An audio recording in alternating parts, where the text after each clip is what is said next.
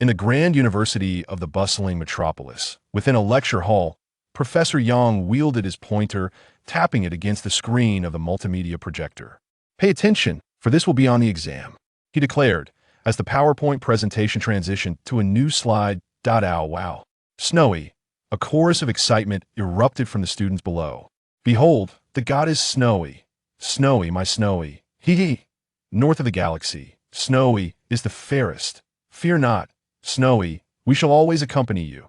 The students in the auditorium chattered incessantly, their gazes fixated on the screen, regardless of gender. The woman showcased was none other than Ning Feishue, the rising ice queen of the financial realm, who had garnered acclaim in recent years. With her exquisite beauty and an aura of aloofness, her mere presence commanded considerable respect.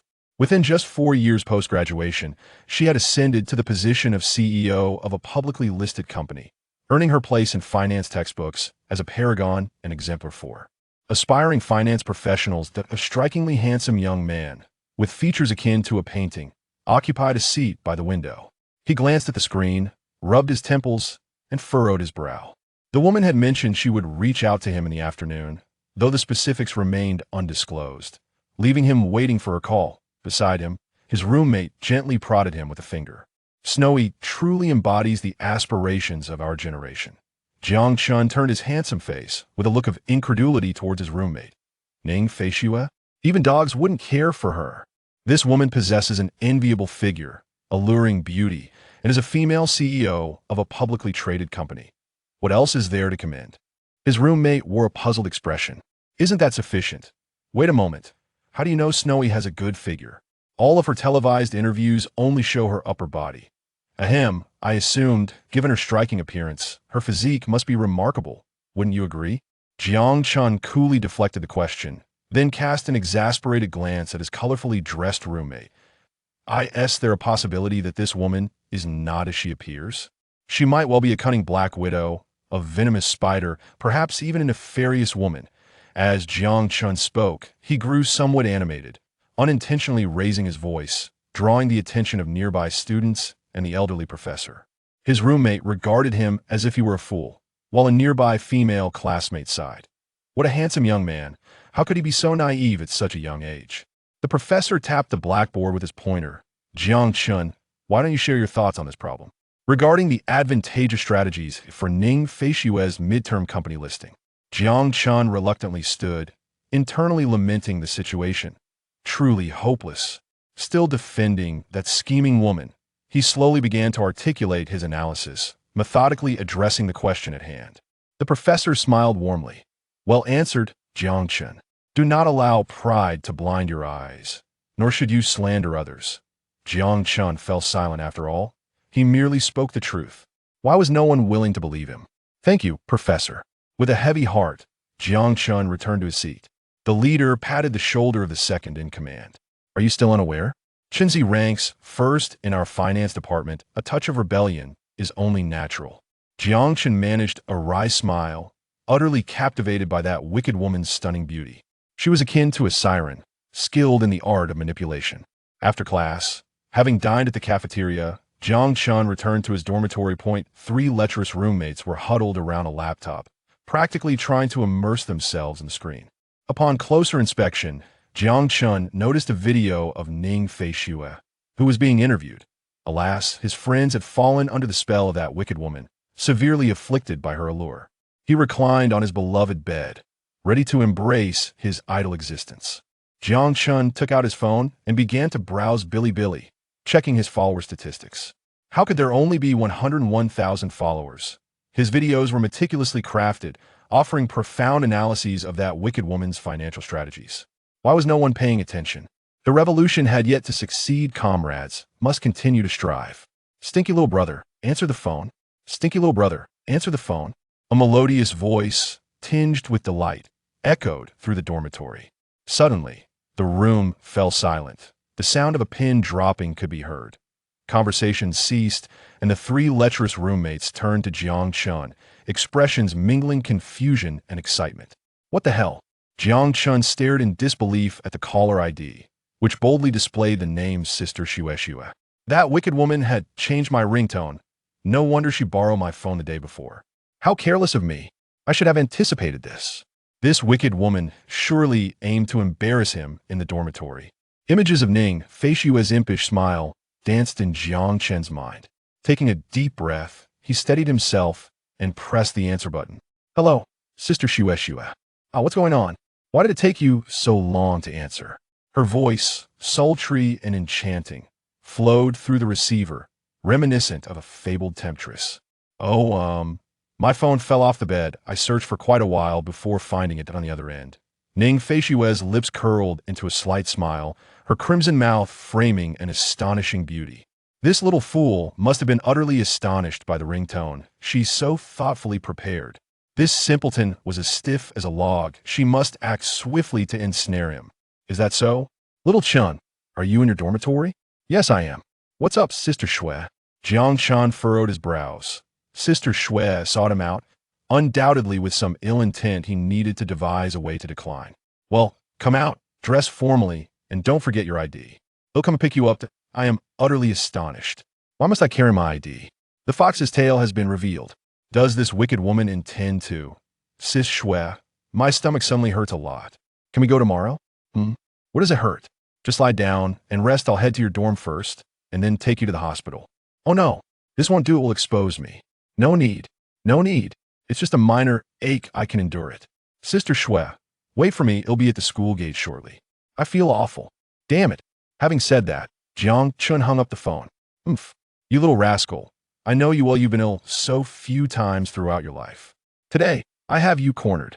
Ning Feishue, satisfied, grasped the steering wheel and pressed the accelerator, heading towards Magic City University. Jiang Chen opened his wardrobe to change clothes, while Lao Sin leaned in, winking at him. Who is that? Their voice is truly enchanting, stirring my emotions. It sounds somewhat familiar. Lauda also came over and patted his shoulder. Do we not agree to remain single together? Yet you took the lead and dashed ahead? Jiang Chun was speechless, fiddling with the buttons on his wrist. That's my sister. We agreed that whoever finds a partner first is a dog. How could I betray you? The three lecherous friends immediately brightened up. Your biological sister? Or a god sister? A childhood friend. We grew up together. She is 3 years my senior. My goodness. From this day forth, you shall be my little brother-in-law. Brother Chun, from now on, I shall bring your meals and wash your stinky socks. Jiang Chun, now dressed, shook his head in bitter amusement at his 3 lecherous roommates. Do not be deceived by appearances. You 3 would help my sister count the money if she sold you. Lao Air patted his ample chest. It's all right. I love helping the goddess count her money.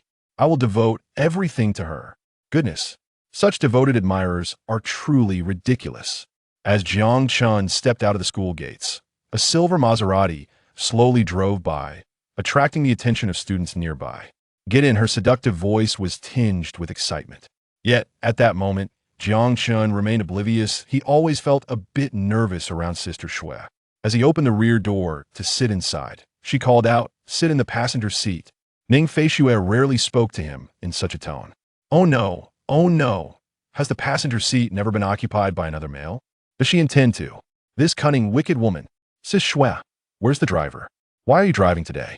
Ning Feishue shot him a flirtatious glance. The driver has something to attend to. Is it not satisfactory that I am driving for you? Satisfactory. Satisfactory.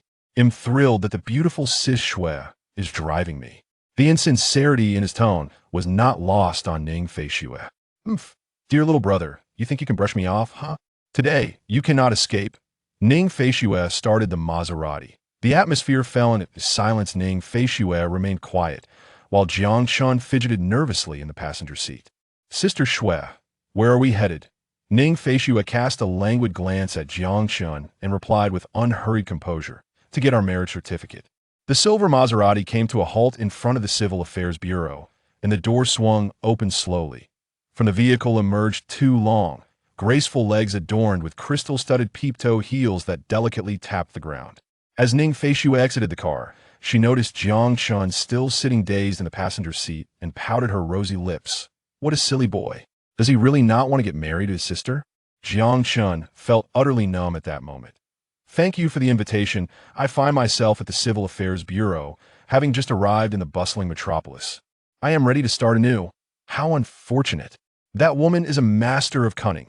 Obtaining a marriage certificate with a wicked woman is akin to smashing one's head against a block of soft tofu. Jiang Chun harbored feelings for Ning Feishue, though he was blissfully unaware. Today marked the 9th day since Jiang Chen's arrival in this new world. Indeed, he is a time traveler, having once been an ordinary economics professor on Blue Star at the age of 28. Unmarried, he maintained a routine of 8 hours of sleep each night, savoring a cup of warm milk before bed, resolute in not carrying stress or fatigue into the next day. One day, Ning Feishue had pulled him along for a shopping spree. In a sudden turn of events, a violent incident occurred before she could react. Jiang Chun leaped forward to shield her. In the moments before losing consciousness, he could hear Ning Feishue frantically calling his name. When he awoke, he found himself in a dormitory at Magic City University. After thorough verification, he confirmed that he had indeed traveled through time or perhaps experienced a reversal of time. Jiang Chun had returned 8 years into the past. He discovered that this world mirrored his original Blue Star, with everything unchanged, including his parents and classmates, and even his university, all resembling the state they were in 8 years ago. However, it mattered little after his journey. Jiang Chun had no intention of becoming a literary plunderer. Yet, just 9 days into his new life, as he prepared to relish the joys of university, Ning Feishue appeared. Since he had merely returned to 8 years prior, rather than traversing to another realm, Ning Feishue was indeed still present only now. She was 8 years younger than he had known her. Ning Feishue, the wicked woman in Jiang Chen's eyes, was the CEO of a publicly listed company. Her beauty was stunning, her figure alluringly voluptuous, and her demeanor exuded both grace and intelligence. However, the reality was quite the opposite. This woman, possessing an enchanting exterior, harbored a particularly shrewd and cunning mind, adept at employing strategies to manipulate the hearts of others. She exuded warmth, refraining from physical force, but instead opted for calculated approaches to gradually consume you. Have you heard of the cunning fox? Ning Feishue is quite akin to such a crafty creature. How delightfully naive. Ning Feishue once requested Jiang Chun to present any potential girlfriend to her first, as she wished to assess her suitability. Jiang Chun found this rather perplexing. Before his journey through time, when Jiang Chun was still very young, the Ning family relocated to become neighbors with the Jiang family. At the tender age of 6, Ning Feishue encountered the 3-year-old Jiang Chun and found him exceedingly adorable, visiting him daily to play, utterly enchanted by him. As they grew older, the 9-year-old Ning Feishue gazed upon the exquisitely sculpted face of the 6-year-old Jiang Chun, and a mischievous intent gradually took root. Little Feishue reached out to touch Jiang Chen's delicate visage, feeling somewhat unfulfilled, and gently pinched his cheeks to so soft and tender. How delightful! Little Jiang Chun, in his innocent bewilderment, looked at his elder sister, Snow, oblivious to her intentions. Ning Feishue, captivated by his rosy cheeks, leaned in and playfully nibbled on his face. Nom nom. So soft and fragrant. Startled, little Jiang Chun was taken aback by the unexpected bite, which, while not painful, led him to believe that Snow intended to devour him. Ning Feishue then tenderly embraced little Jiang Chun. Little Chun Chun smells so delightful. May I nibble again? Snow's sister wants to eat me. He flailed his legs in an attempt to escape, but was promptly held in place by Ning Feishue. Be good. Let me have a look. Snow's sister, please don't. Eventually, little Jiang Chun discovered that Ning Feishue possessed remarkable strength, while he remained a mere delicate youth. Such is the way of fate as it opens a door for one. It simultaneously reveals a window. From that moment on, Ning Feishue frequently pinched Jiang Chen's handsome face, molding it in various ways. After school, exhausted, she would visit Jiang Chen's home, commanding him, in the guise of an elder sister, to knead her shoulders and massage her legs. Even when Jiang Chun matured to 18, and Ning Feishue had blossomed into a striking young woman, she continued to order him to tend her. Jiang Chun was resolute in his refusal. I shall not succumb to the whims of a wicked woman. Seeing his defiance, Ning Feishue refrained from using force, instead resorting to a clever tactic involving his childhood misadventures. If little Chun does not help his sister with a shoulder massage, I shall reveal your most embarrassing childhood secrets to Annie, she teased, including the time you insisted I watch you with that. That incident was Jiang Chen's greatest humiliation from his youth. Instantly, he wilted to, oh well, having such a mischievous older sister was simply his unfortunate fate. What are you dawdling for? Get out of the sea, A-R-A-T this moment. Her enchanting yet cool voice resembled the whisper of a fairy. Little Chun, keep up. Ning Feishue swayed her slender waist, stepping with alluring elegance as she entered the Civil Affairs Bureau. Dressed in a pristine white OL professional suit, her fitted pencil skirt accentuated her rounded and pert figure, swaying gracefully with her delicate waist. Meanwhile, Jiang Chun, trailing behind, focused intently, striving to maintain control over his gaze. Jiang Chun sighed inwardly, astonished that Sister Shui, in her 20s, had already acquired the allure of someone 8 years older. Ning Feishue approached the registration desk. Hello, we would like to register our marriage. Certainly, please provide the original household registration books and identification cards for both parties. Xiao Chun, hand me your ID. What on earth? Jiang Chun was bewildered. Was Sister Shui genuinely here to register for marriage? Impossible. There was no way he would marry Sister Shui. He would rather leap from the 3rd floor of the Civil Affairs Bureau and meet his demise. No way. He could never marry Ning Feishue. Jiang Chun shook his eyebrows, cautiously glancing at Ning Feishue. Sister Shui? You must be joking, right? Ning Feishue turned her head away, pouting her luscious, rosy lips, anger level. Hi. What a silly notion. Can't he see how serious I am? Just wait until I get that red book. I will have him wrapped around my finger. I've even obtained the household registration book from Annie. Do you really think I'm joking? Goodness. What kind of mother sells out her son like that? You truly are a devoted mother. Several kilometers away, Jiang's mother sneezed. Did I ask someone speaking ill of me? It must be that troublesome Jiang Chun. Jiang Chun wore an expression of disbelief. Sister Shui, give me one good reason why it must be me. Ning Feishue turned her gaze toward Jiang Chun, her elongated phoenix eyes seeming to pierce through him. My family elders are urging me to marry. I find no other suitable candidates, and I am not familiar with anyone else. After much consideration, I believe you are the most fitting choice after all. Good fortune should not flow to outsiders, right? Ning Feishue felt a swell of pride within her. Isn't this reasoning impeccable? Jiang Chun felt a wave of despair. What was he doing just standing there? Feigning to retrieve his ID, he sought an opportunity to escape. Ning Feishue, discerning Jiang Chen's intentions, was unwilling to relent. With a swift movement, she dashed forward, wrapping her slender arms tightly around his waist, creating a scene of a strong woman capturing her man. Ning Feishue breathed softly into Jiang Chen's ear. Xiao Chun, don't even think about escaping, you know my methods. Jiang Chun felt ensnared in a web spun by a spider.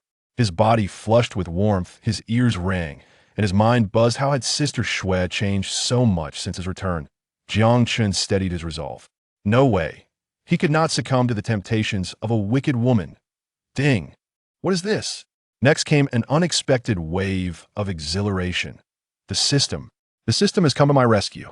As a citizen of Blue Star, Jiang Chun was well acquainted with the concept of systems, having read numerous web novels. Detecting the host's intents will to survive, activating the lazy fish system. Strongly resisting Ning Feishue and refusing to marry her will result in a lifetime of impotence, along with Ning Feishue's complete disillusionment. Agreeing to register and marry Ning Feishue will grant control of 51 shares in Alibaba, along with the commencement of sign-in privileges. In the early morning, Jiang Chun awoke from his slumber, casting a glance at his slumbering roommate. It dawned on him that yesterday had merely been a dream. Fortunately, he had not married Sister Shui. It should have been just a dream. Jiang Chen's heart stirred as he silently invoked, System. Greetings, host. The system is here. To his astonishment, yesterday's events were indeed real. He had truly wed Sister Shui and activated a sign-in system for his leisurely pursuits. Taking a deep breath to steady himself, he mentally commanded, Open the system panel. Simultaneously, the system interface unfurled within Jiang Chen's mind. Host, Jiang Chun. Height, 185 centimeters. Weight, 75 kilograms. Appearance, 94. Health, excellent. Items, none. Assets, 50,000 renminbi, 51 capital control. Skills, financial analysis. Advanced, culinary arts advanced, vehicle operation intermediate, keen insight intermediate. Permanently bound beloved. Ning Fei Shui. What? Jiang Chun exclaimed upon reading the final line of the system panel. What does it mean to have a permanently bound beloved? It seems I am destined to be ensnared by this wicked woman for life. Ding. The system task has been refreshed. System task. Check in at Ning Fei Shui's residence. This. Jiang Chun pondered the system's task, scratching his head in confusion. Was he to check into the spider cave? That seemed rather perilous. The enchanting visage of Ning Fei Shui floated through Jiang Chen's mind. Perhaps it wasn't entirely unfeasible. Jiang Chun fell into deep contemplation. Enough. If I do not succeed, I shall perish in honor. Now, I have become a man of purpose, and I cannot afford to act timidly. Once I acquire the tools from the system, I shall seize Sister Shui and deliver a firm reprimand to her. Standing before the grand entrance of Ning Fei Shui's opulent villa, Jiang Chun paced back and forth, feeling a slight tremor of anxiety. For the cunning fox never resorts to force instead. She employs psychological tactics to dismantle you bit by bit, which is far more terrifying. Summoning his courage, Jiang Chun elevated his aura to its zenith and pressed the doorbell at Ning Fei Shui's residence. Ning Fei Shui, I have matters to discuss with you. He intended to initiate a conversation and devise a plan to fulfill the system's tasks. Inside the villa, the breathtakingly beautiful Ning Fei Shui was foolishly smiling while clutching her marriage certificate. Drooling over the beans. Startled by Jiang Chen's call, her small hands trembled, nearly dropping the cherished document. What brings little Chun here? Oh no. How dare he call me by my full name? His tone suggests anger. Could it be that he regrets his previous actions? That fateful incident left Ning Fei Shui staring at Jiang Chun, who lay unconscious in a pool of blood. She felt as though her heart had been wrenched from her chest desperately. She cried out his name, tears clouding her vision.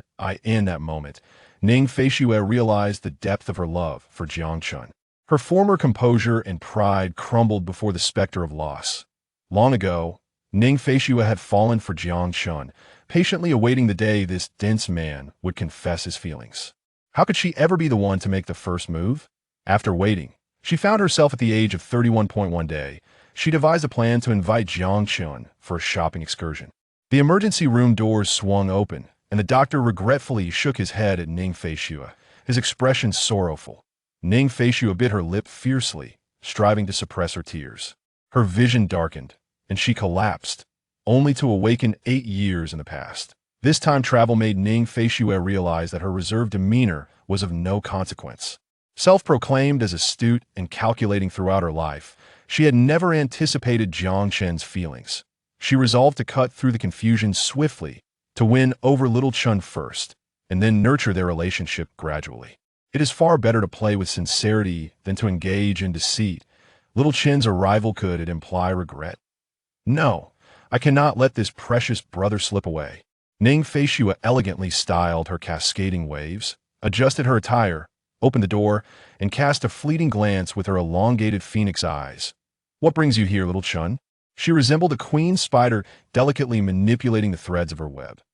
Well, Sister Shui, Jiang Chun found himself at a loss for words. He couldn't possibly admit he had come to check in. Could he? Before he could finish, a jolt of alarm surged through Ning Fei Shui. No, she must not let him voice it. A clever idea sparked in her mind. Ning Fei Shui let out a soft groan, pressing her hand to her forehead, her expression marred by anguish, swaying precariously as if on the verge of collapse. Xiao Chun, dear sister, feels so dizzy. It must be from the chill I caught yesterday, she lamented, leaning toward Jiang Chun. Before Jiang Chun could utter a word, he noticed Ning Fei Shui collapsing in his arms, initially believing she was merely teasing him and instinctively prepared to evade her. Perceiving his evasive action, Ning Fei Shui's heart flared with indignation. How dare you, brother? I am about to fall. You won't lend me your support. If you don't catch me, you will rue the day.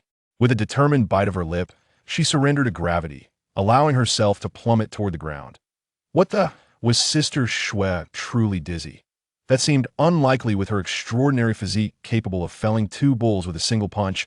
She should not be so feeble.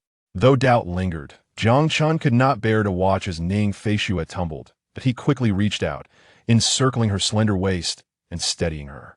The warmth of her gentle form enveloped him, and he inhaled the delicate fragrance of her hair.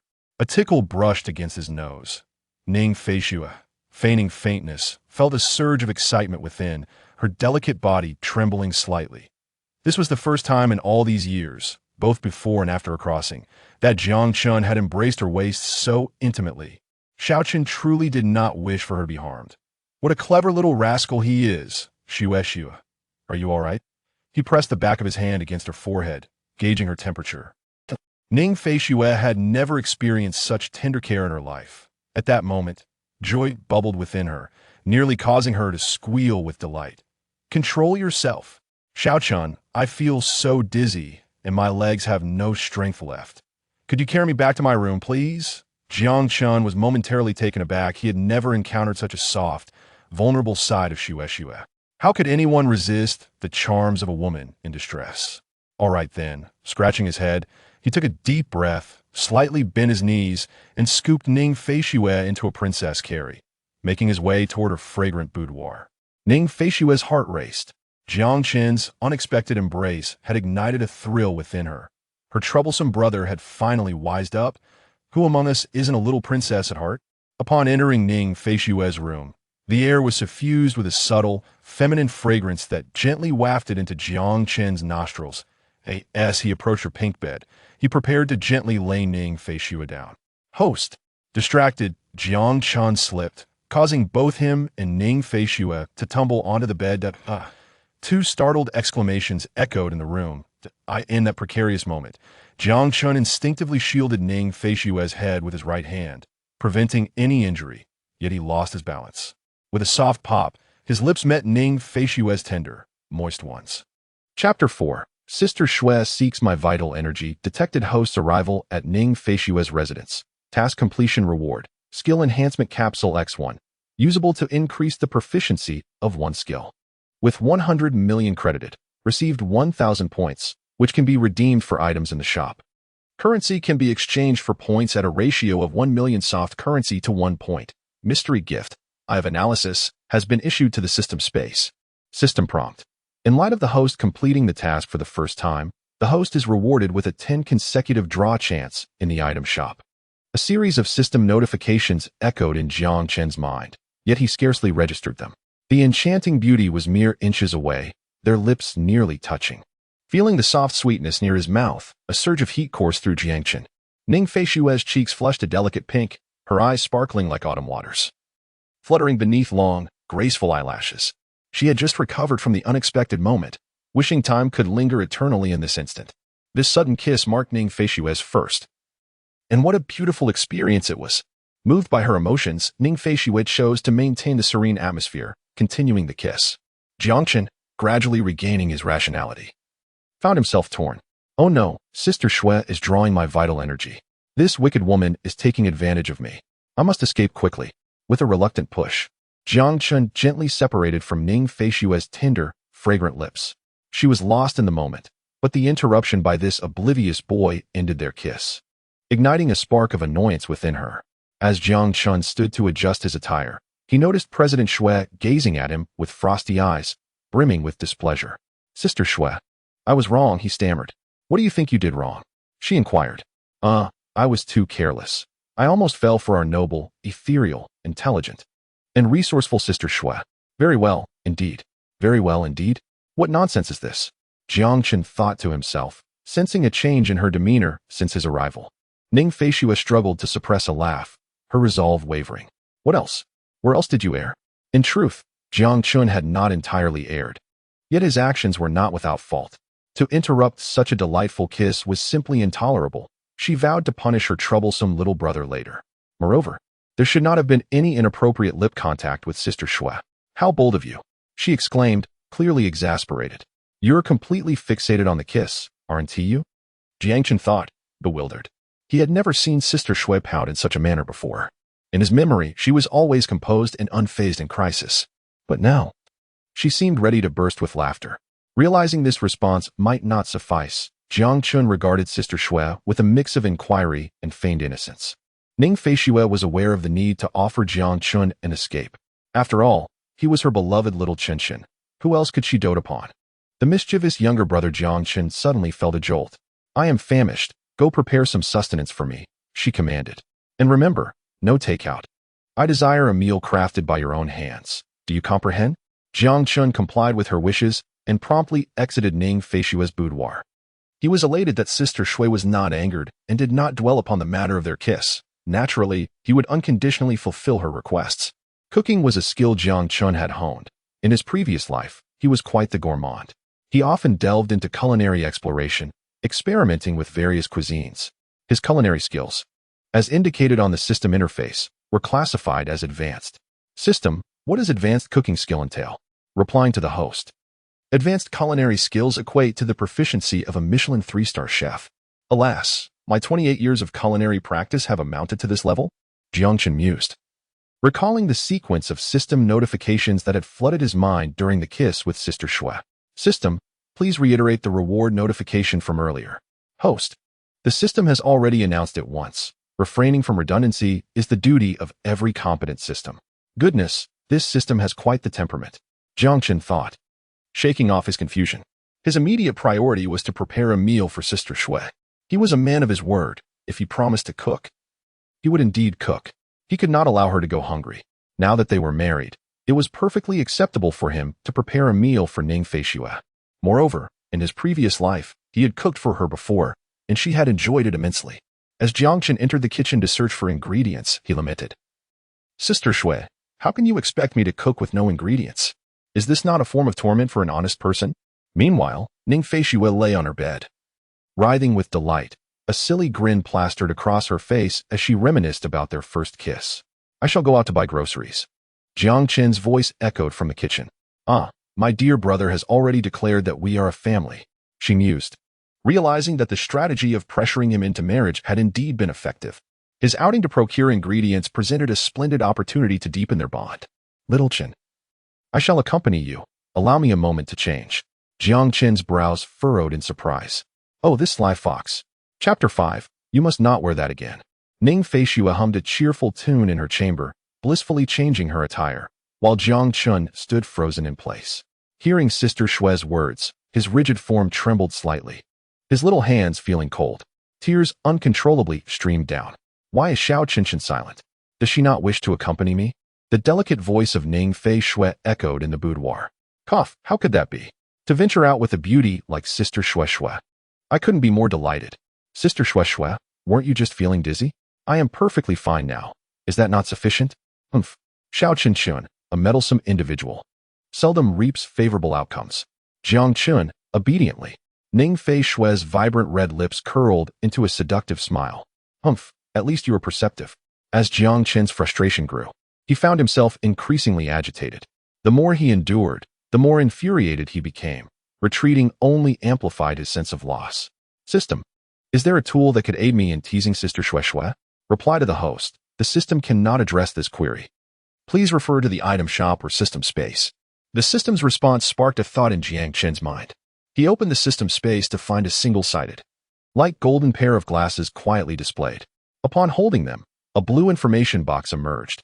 Universal analysis glasses, when worn, can analyze all data of the target, including height, weight, physique, family background, behavioral style, and emotional preferences. Wearing them slightly enhances attractiveness. Smile. The host may utilize points to evolve this item, ultimately transforming it into the Turing Eye. Wow, these glasses are incredibly powerful. Family background matters little. What I must grasp is the physique. Jiang Chun mused, chuckling at the thought. Tears unwittingly trickled from the corners of his mouth. In an instant, the alluring silhouette of Ning Feishua's curvaceous form flashed through Jiang Chun's mind. Oh no, why did I think of that enchanting creature first? Shaking his head, he dismissed the troubling thought. After eliminating the fanciful distractions, Jiang Chun toyed with the glasses, deciding to try them on. Like tactical goggles, a visual interface unfolded before him. Lines of blue annotation surfaced, shifting with his perspective. Jiang Chun directed his gaze toward the pristine kitchen wall. Luxury villa wall. Material, reinforced steel, cement, concrete. Waterproof coating. Years in use. 10. Remaining lifespan. 60 years. Seismic resistance. 8 degrees. Current owner. Ning Feishua. Wow, the analysis is so comprehensive and functional. Jiang Chun marveled like a child with a beloved new toy. donning the glasses and glancing around. This gadget was far more useful than any encyclopedia. Jiang Chun. Sister has changed into her outfit. Hurry and compliment how beautiful I look. The cheerful Ning Fei Shui spun around before Jiang Chun, feeling as if she radiated a sparkling aura. Jiang Chun turned his attention toward Ning Fei Shui, responding to her call. Ning Fei Shui, carbon-based life form. Gender, female. Composition, proteins. Amino acids, nucleic acids, carbohydrates, lipids, water, calcium. And trace elements. Height, 168 centimeters. Weight, 54 kilograms. Bust, 96 centimeters. Waist, 53 centimeters. Hip, 98 centimeters. Physique, robust. Skills, advanced financial analysis, intermediate vehicle operation, beginner culinary arts. Advanced superhuman physique, advanced combat skills, advanced pouting and whining. Social status, CEO of Chinchua Group. Favorite foods, ice cream. Spicy chicken wings. Admired male. Insufficient level to view. Romantic experience. Insufficient level to view. Romantic preferences. Insufficient level to view goodness. Sister Shui is quite the charming coquette. When did she secretly learn martial arts behind my back? Why can't I see the last 3 lines? Jiang Chun felt an urge to give the system a good thrashing for providing him with such an item, only for him to discover that his level was insufficient. He was anxious, indeed. Jiang Chun himself didn't quite understand why he felt this urgency. He merely wanted to quickly glimpse those final lines. It felt as if thousands of kittens were scratching at his heart. The Ning Fei Shui circle had not yet concluded. Upon seeing Jiang Chun, who sported half-framed glasses, she stifled a gasp, covering her mouth. She was utterly captivated by his charm. How could Xiao Qinshan look so handsome in glasses? He was simply like a jade-like gentleman, unparalleled in the world, exuding elegance and grace.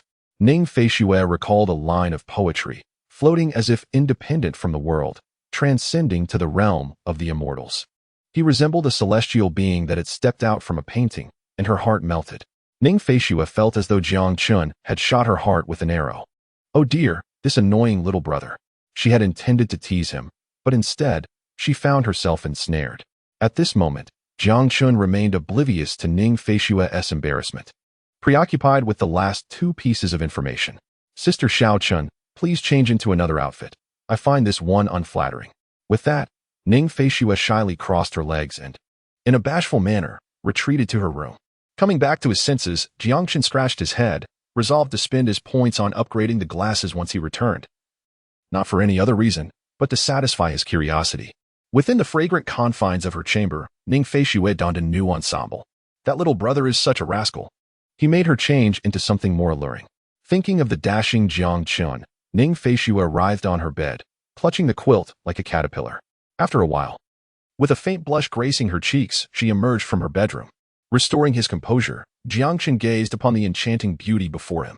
The deep blue, form-fitting cropped jeans accentuated Ning Fei Shui's curvaceous and well-rounded posterior, while the loose white shirt was dramatically lifted by her ample bosom. Suddenly, Jiang Chun was struck by the thought that Sister Shui would undoubtedly look delightful in a Pikachu shirt, her cheeks puffed in mock annoyance. Below, her seductive, slender waist resembled that of a water snake, with a delicately shaped navel resembling a juju pit nestled in the center, creating an astonishing waist-to-hip ratio. Jiang Chun felt a warmth spreading through his abdomen, his complexion darkening at the sight of this enchanting creature dressed so provocatively, with her navel exposed. It was evident that changing clothes had only led to loneliness. Ning Fei Shui was still lost in admiration of Jiang Chun's handsome face, oblivious to his unusual reaction. He approached her slowly, his gaze imbued with a serious intensity, exuding the aura of a mature man. Seeing Jiang Chun's sudden seriousness made Ning Fei Shui's heart flutter with a hint of nervousness. She instinctively shrank her neck. Sister Shui, she squeaked, resembling a soft, adorable kitten under Jiang Chun's imposing presence. The outfit is lovely, but you mustn't dress like this when going out again, Jiang Chun declared, removing his shirt and wrapping it around Ning Fei Shui's slender waist, shielding her exposed navel from the cool air while also concealing the fullness of her shapely rear, which was accentuated by the tight jeans. Chapter 6. The jealous little brother. Jiang Chun's heated breath brushed against Ning Fei Shui's ear, leaving her feeling as if the warmth might overwhelm her. Ah, this silly boy, usually as stiff as a log, can be so dangerously charming when he gets jealous. She found his serious demeanor utterly endearing. Ning Feishue's cheeks flushed slightly as she tightened Jiang Chen's shirt around her waist, speaking in a soft, sweet tone, "Good little brother. It wasn't intentional. I hadn't worn this shirt in ages, and I didn't realize it had shrunk." Jiang Chen, with his serious expression, was momentarily taken aback. He was utterly defenseless against the charmingly coy demeanor of the elegant female executive. His body fell to flame, and he silently chanted to himself, "She is a sorceress. She is a sorceress. She is a sorceress." Ning Feishue seized the moment to tease him with a flirtatious smile. "Hee, little Chen Chun, were you just feeling jealous?" Jiang Chun lost his composure. How could Sister Shui so casually tarnish his reputation? Indeed, he felt a twinge of jealousy, but he would never voice it. Deep down, he didn't want this alluring and fiery Ning Feishue to be seen by other men, yet he would never admit it. "Ahem, Sister Shui, what are you thinking? I'm just concerned you might catch a cold. Even in summer, one should not expose their navel to the elements." "Oh really? I see other girls out shopping in crop tops," she retorted with a teasing smile, her playful demeanor reminiscent of a little fox. Jiang Chun could only exclaim in disbelief. "Goodness, this enchanting temptress possesses too much skill. I am no match for her. Others are others, but Shue Shue is Shue Shue, regardless of what happens to others. My Shue Shue must not endure even the slightest harm." In an effort to conceal his previous display of jealousy, Jiangchen now wore an expression of righteous indignation. Today Jiangchen is the captain of Shue Shue's personal guard. He. Ning Feishue laughed gaily, her ample bosom swaying gently. How adorable is little Chinchun when he seeks reasons for himself. "Silly boy, let us go. We're off to buy groceries." Her sweet and enchanting voice echoed in the living room. Naturally, Ning Feishue extended her fair and delicate hand, linking it through Jiang Chen's arm as they strolled out of the villa.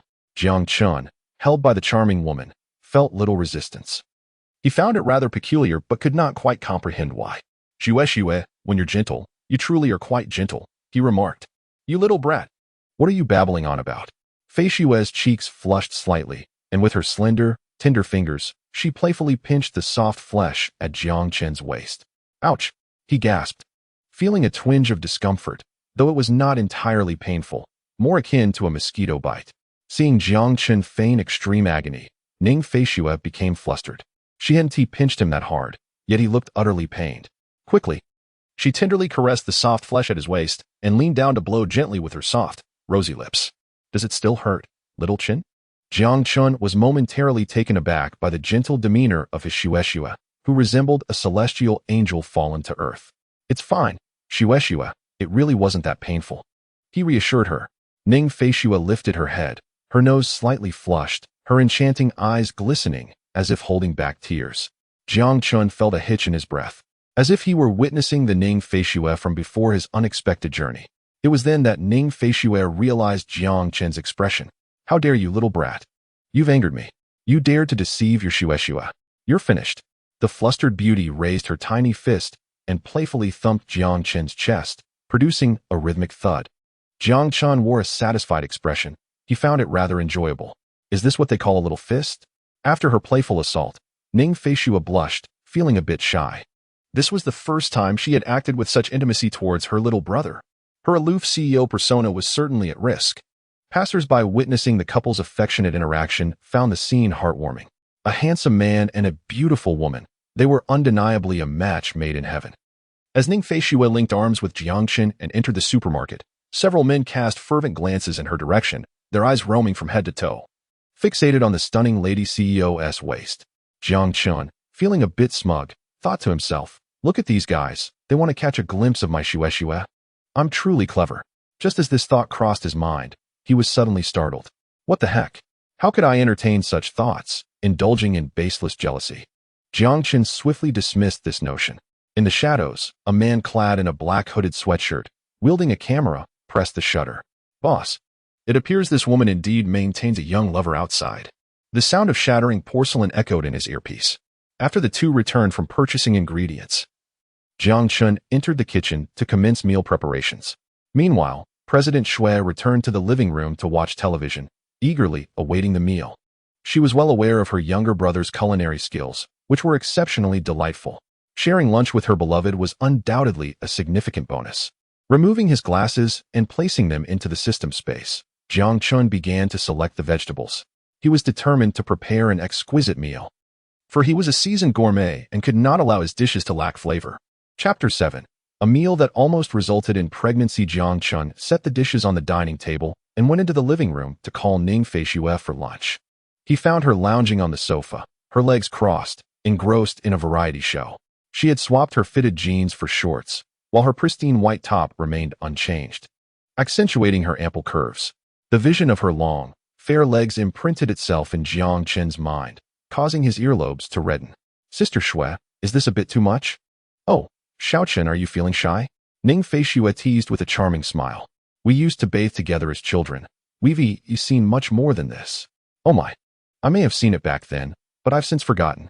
Jiang Chun replied helplessly, conceding to Sister Shui's whims, knowing he was the only one who could witness this. Time for dinner, Sister Shui. Hooray. President Shui sprang up from the sofa. A true foodie.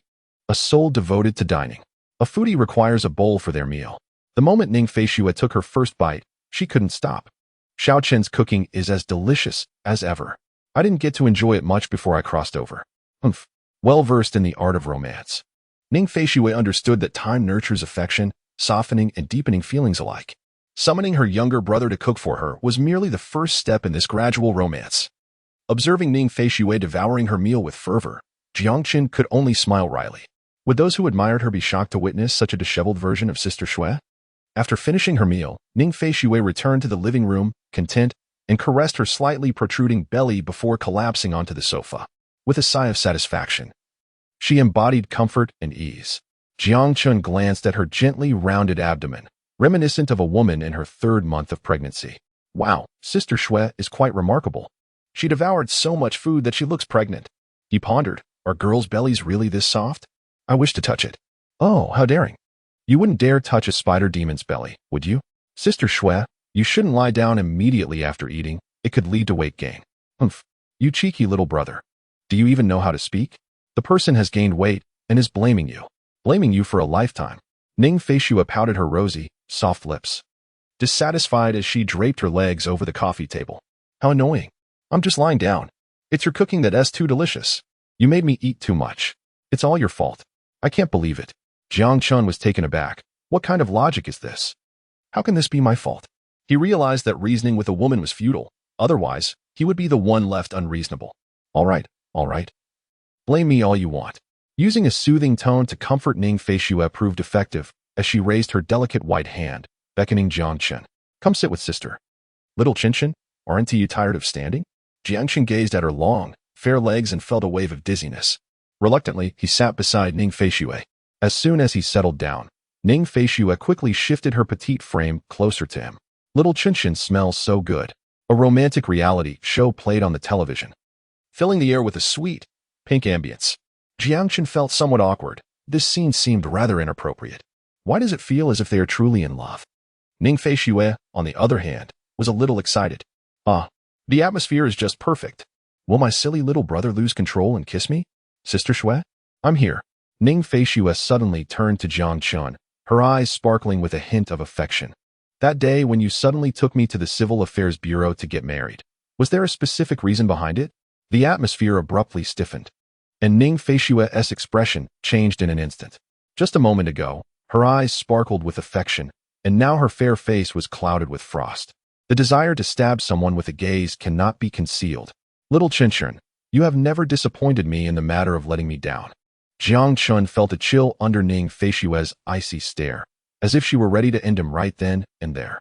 The two exchanged glances, their pupils reflecting each other as figures. Silly little fool. Sister took you to get the marriage certificate. Could there be any other reason? If it weren't genuine affection, who would want to get married? Humph. However, Ning Feishue understood the importance of patience. She must first stabilize little Chun before gradually luring him into her warm embrace.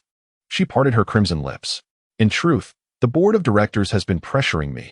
They believe my youth as president, without being married or settled down, lacks stability. And the only male I know well is you. Jiang Chun pondered. This reasoning could be plausible. Ning Feishue observed Jiang Chun, who seemed to breathe a sigh of relief, feeling speechless inside. This little piglet. You are my darling. How could I bear to harm you? Chapter 8. We must establish 3 rules. There is so much milk. With Jiang Chan's past experience as a finance professor, the board of directors would indeed resort to such reasoning for pressure. It typically revolves around the age of the concerned individual, whether too young or too old. Uft. Little Dust, where did you learn construction site Japanese? Haha. Sister Shui. I'm not bragging. I can watch anime without subtitles. Oh? Then let me test you. Bring it on. How do you say I love you in Japanese? Jiang Chan instinctively replied without a moment's thought.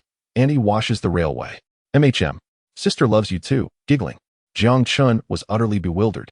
Wow, this wicked woman has tricked me. Ning Feishue covered her mouth, stifling laughter, revealing a sly smile reminiscent of a little fox spirit. What a silly little fool. So adorable. I just want to hold him tightly and tease him. Aware that he was no match for the female fox spirit, Jiang Chun decided to remain silent. If I don't make a move, there will be no flaws. How clever of me. The two continued to watch television on the sofa.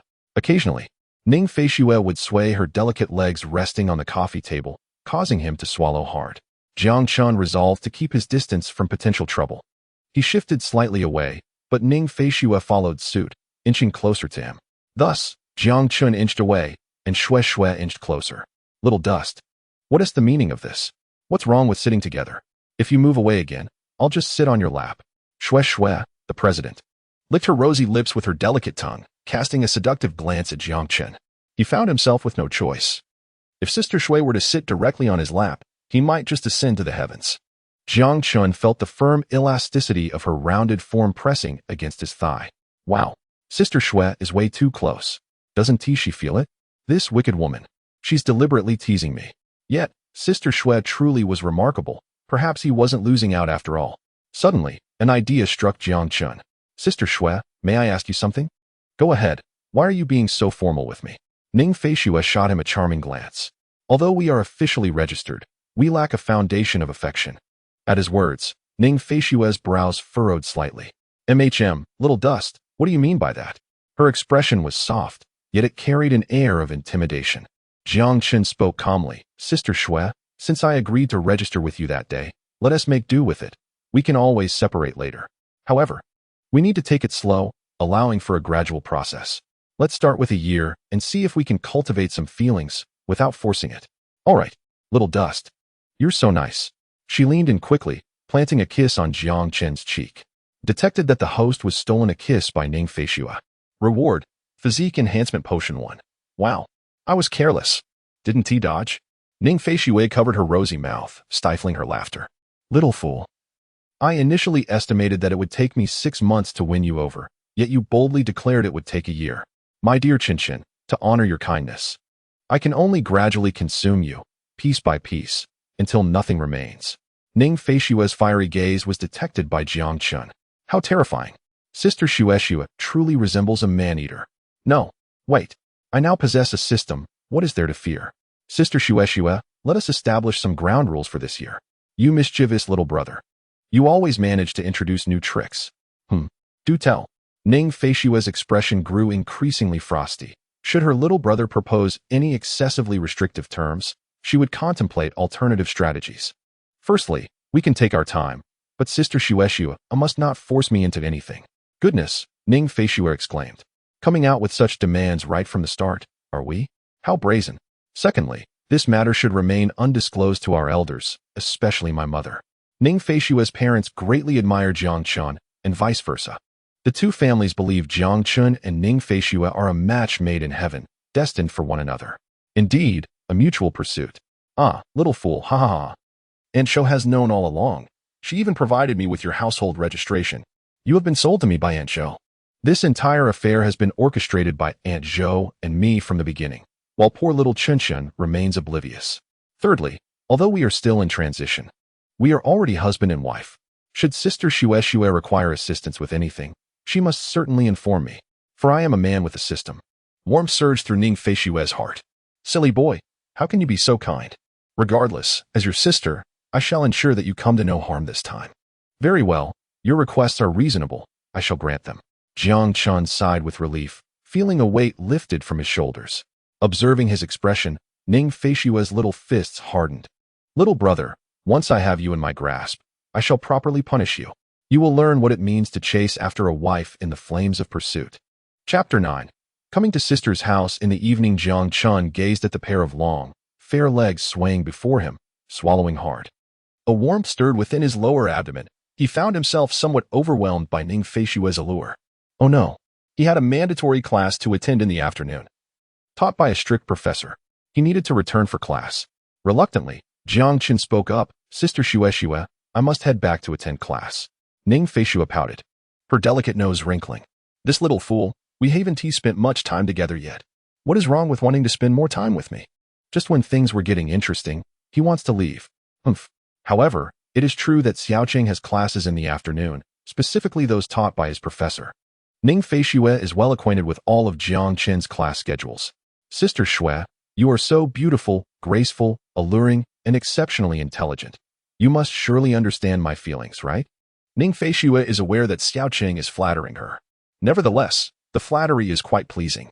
After all, being praised by the one you love is undeniably delightful. Jiang Chun excels academically, surpassing her own achievements during her school days, and even in college, these classes are indeed essential. I grant you permission, but you must come over in the evening to cook for me. You mustn't fail to come, you know how I am. She exclaimed. I feel like I've made a foolish bargain in this relationship.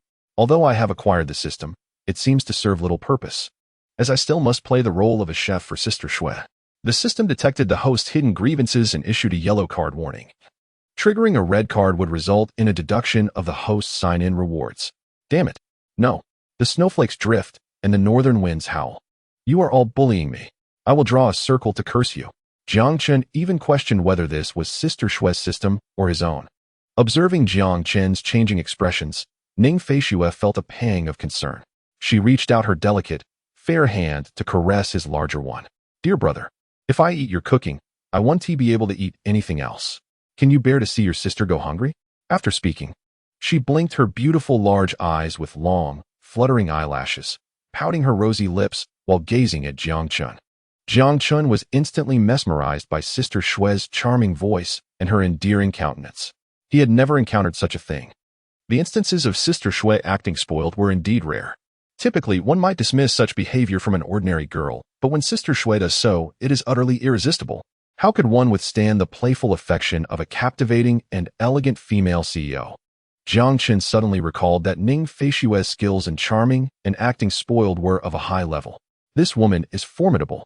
She must not be allowed to remain unchecked. Of course, Sister Shui, I was just contemplating what dishes would be best for tonight. Yay. Seeing Ning Feishue's radiant smile, Jiang Chun felt a silent tear welling in his heart.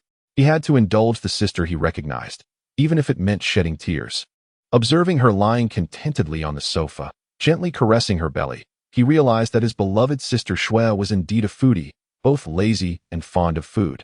Truly, she resembled a little snow pig. Yet, remarkably, she never seemed to gain weight.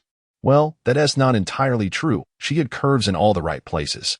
Jiang Chun recalled Ning Feishue's ample, rounded rear and the soft curves before her chest. How infuriating. No, he must not dwell on such thoughts. She is a temptress, a siren who devours without leaving a trace. He had to escape this den of temptation. If he were consumed by Sister Shui, who would he turn to for justice? Sister Shui, I am truly returning now. Even the arrival of Jesus cannot hinder this decision, I assure you. Ah, Xiaoqing, do come early this evening to prepare dinner. I cannot bear even a hint of hunger. Ning Feishue reclined lazily on the sofa, her alluring figure exuding an air of noble sensuality. Jiang Chun could hardly bear to gaze upon her. What a mischievous woman. Sister Shui, you just finished your meal and have been lounging for quite some time. Surely, you will gain weight. Just as Ning Feishue contemplated capturing her impudent younger brother, she heard the sound of the door closing. Jiang Chun had already vanished without a trace. How audacious. This little rascal is becoming ever more audacious. Humph. He may have escaped from the monk, but he cannot evade the temple. Tonight, he shall not escape my clutches. I shall see to his reckoning. Awakened. It is hunting time. In a matter of moments, Jiang Chun had sprinted out of the villa area. Ha ha ha. What a thrill. I never realized how exhilarating it could be to tease Sister Shui. Perhaps it is because I now possess a system, instilling a sense of invincibility. Yet, one must remember that having a system does not guarantee safety. Jiang Chun quickly suppressed any perilous thoughts. If he were to receive a red card, it would be a grievous loss. The marriage was finalized, and bonds had been formed. The sign-in rewards were also gone. Time to restart. In this materialistic society, it is only the small sign-in rewards that can soothe my wounded spirit. Upon returning to the dormitory, the usual group of lecherous friends were not gathered around Ning Feishua's interview video as they typically would. Instead, they were engrossed in their games. Jiang Chen peeked in. Oh, a cross-dressing mountain. The second brother grinned lewdly and glanced at Jiang Chen. Chenzi, you seem to understand quite well. I did not see that coming. A little understanding, indeed. As a top-tier otaku, Jiang Chen had experienced all manners of games. His 28 years of past life experience allowed him to surpass many others in this realm. Suddenly, a series of urgent knocks echoed from the door. Chapter 10. How many cards do you have?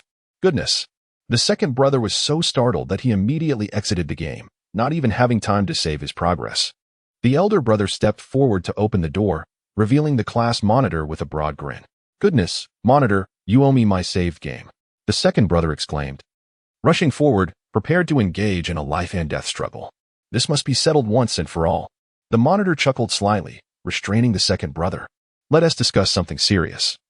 Gentlemen, please hand over your student IDs. The school needs to stamp them for discounts on train and high-speed rail tickets. Jiang Chen had already reclined on his bed. In truth, whether there were discounts or not mattered little to him. He was a local of the magical city. The distance from his home to school was only a few miles, a mere subway ride of several minutes. If Jiang Chen wished, he could even obtain a certificate and commute, avoiding the need for accommodation.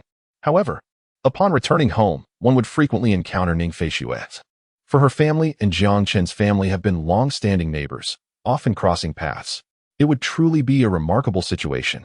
If one were to encounter the enchanting sister Shui every day, one might fear that there would be nothing left but bones. Jiang Chen dared not contemplate what lay ahead. Nevertheless, the student ID still needed to be submitted. He wished to avoid trouble. All he desired was to live a carefree existence and graduate quietly. Perhaps this was a form of energy conservation?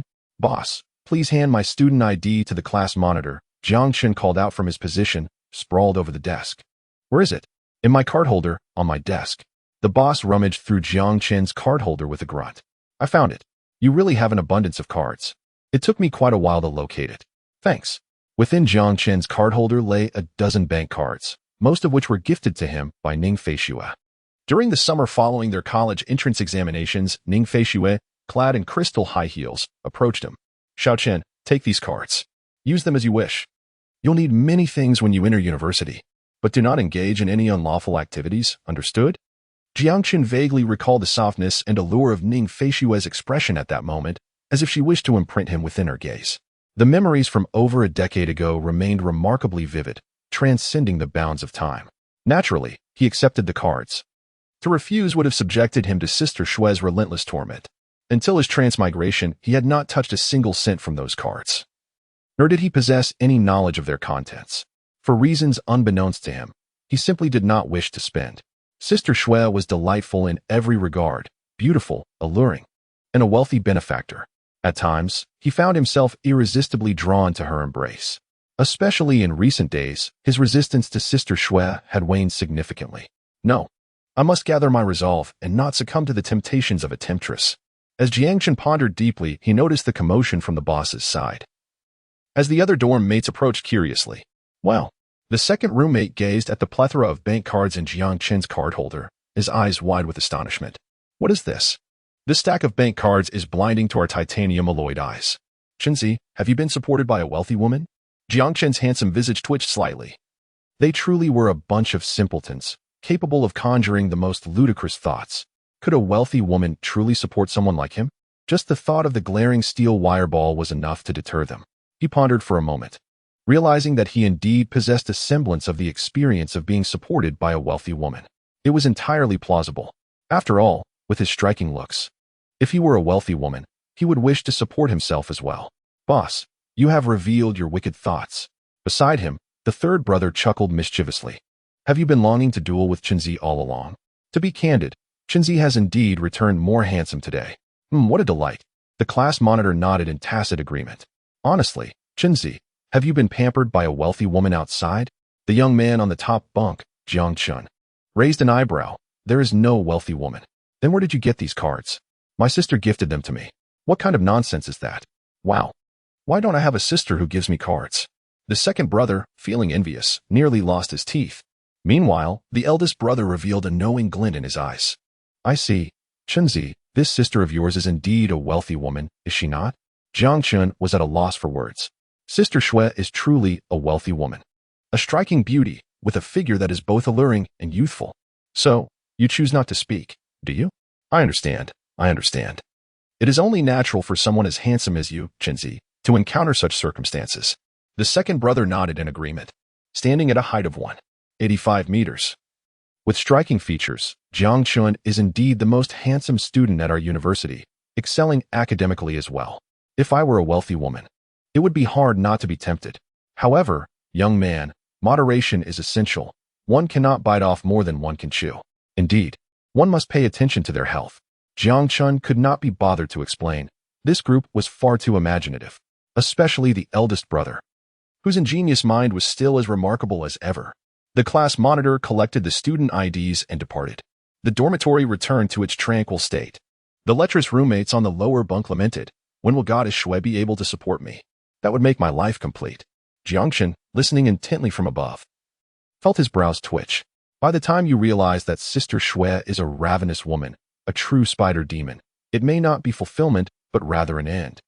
As for the man of the hour, he was pondering what dish to prepare for dinner that evening. After all, a poorly cooked meal could lead to dire consequences. He resolved to seek inspiration in the system's marketplace. Opening the system's shop. System shop has been opened. The prominent tin draw button caught his eye. Wow, there's a free tin draw I haven't used yet. It seems to be from a previous newbie gift pack. Back then, I was so dazed by Sister Shui's charm that I forgot to use it. Jiang Chun licked his lips and rubbed his hands together. Let's get started. Give me something good. System, you must provide me with a golden treasure. Otherwise, I shall ensure you face the consequences. I will not hesitate to make you regret it. Chapter 11. Quick, take it away. I'm not clean. Does the host confirm the 10 draw? Confirm. Nothing is more delightful than a free 10 draw. The system shop's roulette spun swiftly, the pointer racing across each section. A bright light flashed. Congratulations, the host has obtained a soft currency coin. Congratulations. The host has obtained a soft currency coin. What on earth? Am I truly missing those 1 or 2 pieces? Come on, system. Congratulations, host. You have received a pair of unwashed smelly socks. What the hell? Overwhelmed by the absurdity of the system, I must reconsider whether I have made a mistake in restarting this. The previous 6 attempts yielded either a single coin or these foul socks and shoes, or a half-empty bottle of mineral water that Jiang Chun had claimed. Although it was a complimentary 10 draws, such treatment is unacceptable. System, I implore you to treat me with some decency. Rare item. Congratulations, host, you have obtained a skill enhancement capsule. At last, a truly useful item has arrived. Rare item. Congratulations, host, you have acquired a charisma enhancement potion. Excellent system. Increase the stakes. Rare. Congratulations, host, you have obtained advanced wall passing skills. Incredible. Keep it up, system. It's the final draw. The pointer of the system roulette gradually halted in the golden zone, unwavering. Something substantial is about to arrive. Jiang Chun was met with unexpected joy once again. Wow, golden legend. The system's cold voice announcing this prompt felt particularly ludicrous. Congratulations, host. You have received the design blueprint for Iron Man's armor. Oh my, this is akin to a calf flying through the skies. Today, yet again, has turned out to be extraordinarily fortunate. Congratulations, host, you have received a golden legend reward. The system additionally grants an extra lottery chance. Let me draw. The roulette spun rapidly, and the pointer landed in the purple zone, bringing Jiang Chun immense delight. Another rare item. Fortune smiles upon me. Rare. Congratulations, host. You have acquired a set of Ning Feifei's intimate apparel. What on earth? Jiang Chun rubbed his ears, thinking he misheard. A flash of purple light, and he suddenly found himself holding a warm piece of purple lingerie. In the opulent villa, Ning Feifei, clutching a marriage certificate, writhed on the bed like a large white maggot. Suddenly feeling a chill, she reached out to touch. What the hell? Where's my lingerie? Did I forget to put it on after changing clothes? Oh no, I have been flaunting myself in front of that perverted little brother all morning. Could it be that I was truly bare? Impossible. It cannot be. Blushing, Ning Feifei began to recall the earlier events. Jiang Chun, contemplating the warm lingerie in his hand, was taken aback. Quickly, put it away. I am not clean. Just as he was about to toss it away, He noticed a group of lecherous roommates below, wailing and fervently engaged in gaming. This is the dormitory. I cannot carelessly discard it. The joy from the recent draw dissipated, replaced by a wave of cold sweat. Jiang Chun hastily stashed the warm lingerie into the system space, letting out a long sigh of relief. Calming himself, Jiang Chun felt the lingering warmth in his hands. System, is this little garment truly from Sister Shui? Affirmative, thank goodness. What a fright. If Sister Shui were to discover this, she might very well devour me whole. This item must remain sealed within the confines of the system space. It cannot be brought out under any circumstances. His mischievous sibling had indeed pilfered his sister's intimate apparel. He truly was a little lecher. Jiang Chun could not help but envision the disastrous scenario of Ning Feishue uncovering this predicament. How could he possibly explain, claiming it was the system's doing? Absolving himself of responsibility? The mere thought sent shivers through his very being. After a moment, Jiang Chun steadied his anxious heart. Each day, this insidious system seemed to be up to no good. System, open the points mall.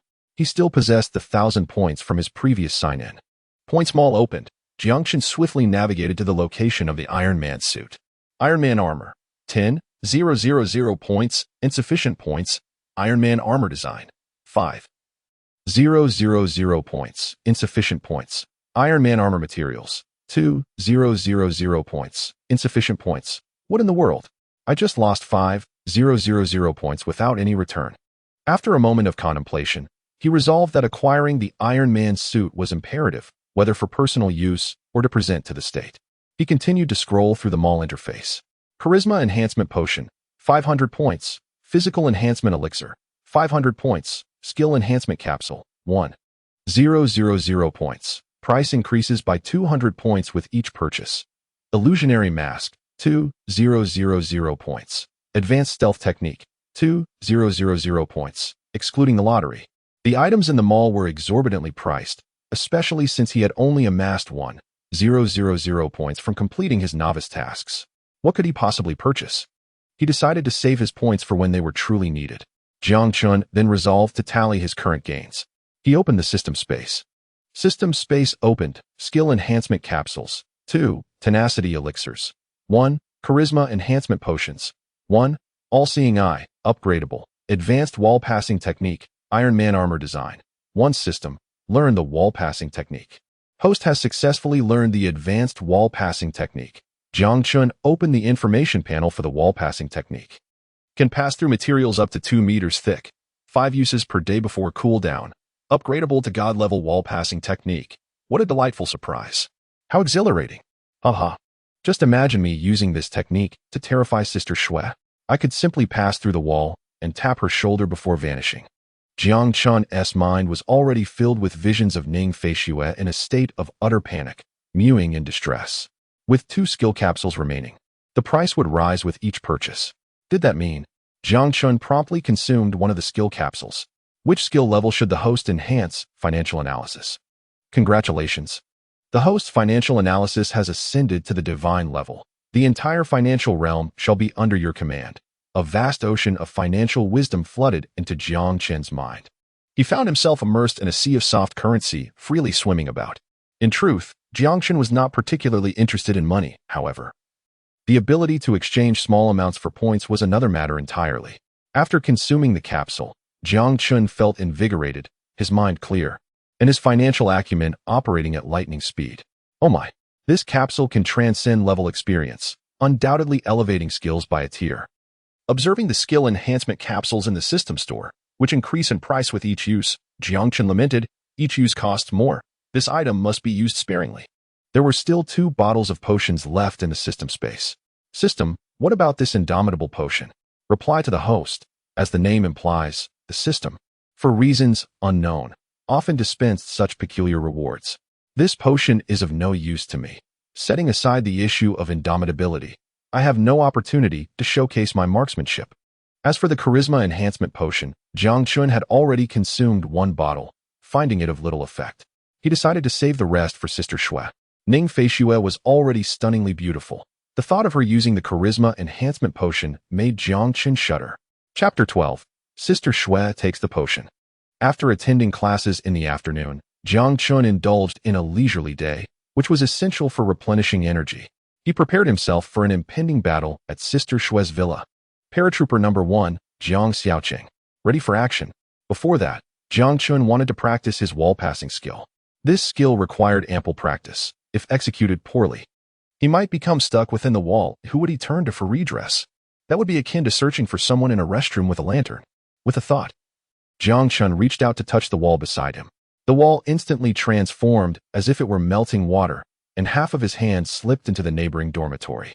The occupants of the adjacent dormitory remained oblivious to the peculiar hand lurking behind their wall, which was currently displaying an obscene gesture. Jiang Chun gradually adapted to the wall passing with his right hand, squeezing his body through, and he collided headfirst into the wall. The sturdy wall felt as soft as cotton, providing little resistance as he passed through it. The occupants of the neighboring dormitory sensed someone behind them. What the heck? Jiang Chun, when did you come in? Jiang Chun chuckled. I've been here for a while. You all were too engrossed in your game, weren't you? Really? Oh, you little rascal.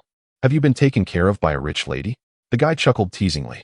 Ahem, that's not the case, purely coincidental. Jiang Chun paid no mind to the banter and returned to his own dormitory. Everything was in place, now just waiting for Sister Shui. Upon envisioning the scene where Ning Feishui is startled into a flurry of meows, a tear unwittingly escapes from Jiang Chun's eye. Wicked woman, prepare to face my judgment. Convinced of his own cleverness, Jiang Chun reclines satisfyingly upon his bed. When confronted with challenges, he opts for slumber. In his dreams, Jiang Chun exudes formidable prowess, while Ning Feishui, adorned in a maid's outfit, delicately feeds him a purple crystal grape with her slender fingers. Beep, beep, beep. It is 6 o'clock. Time for tea. As the alarm on his phone blares, Jiang Chun wipes the drool from his mouth, blinking in confusion. Goodness, it's 6 already. I must cook for that wicked woman. If I let her go hungry, I fear she might vanish tonight. Swiftly, Jiang Chun springs to his feet and rushes out of the school gates, catching a ride to Ning Feishui's villa district. Inside the villa, Ning Feishui reclines on a genuine leather sofa, her delicate frame stretching as she clenches her tiny pink fists, occasionally furrowing her brows. Stinky brother, why hasn't he arrived yet? How dare he stand me up? A moment's thought leads her to wonder if her troublesome brother is upset. Perhaps he has no desire to prepare a meal for his sister? Woe is me. Sister is hungry. Only when stinky brother feeds her can she rise. Ning Feishui finds herself in a battle of thoughts. At last, Jiang Chun arrives at the opulent villa entrance, panting heavily. Phew, I'm exhausted, yet this stamina-enhancing potion proves effective. After running 2 kilometers, I'm not even breathless. Ding. The sign-in task has been updated. Sign-in location, Ning Feishui's boudoir. What? Why didn't this sign-in task arrive sooner? I already entered Sister Shue's room this morning. There's no reason to go in again. Jiang Chun retrieves his key, twisting it several times. Ning Feishui's delicate fox ears perk up, and she abruptly sits upright from the sofa. She hears the sound of the key turning in the lock. Stinky brother, you finally arrived. However, you are late. This royal court shall punish you severely. Humph. As Jiang Chun turns the key halfway, he contemplates phasing through the wall instead. Why bother with a key? Such a trivial illness. Just as he reaches out to pass through the wall, he remembers. There are surveillance cameras at the villa entrance. Cold sweat breaks out on Jiang Chun's brow. He narrowly avoids being caught and sliced into pieces. That would mean saying goodbye to my mother, as I would be sent off to be experimented upon tonight. Fortunately, I am clever. Upon opening the door, Ning Feishui stands with her arms crossed, her charming face icy as she gazes intently at Jiang Chun. Her rosy, soft lips betray her with a sly smile. Stinky brother has indeed arrived as promised. He must have a fondness for me. Unable to bear watching him go hungry, this delightful stinky brother shall surely be mine. Greetings, Xiaoqin. It appears you have arrived 20 minutes late. Sister Shui, you merely stated you would come in the evening, without specifying an exact hour. As Jiang Chun prepared to step indoors, he was halted by Ning Feishui. I won't hear it. You are late, you smelly brother. Ning Feishui pouted her rosy lips, casting a discontented glance at Jiang Chun. Indeed, one should never attempt to reason with a woman, especially when she is an enigmatic and mischievous one. Shall I leave then? This statement startled Ning Feishui. She merely wished for her troublesome brother to offer some form of recompense, but she could not bear to let him depart. Swiftly, Ning Feishui darted forward, pulling Jiang Chun into the room and deftly shutting and locking the door behind them, perfectly embodying the phrase, as still as a virgin, as swift as a hare. Jiang Chun was taken aback, Sister Xue Xue was indeed formidable. His dynamic vision could hardly keep pace with her. Ning Fei Xue, satisfied, placed her hands on her slender waist, swaying her alluring figure toward Jiang Chun. Humph. Let us see how you escape now, my troublesome brother. We must discuss the consequences of your tardiness. What? You are plotting ways to punish me? Jiang Chun attempted to divert the conversation. Sister Xue Xue, are you hungry? I can fetch you something to eat. I am not hungry. Let us focus on the matter of your punishment, she replied. Just then, a loud rumbling emanated from her stomach. Oh dear. Ning Fei Xue's face flushed crimson, and she emitted a mortified shriek. Do not listen. Do not listen. Jiang Chun covered his ears as Ning Fei Xue lunged at him. How embarrassing. To produce such a loud growl. What will become of my dignified image before you? Oh. You wretched stomach. Have you not eaten? Ning Fei Xue's stomach seemed to retort. Do you not have any awareness of my hunger? Jiang Chun fought back laughter. Feeling extremely uncomfortable, fearful that if he laughed, Sister Xue Xue would promptly send him away. Sister Xue Xue, I am hungry. I shall prepare a meal. Very well. Do so. I happen to feel a bit peckish as well, Ning Fei Xue replied, trying to maintain her aloof demeanor, her cheeks tinged with a hint of pink. Seeing that her troublesome brother was wise enough to provide her an escape, she decided that the matter of punishment could wait until after the meal. Jiang Chun entered the kitchen, selecting ingredients to prepare 2 servings of delectable beef and seafood noodles. Meanwhile, Ning Fei Xue sat on the sofa, reflecting on the earlier scene. Her ears aflame. The facade of the cold and aloof CO was utterly shattered in front of her troublesome brother. In frustration, she patted her belly, which produced a resounding thud. How embarrassing, sounding like a famished ghost. As for her stomach, it seemed to reply, is it not because you are hungry? Why must I bear the brunt of this? In the kitchen, Jiang Chun poured the final touches of broth over the noodles. The 2 bowls of seafood noodles emanated a tantalizing aroma, reminiscent of the golden effects in a culinary masterpiece. Accomplishment at last. Jiang Chun was about to serve the noodles on the dining table when a sudden flash of inspiration struck him. He retrieved a potion for enhancing charm from the system space and poured it into the oversized bowl of seafood and beef noodles designated for Ning Fei Xue. A wicked smile playing on his lips. Hee. Xue Xue, drink up. Chapter 13. You must be responsible for your sister Xue Xue. It's time to eat. Jiang Chun's call shattered Ning Fei Xue's final vestiges of restraint, prompting her to leap from the sofa and dash towards the dining room, eagerly exclaiming, Let us eat. Let us eat. Upon seeing the 2 bowls of seafood noodles, one large and one small, Xue Xue, the president, fell into contemplation. Jiang Chun observed her quiet deliberation, momentarily taken aback. Sister Xue Xue, that large bowl is yours, he declared, sliding the oversized seafood noodles toward her. Ning Fei Xue parted her cherry-red lips, exclaiming in exasperation, What a gluttonous little brother. This enormous portion resembles a basin. Do you think your sister can finish such a mountain of noodles? With a charming smirk, Jiang Chun replied, I see. It seems I have been remiss. I shall take on this large bowl myself. Employing the strategy of feigning indifference to tempt, Ning Fei Xue's taste buds tingled. Her stomach churning as she watched Jiang Chun's hand reach for the generous portion of noodles. Don't you dare touch that. You wicked little brother. How dare you not share? Such mischief.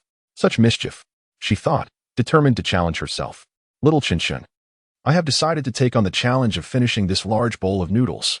Jiang Chun chuckled softly at her feigned modesty. Well, Sister Xue Xue, I added extra seafood and beef to that large bowl. I doubt you can finish it all by yourself. You insufferable little brother.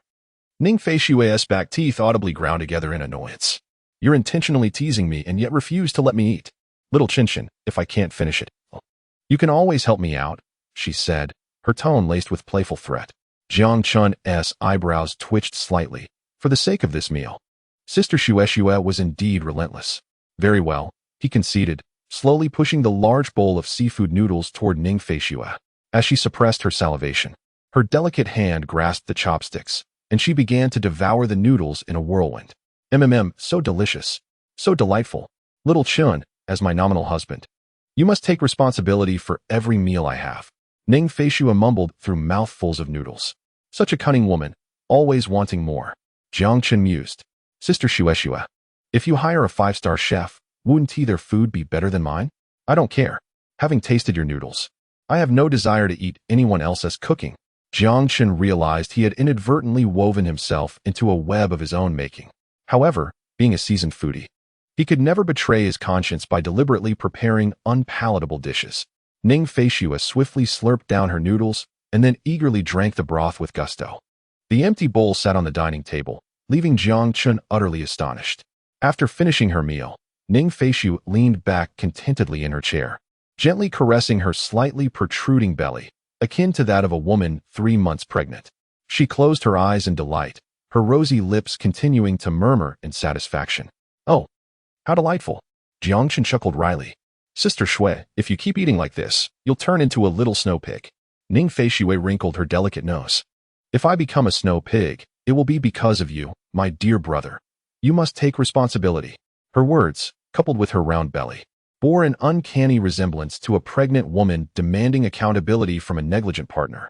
Jiang Chun felt a wave of deja vu wash over him. This mischievous woman wants me to cook for her daily.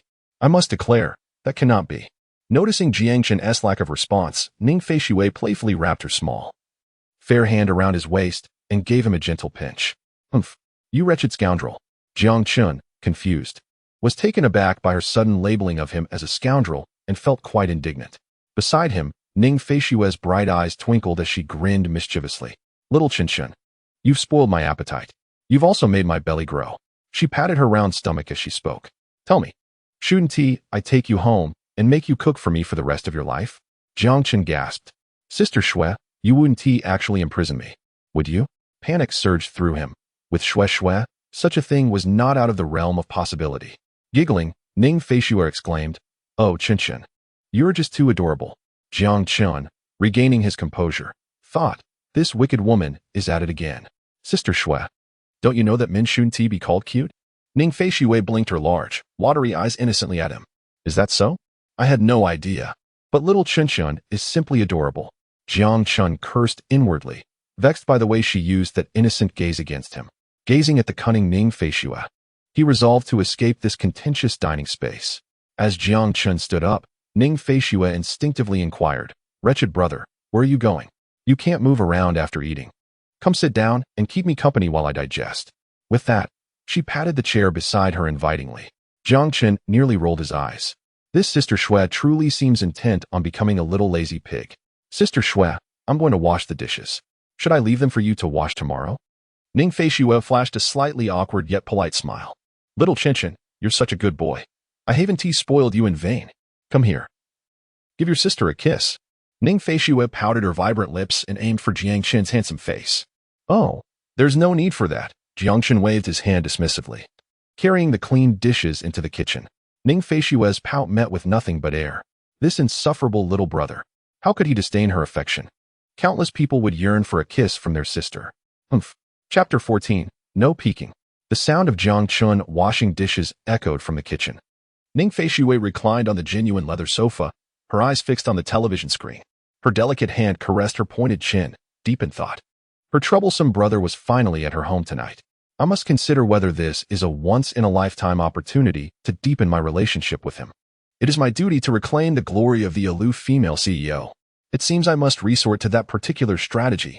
Meanwhile, in the kitchen, Jiang Chun pondered how to sneak into Ning Feishue's room to complete the system's mission of signing in at her boudoir. He had already carried Sister Shui into her room in the morning, yet the sign-in task only appeared in the evening. How is that fair? I must devise a plan to accomplish the task, and then make a hasty retreat. He could not remain in Sister Shui's luxurious villa for even a second longer. The longer he stayed, the greater the danger he faced. As the saying goes, being with a monarch is akin to being with a tiger. Being with Shui is akin to being with a pig. Sister Shui is about to be raised into a little fragrant pig. Confident, after finishing the dishes and drying his hands, Jiang Chun entered the living room. Ning Feishue lay on the sofa, watching television, resembling a mermaid lounging on the beach. Her alluring curves were accentuated by her rounded backside and slender waist, creating a stunning silhouette. Jiang Chun felt a rush of heat in his abdomen. Forcing himself to avert his gaze as he sat down beside the sofa, silently repeating, "Do not gaze upon indecency. She is a demon. Do not gaze upon indecency. She is a demon." Noticing Jiang Chun's arrival, Ning Feishue's lips curled into a smile, initiating her capture the male plan. She stood up, swaying her enticing hips, and without looking back, headed towards the bathroom. "Little Chun, I'm going to take a shower, but you mustn't peek. All right, Sister Shui, I would never peek. Ning Feishu, and nearly choked on her own breath, nearly spitting out blood. This little brother, how could he remain so oblivious despite her clear hints? And he says he would never peek with such a bland expression? Truly, my dear straightforward brother. Ning Feishue's heart simmered with frustration, her teeth grinding audibly. Meanwhile, Jiang Chun, listening to the sounds from the bathroom, quickly formulated a plan, his gaze fixed firmly on the direction of Ning Feishue's boudoir. What an opportunity! While Sister Shui was taking a bath, the task of signing in was within easy reach. Ha ha ha. Jiang Chun let out a laugh reminiscent of a villain. 10 minutes later, he rose and strolled to the bathroom door. Sister Shui must have nearly finished undressing and begun her wash, right? To be on the safe side. He needed to listen for any sounds. Ning Feishu was fuming. That annoying little brother of hers. He just couldn't grasp the hints. Humph. With her keen hearing, Ning Feishu suddenly detected footsteps outside the bathroom. President Shui's heart surged with joy. That little rascal. He finally gets it. Indeed, he is craving his sister's figure. What a little lecher. Ning Feishu purposely turned up the sound of the shower, rising from the tub to showcase her alluring form. Jiang Chun was startled to see Ning Feishue's silhouette suddenly stand up in the bathroom. What the? Could Sister Shui have discovered him? He pondered that this wasn't he exactly peeping. Gazing at the hazy, enchanting figure within the bathroom door, Jiang Chun unconsciously swallowed hard, feeling a heat rise in his lower abdomen. Wow, what a seductress. She nearly breached my defenses. To be honest, Sister Shui was stunningly beautiful, with a voluptuous figure and wealth to boot. What a magnificent woman. It was unfortunate that she had such a sharp tongue. Jiang Chun snapped back to reality from the alluring scene in the bathroom. He nearly forgot the system's sign-in task. Time was of the essence. Jiang Chun dashed towards Ning Feishue's boudoir. Inside the bathroom, Ning Feishue noticed Jiang Chun had already fled and stomped her delicate little foot in frustration. What the? Did that little brother leave after such a brief time? Could it be that he is a one-minute man? Ning Feishue quickly dismissed that thought. She had inadvertently caught a glimpse of Jiang Chun in his natural state. It was quite intimidating. The monstrous beast within was something she dared not contemplate. Was it possible that she wasn't enticing enough? Was her allure insufficient? Ning Feishu pouted her rosy lips, using her fair hands to lift her ample bosom. She squeezed her curvaceous, voluptuous hips. Ah, Sister has gained weight. Just from feeding that little brother 2 meals. How could Sister have put on weight? That little brother's curse has truly come to fruition. She has indeed become a little snow pig due to him. Unbeknownst to Ning Feishu, data suggests that individuals in love are more inclined to absorb nutrients, consequently increasing fat storage. Ning Feishu couldn't accept the reality of her weight gain, pouting her soft, rosy lips in frustration.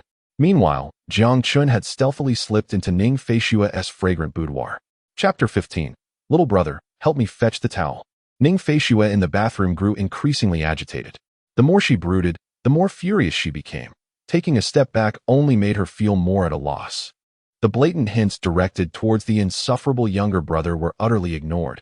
He lingered for merely a few minutes before departing. How could one lose with such an open hand dealt? Failing an open book examination, truly remarkable.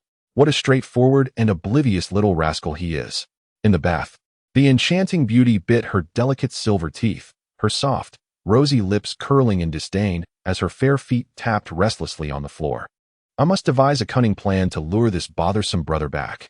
Just as Jiang Chun set foot into Ning Feishue's fragrant boudoir, he was but a step away from completing his check-in task.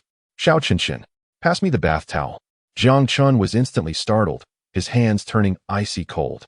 When one is engaged in dubious deeds, any sudden stimulus from the outside world can induce fright, particularly in the context of clandestinely entering a young lady's bedroom. Yet, one might argue that entering Shue's room is not necessarily a wrongdoing, is it? I'm coming, Shu. Just a step away. Jiang Chun resolved to enter, fulfill his task, and then assist Ning Feishu with the towel. He boldly pushed the door open and rushed into her fragrant sanctuary. A unique and delicate scent, reminiscent of femininity, enveloped him, instantly captivating his senses. How delightful. Are all girls' rooms this enchanting? System, check in now. Hurry up. Bothersome brother. What on earth are you doing? Are you taking a global expedition just to fetch a bath towel? Ning Feishu, after waiting impatiently, felt her heart blaze with irritation upon realizing Jiang Chun had yet to arrive. What on earth is wrong with this troublesome brother? Am I unable to command you? Dear brother? Is fetching a towel such an arduous task? Could it be that he has discerned my intentions and is purposefully evading me? In an instant, Ning Feishue found her bathing experience losing its allure. This bothersome brother never plays by the rules. System? What are you up to? I've already entered Shue's room. Let me check in. Reply to host. The check-in task at the target location requires a duration of 5 minutes. What? Why didn't you inform me sooner? 5 minutes? Shue will surely grow impatient. I might just lose my skin if I keep her waiting. Jiangchen swiftly turned around and dashed towards the bathroom. Shue. I'm on my way. Bothersome brother, does it truly take this long to fetch a towel? Shue, I've meticulously selected this towel for you. Gentle on the skin. Humph. I suppose that suffices. Stop dawdling and hand it over. Ning Feishue gradually opened the sliding door of the bathroom, leaving a small ajar space. Ah, this. Shue, isn't this rather inappropriate? What is inappropriate? Just extend your hand. You won't see anything. Ning Feishue's playful huff was tinged with excitement, though Jiang Chun remained oblivious to her underlying tone. Very well then. Jiang Chun, towel in hand, reached out into the bathroom. Finally, the bothersome brother has arrived. Ning Feishue stifled her excitement, extending her delicate, fair arm to grasp the towel that was handed to her. After taking the towel, her slender fingers seized Jiang Chen's hand, which was poised to retract. Her soft, pale fingers incessantly teased the palm of Jiang Chen's hand. Sister Shue, what are you doing? Jiang Chun was rendered bewildered by Ning Feishue's sudden actions. What was this? Was she trying to drag him into the bathroom? Humph, naughty little brother. This is a punishment for your tardiness. Jiang Chun was taken aback. This punishment was utterly outrageous.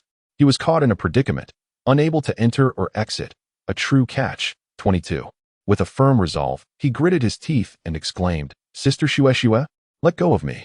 If this continues, I might just go in. Ning Feishue could hardly contain her laughter, increasing the playful scratching on Jiang Chen's palm. Come on in. Naughty brother, if you don't enter, you'll be a little puppy. What the heck? Jiang Chen genuinely hesitated to step inside. If he did, he feared Ning Feishue would immediately pummel him into a state resembling a pig's head. Wicked woman, you wish to entice me under false pretenses, only to use it as an excuse to torment me further. Do you take me for a fool? Ning Feishue was having a grand time teasing him. But noticing that Jiang Chen had fallen silent, her lips immediately puffed up in a pout. Naughty brother, is the provocation ineffective? You're given an opportunity, yet you're utterly useless. Jiang Chen remained silent, allowing her to continue her playful assault. Sister Shue, keep scratching if you wish, but forget about taking a bath. Let us both suffer the consequences. Realizing her provocation had failed, Ning Feishue decided to implement her next plan. If you want me to release you, there is a condition you must agree to. What condition?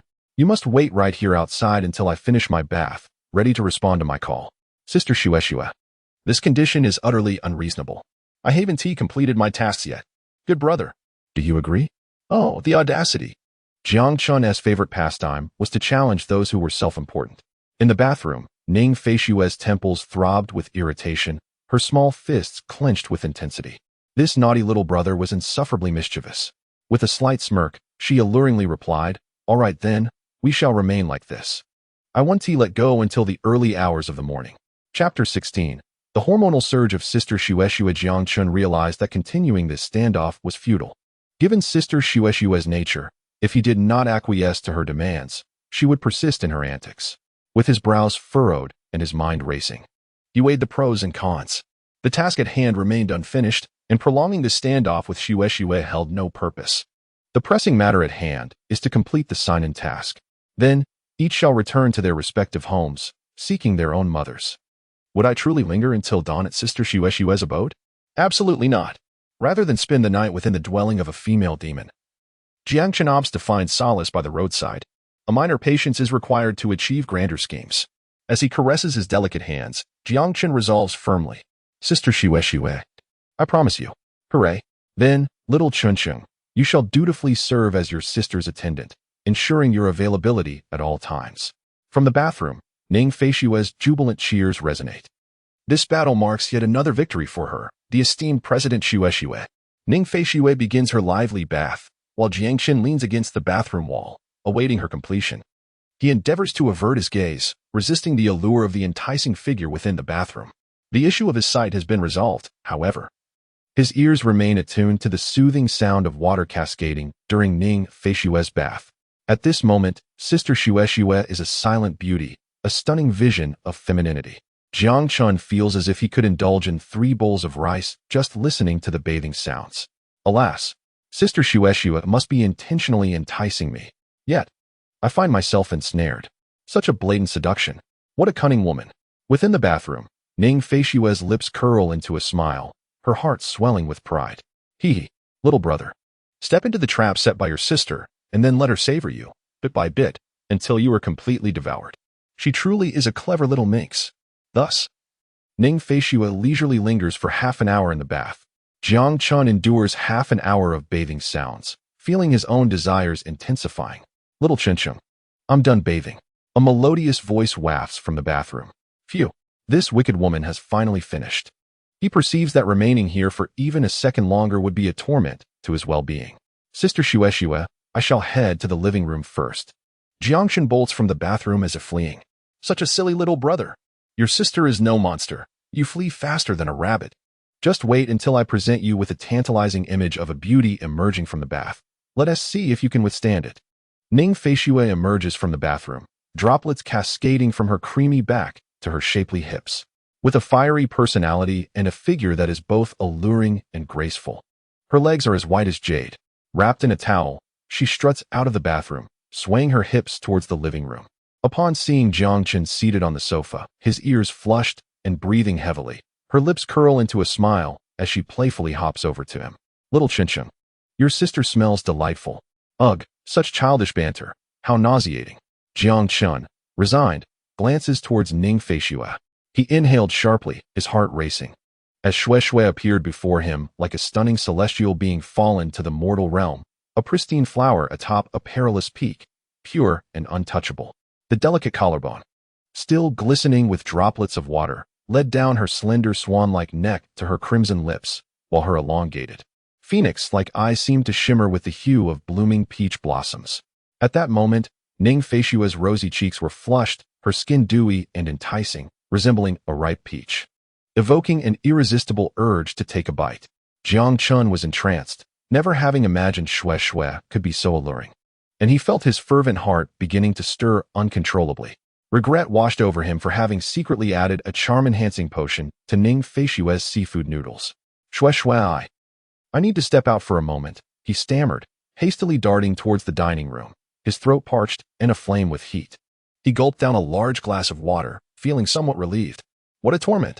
He could hardly withstand Shueshue's enchanting appearance. This unexpected flutter of the heart caught Jiangchen completely off guard. Ning Feishue, already a vision of beauty, was transformed under the soft glow of the evening lights. Her allure heightened to an extraordinary degree. He knew he could not endure this. Even on a typical day, he struggled against her beauty, let alone in this perfect setting. In the living room, Ning Feishue sat on the sofa wrapped in a towel, her face flushed like a ripe fruit. How embarrassing, she thought. This hardly counts as seducing my little brother. Yet, a triumphant smile graced her lips, revealing her delight in the effect she had on him. Look at how red little Chunchun has turned. Yes, the plan has succeeded splendidly. Wrapped in her towel, Ning Feishue's figure was alluringly curved. How adorable. Little Chunchun is simply too cute, she mused, clutching a cushion tightly to her chest, playfully rubbing her cheek against it. So shy? Come to your sister, little Chunchun. After finishing his glass of water and feeling somewhat steadied, Jiangshan gradually regained his composure. However, regret consumed him. He couldn't fathom why he had felt the need to add that potion to Ning Feishue's noodles. Now, he was left with the image of her emerging from the bath. Parched and restless. Taking a deep breath to calm himself, he slowly walked back to the living room. Ning Feishue, still wrapped in her towel and cradling a pillow, buried her face in it. The memory of her breathtaking visage flooded his mind, and he dared not look in her direction. It's just Shueshue, the captivating one I see often, he reassured himself. Steeling his heart, he asked, Shueshue, aren't you going to change out of that towel? Ning Feishue, enveloped in her towel, revealed a tantalizing glimpse of her figure, leaving him utterly speechless. Little brother, can I wait a moment to change? This insufferable younger brother is truly a paragon of stubborn masculinity, a titanium alloy embodiment of unyielding manliness. Does he not wish to behold his own sculpted physique? Humph. Even if I were to offer him a glimpse, he would refuse. Is he not a fool? Jiang Chun, in his helplessness, could only nod in agreement. Little Chun, come sit beside your sister, Ning Feishue beckoned, her delicate hand making a delightful sound as it struck the leather sofa. Her inviting demeanor was utterly charming. Upon noticing Jiang Chen's indecision, Ning Feishue's expression fell. Jiang Chun weighed the pros and cons rather than endure a face squeezing from Sister Shui. It would be preferable to sit beside this enchanting creature and endure the torment. Satisfied, Ning Feishue draped her slender arm over Jiang Chen's thigh, the intoxicating fragrance wafting into his nostrils. As the night deepened and a variety show played on the television, both Jiang Chun and Ning Feishue found themselves gazing intently towards the bedroom door. Chapter 17. My home is quite spacious. Jiang Chun felt the soft, porcelain-like arm resting on his thigh and swallowed hard. Was he touched? He dared not move, yet his gaze was irresistibly drawn to Ning Feishue's boudoir. A pressing dilemma loomed before him. He had yet to complete his sign-in task. The urgent priority was to find an opportunity to enter Sister Shui's room and remain for 5 minutes to fulfill the requirement, after which he could swiftly escape her abode. At the same moment, Ning Feishue's mind raced. It was quite late, and her obnoxious brother showed no signs of wanting to leave. Could it be that this foolish brother had finally come to his senses? Typically, at this hour, he would be clamoring to return home. Surely, her plan to ensnare Min was bearing fruit. Her insufferable brother was beginning to desire her presence. This was fortuitous. She needed to devise a way to keep him over for the night, as her mother had once told her. The first step to capturing a man was to have him sleep over at her home. It seemed her father had been won over in a similar manner. Unbeknownst to Ning Feishue, Jiangxin was not lusting after her, but rather the system itself. Lowering the television volume, Ning Feishue took the initiative to speak. Little Chin, it's quite late. Are you not heading back? Jiang Chun was momentarily taken aback, feeling an inexplicable pang of discomfort. Was Sister Shui urging him to leave? Oh, very well. Sister Shui, I suppose I shall take my leave, he replied, rising from the sofa. Ning Feishue was stunned. He was actually leaving upon her suggestion. What a fool. He could simply say he wished to stay the night, and then she could hardly send him away. Such a great simpleton. This wouldn't he do? Ning Feishue's delicate hand grasped Jiang Chen's arm. It's late, and the journey home is unsafe. Boys must learn to protect themselves, especially handsome ones like you. If a predatory woman were to take advantage of you, it would surely bring tears to my eyes. This thought lingered in Ning Feishue's mind, unspoken. Jiangchen scratched his head in confusion. Had he heard this in the past, it might have instilled fear in him. But now he possessed a system. After consuming a physique-enhancing potion, Jiangchen felt an invigorating surge of strength coursing through him. If he encountered a petty thief on the street, he could easily subdue them in an instant. Of course, if he were to face someone of Sister Shue's extraordinary caliber, he would have no choice but to stand down obediently. Sister Shue, where will I sleep if I don't go back? Ning Feifei's temples throbbed. This fool. Truly a little simpleton. How could someone so clever turn into a blockhead at such a crucial moment? Did he really need to ask where he would sleep? Naturally. It was at his sister's house. Little Chin, why not stay over at my place for the night? My home is quite spacious, she suggested. Jiang felt a shiver at her words. Ah, what? Wouldn't that be a bit inappropriate? Seeing Jiangchen still hesitant and at a loss for words, Ning Feishue decided to cut through the confusion swiftly and assertively. The night is late, and it's dangerous outside.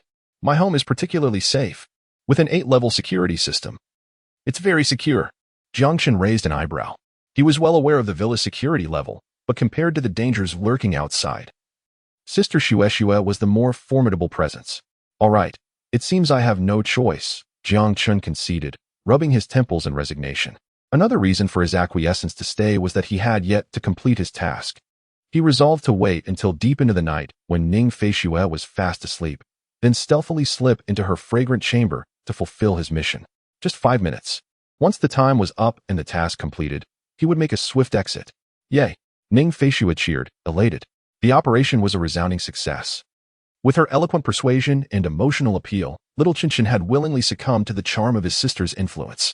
However, it was evident that the little rascal harbored feelings for his sister. Otherwise, with his usual temperament, he would never have agreed to stay the night. Jiangchen looked at the smug Sister Shue beside him, helplessly smiling. He truly was at her mercy. Where will you sleep tonight, little Chinchin? I only have one bed at home, Ning Feishue remarked. Her villa was quite spacious, featuring a master bedroom and 5 guest rooms, all of which typically contained beds. However, upon her return from her journey, She had meticulously planned to secure her little brother's presence, even going so far as to remove the beds from the other rooms to ensure they would share the same space and indulge in a rather shameless lifestyle. Jiang Chun sensed a hint of conspiracy in the air, yet he responded adeptly to the unfolding situation. Sister Shui, it seems I have no choice but to take the sofa, he declared. You stubborn little brother. Sleeping on the sofa is detrimental to your lumbar health. A man's back is of utmost importance. One must not let the seeds of illness take root. Huh? Jiang Chun was somewhat perplexed. Why was Sister Shui so concerned about his back? What should I do then? Where else can I sleep aside from the sofa? Ning Feishui, her lips slightly parted and cheeks flushed, gazed at Jiang Chun with a playful glint. How about you sleep in my room? My bed is quite spacious. We can each take a side, but you mustn't cross the boundary. Upon hearing this, cold sweat trickled down Jiang Chun's forehead. Sister Shui's blatant fishing for his consent was clear. Once he agreed, it would become her leverage against him. He imagined that as soon as he stepped into Ning Feishui's room, he would be unceremoniously kicked out several meters away. No, Sister Shui. Jiang Chun waved his hand dismissively. The sofa is quite comfortable, truly leather. How splendid. Ning Feishui frowned slightly. She regretted purchasing that leather sofa. What was once her beloved throne had now become an obstacle in subduing her stubborn little brother. Humph, you're as rigid as a block of wood. Fine. You can sleep there, but you must not sneak into my room. With that, Ning Feishui turned off the television and gracefully swayed back to her bedroom. Jiang Chun was left bewildered. What was happening? How could Sister Shui's mood shift so rapidly? Upon returning to her room, Ning Feishui quickly devised a new plan. If her little brother was unwilling to sleep in her room, she would wait until he fell asleep and then stealthily carry him to her bed. In the morning, she could easily place the blame on him. That night, Jiang Chun spent an hour on the sofa playing a battle royale game, and thanks to his exceptional skills, he successfully survived to the 5th position. Sister Shui should be asleep by now. It's time to make my move. He tiptoed to the door of Ning Feishui's room, pressing his ear against the door to detect any sounds within. After a while, he felt the silence was so profound that he could hear the ringing in his own ears. It's about time. This time, I will succeed in my endeavor. His heart raced with excitement. Wow, this is exhilarating. Why does it feel like I'm about to do something mischievous? As he approached the wall, it seemed to melt away like a puddle of water, allowing him to slip through. Jiang Chun whispered to himself, System, sign in. Hurry up. Loading. Sign in will be completed in 5 minutes. On the large bed, Ning Feishui's delicate fox ears twitched slightly. Chapter 18. A Stealthy Kiss. Unknown to all. Congratulations, host. Sign in Ning Feishui's room successful. Sign in rewards. 3,000 points. 3 physique enhancement potions. 3 skill upgrade capsules. Advanced combat technique. Due to the high difficulty of this sign-in task, an additional reward of 2,000 points and advanced stealth technique has been granted. What bliss! It was indeed astonishing, a young heifer alongside 10 young bulls, a spectacle beyond compare. Jiang Chun, upon witnessing such a rewarding sign-in, couldn't help but smile broadly, his handsome visage reflecting his delight. His arduous efforts to venture deep into this perilous lair were not in vain, as he successfully completed the sign-in task. Though tormented by the wickedness of the mischievous sister, Shui, leaving him feeling overwhelmed, the reward was undeniably enticing. At that moment, lying on the grand bed, Ning Feishui, with her delicate ears as white as jade, stirred slightly. Possessing exceptional hearing, she sensed Jiang Chun's presence the moment he stepped onto the floor of her room. Naughty little brother! How dare you sneak in on your sister at night? You are quite the lecher. I adore it. Come quickly to my bed. After a brief pause, Ning Feishui noticed Jiang Chun standing still, unmoving. What is the matter? Why are you dazed, little Chin? Does such a stunning beauty as your sister not captivate you in the slightest? Are you having second thoughts? Little did Jiang Chun know that Ning Feishui was battling internally while lying in bed. Having claimed his sign-in rewards, it was time to retreat. He stealthily made his way to the wall, slipped through, and returned to the sofa, content and ready to sleep. Hearing the sound of footsteps, Ning Feishui realized Jiang Chun had wandered off, her delicate brows furrowing in annoyance. This insufferable little brother! How outrageous! He comes all this way, only to flee. Is he so afraid of his sister? I want tea bite. Pouting in frustration under the covers, the indignant President Shui decided to retrieve Jiang Chun back to her bedroom. Upon reaching the living room, she found him sound asleep on the sofa, sprawled out as if in the depths of a peaceful slumber. How ungrateful! Sleeping so soundly. Doesn't he realize there's a delicate beauty waiting in the bedroom? The living room was hushed. Without a moment's hesitation, Ning Feishue mounted the slumbering Jiang Chun. At that moment, she wore a gossamer nightgown, her soft form pressed closely against him. The masculine aura emanating from Jiang Chun made her tremble. Leaning down, she supported herself with her hands on his abdomen, her exquisite face drawing nearer to his slumbering visage. With her cherry lips slightly parted, she gasped softly, so firm. It's little Chin Chin's abdominal muscles. In that instant, Ning Feishue distinctly felt the hardness of Jiang Chin's 8-pack abs, as solid as forged steel. Her cheeks flushed a deep crimson, her tender hands exploring his muscles as they rose and fell with his breath. Where did this little brother of mine acquire such impressive abs? And they are so firm. Abdominal muscles vary in softness and hardness. The latter is a symbol of a man's strength. The young Chin Chun of yesteryears could only be considered a somewhat healthy homebody, rarely seen engaging in any form of exercise. To his surprise, he has secretly developed abs behind my back. How mischievous of him. It seems that our future marital life will undoubtedly be delightful. Ning Feishue gazed at Jiang Chin's handsome face, feeling his warm breath, her eyes filled with hearts of pink. Little Chin Chun is so dashing. In the stillness of the night, Ning Feishue beheld Jiang Chin's attractive sleeping visage, unable to suppress a gulp. This marked the second occasion in the past 31 years that she and little Chin Chin have shared such intimate contact. The first was their accidental kiss last time. Surely, if I steal a kiss, no one will know, right? No. Such matters should be initiated by the gentleman. Yet, this opportunity is exceedingly rare. It would be a pity to let it slip away. Here goes. Ning Feishue swayed her delicate hips, bending down, her slender waist curving gracefully as she leaned in closer. A soft peck. She left a kiss mark on Jiang Chin's cheek. This kiss ignited the long-suppressed emotions within Ning Feishue. She gazed longingly at Jiang Chin's alluring lips.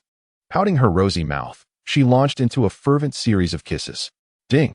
Detection of host being kissed by Ning Feishue. Reward acquired. Supreme massage technique. With a dreamy expression and flushed cheeks, Ning Feishue immersed herself in the kiss. Though she intended to keep it brief, she found herself unable to restrain her desires. Her beautiful eyes twinkled like water droplets, her eyelashes fluttering like a playful kitten that had snatched a fish treat. Ning Feishue was so engrossed in kissing that she found it hard to breathe, reluctant to part. It was not merely the allure of kissing her little brother that captivated her. Jiang Chun, in a daze, rolled over, causing Ning Feishue's heart to race in fright. With a hint of melancholy, she muttered, "This annoying little brother, you can't even wake up from a kiss. Sleep on then." Standing at a height of 185 meters, Jiang Chun was effortlessly cradled by Ning Feishue and a princess carried back to the bedroom. She gently laid him on the bed, wrapping her arms around his neck, her delicate legs encircling his waist, comfortably drifting into slumber. As dawn broke, the melodious chirping of birds outside filled the air. Jiang Chin's eyelids fluttered before slowly opening to reveal his drowsy gaze. Chapter 19. A profitable venture. What is this soft sensation? Jiang Chun reached out to squeeze it. So soft, so round, so elastic. As he toyed with this spherical object that he could barely grasp, his consciousness began to clear. Stop it. I haven't had enough sleep yet. A sultry, husky voice drifted from beside him, prompting him to turn and glance at the charming figure nestled in his arms. Ning Feishue, like an octopus, clung tightly to Jiang Chun, sleeping soundly, her rosy lips making soft smacking sounds. Jiang Chin's handsome face instantly turned crimson. How did Sister Shui end up sleeping with me? Wasn't I on the couch last night? Who am I? Where am I? What has transpired? Could it be that I sleepwalked last night? Good heavens! If that wicked woman discovers that I shared a bed with her, she would undoubtedly unleash her wrath upon me. He suddenly realized that his large hand was still clutching Ning Feishue's ample form, unwilling to let go. My word, Sister Shui is truly magnificent. This size is at least. My goodness. Startled, Jiang Chun sprang from the bed, eager to flee from Ning Feishue's chamber. However, he found himself firmly ensnared by her embrace. As she clung to him like a koala. Goodness. I dare not move. Who knows if Sister Shui has awakened on the wrong side of the bed? If I disturb her slumber, I might just provoke her wrath. In this precarious situation, Jiang Chun felt utterly speechless and immobilized. There he lay, resigned to Ning Feishue's affectionate grip. He could hear her whisper softly, "Hee, little Chin, you smell delightful." Jiang Chin's brows twitched at this mischievous woman. Was she tormenting me even in her dreams? But what does smelling delightful even mean?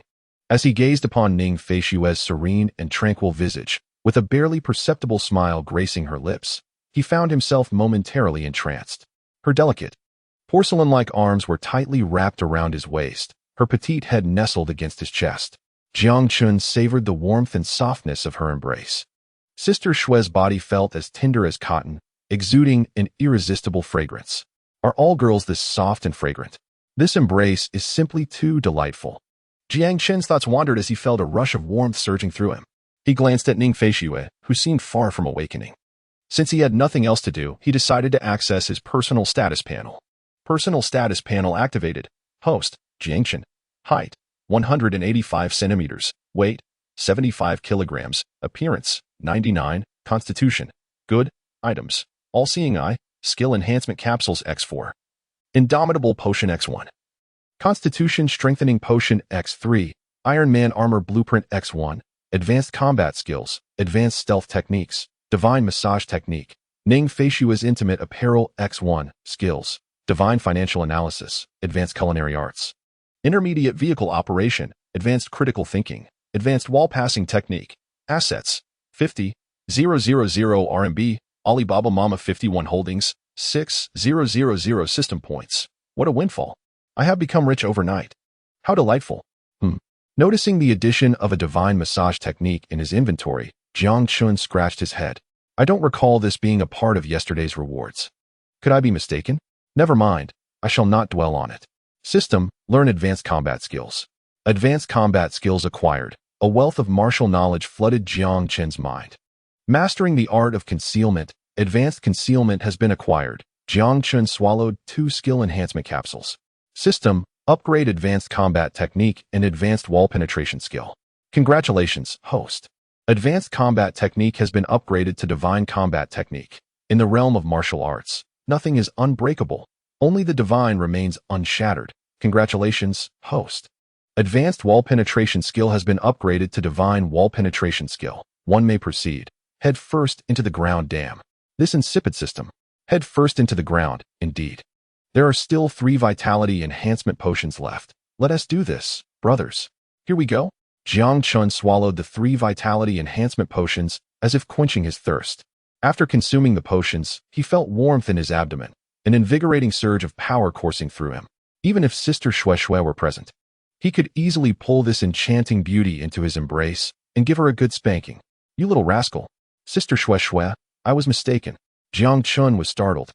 Realizing the gravity of the situation, he quickly admitted his fault.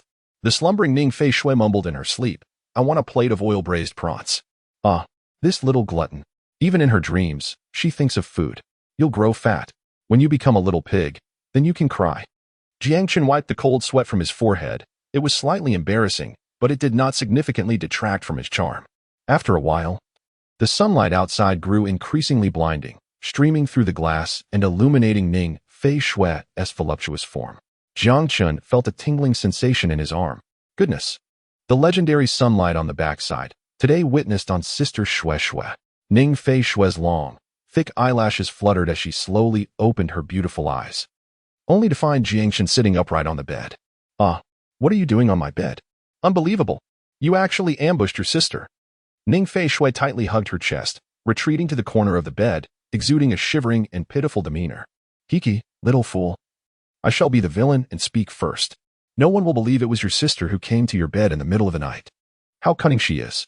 Ning Feishue's delicate face bore a hint of a smile, unnoticed by Jiang Chun at that moment. Sister Shueshue, let me explain. I truly have no idea what happened. I woke up here this morning. Jiang Chun hurriedly dashed to the bedroom door. No way. I must solidify the claim of you ambushing your sister. So, Xiaoqing, are you implying that this matter has nothing to do with you? Ning Feishue regarded him with a gaze of disdain. Damn. Jiang Chun felt the chill in Ning Feishue's eyes, instantly sensing himself in an icy abyss. It truly has nothing to do with me. Surely, we cannot force a virtuous act into a disgraceful one. Sister Shue, perhaps I wandered in during my dreams last night. Ning Feishue gazed at her foolish younger brother, a look of disbelief upon her face, her lips nearly splitting into a smile. Last night, when I invited you to sleep in my room, you refused. Truly, a little rascal with a tongue unaligned with his heart. Jiang Chen chuckled awkwardly, clearing his throat. Ah. Haha, it was purely an accident.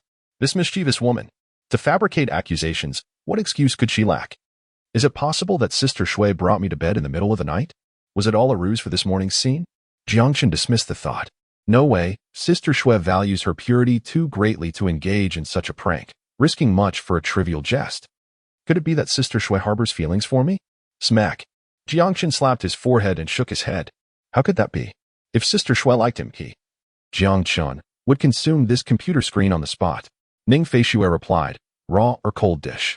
Cough cough, Sister Shui, it's getting late. I must return to school. Fearing that Ning Feishui might impose some cruel and inhumane punishment upon him, he decided to make a discreet exit. Ning Feishui immediately expressed her displeasure. You think you can run after sleeping with your sister? Compensation must be extracted from this little fool today. With her delicate brows slightly furrowed, she was about to speak when the notification sound of her phone rang out. Xiao Qinshan, pass me the phone. Ning Feishui commanded from her position on the bed. Oh. Jiangchen handed her the phone, which lay on the coffee table. She glanced at the message, then switched off the phone, tossing it aside. An inconsequential message. Pressing her fair fingers to her forehead, her early morning good mood was shattered. A significant issue. Jiangchen, observing her demeanor, cautiously shifted his stance, maintaining a respectful distance from Ning Feishui. Roar, roar, roar. Are you serious about retreating half a step? Xiao Qinshan, why are you just standing there? Come sit here. Ning Feishui patted the soft mattress beneath her. Unconsciously, Jiangchen found himself beside Sister Shui. He sat upright next to her. Ning Feishui shifted slightly, leaning against Jiangchen's shoulder, and he felt her soft form, instantly stiffening. Ning Feishui looked at Jiangchen, amusement in her eyes.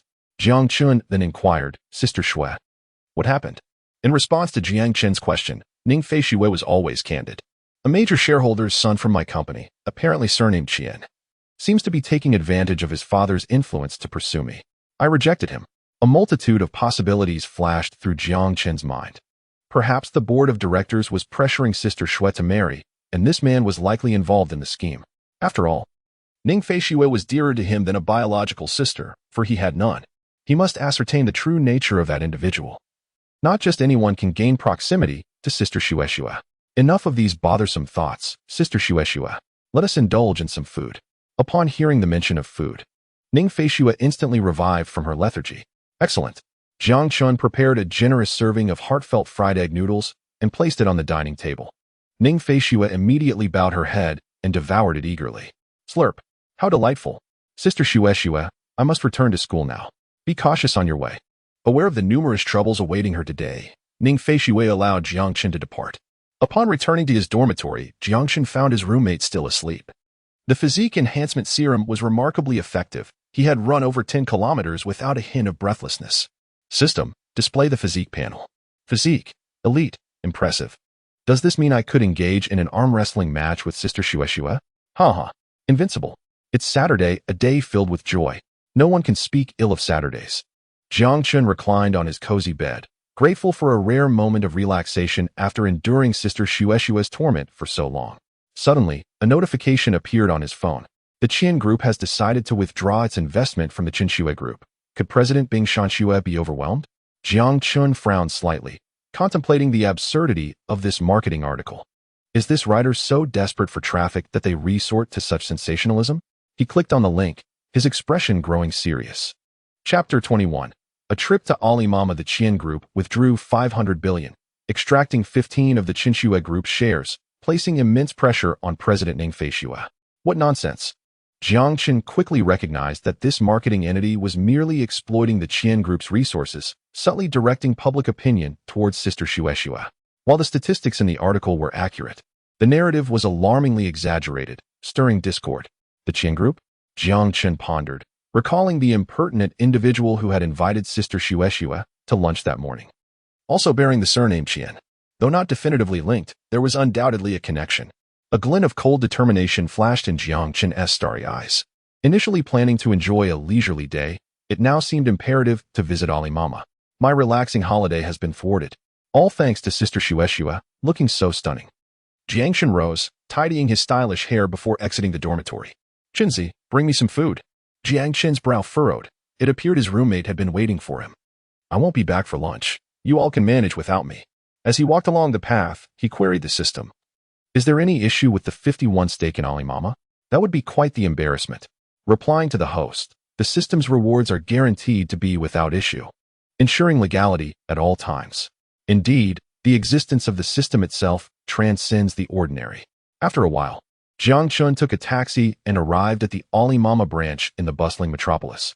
The headquarters of Alibaba is not located in the bustling metropolis. He does not have the luxury of time to fly over. After completing his tasks, he must return to his dormitory to rest. Towering skyscrapers stand before Jiang Chun. Reminiscent of his past life when he was frequently invited by large corporations to serve as a financial advisor, he retrieves his analytical glasses, placing them before his eyes as streams of information rapidly flash by. On the 24th floor, Jiang Chun soon arrives at the reception desk of the Alibaba branch. The receptionist, taken aback by the sudden appearance of a handsome man, nearly gasps in astonishment. Oh my, he is so handsome. She has never encountered someone so striking. Even more so than the male celebrities on television. Struggling to contain her excitement, she politely inquires, Sir, how may I assist you? Jiang Chun, unperturbed, states plainly, I am one of your shareholders, here to meet with the executive director of your branch. The receptionist gazes at the simply dressed Jiang Chun with a hint of surprise. He appears youthful, yet his composed demeanor is rather remarkable. Nevertheless, as a professional at a major corporation, she refrains from questioning his statement. Certainly. Please hold on for a moment while I notify them. At this moment, Jiang Chun's expression remains impassive, although internally he laments his fatigue, yearning for leisure. After a brief interval, a middle-aged man arrives, scrutinizing the astonishingly handsome young man before him, and extends his hand. Sir, may I ask your surname? Jiang Chun politely shakes his hand. I am surnamed Jiang. The middle-aged man displays a flicker of astonishment. Indeed. A shareholder by the name of Jiang had acquired significant shares in the company just the previous week. Mr. Jiang, please come in. The middle-aged man gestures for Jiang Chun to enter the reception room. Upon receiving confirmation from headquarters, the middle-aged man realizes that Jiang Chun is indeed the major shareholder from last week. Mr. Jiang, my surname is Zhao. You may call me Old Zhao. After pouring a cup of tea and placing it on the table, he inquires, what brings you here today? His greatest fear is that Jiang Chun intends to liquidate his shares, which would inflict substantial losses on the company. Director Zhao, let me be straightforward, Jiang Chun replies. Please investigate the Qian family group. Zhao's heart leaps with joy. As long as it does not involve withdrawing investment, everything can be negotiated. Understood. Jiang Chun possesses analytical insights. Yet he has never encountered the individuals involved, rendering his abilities ineffective. Director Zhao promptly provides Jiang Chun with a stack of documents. The Qian family group is currently collaborating with the Qinqiwei group. Qian Xiang, the son of the Qian family, had previously pursued the president of the Qinqiwei group, Ningfei Xue, but was met with a firm rejection. As expected, a glint of coldness flashes in Jiang Chun's eyes. The young fool's persistent pursuit of Sister Xue must have been sanctioned by the entire Qian family, for securing Sister Xue would also mean securing a company. Preparations must be made to assist Sister Xue through this challenging predicament. Director Zhao, I appreciate your assistance today. I have other matters to attend to now. So I shall take my leave. Jiang Chun bids farewell as he rises. Not at all, Mr. Jiang, it is but a trivial matter, hardly worth mentioning. I shall have Xiao Ding escort you. Zhao Dong indicated towards the young beauty referred to as Xiao Ding. Jiang Chun glanced at the professional-looking woman and shook his head. There is no need for trouble. I shall take my leave now. The woman was indeed beautiful, yet in comparison to Sister Xue, there was a stark disparity. Her figure lacked the alluring curves of Sister Xue. Her bust did not possess the same ample size. Her legs were not as long. Her waist lacked the same slenderness. And her face paled in comparison to Sister Xue's beauty. Suddenly, Jiang Chun jolted. What on earth? Why did I first think of that wicked woman, Sister Xue? This is a serious problem. He shook his head to dispel the frightful thought, and strolled out of the Alibaba branch as twilight descended. Stinky little brother, answer the phone. Stinky little brother, answer the phone. The seductive and melodious ringtone emanated from Jiang Chun's pocket. Damn! Observing the driver in the car struggling to suppress his laughter, Jiang Chun felt a throbbing at his temple. That wicked woman, she left this ringtone from last time and refuses to let me change it back. It seems she is eager for me to embarrass myself in public. Hello? Sister Xue? There was a pause on the other end before a somewhat disheartened female voice responded. Xiao Qinshan, could you come to my place? Jiang Chun's heart quivered at her words, as if pierced by a blade. He maintained his composure and replied, "Is there something you need, Sister Shui?" "Nothing much. I'm just feeling a bit hungry."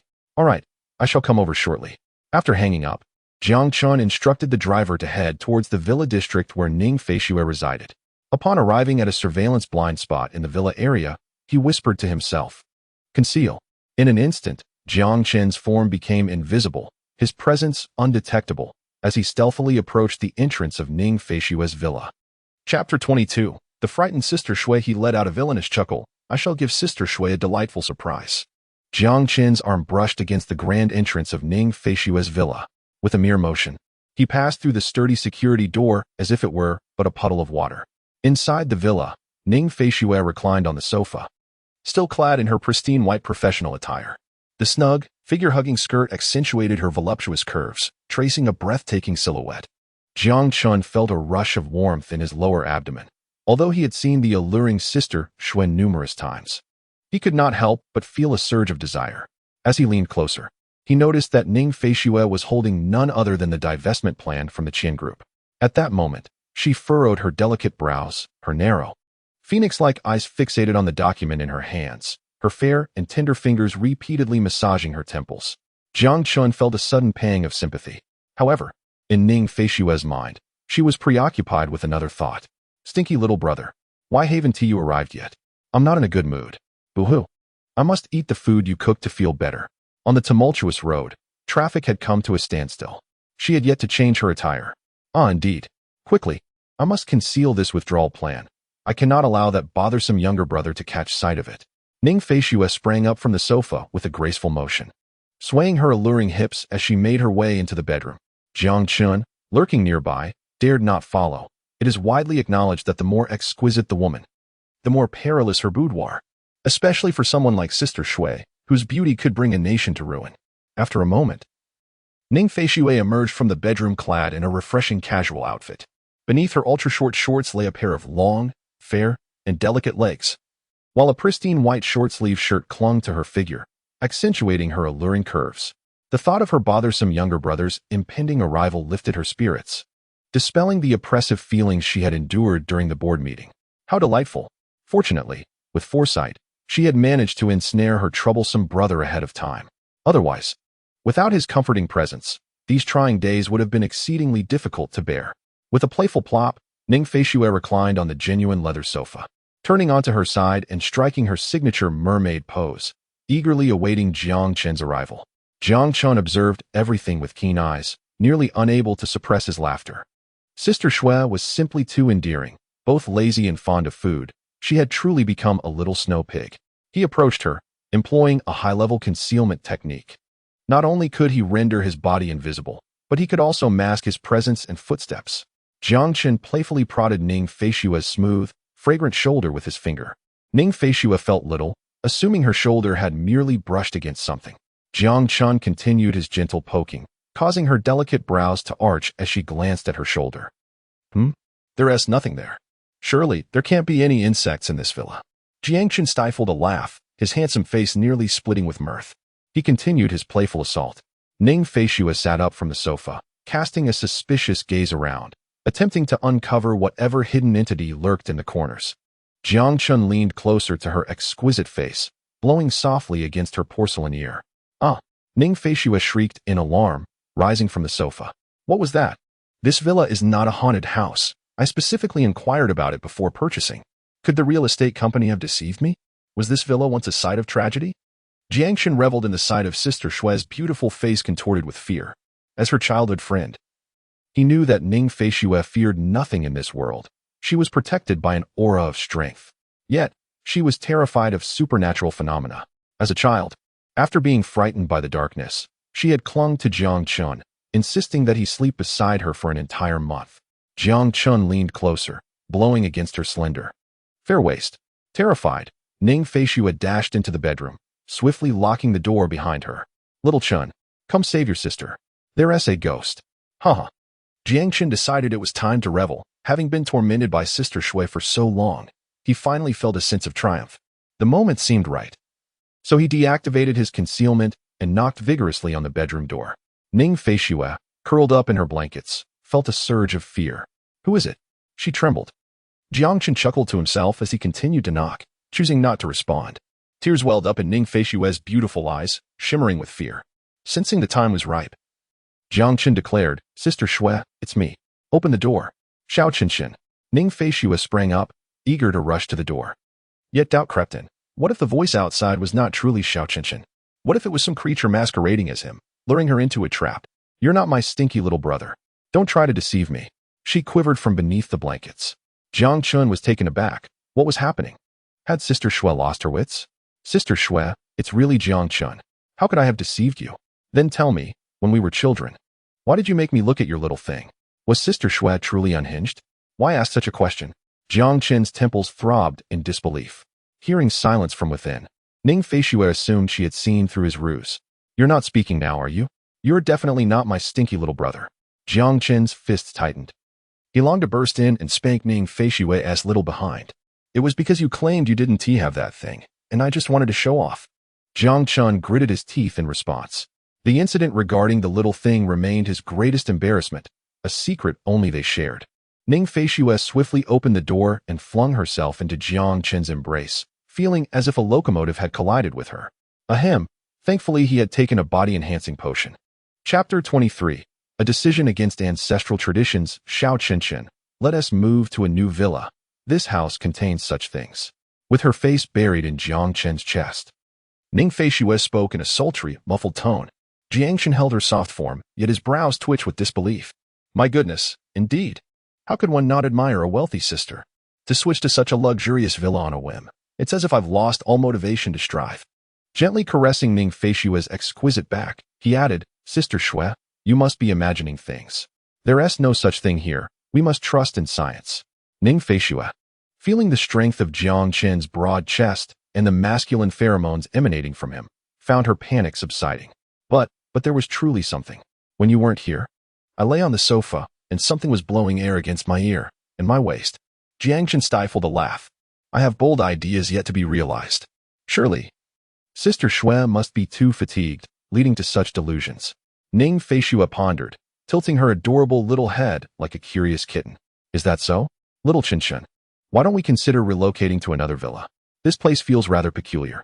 If that thing truly exists, it is likely a lecher, which is quite terrifying." Jiang Chen's expression stiffened as he defended. "It should not be. If it were a lecher, it would not merely be about whispering." Ning Feishue nodded her little head, neither agreeing nor disagreeing. Jiang Chun sensed a somewhat ambiguous atmosphere. If it continued, he would struggle to maintain composure, so he quickly extricated himself. "Sister Shui, I shall go prepare dinner." Ning Feishue, witnessing her brother's hasty retreat to the kitchen, felt an inner vexation. Rascally brother. He ruined such a delightful ambience. How infuriating. She cast a lingering glance at the sofa, shifted her petite posterior, and settled back down. In the kitchen, Jiang Chun made a momentous decision that contradicted familial traditions. "System. Provide me with a skill enhancement capsule." Skill enhancement capsule has been used. Which skill does the host wish to elevate? Culinary arts. Congratulations, host. Culinary skill has been elevated to divine level. Even the kitchen gods, numbering 33,000, must bow low upon encountering you. Oh my. So this means I am now among the culinary deities. Sister Shui, the little food enthusiast, is fortunate to have such a wonderful brother. Jiangchen, aware of Ning Feishue's considerable stress during this period, unconsciously wished to reward her. "Today, I shall prepare oil-braised prawns, salt-baked chicken feet, 2 stir-fries, and a seafood soup.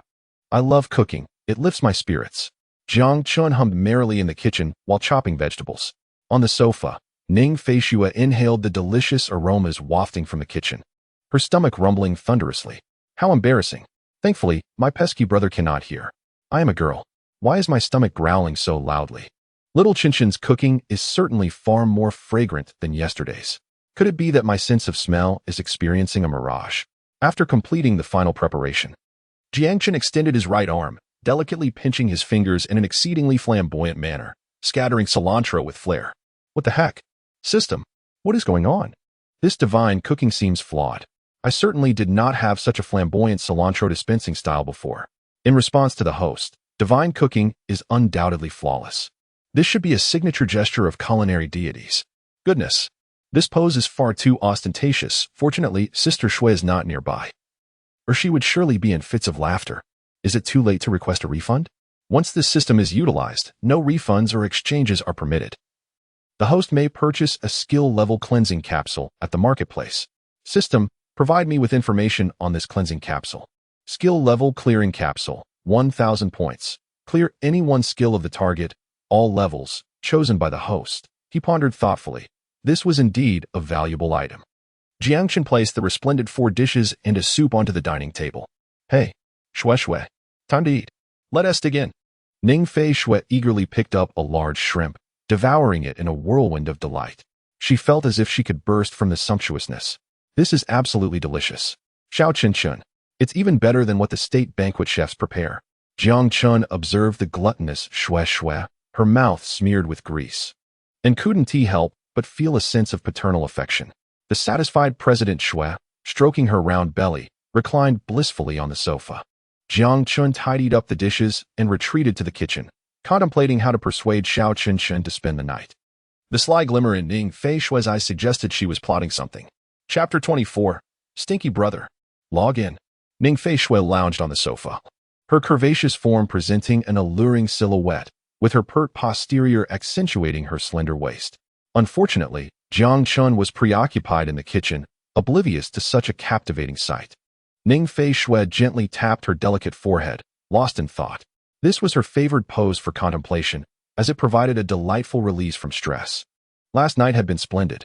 She had successfully spent the night with Xiao Chen, even sharing the same bed. Her lovely face flushed crimson as she recalled the intimate moments of the morning. How embarrassing. She had actually cuddled with her stinky brother. It was mortifying. She must ensure Xiao Chen stays over tonight as well. Gradually, she would weave her way into his heart, coaxing him into her embrace, allowing him to become accustomed to their closeness. Ning Fei Shui furrowed her delicate brows, struggling to devise an effective strategy to keep Jiang Chun with her. Her brother was like a little salted fish, lacking interest in anything. Those unaware might think he was cultivating his character. He had hardly interacted with women, a fact that pleased Ning Fei Shui immensely. As the East Asian queen of jealousy, she would be envious for ages if any flirtatious girls approached him. Humph. I will not allow a swarm of little vixens near Xiao Chen. She even guarded against her closest friends, refusing to share any photos of Jiang Chun with them. First, because she was the queen of jealousy. Second, because Jiang Chun was undeniably handsome. Otherwise, she wouldn't have fallen for him so decisively. She had a minor weakness for attractive faces, after all. A light bulb moment struck her. One of her friends was particularly fond of gaming, and coincidentally, Jiang Chun was also an avid player of a game called League of Legends. During high school, he had been utterly captivated by it, playing several matches every day after school. Since Jiang Chun became engrossed in League of Legends, Ning Fei Shui has found herself constantly seeking him out for a shoulder rub. Jiang Chun has been rather indifferent, causing Ning Fei Shui to pout, losing the joy of having her little Chin pamper her. Indeed, Ning Fei Shui has even grown jealous of the game. Her beautiful, large eyes twinkled mischievously, much like a sly little fox, and in an instant, a clever plan formed in her mind. Little Chin is particularly fond of playing League, especially enjoying Yasuo. She decided to use this as an excuse to persuade him to stay and play games with her. How astute of me. Jiang Chun emerged from the kitchen, presenting Ning Fei Shui with a bright red apple. She took it and bit into it with a crisp crunch. Little Chin, let me tell you about my gaming buddy. She's quite the character, an esports femme fatale. Her title? The Motorcycle Slayer, turning gaming into a paratrooper simulator. She's quite terrible at the game, but has an insatiable appetite for it. The worse she plays, the more she craves it. Skins galore, but her skills are abysmal. Ha. Jiang Chen laughed heartily, having encountered many individuals with such insatiable desires. System, what do you mean? Ning Fei Shui bit into the apple again. Little Chin. How about you don't go back tonight? Let's play together, shall we? Sure, it's been a while since I last played. Jiang Chen, on one hand, wished to accommodate Sister Shui's feelings. On the other hand, he felt the need to show the system that it had underestimated him. He needed to impress the system with a display of skill. Good little brother, let us head to the study. Ning Fei Shui stood up from the sofa, pulling Jiang Chun into the villa's study. Sister Shui, why does your study look like an internet CAF for esports? Ning Fei Shui pouted her rosy lips. It's more enjoyable to game this way.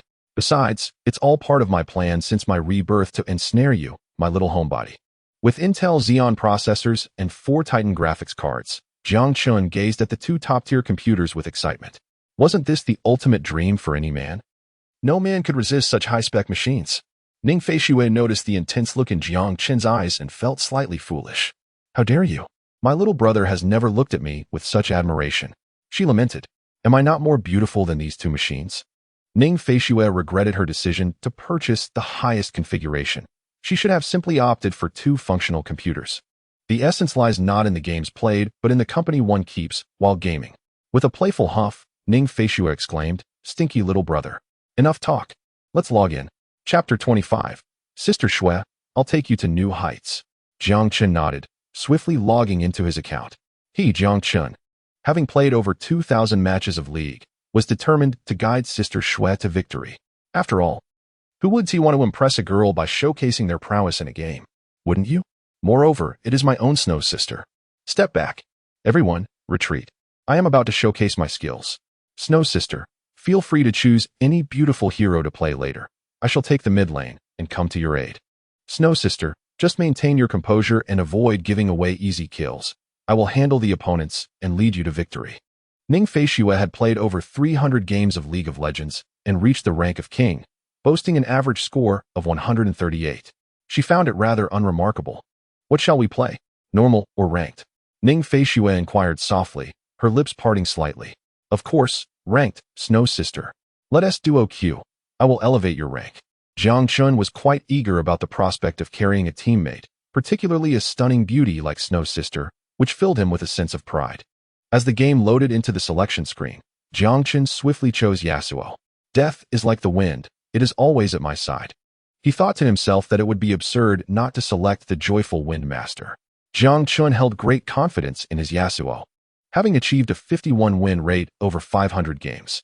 Snow Sister, just pick a beautiful hero, he encouraged. You focus on being lovely.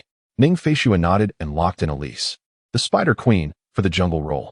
Within the web, only the spider can remain safe. Jiang Chun was taken aback.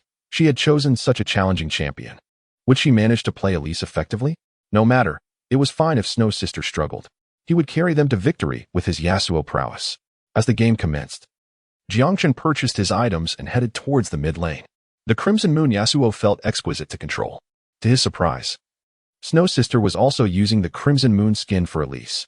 Ning Feishui adeptly clicked her mouse, directing the spider to invade the enemy jungle for blue. Wow.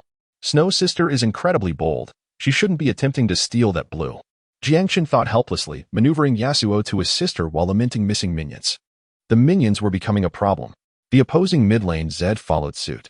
On the screen, Ning Feishui's spider successfully stole the enemy's blue and even eliminated the opposing Zhao Xian. Incredible! My friends, there must be a cheat. Jiang Chun was astonished. He no longer needed to assist Snow Sister. Yasuo and Zed both returned to mid to farm. Let us go. Charge. Jiang Chun commanded Yasuo to advance without turning back.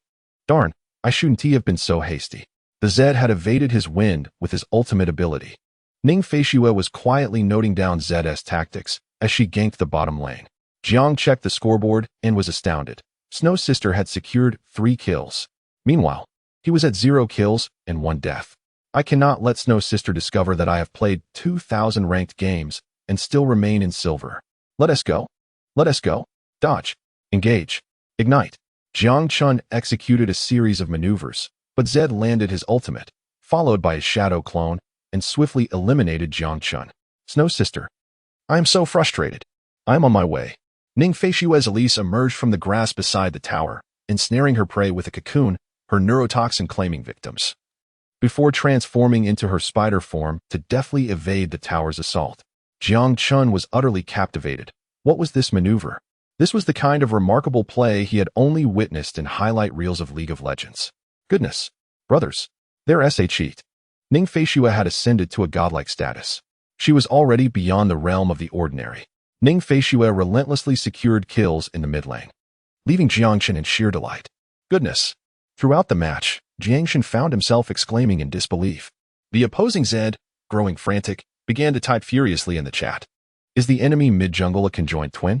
Yasuo, is that your father? Where's the jungler? Come and assist. The jungler, Zhao Xian, was incensed by this.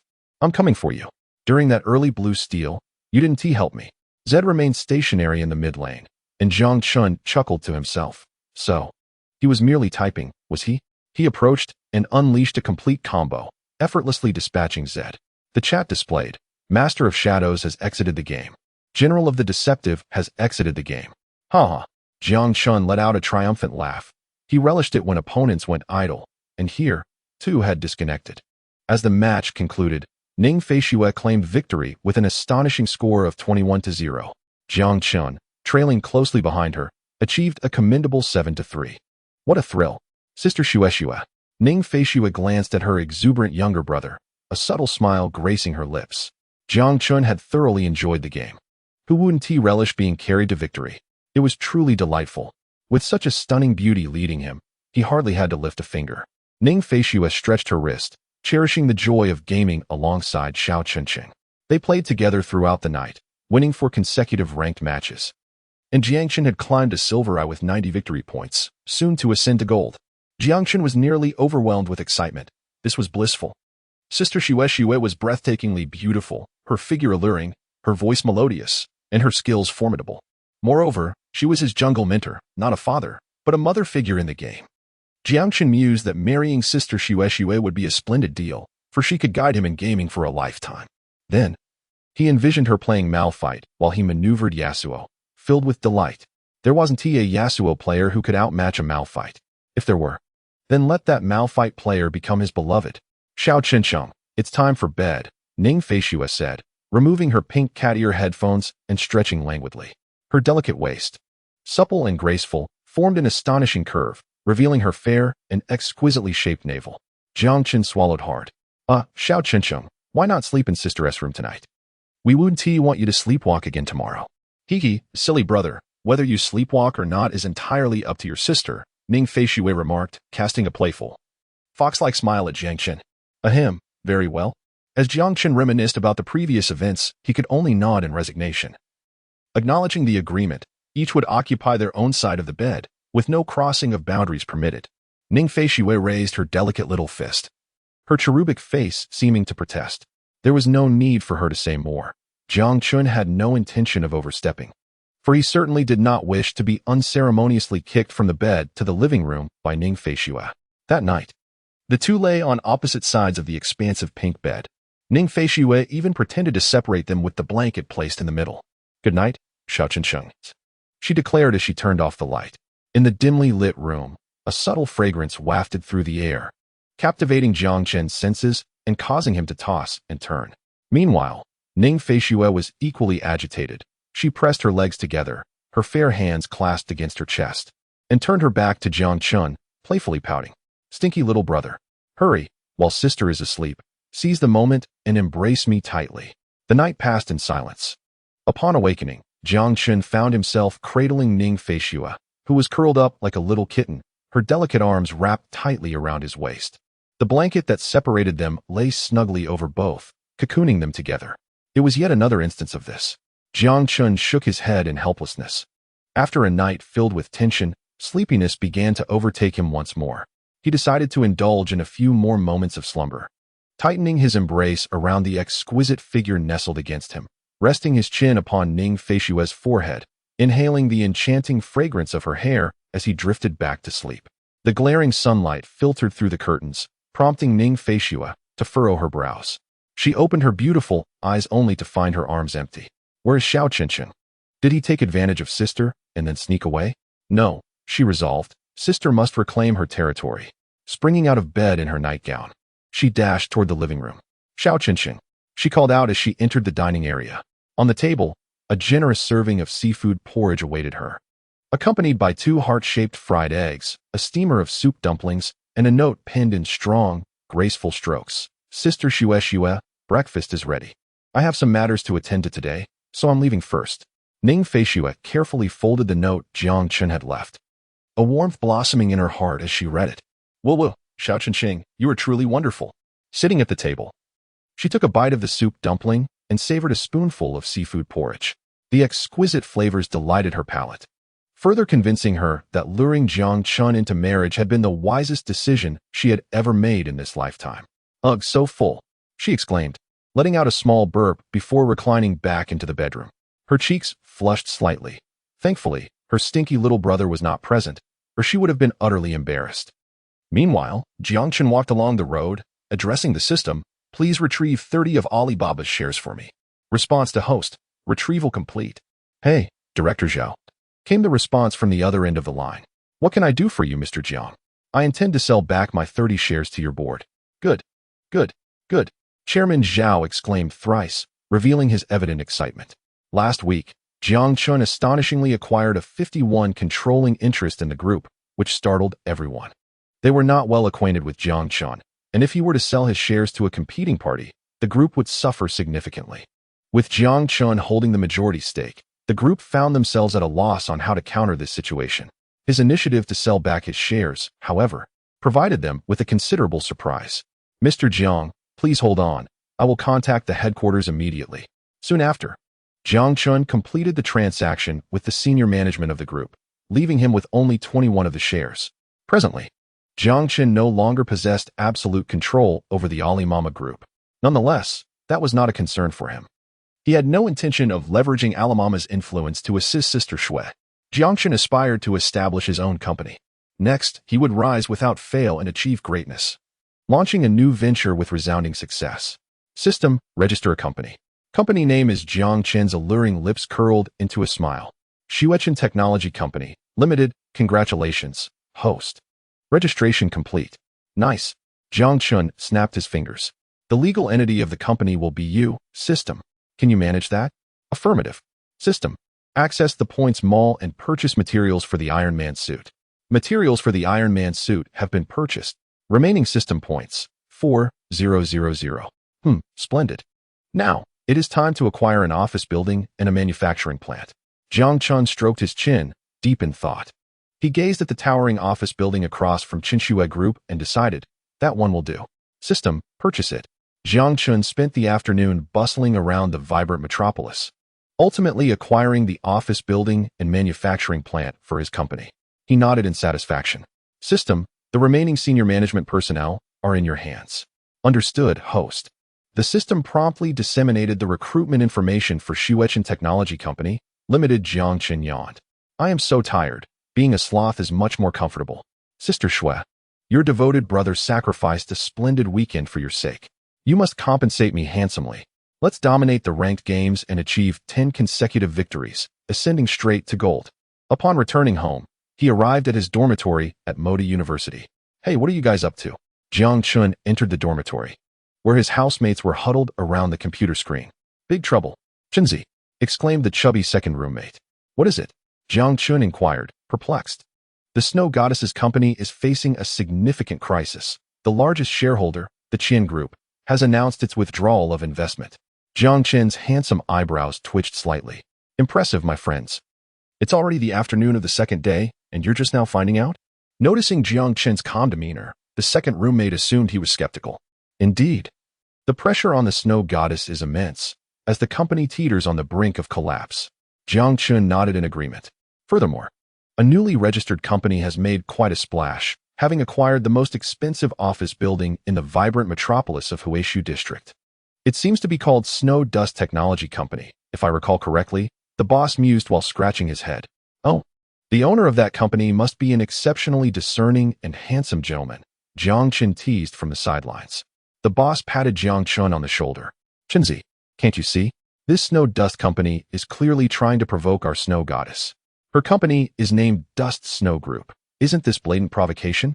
They even purchased the office building directly across from us, and it coincides with the moment when the shareholders withdrew their investments from the Snow Goddess's company. This isn't mere provocation. It's utterly absurd. Jiang Chun raised an eyebrow slightly. Is that so? You make a compelling point. In the presidential office of Dust Snow Group, Ning Feishue, clad in a pristine white professional outfit, sat gracefully in a leather chair, her voluptuous figure sinking deeply into the plush cushion. She pinched her brow with her delicate fingers, her beautifully arched eyebrows furrowed, and her almond-shaped eyes fixated intently on the paper report in her hands. Snow Dust Technology Company. Which fool registered this company? Is it an intentional affront to my sister, Snow? The name of my company combines both my brother's and my own, Xiao Qinshan first, followed by Xueshua. How could any ordinary person comprehend this? Which dimwit dares to provoke me? Ning Feishue clenched her dainty fist, making a cracking sound. Let me catch you, or I shall deliver a swift blow to your throat, then crush your little head. Meanwhile, Jiang Chun, lounging on his bed while scrolling through his phone, sneezed. Which fool dares to insult me? System, apply for investment cooperation with Dust Snow Group. A full investment of 100 billion. Response to host. Application has been sent. Well done. System, how long will it take to produce our Iron Man suit?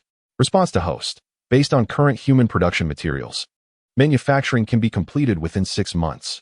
6 months is quite acceptable. After all, we are replicating Tony Stark's Iron Man suit on a 1:1 scale. Even with the blueprints and materials, time is required. With everything in place, it is time for me to relax and indulge. Jiang Chun sprawled on his dormitory bed, drifting into sweet dreams. In a luxurious villa district, Ning Feishue, weary from her day, opened her front door. She swiftly discarded her high-heeled shoes with a few steps and collapsed onto the leather sofa. I'm so tired. I don't want to wear high heels to work anymore. Gurgle, gurgle. Her petite belly emitted a loud, hungry growl. I'm feeling rather peckish. Ning Feishue yearned for the delectable dishes prepared by Xiaokinson. She grasped her phone, poised to call Jiangchen, her delicate, fair fingers hovering in the air, motionless. Ultimately, she decided against disturbing Xiaokinson, feeling somewhat embarrassed after persistently inviting him over these past few days.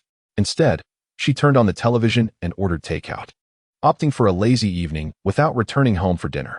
In the dormitory of Magic City University, Jiang Chun, accustomed to rolling over in bed, drooled as he clutched his blanket tightly. That night, Ning Feishue lay on her plush pink bed, tossing and turning restlessly. The soft and fragrant mattress felt as unyielding and cold as iron, rendering her unable to find slumber.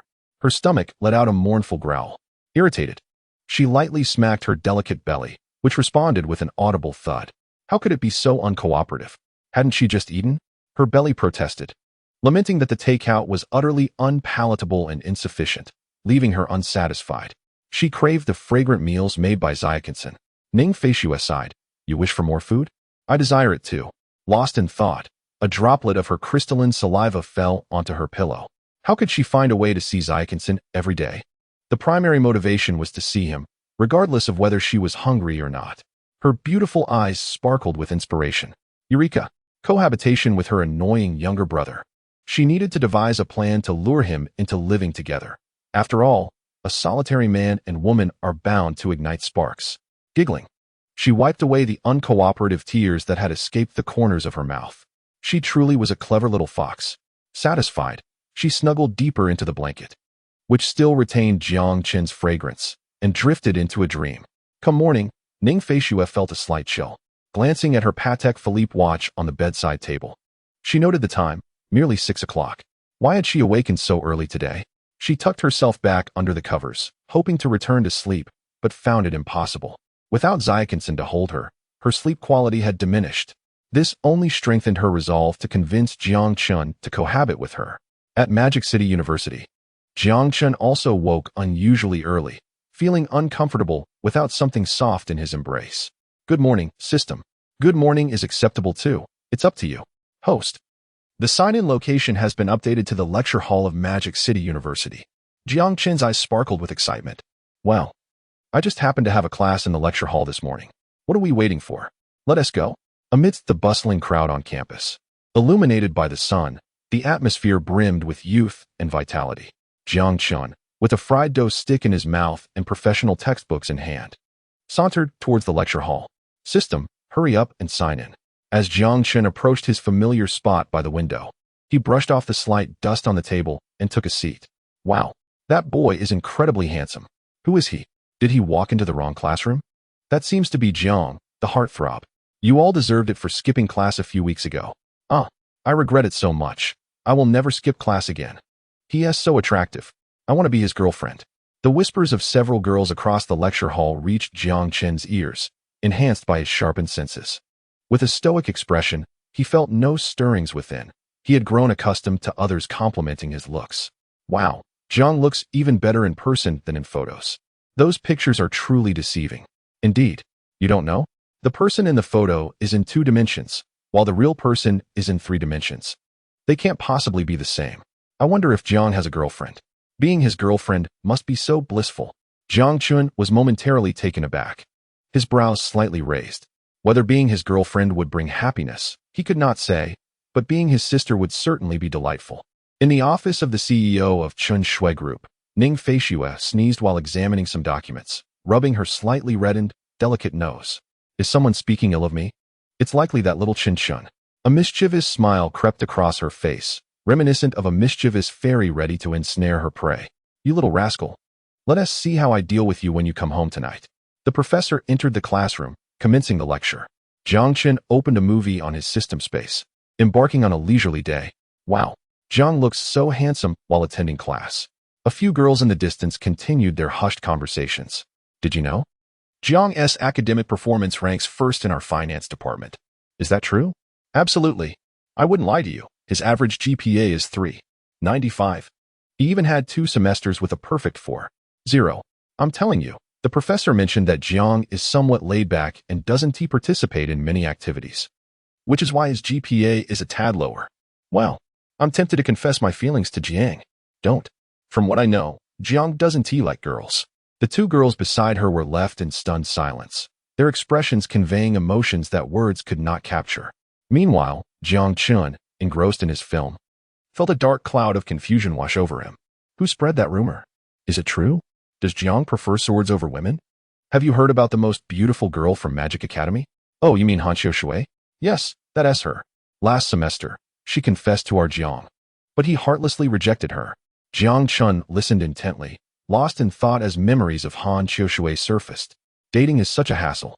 One cannot be lazy or indulge in gaming. How could he possibly agree to enter into a romantic relationship? Moreover, Han Xiushui is merely average, lacking the beauty of Sister Shui. While her slender legs are indeed delicate, they are too thin, making her uncomfortable to embrace.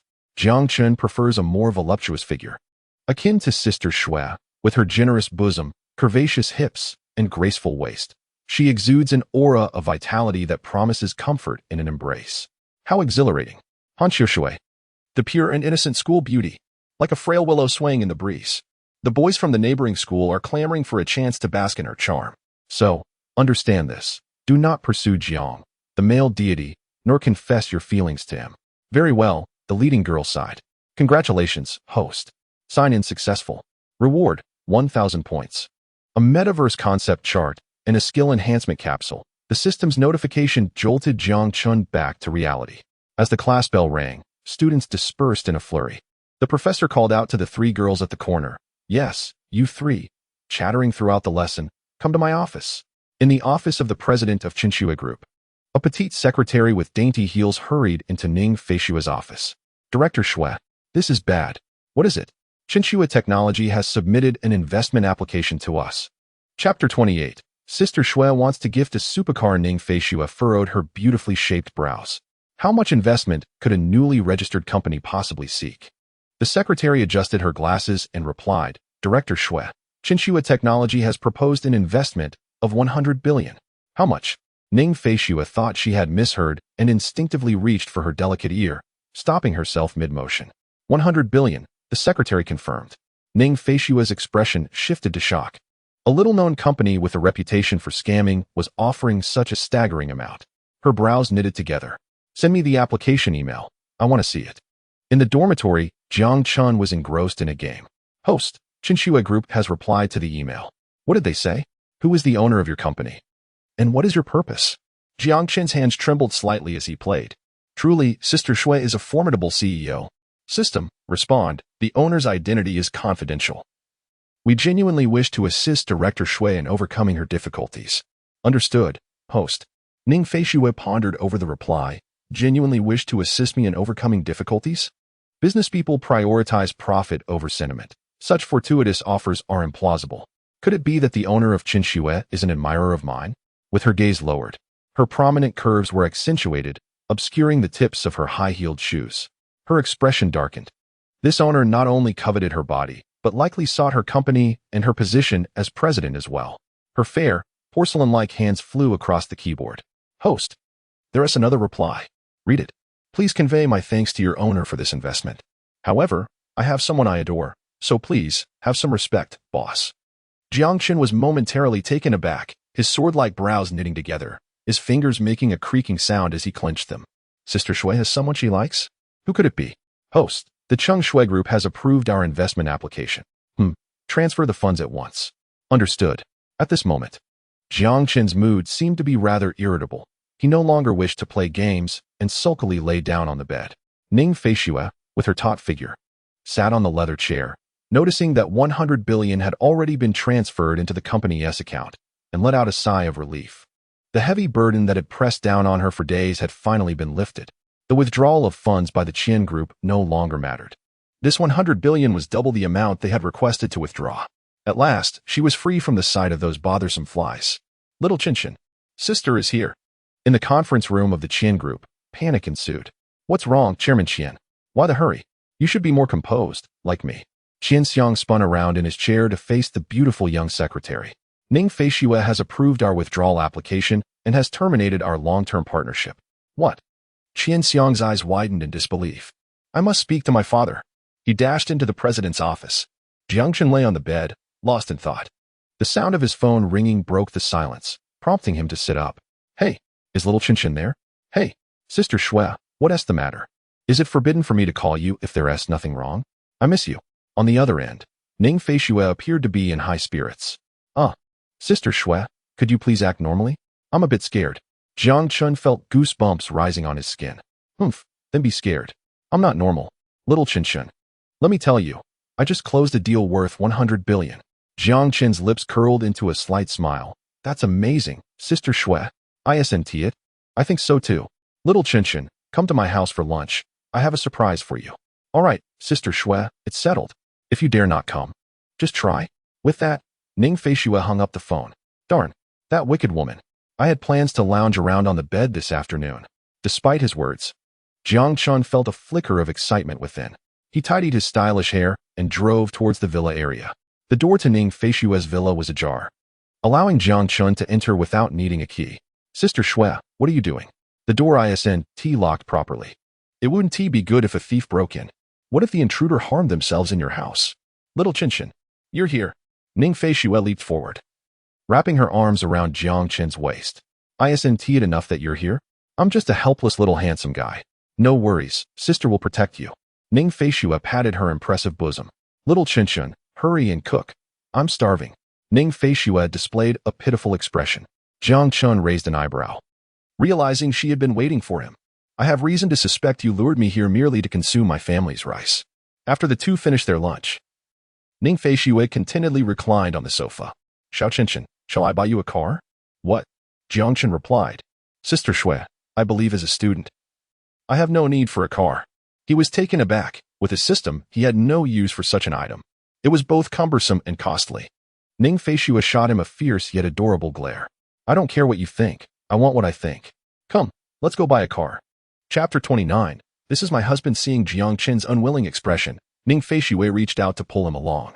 Come on, a car doesn't cost that much. Suddenly, she stumbled and fell into Jiang Qin's embrace. Startled, he quickly wrapped his arms around her delicate form. Sister Shui, what happened to your foot? Ning Feishue lowered her gaze, avoiding his eyes. It's nothing, I just twisted my ankle. Jiang Qin, in a swift motion, lifted her in a princess carry and placed her on the sofa, gently pushing aside her trousers. The ankle of Ning Feishue was swollen and red, the contrast of her delicate skin accentuating the alarming sight. Ning Feishue clung to Jiang Qin's neck. His warm breath brushed against her soft, white calf, causing her to shiver slightly. Xiao Qinshan, it's all right. Let us go buy that car first. Jiang Qin's expression turned serious as he fixed his sharp gaze on Ning Feishue, who trembled slightly. With such a swollen foot, she still wanted to go out? Unable to voice her thoughts, Ning Feishue gazed at Jiang Qin with eyes full of helplessness, reminiscent of an abandoned kitten. System. Learn the supreme massage technique. Jiang Qin focused on Ning Feishue's swollen ankle, silently reciting. Congratulations, host. Supreme massage technique learned successfully. For just 998, experience bliss beyond breath. The extraordinary meridians and acupoints of the human body flooded Jiang Qin's mind. He gently raised his hand and began to caress the swollen area of Ning Feishue's ankle. It tickles. Ning Feishue tightened her grip around his neck, her cheeks flushed. Xiao Qinshan, you are so handsome. Your scent is delightful. Ning Feishue felt herself overwhelmed by Jiang Chen's unique masculine essence. He focused on her delicate foot without a word. Her small feet were exquisitely petite and tender, evoking a strong desire to cherish them. Sister Shui, I'm about to begin. With a firm grip on her soft foot, he commenced the massage. Her foot, so tender, felt as though it was crafted from the finest materials, delicate and ethereal. A soft moan escaped Ning Feishue's lips, her face ablaze like the setting sun, as her younger brother's skilled hands worked with extraordinary finesse. Her delicate feet, along with her entire being, emanated an indescribable sensation of comfort. Could it be a facade? How could a mere younger brother, a typical homebody, possess such expertise in massage techniques? Was he perhaps employing these skills to charm young women? The notorious East Asian queen of jealousy was at it again. Sister Shui, how does this pressure feel? Is it still painful? Little Chun, you know that a man's head and a woman's feet should never be touched. If one dares to do so, it could only mean a commitment of the heart. Ning Feishue whispered softly in Jiang Chen's ear. Goodness, it seems there might be some truth to that. My mother mentioned it to me. Jiang Chen was startled, but did not withdraw his hands, continuing to massage Ning Feishue's ankle. Noticing his silence, Ning Feishue refrained from pressing him further. All right, Sister Shui. Now take a few steps and see if it still hurts. With a flirtatious glance, she stood and walked. It doesn't hurt at all. The swelling has subsided, and my ankle has returned to its pristine, jade-like appearance. Incredible. Ning Feishue was astonished by Jiang Chen's rapid massage technique. You must explain yourself, little brother. Sister Shui, I learned this technique from a master of bone setting, Jiang Chen replied nonchalantly. Ning Feishue harbored complete trust in him, without a trace of doubt. Suddenly, her slender hand playfully pinched his waist. Tell me, how many young ladies have you used this technique on? Jiang Chen was taken aback. Huh, none, Sister Shui. I just learned it, and you are the first. Ning Feishue's cheeks flushed, and she wrapped her arms around his waist. Hee, little brother. Does that mean I have claimed your first experience? Jiang Chen stared at her in bewilderment. Ning Feishue, annoyed, retorted, little brother, do not look at me like that. Linking her arm with his, they made their way to the parking lot. The two soon arrived at a car dealership in the bustling metropolis. With her arm draped over Jiang Chen's, Ning Feishue strolled down the street, resembling a young couple in the throes of romance. Little Chun, have you decided what car you wish to buy? Jiang Chen was momentarily distracted, lost in thought while watching the movie Ju-on in his mind. I'm easygoing. I'll defer to you, Sister Shui. All right then, let me see if they're S.A. Koenigsegg. What on earth? Supercars are extravagant and a waste of money. Ning Feishue gazed at him with sheer delight. Not a waste at all. Anything for you, little Chun, is worth its weight in gold. Jiang Chen felt a bit overwhelmed by her gaze. All right, I'll discreetly settle the bill later. Let us take a look first. A bull or a venom wound be out of the question. Jiang Chen's eyebrows twitched, and he coughed lightly, thinking to himself, truly, she is a wealthy sister. He found it increasingly difficult to resist the urge to embrace Ning Feishue's curvaceous, fair legs. Wealthy lady, hungry, meal, Shui Shui? A young man's exclamation echoed from behind the two. What a coincidence, Shui Shui, are you here to buy a car as well? Ning Feishue turned around. Her delicate brows furrowed. Zhaozhua, mind your manners, Shui Shui is not a name you can use. Zhaozhua, flanked closely by his bodyguards, removed his sunglasses and cast a wary gaze at the striking Jiang Chen. Miss Ning, who is this? Jiang Chen beside her frowned slightly. Ning Feishue's graceful arm wrapped tightly around Jiang Chen. This is my husband, can't you see that? Chapter 30. Sister Shui Shui, let me take you for a ride. Upon hearing this, Jiang Chen's strong arm embraced Ning Feishue's slender waist, his touch gently caressing her lower abdomen. Ning Feishue tensed momentarily before gradually relaxing. Her charming face flushed as she permitted Jiang Chen's advances. Having never experienced such intimacy, she felt a delightful shiver coursing through her entire being, rendering her weak. Little brother, you truly are quite the flirt. I adore it. Jiang Chen, taken aback, struggled to contain his impulses, yet his arm moved instinctively. Shui Shui's waist is astonishingly slender. I always thought it looked delicate. Now, holding her, it feels even thinner than my own arm's circumference. And her abdomen is so soft. Is it conceivable for a girl's waist and belly to be this tender? I hope that afterward, Shui Shui won't send me flying 8 meters away. He endured the heat rising within him, his gaze fixated on Zhaozhua. Seeing Jiang Chen's challenge, Zhaozhua's expression darkened, his fingers tightening with a cracking sound. The bodyguards behind him were about to advance, when he shot them a warning glance. Miss Ning, are you joking? This young man appears quite youthful. Zhao Zhua, are you implying that I am old? With Jiang Qin's arm around her waist, Ning Feishue felt an indescribable sense of security, her brows arching as she looked at Zhao Zhua. No, no, Miss Xue Xue is indeed at the blossoming age of 24, as radiant as a flower. Zhao Zhua awkwardly smiled. Little Qinchin, shall we go look at the cars? Certainly, Sister Xue Xue. Ning Feishue and Jiang Qin paid no heed to Zhao Zhua as they entered the dealership. Zhao Zhua cursed under his breath. Who is this brat, ruining my plans? Find out everything about him. Undeterred, he led his men into the bustling car dealership. Ning Feishue, you merely have a toy boy. Let us see how this unfolds. As they entered the dealership, Jiang Qin immediately released his hold on Ning Feishue's slender waist. Ning Feishue instantly felt a chill against her abdomen. Little brother, you haven't even warmed my belly yet. Why did you remove your hand? Such a silly boy. Little brother, why did you loosen your grip? Jiang Qin, bewildered, pondered whether to continue holding her. Wouldn't that mean he would disappear? Sister Xue Xue, was that merely for show? As Ning Feishue's enchanting eyes glimmered with frost, she urged, hurry, embrace your sister. Do you understand the art of performance? Oh, certainly, Jiang Qin replied, tightening his hold around her delicate waist, which he had been reluctant to release. Esteemed guests, how may I assist you? Inquired the manager of the dealership, who had approached upon noticing the ethereal couple from afar. With handsome features and graceful poise, they were not ordinary individuals. Should a significant deal be struck, a promotion to vice director would be within reach. Bring forth your most extravagant supercars, Ning Feishue commanded, her ruby lips parting slightly. Jiang Qin raised an eyebrow, bemused. Indeed, she was the wealthy sister, effortlessly uttering the most ostentatious words with the most casual demeanor. The manager, overwhelmed with unexpected delight, led them to the supercar showcase. This is the Hennessy Venom F5, limited to just 24 units worldwide, boasting a 0 to 100 kilometers h acceleration in 2.8 seconds, priced at 13 million. And this is a Lamborghini, with only 14 produced globally, also achieving 0 to 100 kilometers h in 2.8 seconds, priced at 29 million. Jiang Qin gazed at the array of supercars, astounded. The ground clearance was so low it seemed to graze the earth. Is there anything else? The prices seem rather modest, Ning Feishue remarked, her fingers brushing her smooth chin. With a budget of 50 million, these options fell short. The manager wiped the cold sweat from his brow. Madam, the remaining vehicles are not merely purchased with wealth. Suddenly, Zhao Zhua entered with his bodyguards. Do you know who she is? She is Ning Feishue, the youngest and most stunning president of the Qinxue group in the city. Ning Feishue's expression darkened. Zhao Zhua was indeed a repugnant bully. The manager, sweating profusely, apologized. My sincerest apologies. Please follow me. After a moment, the chairman of the dealership arrived.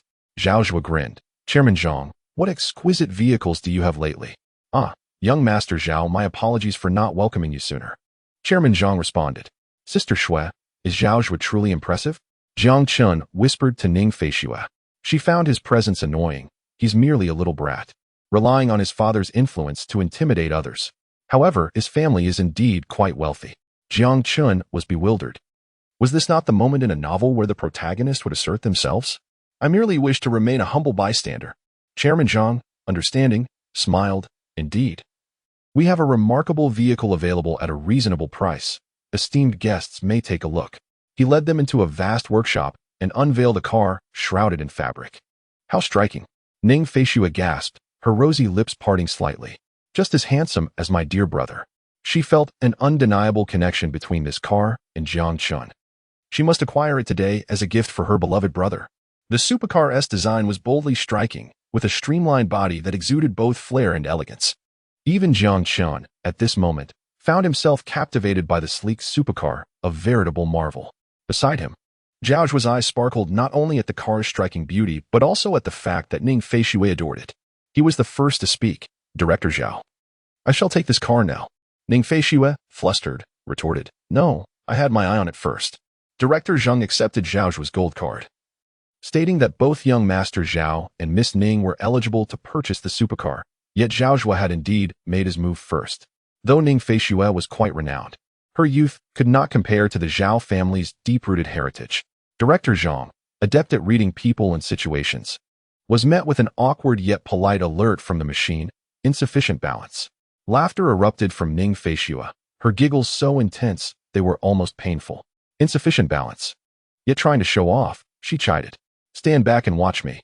The machine chimed again. Insufficient balance. What on earth? Ning Feishue's cheeks flushed a bright red, incredulous. How could that be? 50 million should be more than enough. The atmosphere grew tense as she buried her pretty face in Jiang Qin's embrace, resembling a shy ostrich. This Bugatti accelerates to 100 in just 2. For seconds, priced at 1 billion, Director Zhang spoke softly, caressing the car. Zhao Zhuo turned pale. If only he had known sooner. He only had 40 million in his account, a sum provided by his father as discretionary funds. There was no way his father would allow him to squander 100 million on such a toy. Hearing this, Ning Feishue wrinkled her delicate nose. 100 million could indeed be gathered if she gritted her teeth. Just as she resolved to do so, Director Zhang rushed over to her. Excuse me, are you Mr. Jiang Qin? Yes, I am, Jiang Qin replied calmly, his arm around Ning Feishue's slender waist. Unbeknownst to everyone, he had already discreetly acquired the Bugatti through a system. Here is your Bugatti key, along with our dealership's black diamond card. Director Zhang respectfully placed the items into Jiang Qin's hands. Ning Feishue nestled within his embrace. Gaped in astonishment, her bright red lips forming a perfect oval. Zhao Zhuo and the surrounding bodyguards stared in disbelief at Jiang Qin. How is this possible? Jiang Qin turned to the adorably dazed Ning Feishue. Sister Shui, shall I take you for a ride? With a press of the key, the Bugatti's door lifted gracefully like a blade. Jiang Qin effortlessly scooped Ning Feishue into a princess carry, placing her gently in the passenger seat. The obsidian-like Bugatti roared to life with a deafening sound and sped away into the distance. In Chapter 31, is the smelly brother being pampered by a wealthy woman? Ning Feishue settled into the supercar, the soft and comfortable seat cradling her petite form delightfully. She was still reeling from the shock. Utterly mesmerized by the strikingly handsome Jiang Qin, struggling to catch her breath. The way her smelly brother held her was simply too dashing. How could he be so charming? How infuriating. After a moment, regaining her composure, Ning Feishue furrowed her brows, fixating on the dashing Jiang Qin beside her. How is this possible? Where did my smelly brother get such money? Could it be that my foolish younger brother has been taken under the wing of a wealthy matron? She immediately suspected that Jiang Qin was being supported by an affluent woman. Ning Feishue's anger surged. After nurturing him for 20 years, she had never allowed him to indulge in luxuries. Yet he had been snatched away by some older woman. Imagining Jiang Qin reveling in the company of this rich woman, Ning Feishue crushed her phone into fragments. With her delicate fingers, she grasped Jiang Qin's waist, her tone grave. We shall settle this upon our return. Jiang Qin, who was driving, sensed the gravity of the situation. In 2 lifetimes, Sister Shui had only called him by his name twice. Once when she was about to attend university after high school, and now. He knew he had to intervene. The look on Ning Feishue's face indicated that she was prepared to make significant sacrifices. Jiang Qin could not allow such an event to transpire. As the sleek Bugatti entered the villa complex, it attracted the attention of numerous residents, all of whom were affluent individuals. They could instantly discern that this Bugatti was no ordinary vehicle. Jiang Qin parked the car in Ning Feishue's garage and, as he was about to exit, he noticed shattered phone pieces scattered everywhere. His eyes widened in shock. This was the first time Sister Shui had expressed such intense anger. Sister Shui, may I carry you home? Jiang Qin's deep, alluring voice was tinged with a hint of playful charm. Upon hearing this, Ning Feishue's ashen expression softened slightly, and she nodded silently.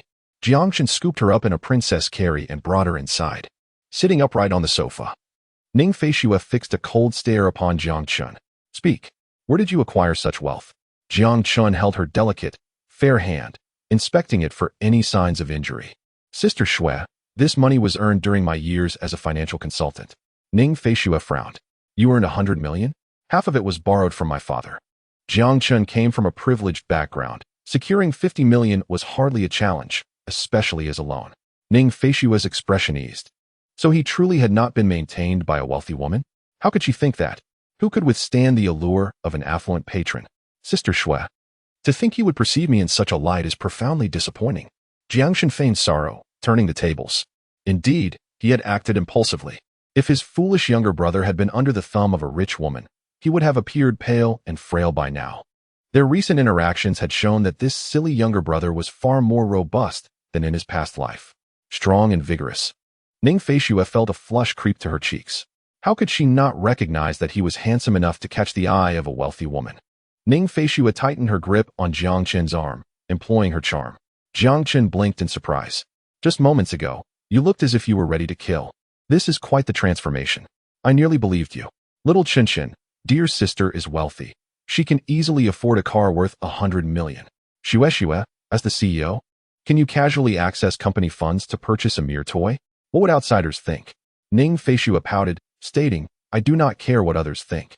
I only wish for little Qin's happiness. It infuriated me that I intended to gift you a car, yet you ended up paying for it. No worries.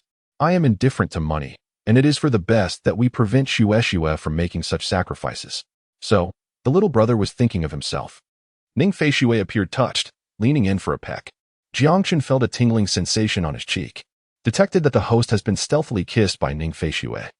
Reward, Skill Enhancement Capsule X1. Jiang Qin wiped the fragrant drool from his face, feeling helpless. The two resumed their harmonious and affectionate interaction. Huawei's phone shattered. See? It's quite simple. A world without anyone getting hurt has been completed. Bugatti. The mistress is terrifying.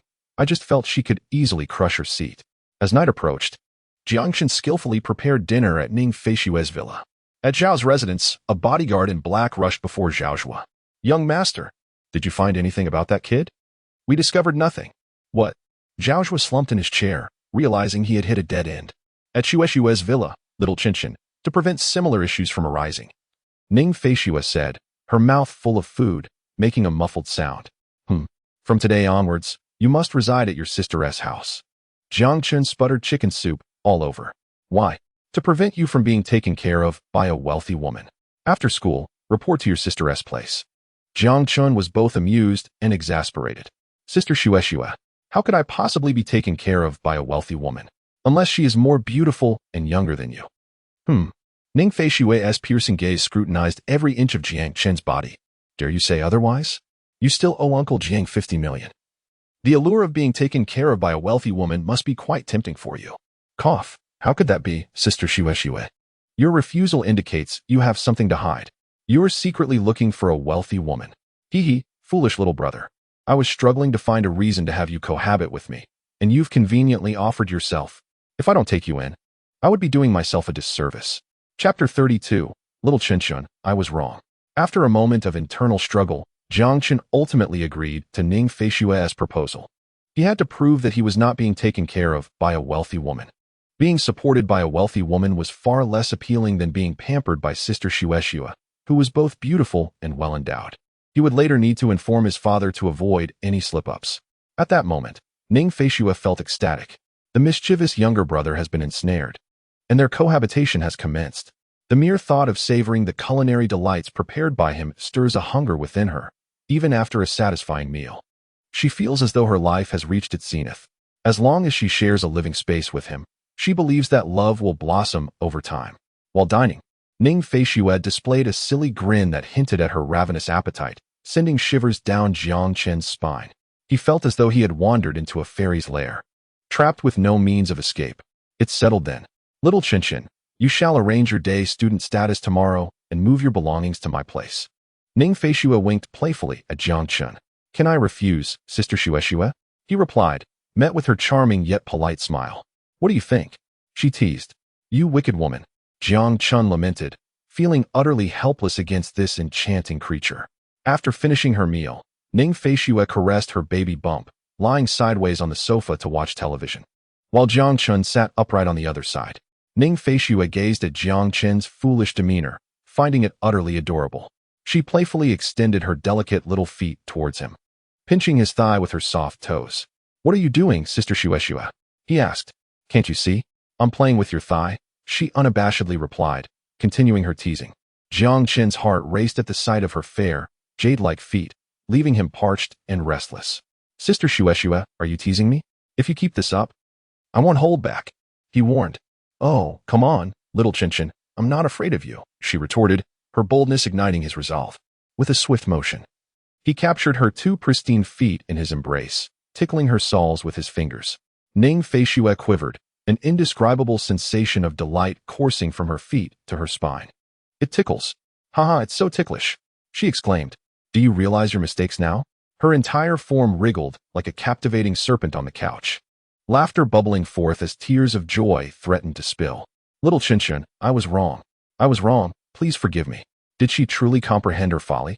Jiang Chun, moved by her playful plea, released her feet. With flushed cheeks, Ning Feishua wrapped her arms around Jiang Chun's head, burying his face between her ample bosom. You little rascal, you've learned to tease your sister. Jiang Chun muffled, Sister Shueshua, you're being unreasonable. I'm not being unreasonable. Mistakes and punishment are two different matters. She countered, reveling in the delightful sensations he had evoked. Their playful banter continued throughout the night. Ning Feishua rose from the sofa, declaring it was time for bed, little Qinshan. As per tradition, we shall sleep on either side of the bed, and no one is allowed to trespass. She raised her delicate, fair fist in a gesture of defiance. Jiang Chen's eyelids flickered. After all, it was always she who crossed the boundaries. Why did he not consider that he might be the one overstepping? Because it was utterly inconceivable. He could never inadvertently embrace Sister Shui while asleep. Absolutely not. As dawn broke, Jiang Chen opened his sleepy eyes. The soft and fragrant Ning Feishua was tightly wrapped around his waist, her small head nestled against his sturdy chest, emitting faint snores. This had become a familiar routine. Jiang Chun continued to hold Sister Shui close, drifting back into slumber. Posthume, it is 8:20. TCH. Jiang Chun snapped back to reality. What? This morning was a mandatory English class. He gently rose, ensuring Ning Feishua was snugly tucked under the covers. He dashed into the kitchen to prepare breakfast, munching on a few slices of bread as he sprinted back to Magic University. Damn it. The morning rush hour had turned the roads into a gridlock. He had no choice but to run. Jiang Chun propelled himself forward with powerful strides towards the university. Warning. Warning, host running speed has reached 40 kilometers per hour, exceeding normal human limits. Please reduce speed. Please reduce speed. Damn, this is getting ridiculous. Jiang Chun slowed his pace, maintaining a steady run towards Magic University. Thank goodness he had set the system to remind him. Otherwise, if he were exposed, he might be taken for research purposes, lying on an operating table while they dissected his anatomy. He presented his student ID and entered the campus. The classroom was filled with students, and Jiang Chen stealthily approached the back door, planning to slip in unnoticed while the teacher was distracted. Almost there, just a little more. This student, you are late. At the podium stood a beautiful woman in a gray professional skirt, her expression serious, gazing at the sneaky Jiang Chun. Chapter 33, Everyone look at me. I have an announcement. The atmosphere in the classroom instantly froze, as all students followed Yi Tiantian's gaze, turning to Jiang Chun. What the heck, isn't that Chenzi? The second in command displayed a look of shock. Chenzi had been absent from home for nights on end. It seemed he had found a beautiful girl and was no longer single. This traitor, betraying the organization. The leader fumed. The beautiful woman at the podium was Jiang Chen's English teacher, named Yi Tiantian.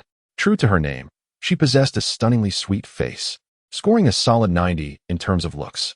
However, what captivated attention was not merely her pretty face, but her incredibly alluring and voluptuous figure. Particularly, her seductive hourglass waist and shapely hips. By Jiang Chen's estimation, her curves were only slightly less pronounced than those of Sister Shui. Her gaze towards Jiang Chun was tinged with surprise. Such a strikingly handsome boy was a rarity in her life. He was more handsome than many male celebrities she had encountered. However, his tardiness warranted a penalty. Jiang Chun silently lamented his misfortune. He was late on the very first day of class. It was rumored that teacher Yi Tiantian was exceedingly strict. I was wrong, teacher, he confessed. Yi Tiantian was taken aback. This student was not following the expected script. Shouldn't he have vehemently resisted first, allowing her to then patiently admonish him and guide him back to righteousness? Jiang Chun looked at Yi Tiantian, pleading silently for her forgiveness. My legs are going numb, he thought. Yi Tiantian, upon noticing Jiang Chen's handsome visage, regained her composure. This student demonstrates courage in admitting his mistakes and a commendable willingness to amend his ways. You may take your seat, but tardiness is unacceptable. Do not let it happen again. Thank you, teacher. Just as Jiang Chun turned to leave, she called out. Wait a moment, what is your name? Panic surged within him. Oh no, this is bad, Jiang Chun thought. Laughter erupted among his classmates. Haha, Jiang Chun has been called out by the teacher. Yi Tiantian is known for her strictness and meticulousness. Wow. I can already envision a romantic comedy about a troubled student falling for a stern female teacher. Some love-struck female classmates were thrilled. With a forced bravado, Jiang Chen replied, "Teacher, my name is Jiang Chen." Tian nodded slightly. "Ah, Jiang Chen, a nice name. I will remember you. You may go back now."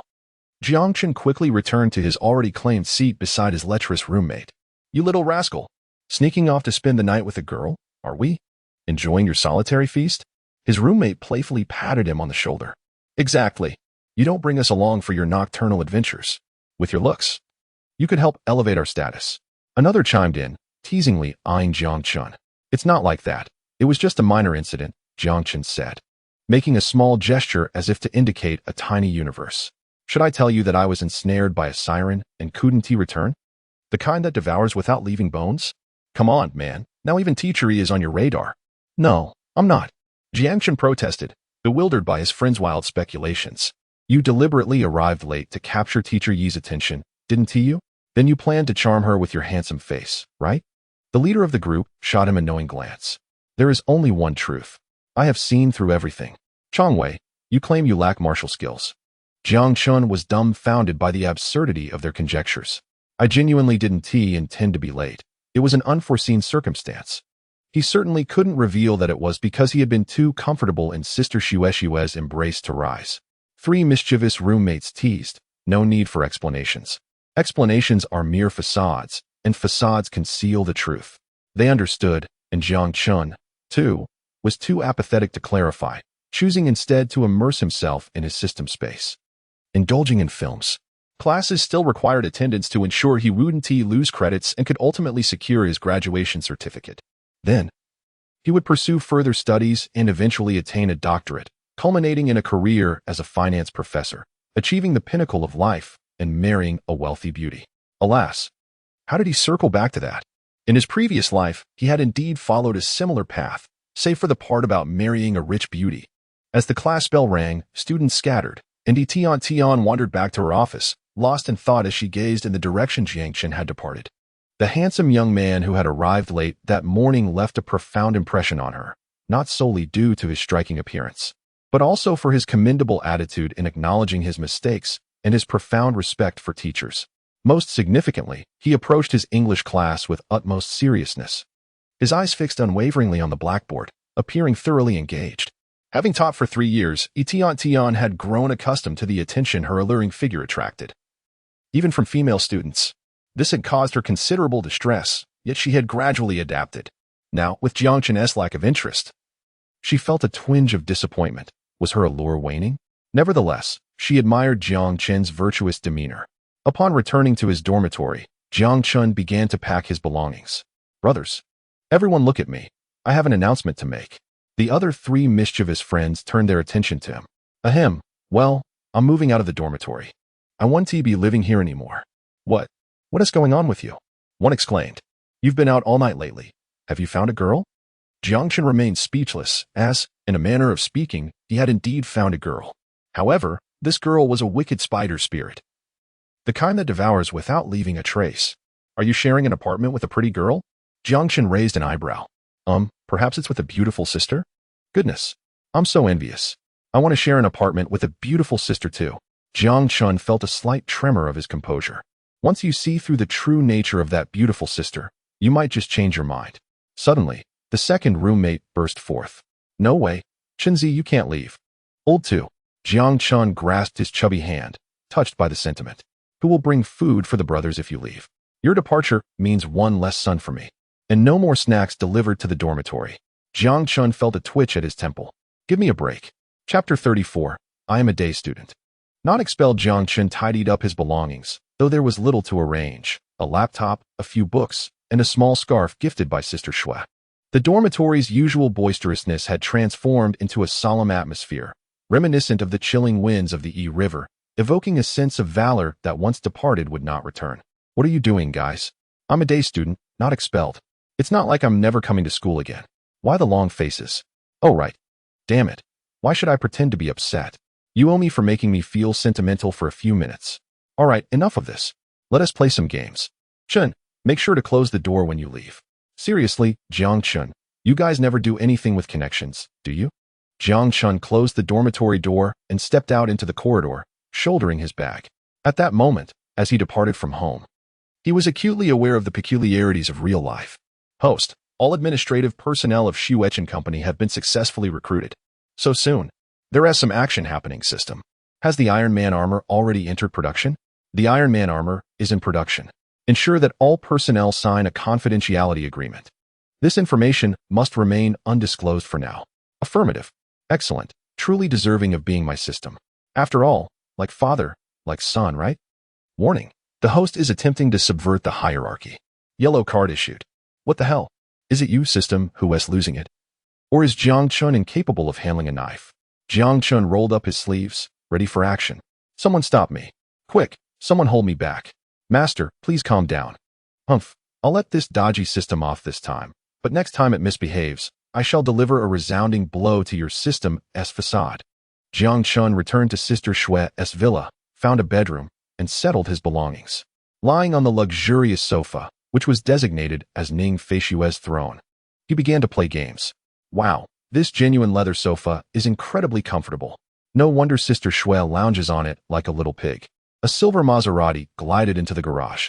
Ning Feishue, in her high heels, hurried home, her heart brimming with joy.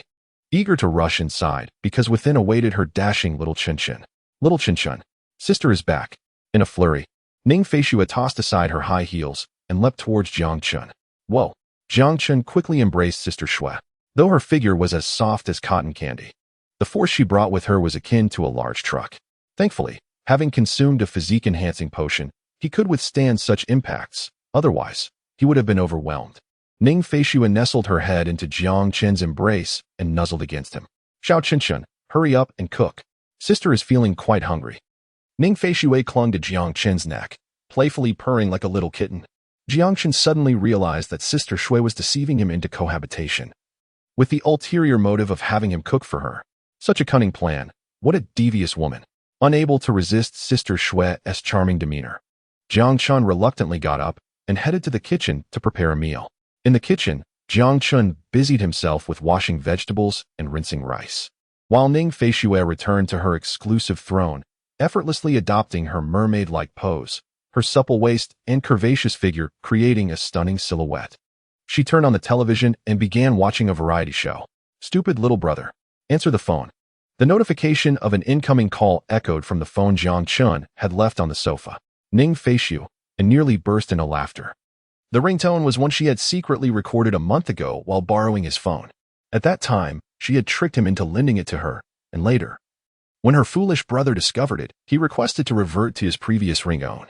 Ning Feishue, however, refused to comply, using her charm to coax Jiang Chun into accepting the mortifying tone.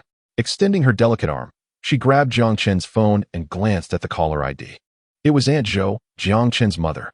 Oh no, could Aunt Zhou have changed her mind? This is bad. Ning Feishue trembled slightly as she reached out with her fair fingers to press the answer button. Hello? This was undoubtedly the sweetest tone that President Shui had ever produced. Is this Shui? Hello, Auntie. Hello. Where's Xiao Chen? Oh, Xiao Chen is in the kitchen cooking. TSK. This boy is already so caring just after getting married. Not really, Annie. On the other end, Zhou Yuqin was beaming with joy. Ever since Xiao Chan was 3 years old, Shui had been harboring feelings for him, eagerly anticipating the day he would be tricked into marrying her. Their families had been neighbors for 20 years, knowing each other well. Shui's character and virtues were impeccable. She was not only stunningly beautiful, but also well endowed. Undoubtedly a good prospect for childbearing. Zhou Yuqin had hinted to Jiang Chen multiple times, but he seemed oblivious, harboring no particular feelings for Ning Feishue. A month ago, Ning Feishue had suddenly burst into Zhou Yuqin's home, expressing her desire to marry Jiang Chun and requesting his household registration book. Zhou Yuqin was overjoyed. What a wonderful daughter-in-law was being offered to her. She promptly handed over the household registration book to Ning Feishue, urging her to secure Jiang Chun quickly. Shui, still calling me auntie. Ning Feishue's face flushed with embarrassment, her voice barely above a whisper. Mom. Oh, such a good girl. Zhou Yuqin felt even more delighted. Shui was both beautiful and well-mannered, truly the perfect choice for a daughter-in-law. Shui, how is your relationship with Xiao Chen developing? Everything is fine. We are already living together. Well, you are doing quite well. Little Chin is a bit wooden, so you must take the initiative. Thank you, Mom. At this moment, Ning Feishue has transitioned from nervousness to excitement, feeling her mother's unwavering support.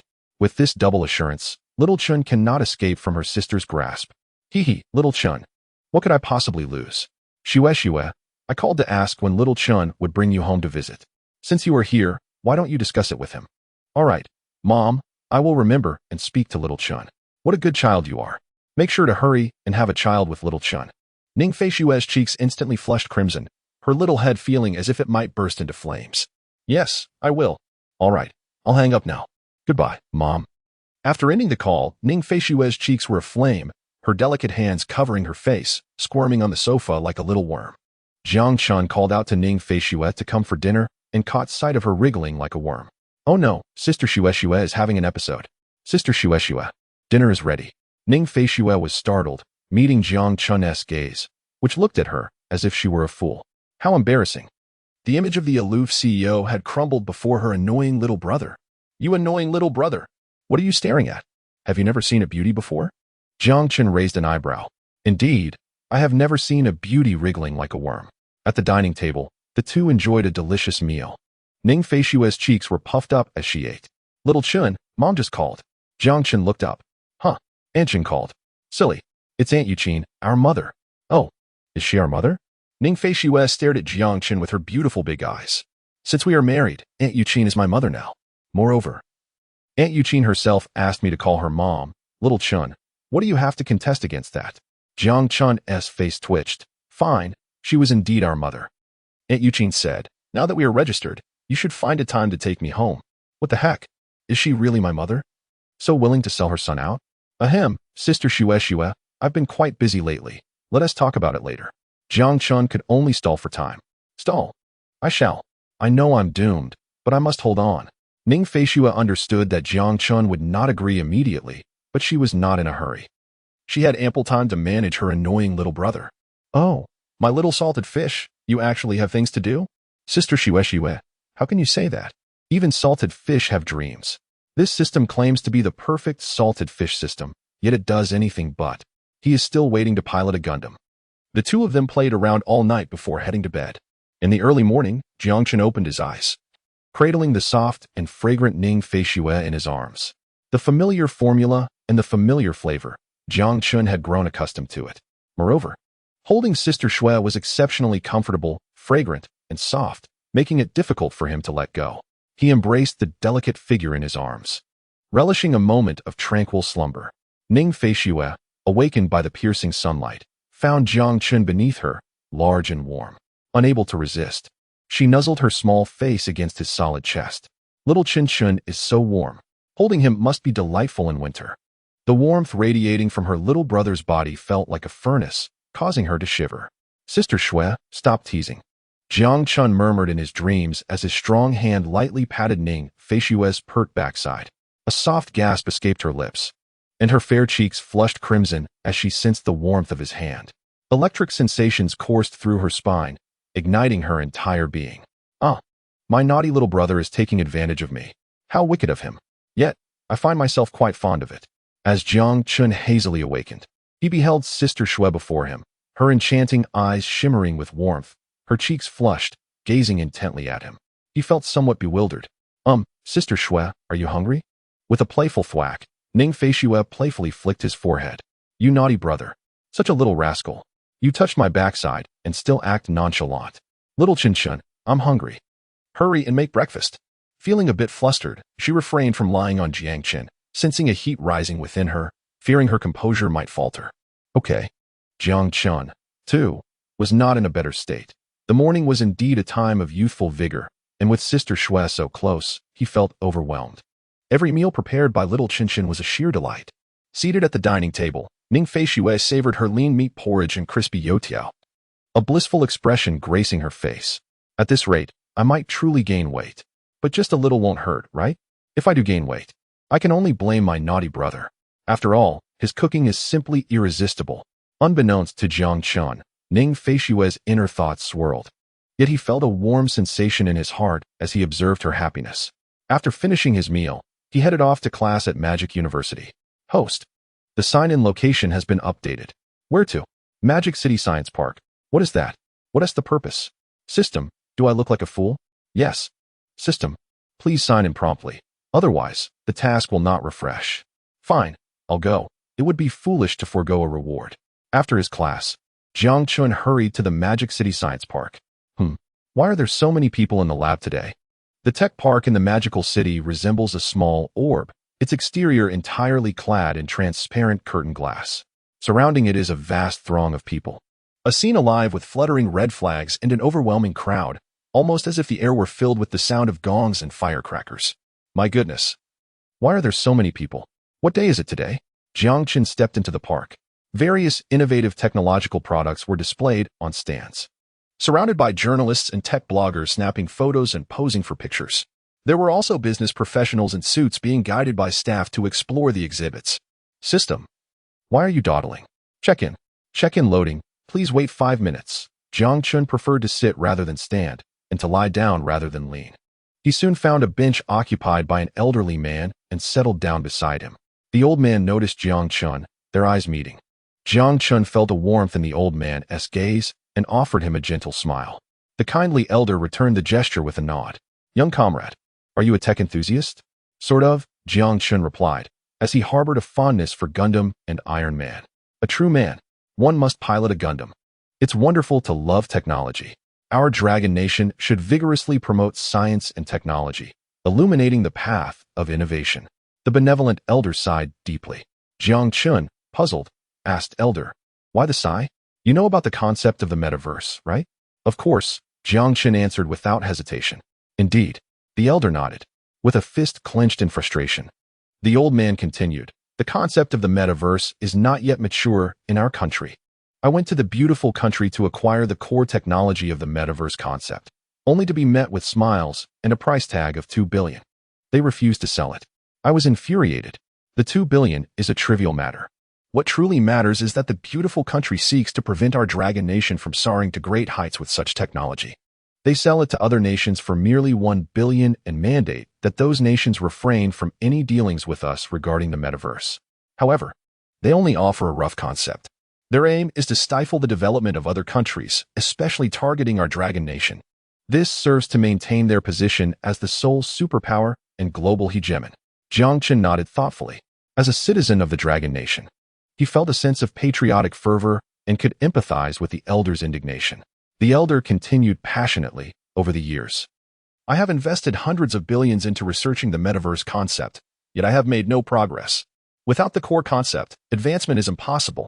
He turned to Jiang Chun, saying, Young comrade, I attend the tech exhibition every year to witness our Dragon Nation's new technologies, to attract talent, and to see if we can make headway.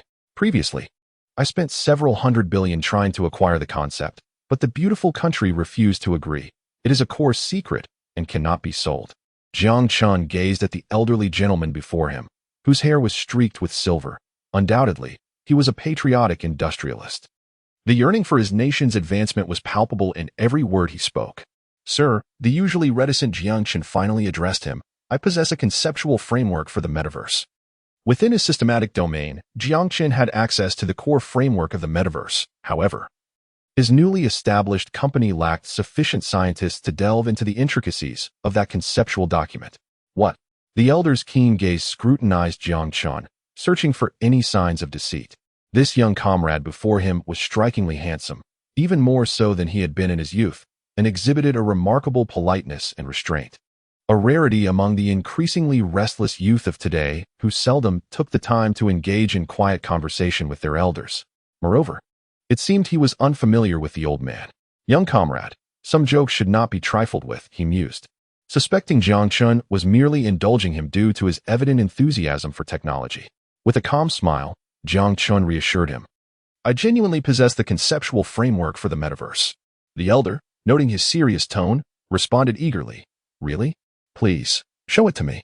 Jiang Chun retrieved his phone, and the system promptly sent the packaged file of the conceptual framework to the elder's device. As the elder opened the folder, an array of intricate diagrams and annotations unfolded before his eyes. He was astounded. The precision of the conceptual framework seemed undeniably authentic, though he struggled to comprehend its complexities. Young comrade, might you share this with me? I shall seek out the finest scientists to examine it, he implored. Jiang Chun readily agreed, recognizing no issue in providing this patriotic industrialist with the information. Hello, old Lu. I just sent you a document.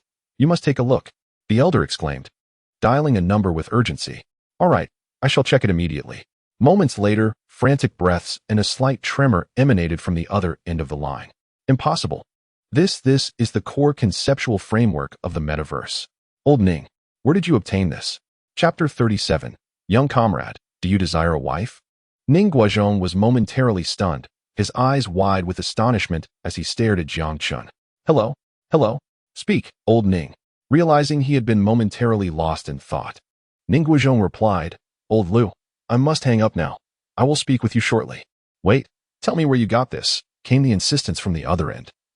But a busy signal interrupted him.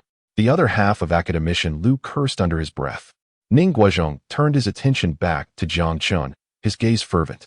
The immediate priority was the core conceptual framework of the metaverse presented by this young comrade. He understood well what this conceptual framework represented. It transcended mere monetary value.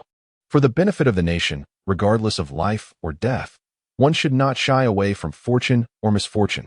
The willingness of this young comrade to share such crucial information marked him as a national hero well-versed in the greater good. Breathing heavily, with trembling hands, he placed his hands on Jiang Chun's shoulders. Young comrade, where did you acquire this document? It is impossible that it was purchased abroad. They wouldn't sell it even for several trillion. Jiang Chun smiled and said, Esteemed sir, this core concept chart was developed by my company's scientific team. Ning Guozhong was instantly astonished. The young and handsome comrade before him actually owned his own company. Moreover, he was devoted to scientific research, a field that yields little profit and often squanders resources. Compared to his adorable and willful granddaughter, this young man was indeed exceptional. Young comrade, might I inquire if you would be willing to sell this core concept of the metaverse to me? I am prepared to offer 500 billion. Jiang Chun chuckled and shook his head. Ning Guozhong grew anxious, thinking Jiang Chun was declining his offer. It was understandable. Such a precious core concept was surely best kept for oneself to gain fame and fortune rather than selling it to another. Young comrade, do you not desire a wife? If you feel the price is insufficient, I have an exceedingly beautiful and charming granddaughter who I could introduce to you as a potential spouse. What? Am I that kind of person? Jiang Chun thought. After all, no matter how beautiful, could she compare to Sister Xue? Jiang Chun shook his head with a wry smile. Esteemed sir, what I mean to convey is that this core concept chart is a gift to you. With a patriotic entrepreneur like yourself, I hold great admiration. Excellent. Ning Guozhong's eyes sparkled with enthusiasm. With such patriotic young talent, how can our dragon nation not soar to greatness? Young comrade, I will not take advantage of you. If it is 500 billion, it shall be precisely that, not a penny less. Jiang Chun was taken aback. What was with this elder? He had offered it for free, yet insisted on giving him money. Was he in need of it? Contributing to the nation's cause was a duty, was it not? Elder, how about this? Our two companies can collaborate on researching the metaverse concept. Jiang Chun proposed a compromise. Very well, I will ensure that the funding is ample. I will not let you suffer even the slightest loss.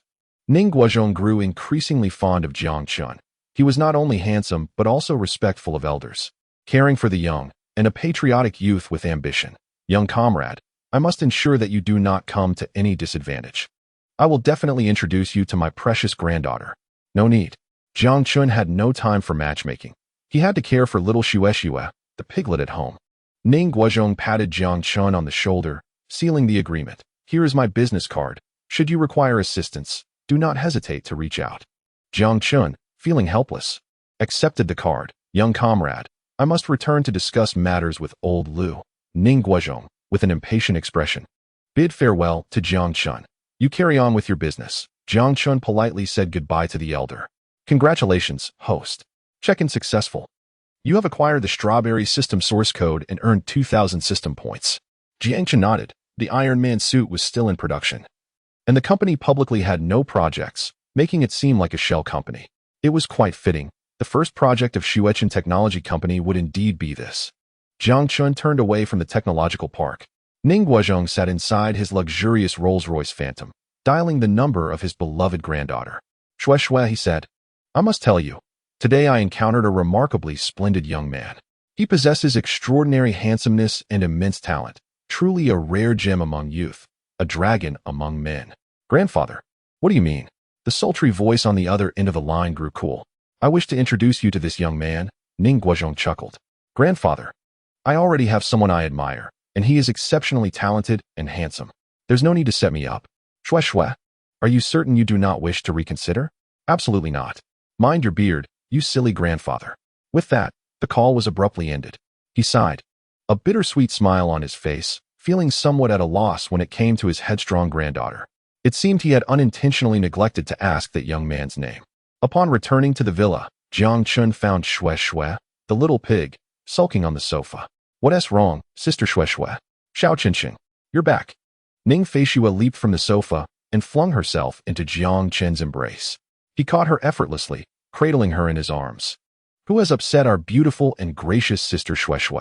Ning Feishue nuzzled her small head against his solid chest. It's just an old man. Jiang Chun scratched his head in confusion. Sister Shue Shue, today I encountered an elder as well, a patriotic entrepreneur. Chapter 38. I must introduce Shue Shue to him. Jiang Chun recounted the fervent words of the elder to Ning Feishue, omitting any mention of the core concept of the metaverse.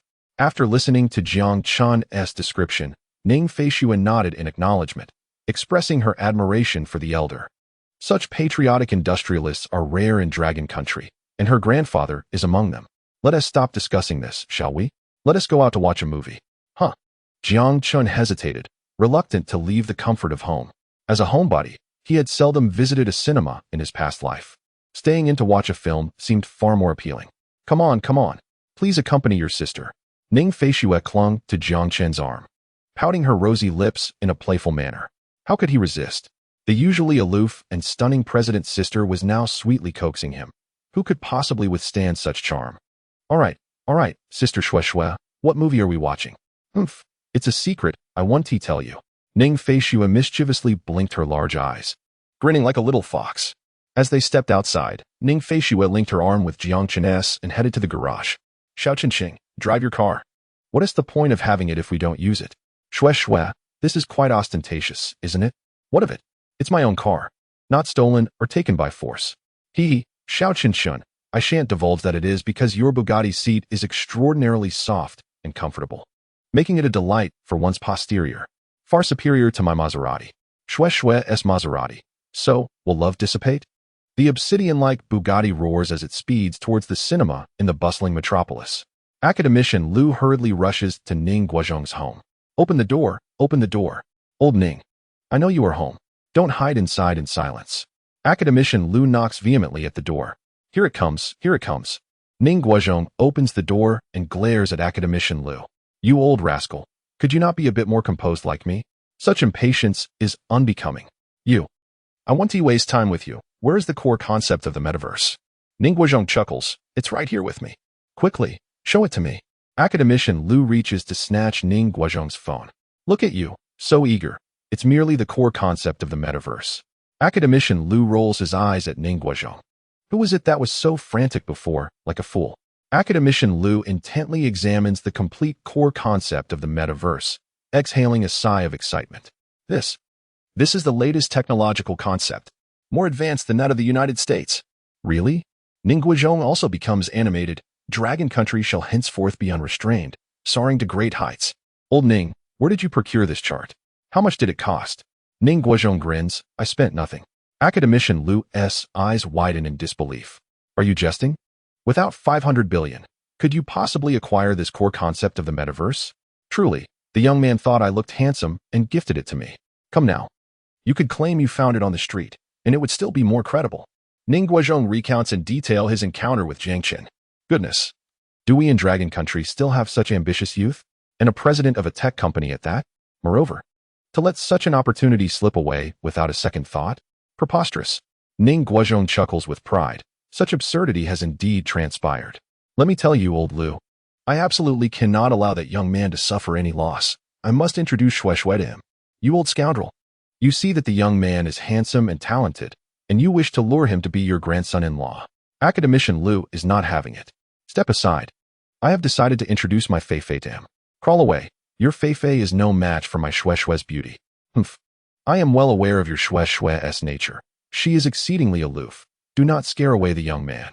You imbecile. You fool. You utter disgrace. Jiang Chun escorted Ning Feishue to the parking lot of the cinema, where his striking Bugatti drew the attention of passers-by. The divine couple who emerged from the car evoked envy among onlookers. The handsome man and beautiful woman were indeed a match made in heaven. Xiao Qinshan. It seems they are looking at us, Ning Feishue remarked, adjusting her sunglasses as she glanced at Jiang Chun. Sister Shui, they seem to have misunderstood something, Jiang Chun replied. Ning Feishue playfully pinched Jiang Chun's waist. Misunderstood? We are indeed a legitimate couple, having already registered our marriage. Jiang Chun tilted his head. Oh, I suppose that's true. Ning Feishue stifled a laugh, amused at how her silly younger brother had fallen into her playful banter. They entered the cinema, finding their seats as they eagerly awaited the film's commencement. Ning Feishue noticed other girls enjoying popcorn, her lips forming a pout that could hang a bottle of oil. Jiang Chun observed her pouting expression and realized his little piglet was craving popcorn. Sister Shui, I'll go buy some popcorn, he offered. Xiao Qinshan is becoming increasingly attuned to my thoughts. You're nothing like the dullard from my past life, she giggled. Hee. Sister has successfully trained Xiao Qinshan to be exclusively hers. After purchasing the popcorn, Jiang Chun returned to find Ning Feishue adorably seated, her long legs swinging playfully. Sister Shui, I'm back, he announced, raising the bucket of popcorn and a soda. Here, this is your popcorn, and here's your happy drink, he said, lifting the soda in front of her. Xiao Qinshan, are you implying that I am a couch potato? She teased. If I am a couch potato, then I shall drink this happy drink myself. Jiang Chun replied, placing the soda beside him. Little brother, you have no idea how to pamper your sister. I want to drink the happy drink too.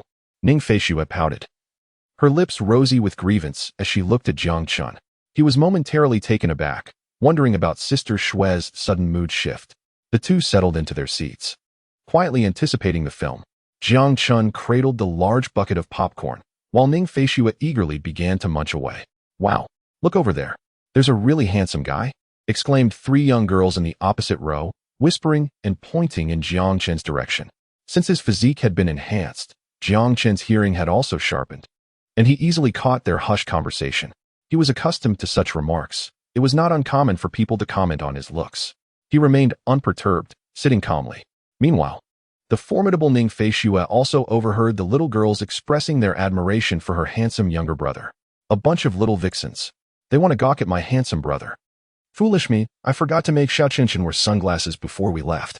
As the queen of jealousy in East Asia, she found it intolerable. Ning Feishue rose from her seat and gracefully settled onto Jiang Chun's lap, her slender, jade-like arms encircling his neck. Sister Shue, what are you doing? Jiang Chun, engrossed in a film within the system's space, was taken aback by Ning Feishue's bold approach. Ah, that woman is obstructing the handsome gentleman. Some girls whispered. Oh, she seems to be his girlfriend. So what if she is? Let us see how your boyfriend reacts. Another retorted. How petty. Humph, I am indeed petty. My dear brother is only for my eyes. Ning Feishue even felt jealous of her closest friend, let alone a few unfamiliar girls. Sister Shue, what are you doing? Little Qinshan, this chair is too hard. It's uncomfortable for me to sit. I think it's just fine, Jiang Chun replied, puzzled. So you chose to sit on my lap? Is that a problem, little Qinshan? I advise you not to meddle. Seeing this, Jiang Chun naturally acquiesced to Ning Feishue's actions. Ning Feishue inadvertently shifted her delicate form slightly. System, do you have a heart-calming pill? Response to the host, yes. There is a heart-calming pill available for 200 points each. I'll purchase it. Jiang Chun secretly consumed a heart-calming pill, but the motion caught Ning Feishue's attention.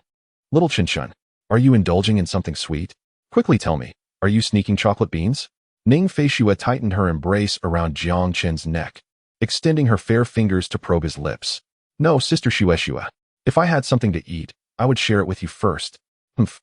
Next time you must save the good treats for your sister. Having evaded that predicament, Jiang Chun patiently awaited the effects of the heart-calming pill. However, after a while, he found his restlessness unabated.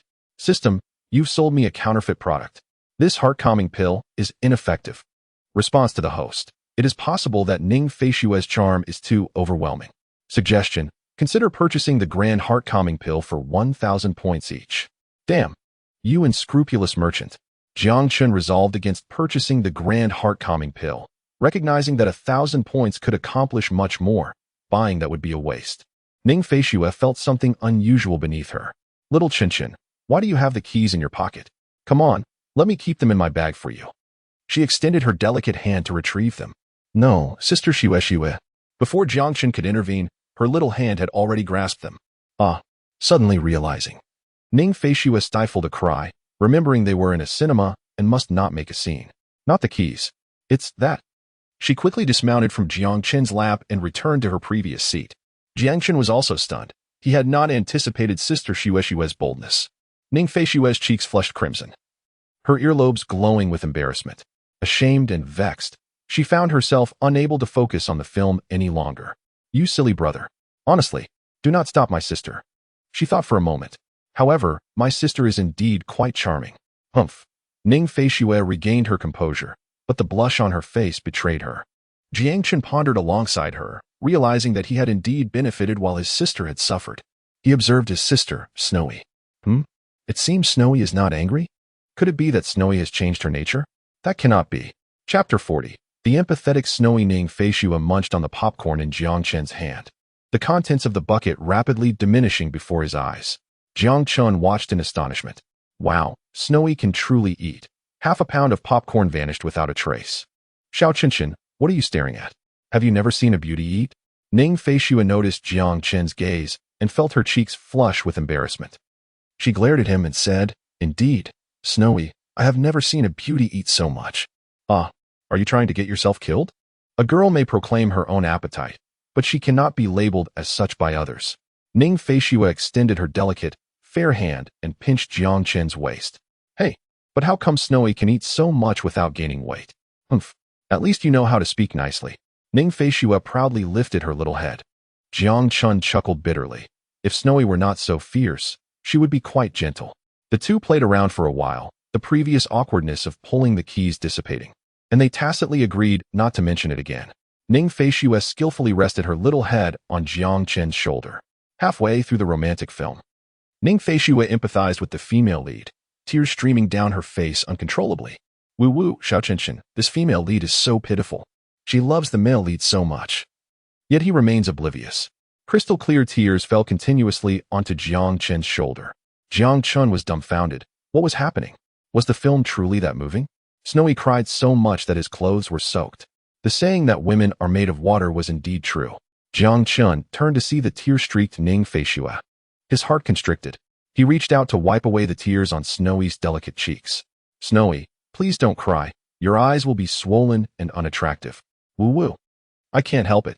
Ning Feishue, moved by the scene, looked at Jiangchen and began to cry even harder, her small shoulders trembling with sobs. Jiangchen was taken aback. Seeing Snowy cry made his heart ache as though it were being sliced by a knife. He extended his arms and enveloped Ning Feishue in a gentle embrace, softly caressing her smooth back. Stop crying, my dear sister. Woo-woo. As the film concluded, Ning Feishue ceased her tears and quietly nestled in Jiangchen's embrace. His chest was warm and wide, and she had no desire to move away. Accompanying Jiangchen to the cinema was an integral part of her elaborate plan. She had meticulously chosen a romantic film, hoping to cultivate a tender atmosphere between them. To her surprise, the poignant scenes evoked deep emotions within her, leading her to tears, an outcome she had not anticipated. Indeed, despite her intricate scheming, unforeseen circumstances emerged, proving that fate often holds sway over human intentions. Nevertheless, she remained resolute. Success requires both effort and providence, and she was determined to win Jiangchen's heart. Xiao Qinchin. She called softly. Shall we go shopping? Ning Feishue murmured, nestled in Jiangchen's embrace. Of course, he readily agreed. Let us go. With her arm entwined in his, Ning Feishue emerged from the cinema, and Jiangchen drove them towards the bustling commercial district. The street buzzed with life, a vibrant tapestry of people. As they strolled hand in hand, they resembled a young couple deeply in love, drawing the attention of passers-by who admired their enchanting connection. Ning Feishue reveled in this delightful sensation, knowing that everyone around them recognized their romantic bond. She aspired for the world to acknowledge the closeness she shared with Jiangchen. Xiao Qinchin, I want that. Ning Feishue pointed eagerly at a candied fruit stand. All right, Jiangchen replied, leading her to the vendor. Xiao Qinchin, I want that too. After finishing the candied fruit, She pointed toward the cotton candy. Let us buy it. Xiao Qinshan, that one. This one. I want this. That too. I want to eat that. Ning Feishue indulged in an afternoon of delightful treats, leaving Jiang Chen astonished by her seemingly insatiable appetite. Is she a bottomless pit? How can she still eat after all that? He mused, then playfully pressed his large hand against her slightly rounded belly, feeling its softness and gentle elasticity, which stirred his affections. Xiao Qinshan, what are you doing? Are you saying I've eaten too much? Ning Feishue blushed at his sudden touch, her belly quivering under his warm hand. No, Feishue. I could never criticize you for eating too much. I just worried your stomach might be too full, he stammered, flustered by his own boldness. Humph, this little bit. I can eat it without a second thought. Silly boy, if I can handle you, I can certainly manage these little snacks. Oh, and I want spicy chicken wings. All right, we'll get those too. Actually, I want to eat anymore. I want to save room for the dinner you'll make tonight, she added, her eyes sparkling. Jiangchen was taken aback, incredulous that she could still consider dinner after this feast. Wait, look at that three-color ice cream. The radiant beauty of Ning Feishue's large eyes sparkled with excitement as she eagerly dragged Jiang Chun to the shop. Jiang Chun extended his arm, gently encircling Ning Feishue's slender waist as if cradling a delicate chick, pulling her close. Not so fast, Sister Shueshue. We just had a hot and greasy meal. Ice cream isn't advisable, especially for girls.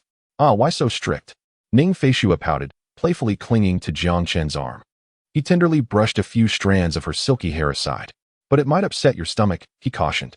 All right, dear brother, she replied in a sweet, teasing tone.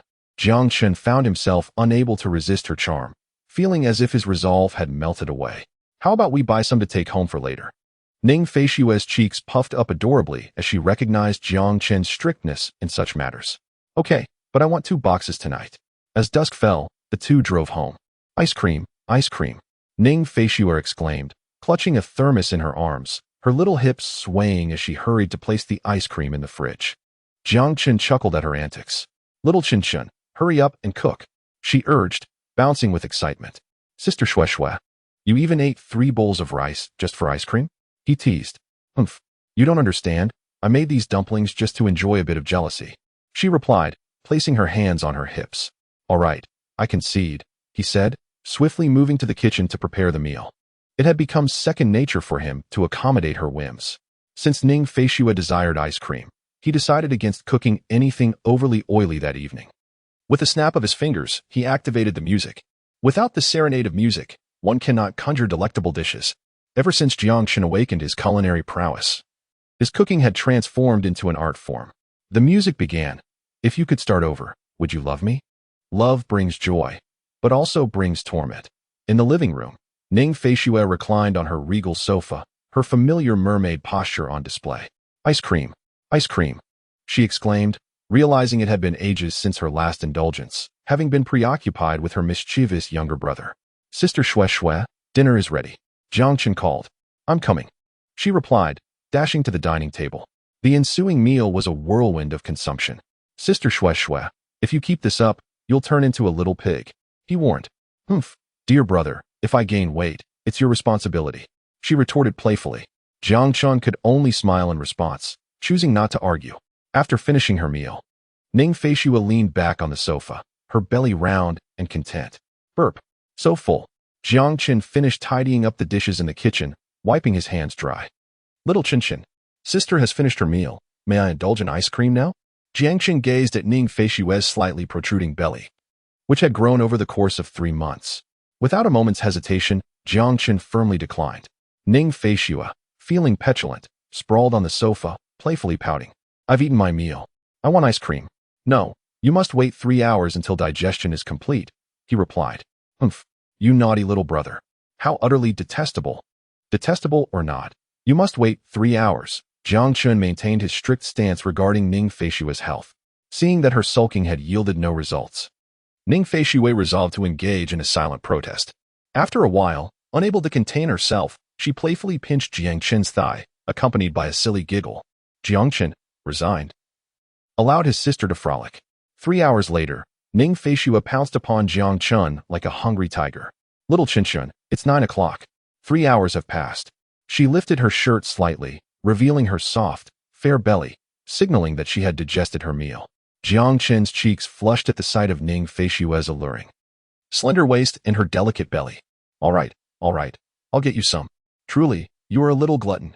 Jiang Chen seized the opportunity to distance himself from the scene that made his heart race. Yay, here, this is your favorite blueberry flavor.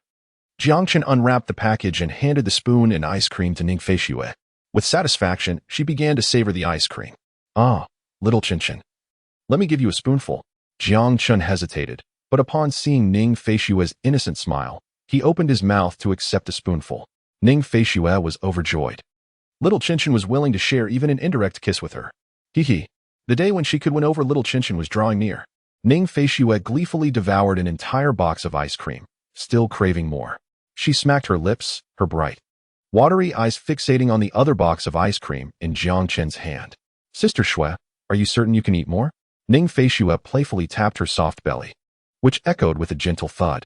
Of course, I used to eat it every day in college without any issues. Little Chen, you mustn't tell Mom about this, she said, half threatening, half pleading. Jiang Chen raised an eyebrow, half convinced, and reluctantly passed the remaining box of ice cream to his sister. You're the best, little Chen. Ning Feishue seized the ice cream and began to inhale it voraciously. I'm done. After finishing both boxes of ice cream, Ning Feishue felt a delightful chill in her belly, her eyes narrowing in bliss as she reclined back on the sofa.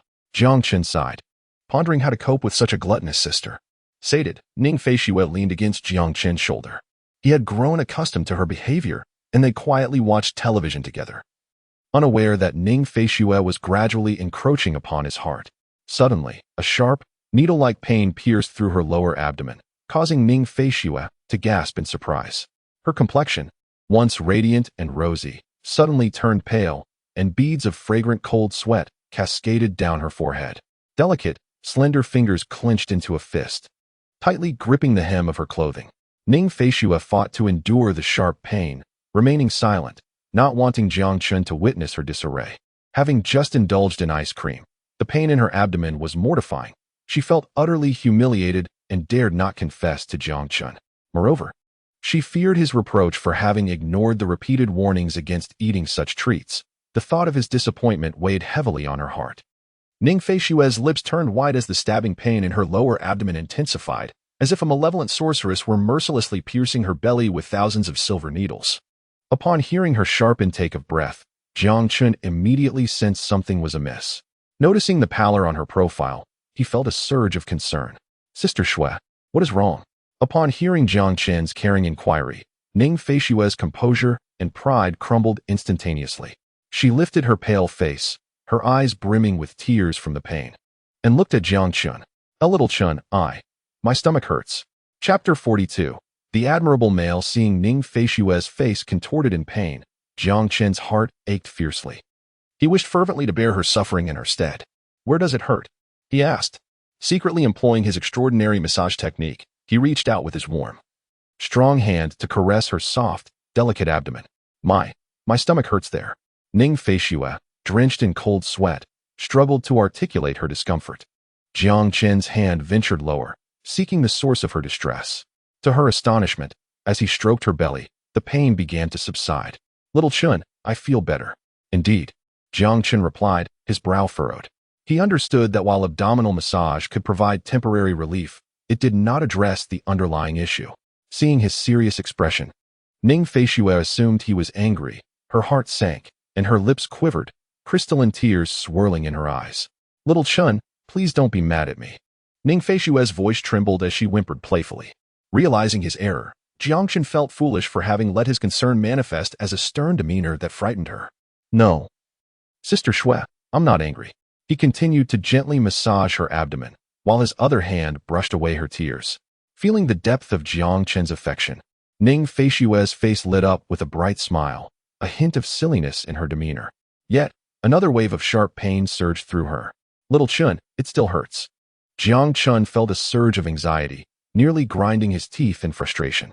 System, why isn't the extraordinary massage technique working? Response to the host. The extraordinary massage technique can only treat injuries from falls and bruises. No wonder, a godly ability, yet so inadequate. I need something for the pain, quickly. Returning to the host, Intermediate Pain Relief Technique. 500 points. Purchased. Hurry learn. Congratulations to the host for mastering the intermediate pain relief technique. Jiangchen exerted his strength, employing the intermediate pain relief technique. A gentle energy radiated from his hands, enveloping Sister Shue's abdomen.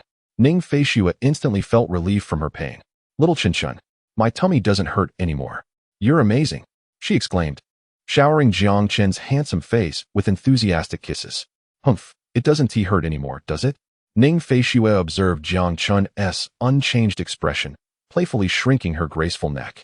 She extended her slender, delicate arm to embrace Jiang Chen's neck, whimsically pouting. Hee, it doesn't hurt now, hee. Little Qinshan, you're so amazing. Sister Shue, let us go to the hospital. No hospital. No hospital. Ning Feishue's face turned ashen. The hospital was the last place she ever wanted to visit. Due to her past experiences with Jiang Chen was perplexed by her aversion to hospitals, yet he chose to comply with Ning Feishue's wishes. If we don't go to the hospital, what about your stomach? Isn't it fine with you here? Your hands are warm. And it feels so comforting on my tummy. It doesn't hurt at all. Jiang Chen rolled his eyes. Can I hold you like this forever? We need to address the root cause. System, can the analysis I examine the target's condition? The universal analysis I can be upgraded to advanced level to view the target's condition. Upgrade it quickly. Congratulations to the host. 2,000 points deducted. Obtain the universal analysis I advanced. This amount of points was trivial compared to Sister Shue's health. Jiang Chen eagerly retrieved the glasses from his pocket, donning them as he gazed at Ning Feishue in his arms.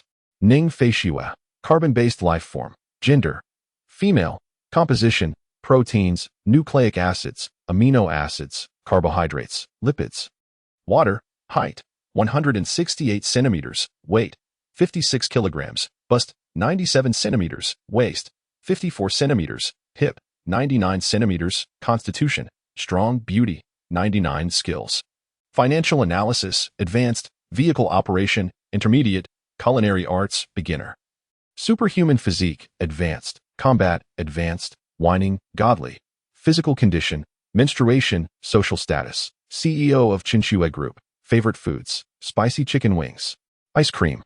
Admired male, Jiang Chen, emotional history, unrequited love, emotional preferences, insufficient level, unable to check. The advanced universal analysis I can be worn invisibly. A torrent of data surged before Jiang Chen's eyes, and he quickly focused on the line regarding her physical condition. Ah, so it's that time of the month. I thought Sister Shue was suffering from acute gastroenteritis. He gently tapped the top of Ning Feishue's head. Little glutton, can you recall what day it is today? Ning Feishue tilted her little head in contemplation. What day is it today? Today marks the first month since her rebirth. The 20th day since she registered her marriage with her brother, and the 10th day since they began cohabiting. Is there anything particularly noteworthy? Oh, today is that day. Hee. Ning Feishue beamed at Jiang Chen with a silly grin. Xiao Chen, you are so wonderful. You even remembered that I have my period. Humph, I am indeed wonderful. But not as wonderful as ice cream, right? Xiao Chen, I apologize. I had no idea my aunt came today. Otherwise, I would never have indulged in ice cream. I swear. Ning Feishue adorably extended her delicate fingers, resolutely making her vow. Jiang Chen smiled wryly. Sister Shue is becoming increasingly good at being spoiled, and he simply cannot resist.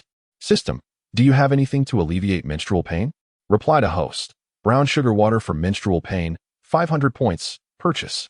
Brown sugar water for menstrual pain has been dispatched to the system space. Jiang Chen glanced and was astonished. The system space was neatly stocked with tens of thousands of packets of brown sugar water, enough for Sister Shue to last a lifetime. Haha. Sister Shue is fortunate. Sister Shue, I'll prepare the brown sugar water for you. Just stay here and don't move. You little rascal. Taking advantage of your sister, are you? You even wish to act like my father. Humph. Considering how nice you were this time, I will let you off the hook. With the problem resolved, Jiang Chen leisurely headed to the kitchen to brew the brown sugar water. He had just seen Sister Shue's panel and nearly burst into laughter. Thankfully, he managed to hold it in. Sister Shue had gained a full 4 pounds. However, her bust, waist, and hip measurements had also increased by a centimeter. What can one say? Sister Shue has grown even more alluring. No, wait. The last few lines. He repeatedly scrutinized the final lines of information. The admired male is Jiang Chen. Is it me? Impossible. How could that be? Jiang Qin's pupils trembled, and as he held the freshly brewed brown sugar water, his strong hands quivered slightly. Xiao Qinshan, hurry up. My tummy hurts again. Ning Feixue called out to Jiang Chun from the living room. Coming. Jiang Chun steadied his mind and entered the living room with the brown sugar water. Chapter 43. The moonlight is beautiful. The breeze is gentle. Xiao Qinshan. This water is delicious. It's sweet. Ning Feixue slurped the brown sugar water. Sister Xuexue, may I ask you a question? Go ahead. Why are we still being so formal with each other? Sister Xuexue, do you like me? Ning Feixue, who was sipping her drink, paused, slowly lifting her gaze to Jiang Chun. Her eyes, clear and powerful, shimmered with Jiang Chun's reflection, and she smiled softly. Yes, I like you, Xiao Qinshan. Boom. Jiang Chun felt as if a thunderclap had erupted beside his ear. I am fond of you, my dear Qinshan. This alluring and intoxicating declaration lingered in Jiang Chen's mind, echoing for 3 days without respite. Ning Feixue noticed Jiang Chen's stupor, her heart racing with anxiety. Could it be that Qinshan would reject me? Would my plans, crafted over 2 lifetimes, truly come to naught? I still have numerous seductive strategies to entice Qinshan that remain unutilized. In a moment of impulsive fervor, Ning Feixue wrapped her delicate, jade-like arm around Jiang Chen's neck, her rosy lips brushing against his. Jiang Chen was momentarily bewildered by her sudden advance. Her tender, fragrant tongue, like a nimble serpent, slipped into his mouth. They kissed, breathless and gasping, before reluctantly parting. With glistening tears in her beautiful peach blossom eyes, Ning Feixue confessed, Qinshan, I have liked you since you were very young. I long to hold you as we sleep, to savor the delicious dishes you prepare, to grow old together, sharing life's joys and sorrows. Qinshan, do you know? The moonlight tonight is truly exquisite. As she spoke, her cheeks flushed with embarrassment. Jiang Chun, upon hearing her words, pursed his enticing lips, yet remained silent. Before him, the interface displayed sensual experience, unrequited love. So, Sister Shui has harbored feelings for me all along, secretly pining for me. Jiang Chen, you truly are a fool. After all these years, you failed to notice Sister Shui's affections. Indeed, how could someone as concerned about her purity as she be so closely entwined with a man she did not like, even engaging in intimate contact? And what of me? It appears I too have feelings for Sister Shui. Just moments prior, seeing her pale face due to intense abdominal pain shattered my heart. I wished to bear her suffering in her stead. Jiang Chun drew Ning Feixue into his embrace. Sister Shui, the breeze tonight is gentle as well. Upon hearing this, her alluring figure trembled with excitement. She wrapped her alabaster arms tightly around Jiang Chun, yearning to merge their beings. Jiang Chun reciprocated, encircling her slender waist. Their gazes locked. Emotions conveyed silently between them. Jiang Chun leaned in, kissing her soft, tender lips, and Ning Feixue closed her eyes, meeting his kiss with eagerness. How sweet. Qinshan's lips are delightful. Jiang Chun shared the same sentiment. Sister Shui's mouth is exquisitely sweet and soft. In their earlier kisses, he had been too dazed to fully appreciate the taste. What a fool he had been. He had suffered great losses before. The two held each other's heads, engaging in a deep French kiss. After a considerable time, their lips finally parted. Ning Feixue possessed enchanting peach blossom eyes, her gaze dreamy, seemingly revealing a delicate pink heart at its center. Jiang Chen, with fervent eyes, fixated on her. How irritating, little Qinshan, you were quite the lecher, he mused, recalling his past life's sister, Xuexue, who had patiently awaited him until the age of 31, while he remained as stiff as a log. Sister Xuexue, I was such a fool. I should have realized this sooner. Frustrated, Jiang Chun felt an urge to pound his chest, but was halted by Ning Feixue's delicate, fair hand. With her alabaster fingers, she gently tapped his lips. It's all right, little Qinshan. It is not too late. The timing is just perfect. Jiang Chen's eyes widened in awe. Never before had he felt such profound tenderness from Ning Feixue. Suddenly, as he prepared to embrace her once more, she pressed his head against her chest, effectively muffling his handsome face between 2 soft cushions. Sister Xuexue, what are you doing? He mumbled, his voice muffled against her. Be good, little Qinshan. I want to take a picture of us to show off, but you are too handsome to reveal your face, she replied, one hand tenderly stroking the top of his head, while the other retrieved her phone from behind. Activating the front camera, she flashed a cheerful peace sign. Her smile sweet as she captured the moment, freezing it in time during this exceedingly affectionate exchange. Releasing Jiang Chen's head, he He gasped for fresh air. Wow. I almost suffocated from that embrace. Those assets are intimidating. Ning Feishue, meanwhile, was swiftly typing on her phone's keyboard. She opened her private social media account. Shue loves her little brother. Successfully captured the handsome lad. For I am the CEO of Longhua. She typed, followed by picture. In less than a minute. Notifications flooded in. Feifei loves steel guns liked your post. Shue the little brain liked your post. Tian the little cutie liked your post. Feifei loves steel guns, wow. Shue. You truly captured your beloved little brother. Tian the little cutie, late night dog food, it's overwhelming. Shue the little brain, so envious. I want to experience a sweet romance too. Tian the little cutie. This isn't fair, Shue. Your brother's face isn't visible. Shue loves her little brother. Are you feeling itchy? My husband is only for my eyes. Jiang Chun, realizing the notifications, noticed he was also scrolling through his phone beside her. Little Chin, you used to never like my posts, she teased. Humph. Cough. Sister Shue, I just hadn't seen them before, he chuckled, tightening his embrace around her. Ning Feishue felt the warmth of his strong hands around her slender waist and thought, let bygones be bygones, there won't be a next time. Jiang Chun nodded earnestly, like a chick pecking at grain. Sister Shue, what troubles you? I previously thought you admired that little boy from some anime. Silly pig. Ning Feishue lightly poked Jiang Chen's temple with her delicate fingers, playfully chiding him. Who else could my brother be but you? Ah, no wonder. I had been pondering why, despite my obvious hints, you remained as oblivious as a log. Ning Feishue then smiled. Little Chin, what do you mean by dust in the snow? Have you secretly harbored feelings for your sister for some time? Jiang Chen rolled his eyes, observing how infatuated this little gluttonous pig appeared. I merely thought of you when I first considered it. Humph. Don't call me a little glutton. Little Chin, you still have a crush on your sister. Jiang Chen paused, realizing that perhaps he indeed subconsciously had feelings for Sister Shue. Feifei loves steel guns. Shue, when shall we gather? All of us sisters have free time. Sweet little cutie. Yes. And you could also share stories about your brother. Ning Feishue chuckled coldly. Humph, you two little vixens. That last remark is clearly your true intention, I assent it. Nonetheless, she had no desire to embarrass her sisters. So she decided to assert her territory while delivering a warning. Don't set your sights on my brother, or I shall give your little bottoms a good spanking. Ning Feishue playfully pinched Jiang Chun's handsome face.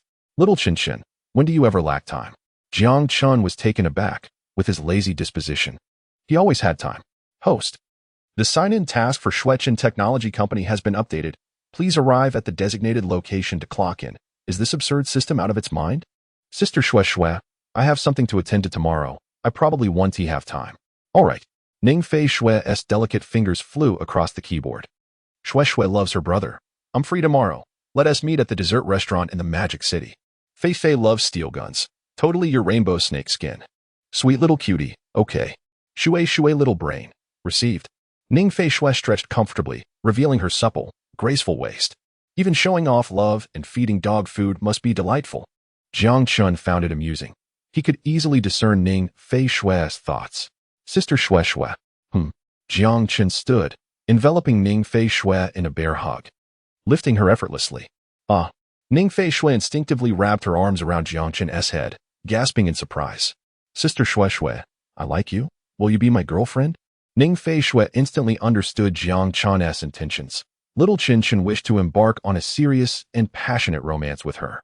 Her lips curled into a smile, her eyes glistening with affection. Of course, my little Chin. Ning Feishue extended her fair hand, gently stroking Jiang Chun's head. That night, leaning against Jiang Chun's embrace, Ning Feishue glanced at the clock. It's time to sleep, little Chin. Upon hearing this, Jiang Chun was momentarily stunned, exclaiming in surprise. Once indifferent to Sister Shue, her presence now stirs emotions within him that he cannot easily suppress. Observing Jiang Chen's dazed expression, Ning Feishue chuckled softly, calling him foolish and urging him to embrace her and return to their room. He lifts her soft, voluptuous form, feeling a burning desire within. As they step into the bedroom, gently placing Ning Feishue upon the bed, she immediately rises and discards the blanket that had separated them the night before. Though the act is somewhat ceremonial, it remains an essential part of their routine, for each morning they awaken entwined. With a playful grace, Sister Shui positions herself enticingly on the right side of the bed, beckoning Jiang Chun with her delicate fingers. Little Chun, why aren't you here to keep me company?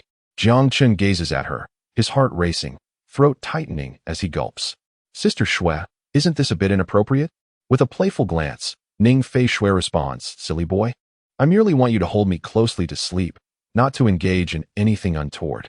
He complies, lying beside her and enveloping her in his arms, resting his chin atop her fragrant hair, inhaling her delicate scent. Sister Shui, you smell divine. Dear brother, I have always been fragrant, she replies. Her face suddenly flushed upon feeling an unusual sensation beneath her. Blowing a teasing breath towards him, she quips, Little Chin, you are quite the lecher. His cheeks flush as well. He cannot deny the truth of her words. Sister Shui, it's your fault for being so alluring. Her heart swells with sweetness at his response, and they drift into slumber, savoring each other's warmth. As dawn breaks, Ning Fei Shui opens her enchanting eyes to find the space beside her empty. What? Was it all a dream? She leaps out of bed, clad in her pajamas, searching for Jiang Chun. Little Chun, where are you? She calls out, her voice tinged with distress. Upon hearing her cry, Jiang Chun rushes from the kitchen, flowers still dusting his hands. Little Chun, Ning Fei Shui leaps into his embrace, exclaiming that she thought the previous night had been merely a figment of her imagination. With no free hands, Jiang Chun affectionately rubs his chin against her head. Silly girl. How could it have been a dream? I was worried. She retorts playfully. After finally being together with you, I thought if it were a dream, I would cry myself to sleep. Jiang Chun finds her innocence endearing. The once scheming and shrewd So has transformed into a charmingly naive partner. Very well, Sister Shui. I must reveal the truth. This is all but a dream. We are not truly together. It's merely your imagination. How rude. She replies, playfully pouting. Ning Fei Shui extended her delicate white hand to pinch Jiang Chun's waist. As Jiang Chun continued to roll out dumpling skins, Ning Fei Shui, clad in a gossamer sleepwear, embraced him from behind like a playful little tail. Jiang Chun felt the softness of her ample bosom pressing against his back, igniting a fire in his lower abdomen. Ahem. Sister Shui, why don't you sit in the living room and wait for the meal? Are you implying that I'm a hindrance? She retorted, feigning indignation. How could you even think that, Sister Shui? Ning Fei Shui suddenly sensed the heat radiating from Jiang Chun's body, making her tremble slightly. Oh, so you cannot resist your sister's allure. As long as you prepare my meal, I shall let you off the hook this time. With that, she gracefully released her arms and returned to her room to change. Jiang Chun exhaled softly. Sister Shui's body was astonishingly soft, and even her embrace was enough to leave him slightly overwhelmed. After preparing a large serving of pork and scallion dumplings, he placed them before Ning Fei Shui and began to eat his own portion. Xiao Qinshin. Yes? How annoying. From now on, every time you serve me a meal, you must say, Sister Shui, I can't finish this, please help me. Jiang Chun was taken aback, but Sister Shui, you always finish the soup. Sister Shui cannot abide such remarks. She pouted. It must be made clear that it is not my appetite, but rather your insistence that compels me to eat. Jiang Chun chuckled. All right. I promise to say that every time. Is that satisfactory? Much better. With a slurp, Ning Fei Shui devoured her meal with a ferocity that surpassed even Jiang Chen's. Sitting in her chair, she held her pleasantly full belly. Xiao Qinshan, massage my tummy, quickly. I used to do it myself, and my hands would ache. Now that you are truly my husband, it is only right that you do it. Jiang Chen extended his warm hands and skillfully employed a divine massage technique, gently caressing her tender abdomen. Ning Fei Shui sighed with contentment, her belly feeling warm and comfortable as she expressed her delight. Today, she was set to meet her friends for a gathering, and she swiftly changed into her attire. Sister Shui, are you really going out dressed like that? What's wrong? Xiao Qinshin. Before him stood Ning Fei Shui, donning extremely short denim shorts that showcased her long, fair legs, her thighs robust and elastic. The upper part of her outfit was a pristine white long-sleeve shirt, hugging her generous curves, while a glimpse of her delicate waist was visible. Well, you've managed not to expose your navel this time. That deserves commendation. But those shorts are so short, and your top is hardly longer. What if you catch a chill? You were in pain just yesterday, have you forgotten? Ah, Xiao Qinshin, I'm going to meet my dear friend. It's nothing to worry about. No. You must change into another outfit. Jiang Chun would never admit to feeling jealous. It is perfectly fine for her to meet a friend. Yet many men will undoubtedly notice her on the way. Oh, how could this be? Xiao Qinshan, you are insufferable.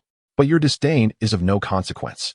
Ning Feishu addresses this way to compete in beauty with her friend. She has always been the most beautiful among the four. After a long separation, she must maintain her status as the fairest of them all. It is only natural for a woman to cherish her beauty, even though she is already stunning.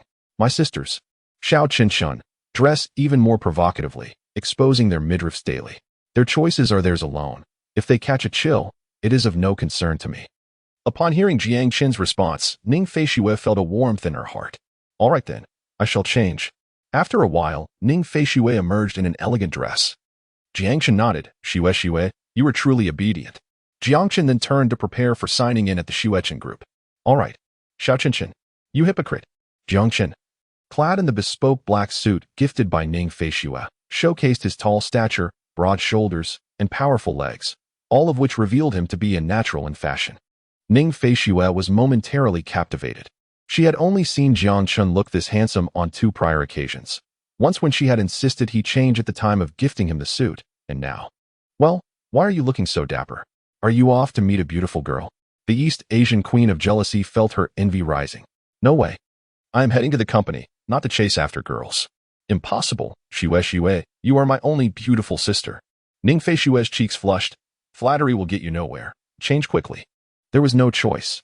She had previously compelled him to change clothes as well. After putting on a casual outfit, Jiang Qin drove his Bugatti, taking Ning Feishu to a dessert restaurant. Chapter 46. This time, I win well. Sisters, look quickly. A globally limited edition Bugatti. Lu Feifei exclaimed to the other 2 girls seated in the dessert restaurant. The 2 girls followed Lu Feifei's pointing finger. The car door swung open, revealing 2 long, slender legs clad in crystal high heels gracefully touching the ground. That seems to be Xue. What? It truly is Xue. Wasn't her car a white Maserati? Ning Feishu blew a kiss towards Jiang Qin as she alighted from the vehicle. Xiao Qinshan, come pick up your sister at 5. Do not exit the car. Just wait for me inside. Understood, Xue. Jiang Qin caught the kiss and drove off. Xue, it's been so long. You are even more beautiful. Ning Feishu had also felt more beautiful when she looked in the mirror, though she could not pinpoint the reason. Perhaps it was the nurturing from Xiao Qinshan. The 3 girls squealed as they rushed over, enveloping Ning Feishu in a bear hug. Ning Feishu extended her arms to embrace her 3 dear friends. Sister Xue, it has been so long since we last met, and you seem to have gained some weight. Lu Feifei playfully touched Ning Feishu's curvaceous figure and even gave it a hearty squeeze. Ning Feishu's expression darkened immediately. How dare you, you cheeky Feifei? Not only do you take liberties with me, but you also have the audacity to say I've gained weight.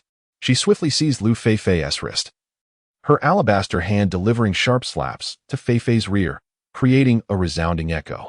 Xue, I was wrong, Lu Feifei exclaimed, feeling the stinging pain on her backside and hastily begging for mercy. Nearby, Tian and Han Xue stood frozen in shock, too terrified to move. Are you touched? They dared not stir. Seeing Lu Feifei plead for forgiveness, Ning Feishu finally relented.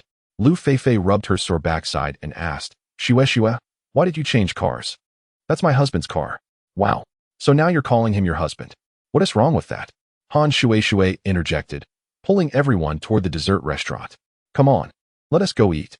Jiang Qin drove towards Xuechen Technology Company, realizing he truly had feelings for Sister Xue. A warm sweetness filled his heart, as it was delightful to be in a romantic relationship with her. Suddenly, he recalled a traumatic incident from his previous life involving a sudden attack. He instantly recognized that the assailant's target was none other than Sister Xue. This was no mere coincidence. It was a premeditated, organized malevolent act, undoubtedly orchestrated by some unseen force. His reincarnation had altered many fates, potentially causing certain events to transpire prematurely. Jiang Qin was determined that such an incident would not repeat itself. This time, I cannot afford to lose. It is my turn to strike back. After parking his Bugatti, he entered the office building of Xuechen Technology. He brushed past a petite girl. Wow, that man is so handsome. This was the first time she had encountered such a striking gentleman. The girl, Wu Miao, was Ning Feishu's personal secretary, tasked with gathering intelligence on the Xuechen group and discovering the identity of its owner. Jiang Qin paid her no mind, for his heart and thoughts were solely occupied by Sister Xue. Guided by the system, He made his way directly to the company entrance. The receptionist, upon seeing the dashing Jiang Chun, was momentarily stunned before quickly regaining her composure. What brings our handsome president here? The senior management had previously received Jiang Chen's photograph from the system and circulated it among themselves, as his striking looks left a lasting impression on the company's employees. President, what brings you here? The receptionist exclaimed, rushing forward to greet him. Upon entering the president's office, Jiang Chun found everything impeccably arranged and in order. Impeccable. The system has done well. A few senior managers hurriedly approached Jiang Chen's office and knocked on the door. Come in. Mr. Jiang. The company's project report has been completed. We would like your review. Jiang Chun perused the report, noting its perfection. The research plan for the Iron Man armor must remain confidential. Understood. I have a new project that requires immediate execution by the company. Jiang Chun sent the source code of the Strawberry system to the technical director. Upon a mere glance, the technical director was utterly astonished. Jiang Dong, this is the latest mobile operating system source code. Observing the director's shocked expression, Jiang Chun found it amusing. Go ahead, let's keep this project confidential for now. But we can allow a hint of publicity. Jiang Chun then turned to the heads of the advertising and marketing departments. Understood. Both department managers nodded in agreement. Additionally, we must ensure the utmost care in our collaboration with the Qinxue Group. Absolutely. Several senior managers exited Jiang Chen's office. Jiang Dong is indeed impressive, arriving in casual attire. He is so handsome. I've never seen a man so striking. It's as if I have seen him before. Hey, do you think Jiang Zong has feelings for Ning Feishue from Qinxue Group? I think so too. Ning Feishue is indeed beautiful. These individuals were high-priced talents, poached from other companies. With sufficient compensation, even a pig could climb a tree. Initially attracted by the exorbitant salaries, they later realized that Xuechen Company possessed formidable financial strength, rivaling top-tier firms like Alibaba, which only deepened their loyalty to the company. Naturally, with the system in place, corporate espionage was not a concern. Senior personnel believed that Xuechen Technology Company surpassed Qinxue Group in capabilities. The collaboration between Xuechen Company and Qinxue Group felt akin to a father guiding his daughter. Jiang Chun overheard their whispers, a smirk playing on his thin lips.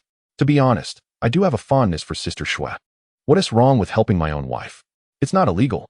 Congratulations, host. Sign-in successful. Awarded 2,000 system points. Skill Enhancement Capsule 1. Divine Grade High Fiber Nylon 1. The male secretary knocked on the door. President, there is another batch of new members for interviews. Would you like to take a look? Sure, let us go see. Jiang Chun, intrigued by the prospect of attending interviews, recalled that in his previous life, he had pursued further studies immediately after graduating from university, eventually becoming a finance professor without ever experiencing an interview. The male secretary gestured for him to follow and led Jiang Chun to the interview room. Ning Feishue cradled a large cup of dessert ice cream, indulging with her close friends at the dessert parlor. Xue, aren't you afraid of gaining weight eating so much? Tian, having consumed half of her dessert, hesitated, being a university instructor who needed to maintain her figure. She could only watch enviously as her three friends indulged. Not at all. Do I look fat to you? Tian and Xue, you both are truly annoying. Each of you has a more voluptuous figure than the last. Lu Feifei took the opportunity to embrace Tiantian's slender waist, playfully teasing her. Tian, you are indeed a stunning beauty with ample curves. If I were a man, I would want to give your ample behind a good smack. Oh dear. Feifei, you are so flirtatious. Like a little rascal. I am not the one being flirtatious. The real tease is Xue, who is unbearably coy. Ning Feishue, accustomed to it, continued to indulge in her desserts. Han Xue seized the moment to say, Xue, why not tell us about your husband? Ning Feishue, holding her spoon, suddenly paused, her gaze serious as she surveyed the three little vixens. Well, let me share, and then she began to recount. Wow, how romantic. Xue, is your brother really such a good cook? I want to taste it too. Is that really true? When Aunt Flo comes, it doesn't hurt anymore. I don't believe it. Unless he can touch me too. Feeling a bit itchy, are we? Oh, I'm so envious. I wish I had such a warm boyfriend. Humph, go find your own. Don't think about my brother. Ning Feishue, don't be too smug. My grandfather said he would introduce me to a handsome, cultured, and wealthy president of a tech company. Lu Feifei lifted her little head. He must be more handsome than your brother.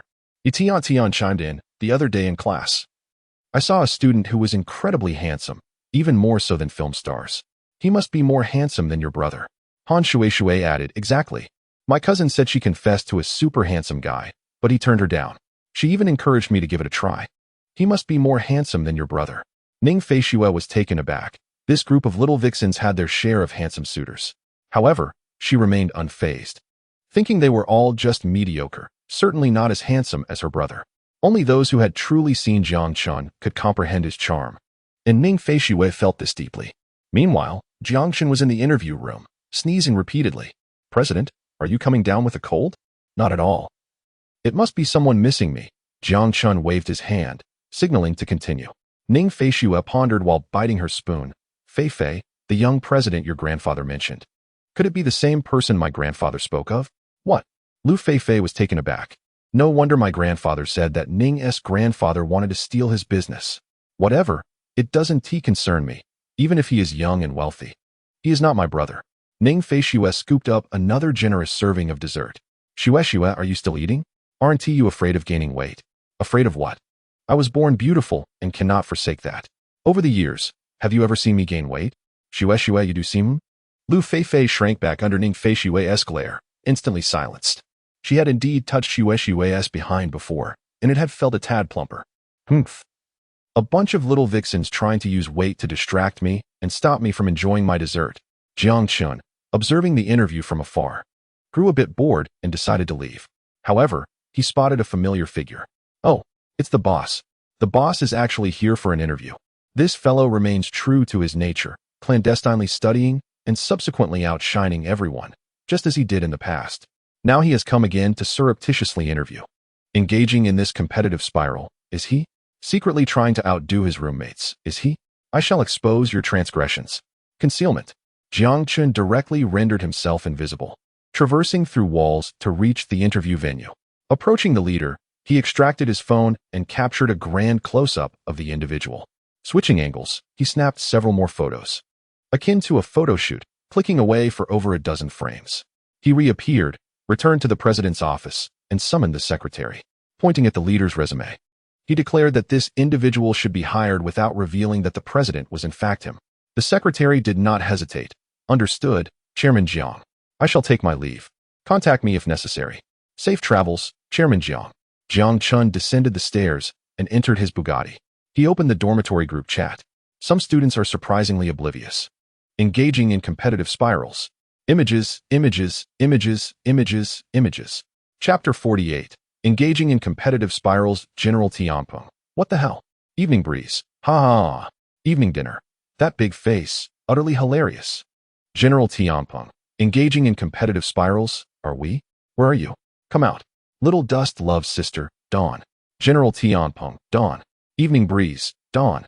The leader was inexplicably informed that he had passed the initial interview and was to await notification for the second round. On his way back to Magic University, his phone buzzed incessantly in his pocket. He opened the QQ group, where a multitude was tagging him. Damn, why is this happening? The keyboard is as eternal as the long night. Let us type away. Dawn. I hope that when I open QQ, I see messages from my beloved. Not from you foolish 99. General Tianpeng, look at what you've done. The leader focused his gaze and saw the group filled with his interview headshots. What the hell? Who took these? Who stealthily captured my handsome self during the interview? He rapidly scrolled back through the dozens of photos and discovered the source, Jiang Chun. What is going on? How did Chinzi acquire my photos? I understand now. A spark of wisdom illuminated the leader's eyes. This lad is also secretly interviewing, engaging in competitive spirals, and he has the audacity to be the first to lodge a complaint. Dawn, I'm laying my cards on the table. I'm no longer pretending. I have passed the initial interview. General Tianpeng, no way. Evening breeze, impossible. Little dust loves sister, bringing lunch. General Tianpeng, bringing lunch. Evening breeze, bringing lunch. Dawn, Chinzi, don't get too proud. The fact that you could capture my photo signifies what?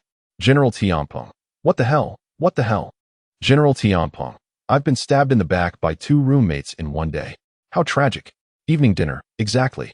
Xiao Chan expressed affection for her sister. Climb on. A classmate of mine is also at the interview site and has seen you. The leader, noticing this, swiftly changed the subject. Chinzi, what s with the change? Are you no longer using your previous moniker? Snow in the dust? You've truly been captivated by a wealthy sister. General Tian Peng interjected, don't divert the topic. Bring us a month's worth of meals. The gentle evening breeze chimed in. Exactly. Since Chenzi is no longer staying over, you've lightened your load. Jiang Chun, upon hearing the leader's remark, felt a smile creep onto his lips. Indeed, he had succumbed to her charm. Oh no, it's 5 o'clock. I must hurry to pick up Sister Shui. Being late on my first day as a husband is simply unacceptable. He ceased to glance at the group chat and focused intently on driving to the dessert restaurant in the bustling metropolis. Ning Feishui indulged in 2 large cups of ice cream desserts, leaving her 3 friends in astonished silence. Shui, you're incredible. Aren't you afraid of your period coming? Ning Feishui shot a glance at her 3 friends, retorting, I'm not worried at all because I have a wonderful husband. His magical warm hands, just one touch, and my little belly feels fine, tingling pleasantly. Ugh, how cheesy.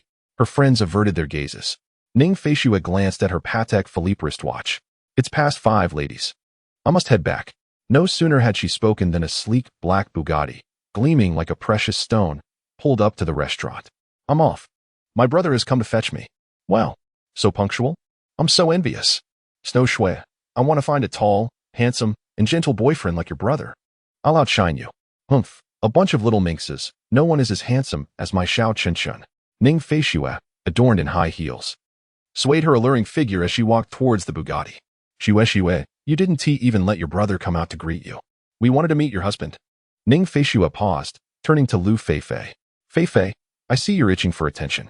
Lu Feifei quickly hid behind her 2 friends, playfully retorting, silly Shui, I'm wearing flats today. You and those heels can't catch up with me. Ning Feishui glanced down at her delicate, fair feet adorned with crystal peep-toe heels. This cunning girl has outsmarted me. While I aimed to chase the wild goose, I ended up being pecked in the eye. Stinky Feifei. I'll let you off this time. I'm off to find my handsome husband. With grace, Ning Feishui entered the Bugatti, leaving her friends behind, scattered with remnants of their playful banter. Once inside the car, Ning Feishui eagerly nestled into Jiang Chen's embrace. Jiang Chen affectionately rubbed his chin against her exquisite little head. Sister Shui, did you enjoy your day? Absolutely. Xiao Chenchun, I showcased myself magnificently in front of my friends, leaving them drowning in envy. And I even devoured 2 large cups of ice cream. The atmosphere grew suddenly heavy with anticipation. Ning Feishui realized she had inadvertently let something slip and quickly covered her small mouth with her delicate white hand. Jiang Chun remained silent, his warm hand slipping beneath Ning Feishui's blouse, caressing her soft, pale belly. How many did you drink? Sensing the precariousness of the situation, Ning Feishui quickly acted coy. Just 2 little cups, really. Is that so? Steamed. She leaned in and planted a sweet kiss on Jiang Chen's cheek. Faced with such a tender and delightful Ning Feishui, Jiang Chun felt a stirring in his heart, only willing to indulge her. Does your stomach hurt? Not at all. After being massaged by you last night, it feels perfectly fine. Jiang Chun pondered quietly. Although Ning Feishui had consumed something cold today, her lack of pain suggested that the discomfort had been alleviated by the ginger syrup he had provided for her menstrual cramps. That 500 points spent on the ginger syrup was worthwhile, as a girl's menstrual period could last several days and varied from person to person. Next time you feel any pain, you must tell me. Do you understand? You cannot endure it. Ning Feishui chirped. You are truly wonderful, Xiao Chencheng. Chapter 49, Xiao Chencheng. I've gained weight. By the time Jiang Chen returned home with Ning Feishui, it was already 6 o'clock. Traffic in the bustling metropolis was indeed severe. He carried Ning Feishui in a princess embrace into the villa. Ning Feishui flopped down onto the sofa, while Jiang Chun headed to the kitchen to prepare dinner. After they finished their meal, Ning Feishui leaned against Jiang Chen, her slightly bulging belly prominent. Jiang Chen extended his warm hand to massage her tummy, aiding her digestion. Xiao Chencheng. Your cooking is simply exquisite. I wish I had married you sooner. Jiang Chen chuckled. If you had married me earlier, you would have turned into a little pig by now. Nonsense. Ning Feishui playfully tapped Jiang Chen's head. I am naturally beautiful, no matter how much I eat. I remain slender. Let me tell you, Xiao Chencheng, today I had 2 servings of dessert, and my 3 girlfriends actually advised me to stop eating. They must be jealous of my perfect figure. Jiang Chun discreetly donned his advanced analytical glasses, which were designed to be worn invisibly. Wow. Ning Feishui has already reached 561 pounds. That is 2 ounces more than last night. Jiang Chun wanted to laugh, but forced himself to suppress it. Xiao Qinsheng, do you believe that your sister has never gained weight over the years? To be fair, it's true. Even at 31 in my past life, she only weighed 54. She really hasn't gained any weight. I don't know what is happening now. The weight is piling on so quickly. Sister, if a little greedy pig has gained weight, I won't say who it is. Upon hearing this, Ning Feishua's delicate brows furrowed, and she could no longer sit still. Xiao Qinsheng, what do you mean by that? Clarify. While her friends might have jested about her weight, Xiao Qinsheng would never deceive her. She stood up and playfully pushed Jiang Chun back onto the sofa, then boldly sat on his waist, supporting herself with her hands on his firm abdomen, leaning close to his face. The fragrant aroma that escaped her lips wafted into Jiang Chen's nose. Xiao Qinsheng, do you know something? Hurry up and confess. Jiang Chen chuckled, wrapping his arm around Sister Shue's slender waist. Sister Shue, I'm just teasing you. You're not fat at all. Such a supple and curvaceous figure is delightful. As he spoke, he playfully pinched Ning Feishue's soft waist. Humph. No, girls must not gain weight. Even a little makes me uncomfortable. Ning Feishue perched on Jiang Chen's waist, her delicate fingers tapping on her phone. Hey, meow meow, send a scale to my villa. Make sure it's the most accurate one. Money is no issue. Just come to the company for reimbursement. Oh my, Sister Shue is serious. I shouldn't have said anything. Jiang Chen thought, realizing that if Sister Shue embarked on a weight loss journey, she would surely feel the pain. Besides, if she lost weight, it wouldn't feel as nice to hold her. Slap. The joy would be gone. Jiang Chen sat up, cradling Ning Feishue in his arms. Sister Shue, I'll buy the scale. It's too troublesome to bother your secretary. Ning Feishue pouted her rosy lips. Xiao Qinsheng, I can't let you handle this. What if you get a fake scale? Oh my, this enchanting woman is too clever, Jiang Chen thought, as he had just been contemplating how to procure a scale that wouldn't change regardless of weight. Before long, there was a knock at the door of the villa. Wu Miao Miao, with a handsome salary, was treated well by Ning Feishue. She lived nearby in an upscale community and would soon complete the task. Jiang Chun hurriedly set Ning Feishue down and went to open the door. Oh my, Sister Shue's body is so soft and fragrant. The temptation is overwhelming. He felt a heat rising in his abdomen and seized the opportunity to step away. Jiang Chen opened the door. A petite girl handed him the exquisite scale. It was the handsome guy from the Shuechen Technology Company during the day. What was he doing here? Moreover, this was the residence of Director Shui, who had always shown little interest in men. Wu Miao Miao was astonished. How could there be a man in Director Shue's home, especially one so handsome? Jiang Chun took the scale with a smile, saying, "Thank you for coming out so late." Wu Miao Miao quickly regained her composure. Working for Director Shui is no trouble. Her mind was in a whirl, and after speaking, she dashed away. Jiang Chun closed the door, and Ning Feishue appeared behind him like a spider spirit. One might mistake her for the Spider Queen, elegantly draped over his back. Xiao Qinsheng performed quite well. Sister Shue, are you even jealous of your own secretary? Jiang Chun found it amusing, pinching Ning Feishue's tender cheek. Who told you to be so handsome? Jiang Chun prepared to unbox the scale. Xiao Qinsheng, leave it, let me do it. Can't I use magic to transform this scale? He indeed could secretly utilize the system space to swap Sister Shue's scale for a fake one. Before the unboxing, all actions must be fair and just. Under no circumstances shall there be any underhanded dealings. Ning Feishue eagerly tore open the exquisite packaging. Jiang Chen realized it was too late to stop her. He could only devise a means to persuade Sister Shue not to embark on any weight loss endeavors.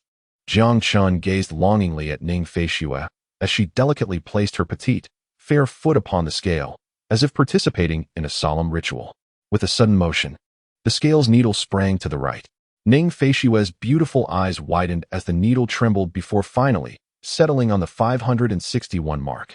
The atmosphere grew instantly hushed. Ah! In a villa at the heart of the residential area, a woman emitted a startling scream. Ning Feifei could not accept the reality of her weight gain, stepping on and off the scale repeatedly. The needle remained steadfast at the 561 mark, unmoving. With a clouded expression, an astonishing aura emanated from her voluptuous figure, causing the scale beneath her delicate feet to develop cracks, creaking ominously. Goodness, Jiang Chen thought, Sister Shue is formidable, unable to resolve the issue. She seemed intent on breaking the scale instead. The expensive scale seemed to lament, I am cracking. He quickly extended his arms and swept Sister Shue into a princess carry, lifting her off the scale. Oh no, Xiao Qinsheng, I've gained 4 Jin and 2 Liang. I have truly gained 4 Jin and 2 Liang. Ning Feishue pouted playfully in Jiang Chen's embrace. He tenderly caressed her slender waist. Such a small amount. It hardly qualifies as weight gain. Ning Feishue pinched Jiang Chen's waist. 4 Jin. And you dare say I'm not fat? I've gained 4 Jin in just a month. No wonder Fei Fei mentioned my weight. Xiao Qingqing, you've been carrying me every day. You must have known I've gained. Xiao Qingqing, what punishment do you deserve for withholding the truth? That is not the case. Jiang Chun reassured her, to me. 4 Jin is akin to the weight of a piece of paper. That won't do. Ning Feishue declared, inching her face closer. She bestowed upon Jiang Chun a passionate French kiss that left them both breathless. After what felt like an eternity, their lips parted. Ning Feishue's eyes were dreamy. It's all your fault for cooking so deliciously. This bowl is mine. Xiao Qingqing, I must lose weight. Here it comes, the dreaded weight loss declaration. No, Sister Shui, you are not fat at all. Why would you need to lose weight? Jiang Chen's tone turned serious. Is 56 not considered overweight? Little pig, at 7 meters tall. How could you possibly be fat? All right. Ning Feishue ceased her protest, nestling in Jiang Chen's embrace as she began to reflect. But, Xiao Qingqing, I've gained 4 Jin of flesh within a month. This cannot continue. Shui, the little pig, found herself in a state of inner turmoil, attributing her predicament to the delectable meals prepared by her mischievous younger brother. Prior to this, her weight had remained constant, even in her past life at the age of 31. However, the culinary creations of Xiao Qingqing were simply irresistible. Just the aroma of the dishes made her stomach rumble like firecrackers, and her mouth watered uncontrollably. She could hardly resist such temptation. Jiang Chen, observing the conflicted gaze of Sister Shui in his arms, was well aware of her thoughts. System. Is there any item that allows one to indulge in food without gaining weight? Replying to the host, healthy seasoning, 500 points. He purchased it, glancing at the myriad packets of healthy seasoning stored in the system space. Healthy seasoning, colorless and tasteless, it will not affect the nutritional value or deliciousness of food. When added, it will not contribute to weight gain. Goodness, this colorless and tasteless seasoning feels akin to poisoning, Xiao Qingqing mused. Perhaps I should focus on dieting. What if I gain weight and you no longer want me? Ning Feishue's sweet, coaxing voice brought Jiang Chen back to reality. He gently ruffled Sister Shui's little head, reassuring her, that won't happen. Being plump is wonderful. It's so comforting to cuddle up to you while sleeping. Hearing Jiang Chen's response, Ning Feishue's delicate face flushed, filling her heart with warmth. Yet, she still felt a tinge of regret as she pinched her ample hips with her fair hands. Sister Shui, at this point, I must employ all that I have learned throughout my life. Ning Feishue chuckled, wrapping her arms around Jiang Chen's. What do you mean by all you've learned? I have grasped the essence of culinary mastery and can create dishes that are both delicious and weight gain-free. Is that true? Sister Shui was taken aback by Jiang Chen's confidence, for he truly was an extraordinary cook. Was it possible that such weightless meals existed? Noticing the glimmer of desire in Sister Shui's eyes, Jiang Chen pressed on. Of course it's true, Sister Shui. Have I ever deceived you? If you still doubt me, let us make a wager. A wager? On what? Let us agree that for 1 week, you will indulge in 3 large bowls of my cooking, just as you always do. Ning Feishue's face flushed as she playfully pinched Jiang Chen. How can you say such things to your sister? After a week, step on the scale and see if your weight has increased. The expensive scale lamented. Oh no. Not again. This wicked woman almost crushed me just now. If you gain weight, I'll concede. If not, I win. The loser must fulfill a request from the winner. Deal. Ning Feishue's eyes sparkled with determination. She had nothing to lose. If she lost, it meant she could continue enjoying the delicious meals prepared by Xiao Qingqing. If she won, although she might gain a little weight, she would be able to demand anything she wished, including devouring Xiao Qingqing herself. Hee, Sister Shui. I can hardly contain my drool. Jiang Chun observed Ning Feishue lost in a silly grin, drool trickling down her chin, and he reached out to dab at the corner of her mouth. Coming back to her senses, Ning Feishue declared, I accept your challenge, Xiao Qingqing. Bring it on. The weight loss ordeal was unequivocally resolved, and Jiang Chun let out a long sigh of relief. Xiao Qingqing, if you possess such delightful treasures, why not reveal them sooner? You've caused me to gain 4 pounds. Is that my fault? Sister Shui, I had no idea you could gain weight so swiftly. No more of that. Ning Feishue, slightly embarrassed by her rapid weight gain, playfully tackled Jiang, pinning him down and kissing him. That night, the 2 little ones nestled together in slumber. At dawn, Jiang Chen opened his eyes to behold Sister Xue in his arms, a smile gracing his lips. He extended his hand, embracing the soft, fragrant beauty nestled against him. Host, congratulations on accumulating 5 consecutive sign-ins. You are rewarded with a 10-draw lottery from the points shop and 1,000 system points.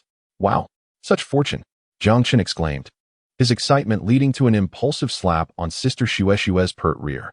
Chapter 51. No naughtiness allowed. Xiao Chunchun, no naughty thoughts. Ning Feishua mumbled through her cherry lips, half asleep. Groggily, she reached out her delicate hand to press against the fervent palm resting on her backside, seemingly reluctant to let Jiang Chen's warm hand depart. She then nestled her exquisite little head against Jiang Chen's broad chest. Jiang Chen couldn't help but chuckle. Sister Xue was simply adorable, even in her slumber. He tightened his embrace around her enchanting form, adjusting the goose-down quilt to ensure her comfort. System, since there's time now, let's commence the 10-draw lottery. Does the host confirm the 10-draw lottery? Confirm. Nothing compares to the bliss of a free 10-draw. If there were, it would surely involve another round of free draws. The system's lottery wheel spun, the pointer racing across each section. A flash of white light appeared. Congratulations, host, for acquiring an empty mineral water bottle. Congratulations, host, for receiving half a bag of leftover bread. A green light flickered. Congratulations, host, for obtaining 1,000 soft sister coins. Am I in need of your 1,000 coins? Jiang Chen exclaimed. Again, with the early draws being nothing but junk cards. Can't you be decent? Bring forth a golden legend. Congratulations, host, for acquiring a pair of unwashed stinky socks. What the heck? All right, you disappointing system. You've never failed to let me down in that regard. Just like last time, the initial draws are either stinky socks or empty water bottles. Rare. Congratulations, host, for acquiring a skill enhancement capsule. Finally, something useful has arrived. Rare. Congratulations, host, for acquiring a physique enhancement potion. Excellent. Good system. Keep up the momentum. Suddenly, a flash of purple light illuminated the points shop. Rare. Congratulations to the host for acquiring the advanced skill of reconnaissance. Wow. This skill radiates brilliance, and its name alone suggests it is a vital asset for survival. Keep up the excellent work, system. Here it comes. The pointer of the system roulette gradually halted in the golden zone, unwavering. It's here. It's here. Wow. Golden legend. Congratulations to the host for obtaining the lost fragment of the Fire Source 1. Incredible. Truly, it feels like a miraculous occurrence. Today is yet another day brimming with hope. Jiang Chen extended his hand, gently pinching the delicate face of the sleeping Xue beside him. Surely, it must be Xue who has imparted her good fortune to me. Congratulations to the host for receiving the Golden Legend reward. The system grants an additional lottery opportunity. Draw, let me draw. The roulette pointer spun to the white zone and then came to a stop. Oh no. Congratulations to the host for receiving a large basin. Indeed, one cannot expect luck to be eternal, as the law of luck conservation suggests. There exists a balance between fortune and misfortune. When fortune is abundant, misfortune inevitably follows. Little Chin Chin, come here. The little piglet, Xue, nestled in Jiang Chen's embrace, had awakened, nuzzling her head against his chest in a display of affection. How delightful to hold my Xue. Jiang Chen rested his chin on the delicate forehead of Ning Fei Xue, his arms enveloping his beautiful wife like a great rock spreading its wings. After preparing breakfast, they shared tender moments before Ning Fei Xue departed for work. Jiang Chen leisurely returned to the Magic University. Ning Fei drove her silver Maserati, slowly making her way to the parking lot of the Chen Shui group. Oh, how I wish to ride in little Chen Chin's car. His black Bugatti boasts incredibly soft seats, providing such comfort. She turned to glance disdainfully at her own Maserati, which she had purchased for 20 million. It was reasonably priced. Neither too extravagant nor too economical. Having driven it for 3 years, now that her brother had acquired the Bugatti, she felt her delicate form was utterly enamored with that plush seat. Ning Fei Xue lightly tapped the Maserati's steering wheel, realizing that indeed, one gets what one pays for. The Maserati seemed to lament, "You wicked woman. I should have recognized you as a fickle-hearted soul." Ning Fei Xue exited the vehicle, donned in a pristine white business suit, her sensuous figure swaying as she entered the Chen Shui group. A petite girl approached her. "Good morning, Director Xue." "Good morning, Meow Meow." Ning Fei Xue walked alongside Wu Meow Meow. "You worked hard, Meow Meow, delivering the scale so late last night." "It was no trouble at all, Director Xue. I am delighted to assist you." Wu Miao Miao recalled the handsome man who had opened the door at Ning Feishue's villa last night. Her curiosity piqued. Ning Feishue was not just an idol for her, but a goddess for all the women in the Qin Shui group. Her beauty is unparalleled, her figure strikingly alluring. And at a tender age, she has already ascended to the role of a formidable female CEO. Curiously, she seems disinterested in men. Countless affluent suitors, drawn by her reputation, have been met with resolute refusals from the icy Ms. Shui.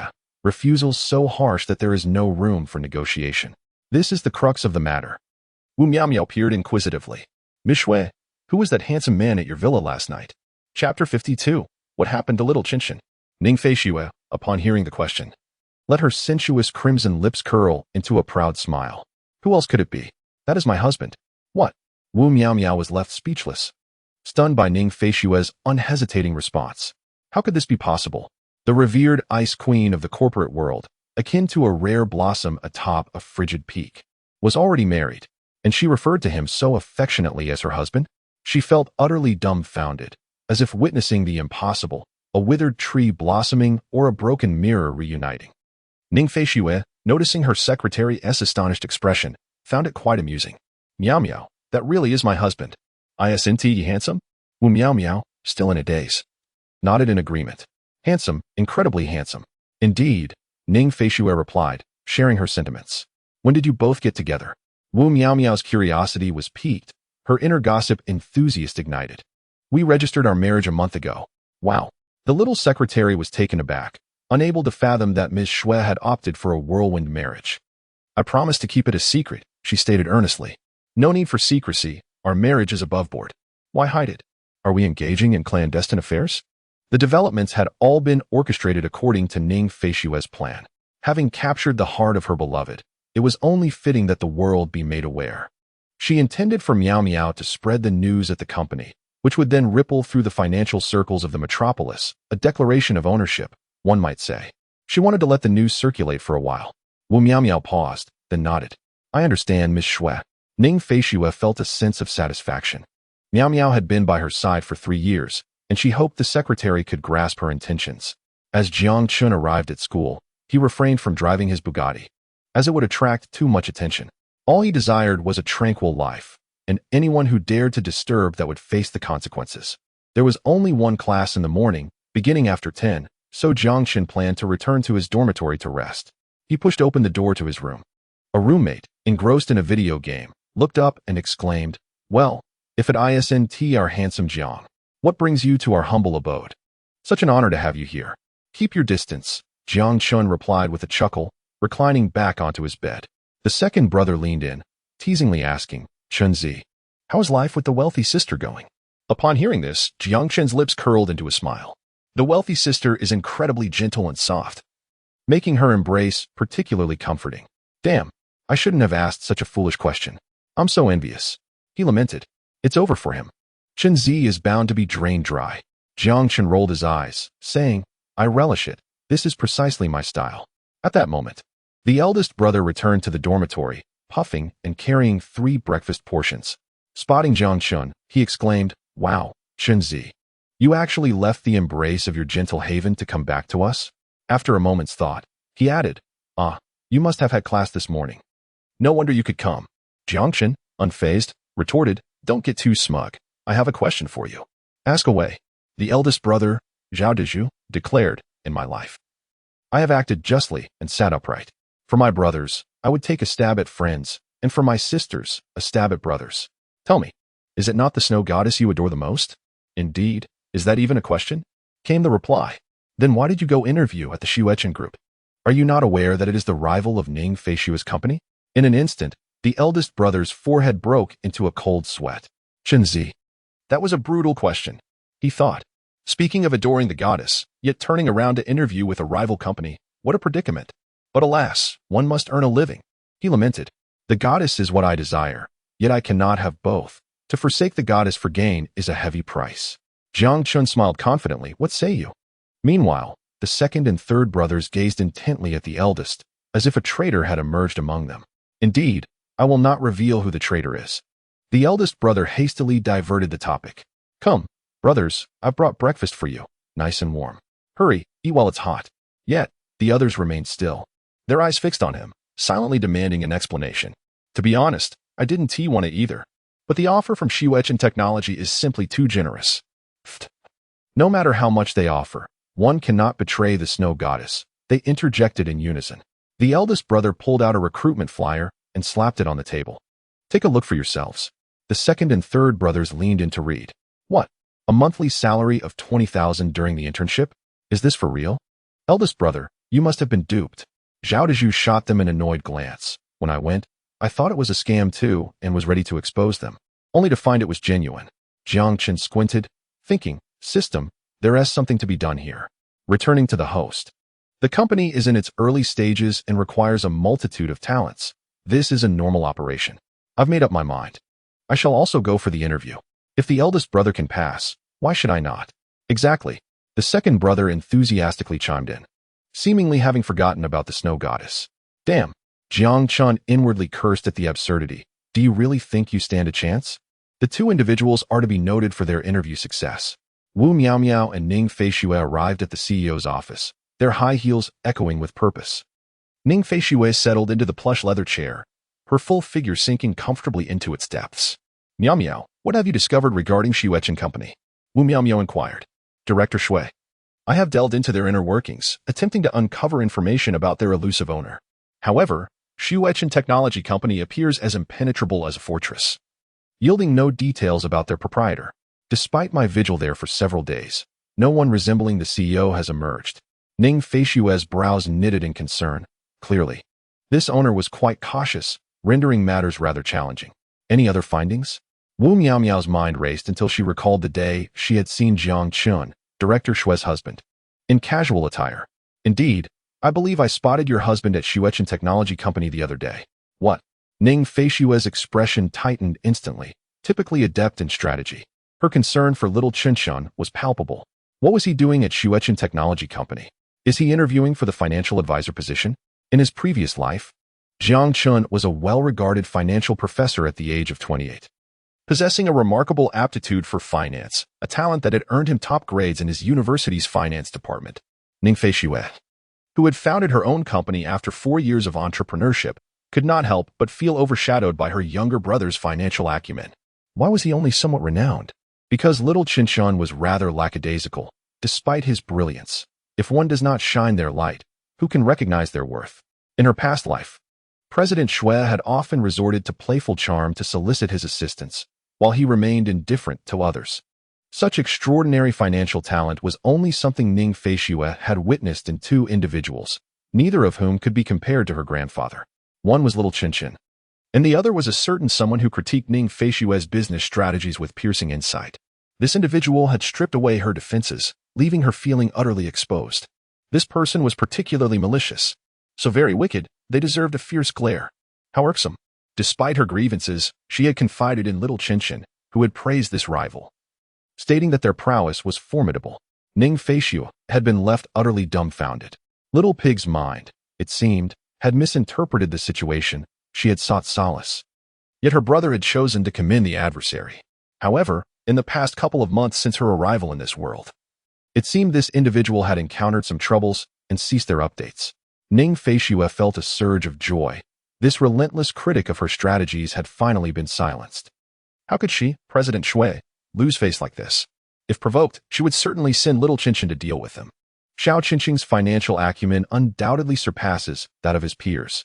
His recent visit to Shuechen Technology Company likely aims to amass wealth, especially since he previously owed Uncle Jiang 50 million. Ning Feishue had earlier perused the recruitment information from Shuechen Technology, and the remuneration offered was indeed substantial. How foolish of my younger brother to overlook the allure of having his beautiful sister, the CEO, in his corner, opting instead to work for a rival. Ning Feishue remained vigilant despite the staggering 100 billion cooperation project that Shuechen Technology had secured.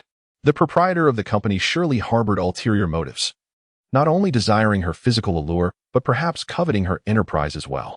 Having finally established a genuine relationship with Xiao Qinqing, she would not permit anyone to disrupt it. Absolutely not. I understand. Miao Miao, you may leave now.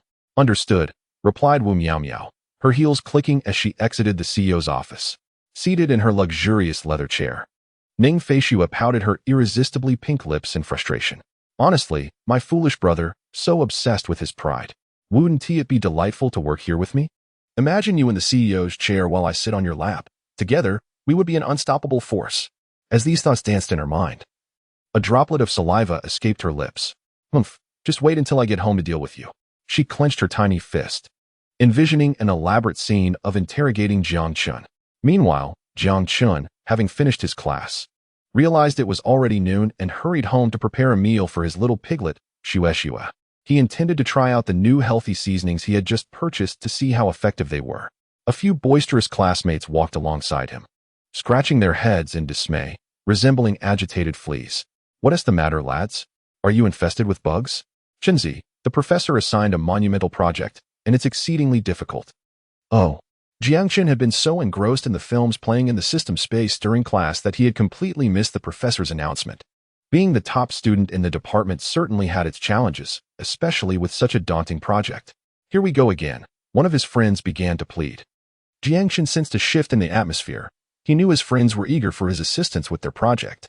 Chinzi, you're so handsome, and your grades are impeccable. How many girls have you charmed? What are we supposed to do? Chinzi, with great power comes great responsibility. Please help us with the project. Yes. Just be sure to include my name. And mine. I wanted to. Scram. I have so many regrets and aspirations. Do you remember? We've discussed so much. Yet you only utter a single word, scram. Such a trivial phrase, yet it inflicts such deep hurt. Jiang Chun dismissed the clamoring group. What a joke. In my previous life, I handled most of the group projects myself. Back then, I was quite the reclusive scholar, with ample time to spare. So completing a few assignments was no challenge at all. Now, circumstances have changed. I have my own system and a little piglet, Shua, at home that requires my care. Where would I find the time to complete this assignment? Moreover, what sort of man with a system would stoop to doing homework? That would surely tarnish the dignity of a time traveler. Jiang Chun waved dismissively at his lecherous roommates, indicating that he would handle his own work. I am returning to seek out my affluent sister. With that, he turned and departed. How heartless. Jiang Chun, are you truly so unfeeling? Upon returning home, he found Shua reclining on the leather sofa, her legs crossed, her ample bosom cradled in her arms, her pouted lips enticingly elevated. Who has dared to vex my beloved little piglet? He approached the sofa, reaching out to embrace his adorable sister. However, Ning Feishua, nestled in his arms, continued to pout, extending her delicate arm to press Jiang Chun against her generous chest. Little Chun, are you keeping secrets from your sister? She teased, her tone playfully threatening. You must answer my questions honestly. Otherwise, I shall smother you. Chapter 54. I scold myself, ah? Jiangchen found himself enveloped by Ning Feishua's ample bosom, a delightful fragrance wafting into his nostrils. Shua, how could you bear to smother your beloved little Chun? Of course, Ning Feishua could not bear to harm her dear brother, but she felt compelled to extract the truth. Jiang Chun's muffled voice emerged. Shua, feel free to ask. I could never hide anything from you. Humph. That may not be the case. Ning Feishua's fair hand stroked Jiang Chen's hair. Little Chen, are you in need of money? Why would you ask that? Shua. Ning Feishua tightened her embrace, attempting to bury Jiang Chen deeper into her warm bosom. Come now, confess honestly. Is it because you owe Uncle Jiang 50 million that you've sought a part-time job? Jiang Chen, inhaling the alluring scent emanating from her chest, was perplexed. What? Shua. I'm a lazy dog. Do I look like someone who would seek a part-time job? A man with a system like mine could never be short on funds. Nor would I ever need to work part-time. Still in denial, are we? Why were you at Shuechen Technology? Suddenly, realization dawned on Jiangchen. He had been careless and made a mistake. He had signed in at Shuechen Technology, and somehow, Shua had discovered it. This was unexpected. She should have been at a gathering with her friends at that time, leaving no reason for her to know. As he pondered, he was struck by a fleeting image of a petite girl, the very secretary, Wu Miao, he had encountered at Shuechen Technology. No wonder. It seemed she reported to Sister Shui upon seeing herself there. Jiang Chun regained his composure and tightened his embrace around Ning Feishua. Sister Shui, can you guess what I want to do? Ning Feishua pouted. Do I even need to guess? The clever me has already seen through everything. Little Chun, you went to apply for the position of financial advisor at Shuechen Technology, didn't you? That company indeed offers a generous salary. Her tone was laced with a hint of jealousy. Ha. Jiang Chen found himself nearly in fits of laughter at the sight of Sister Shue's adorable pout. How could she be so charming? He reached out with his warm hand, caressing her delicate waist. No way, no way. Sister Shue, are you really jealous of a mere company? I am indeed jealous. You are my brother, my husband. Why would you work for a rival company? Is it that your sister is no longer beautiful or wealthy enough? Little Chun, if you are short on money, you can always ask your sister directly. I can easily give you that little bit of cash. Wow. The wealthy sister spoke with such confidence. $1 billion is considered pocket change. How I wish to cling to this affluent sister's leg. Hey, aren't I already doing that? Jiang Chen exclaimed. Sister Shue, didn't Shuechen Technology just give you a big contract? How can it be a rival company? Ning Feishue nestled closer to Jiang Chen. Little Chun, you don't understand. The owner of Shuechen Technology is undoubtedly a lecherous man. With depths of cunning. He must have intentions toward me, lusting after my body, or perhaps even my company. Upon hearing this, Jiang Chen's expression stiffened. I am not. I didn't. Don't spout nonsense, or I'll sue you for defamation. I may covet Sister Shue's body, but I have no interest in her company. He decided to clear his name. Sister Shue, I believe the owner of Shuechen Technology is not as bad as you think. He is likely a good person, perhaps even a kind-hearted handsome man. Ning Feishue wore a look of disbelief. Oh really? Little Chun, you are not angry? Someone covets my body, and you are not jealous? I am. Jiang Chun was taken aback. Why should I be jealous? Am I to be jealous of myself? Isn't that absurd? Although he thought this internally, he could not say it aloud. He moved his hand to pinch Ning Feishue's delicate waist. Sister Shue, I am very angry. That man dares to covet my woman. This is unforgivable. Yes, that's the spirit. Ning Feishue sat in Jiang Chen's embrace, shaking her little fists as if ready to pummel that unscrupulous boss. Jiang Chen quietly wiped the cold sweat from his forehead. Things were getting out of hand. How would he confront Sister Shue when the time came? If it came to that, would she unleash her fury upon him? Sister Shue, I am visiting Shuechen Technology Company under the guise of gathering intelligence, to discern what the boss is truly up to. Is that so? Ning Feishue's face lit up with joy upon hearing this. Indeed, he is a thoughtful brother, always considering my interests and those of his company. Of course, Sister Shue, am I not someone who is just a little short on funds? Hee, little Chen Chen, you are the best. Ning Feishue playfully nestled into Jiang Chen's embrace, satisfied. Meanwhile, Jiang Chen wiped the cold sweat from his forehead. Relieved to have appeased Sister Shue, he felt as though he had nearly suffocated. After dinner, Ning Feishue pulled Jiang Chen to snuggle on the sofa to watch television. Tonight's feature was an action film, and Shue the little pig was thoroughly engrossed, occasionally waving her tiny fists in excitement. Her adorable demeanor nearly melted Jiang Chen's heart. At one scene in the film, the female protagonist was ambushed from behind with a handgun, the bullet striking her back, only to be thwarted by a bulletproof vest. At this moment, Jiang Chen's brow furrowed in concern as certain thoughts crossed his mind. He grasped Sister Shue's delicate hand tightly, silently invoking, System, learn advanced reconnaissance techniques. Chapter 55, Come. Little Chin Chun, lie here. Advanced reconnaissance techniques learned. In an instant, Jiang Chen's mind was flooded with a vast radar display. He found himself at the center of this radar, with a small red dot positioned just slightly above him. To his astonishment, it was Sister Shue, who was currently seated on his lap, enjoying the movie. He tightened his embrace around her and gave her a gentle bounce, causing the red dot on the radar to leap in tandem. The bouncing elicited a delighted giggle from Ning Feishue. Little Chinchin, stop it. I'm watching the movie. Jiang Chen expanded the radar's display range, and the electronic glow swept across the screen. It reached the vicinity of Magic City University, where several boisterous roommates were yelling and engrossed in gaming. Yet, this was not the limit of the radar's range. He continued his sweep until it reached his own home. There, his mother was chattering away with his father, expressing concern over how little Chin was faring and whether he had won over Shue. Jiang Chen's father shrugged dismissively, stating that their offspring would find their own fortune, questioning why she was so anxious. His mother shot him a fierce glare, declaring, If Shue doesn't come home as a daughter-in-law, you'll be the first to answer for it. Jiang Chen's father recoiled slightly in fear. Jiang Chen nearly burst into laughter, finding his father's timidity utterly amusing. He continued to expand the radar's range, surveying the surroundings. Eventually, he halted at a certain point, realizing that this was the radar's maximum range. Upon ceasing his search, he was instantly struck by fatigue.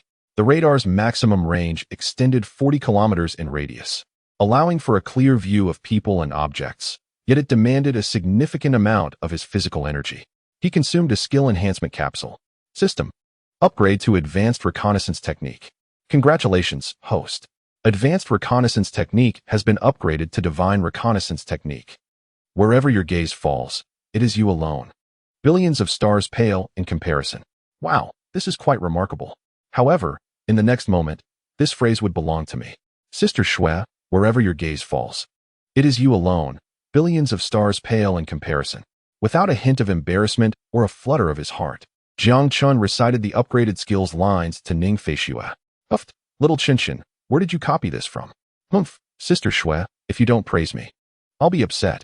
TSK, TSK, TSK. Ning Feishui stood and gently planted a fleeting kiss on Jiang Chen's thin lips. Are you satisfied now, my dear brother? Jiang Chen nodded slightly, content, but not entirely so. Ning Feishui found it amusing as she playfully pinched Jiang Chen's handsome face. Jiang Chen continued to access the system to examine the Divine Reconnaissance Technique.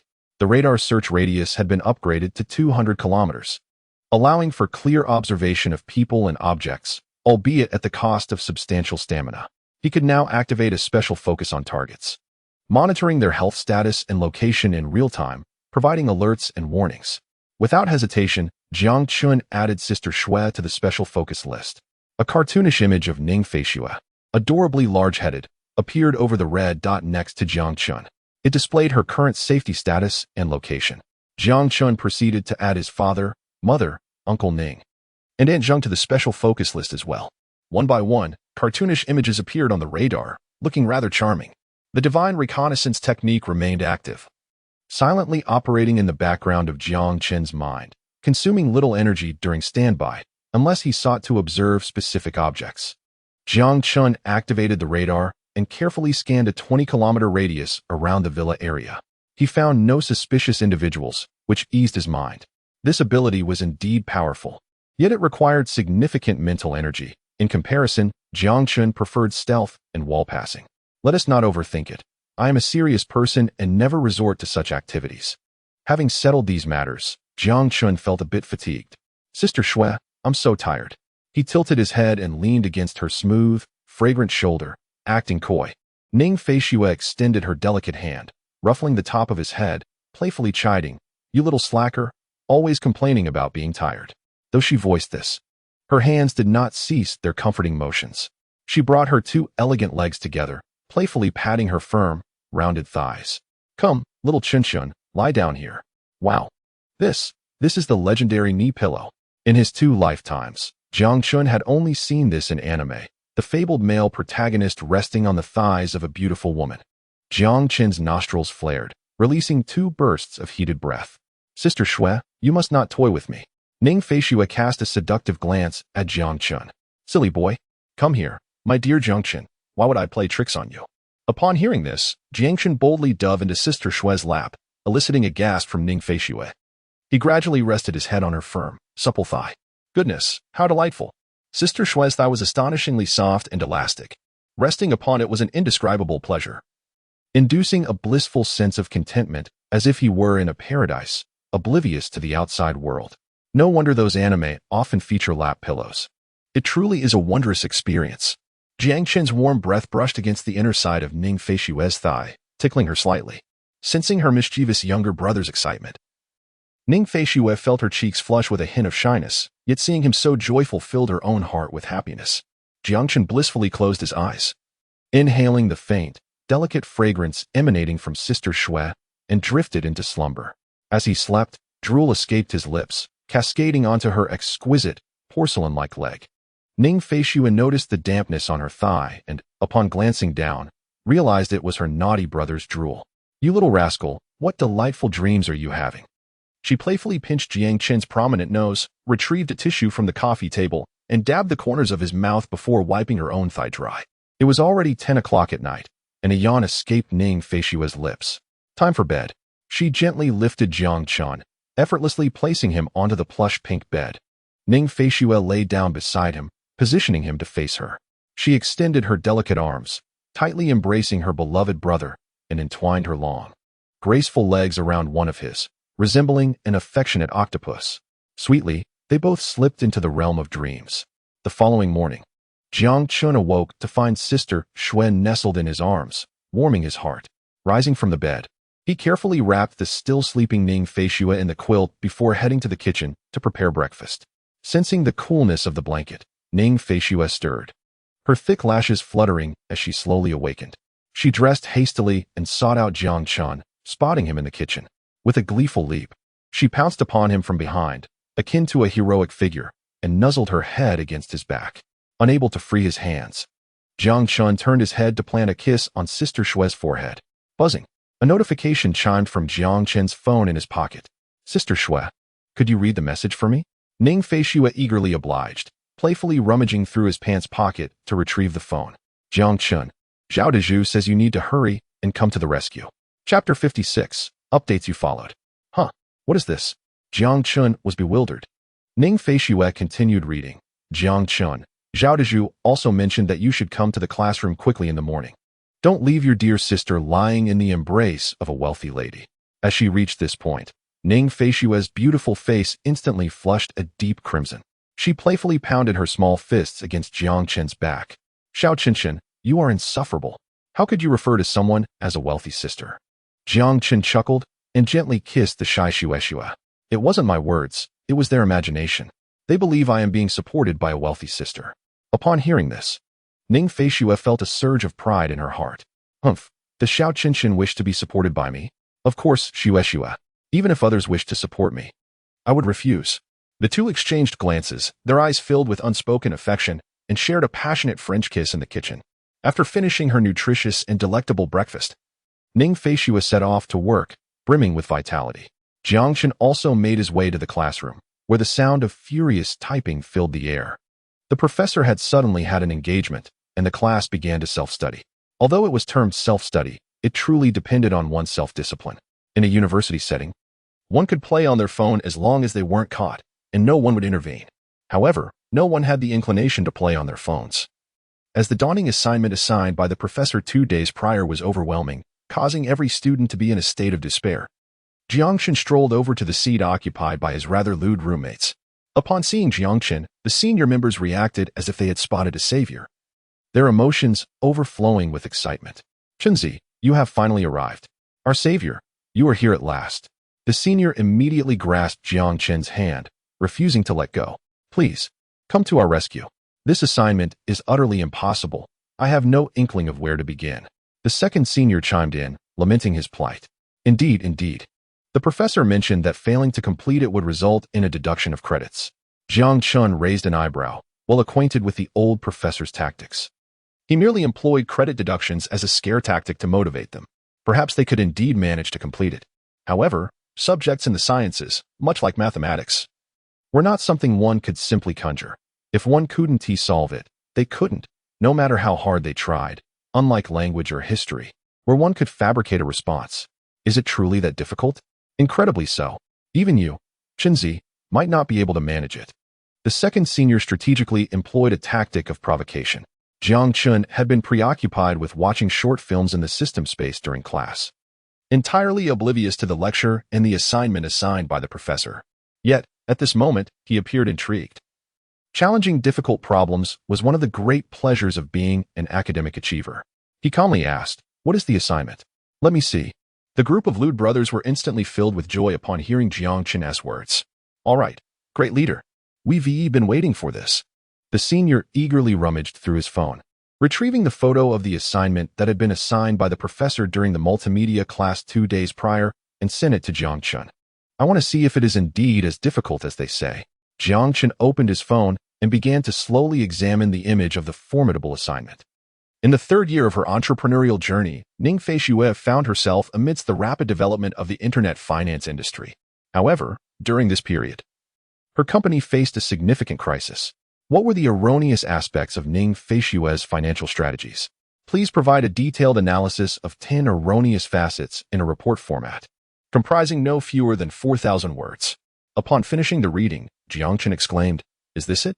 This is far too simplistic. Do you believe I could identify 20 points?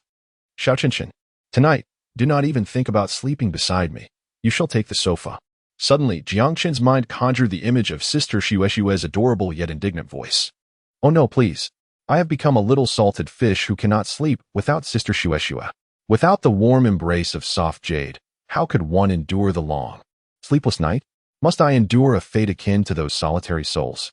I can only identify one single point, and not a single one more. Truth be told, I could indeed pinpoint 20 in a hushed tone, but those 20 would be excessively pedantic, nitpicking like searching for bones in an egg. Sister Xue's handling of that crisis was commendable, revealing minimal substantial errors, though there were minor flaws that did not significantly impact the overall strategy. That crisis was quite exemplary. Jiangqin had long since created a video detailing it, which he published on the account Ning Fei Xue is a pig pic. Qinzi? What is going on? As the leader noticed Jiangqin lost in thought, he waved his hand in front of him. Speak up, Qinzi. The second one grew anxious, fearing that Jiangqin might falter. This is it. If even Qinzi cannot handle this, we are truly finished. The third one lamented. I told you. How could the goddess Xuexua possibly err? I could only identify 2 points at most. Jiangqin rolled his eyes at this group of fools. What a bunch of dimwits. When I urged you to watch the videos, contribute coins, and engage, you merely sought to reap benefits without giving back. Now it's come back to haunt you. Clearly, this group of clueless individuals had not even bothered to watch the video where Jiangqin analyzed Sister Xue's erroneous strategies. Jiangqin calmly remarked, this question is exceedingly simple. Oh no. Alas, I am uneducated, and my only expression is oh no. Impressive. Truly, like a cow stepping on an electric wire, an astonishing display of sparks and brilliance. The three of them gazed at Jiangqin eagerly, seemingly awaiting his response. While you all fail to contribute when watching videos, how do you expect to write assignments? Jiangqin nonchalantly retorted before turning his attention to the system space to watch a movie, ignoring the foolish banter of his roommates. What on earth, Qinzi? Why are you bringing this up? Queried one of them. Indeed, what does this have to do with not contributing when viewing videos? Besides, I did contribute. Albeit just 1 coin at a time. Isn't that sufficient? Coins are precious, and one can only acquire one each day. If I contribute more, wouldn't I be at a loss? Exactly. Watching others profit is even more distressing than experiencing my own losses. At that moment, the leader's astute mind suddenly sparked with an idea. He swiftly opened his phone, logged onto the site, and searched for Ning Fei Xue is a pig. Oh no, brothers. There's a problem. A group of individuals gathered together, their eyes fixated on Jiangqin's account, which boasted a modest 102 followers and over 200 videos. Each video meticulously analyzed the strategic missteps of Ning Fei Xue, with the shortest clip spanning 12 minutes yet garnering only a few thousand views. How astute I am. I deciphered Qinzi's subtle hints. Ha. The leader's boisterous laughter drew disdainful glances from the entire class. We were engrossed in our thoughts, yet he continued to chuckle. Humph. The leader disregarded their glares, proclaiming that once he replicated Qinzi's videos, they would be left in tears, pleading for his assistance.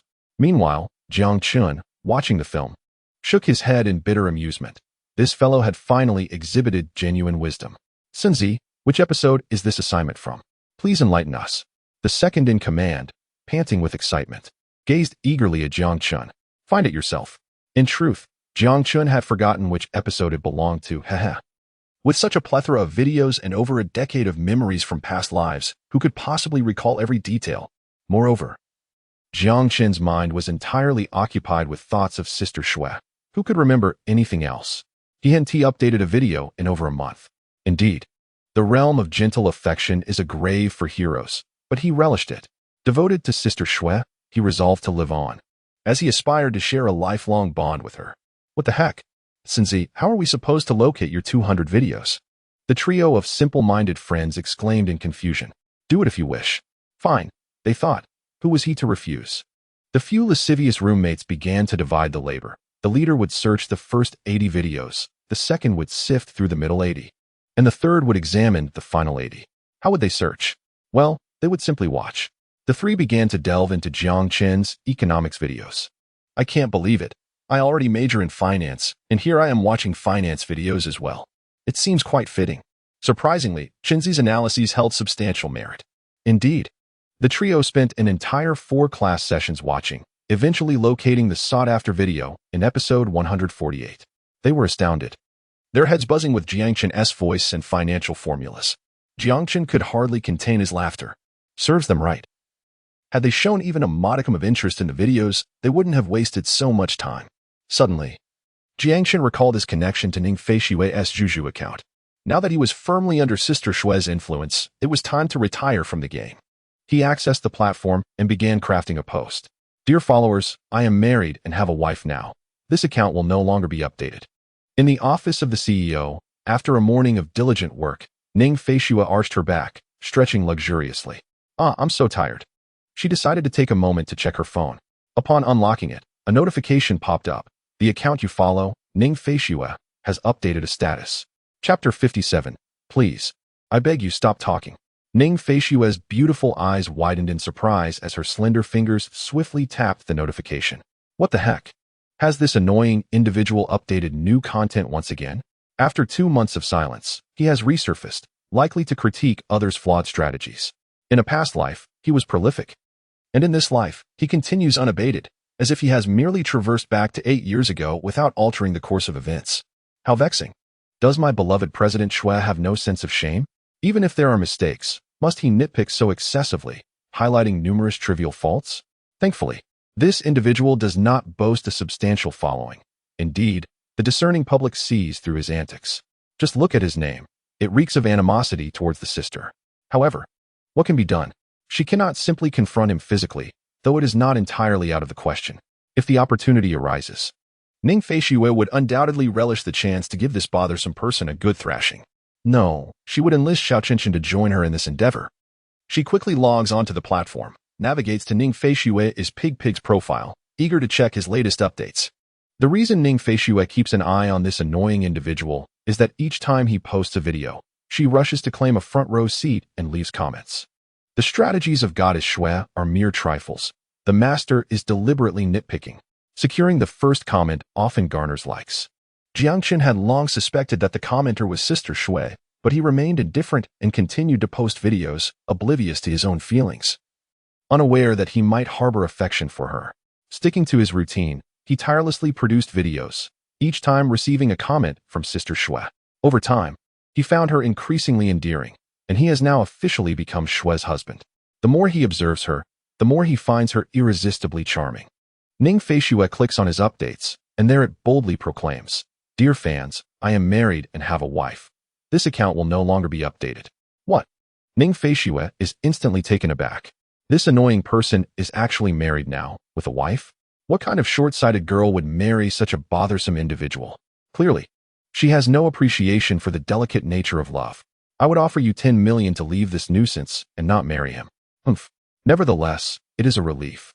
Perhaps this irritating individual will cease updating those vexatious videos. The station master's analytical videos, examining his own faults, are of remarkably high quality. And Ning Feishue cannot help but respect his insights into finance. Perhaps only Xiao Qinshan could rival him in prowess. These videos hang over Ning Feishue like the sword of Damocles. Humph, a stunning beauty like her. How dare he continuously post content that defames her? How embarrassing.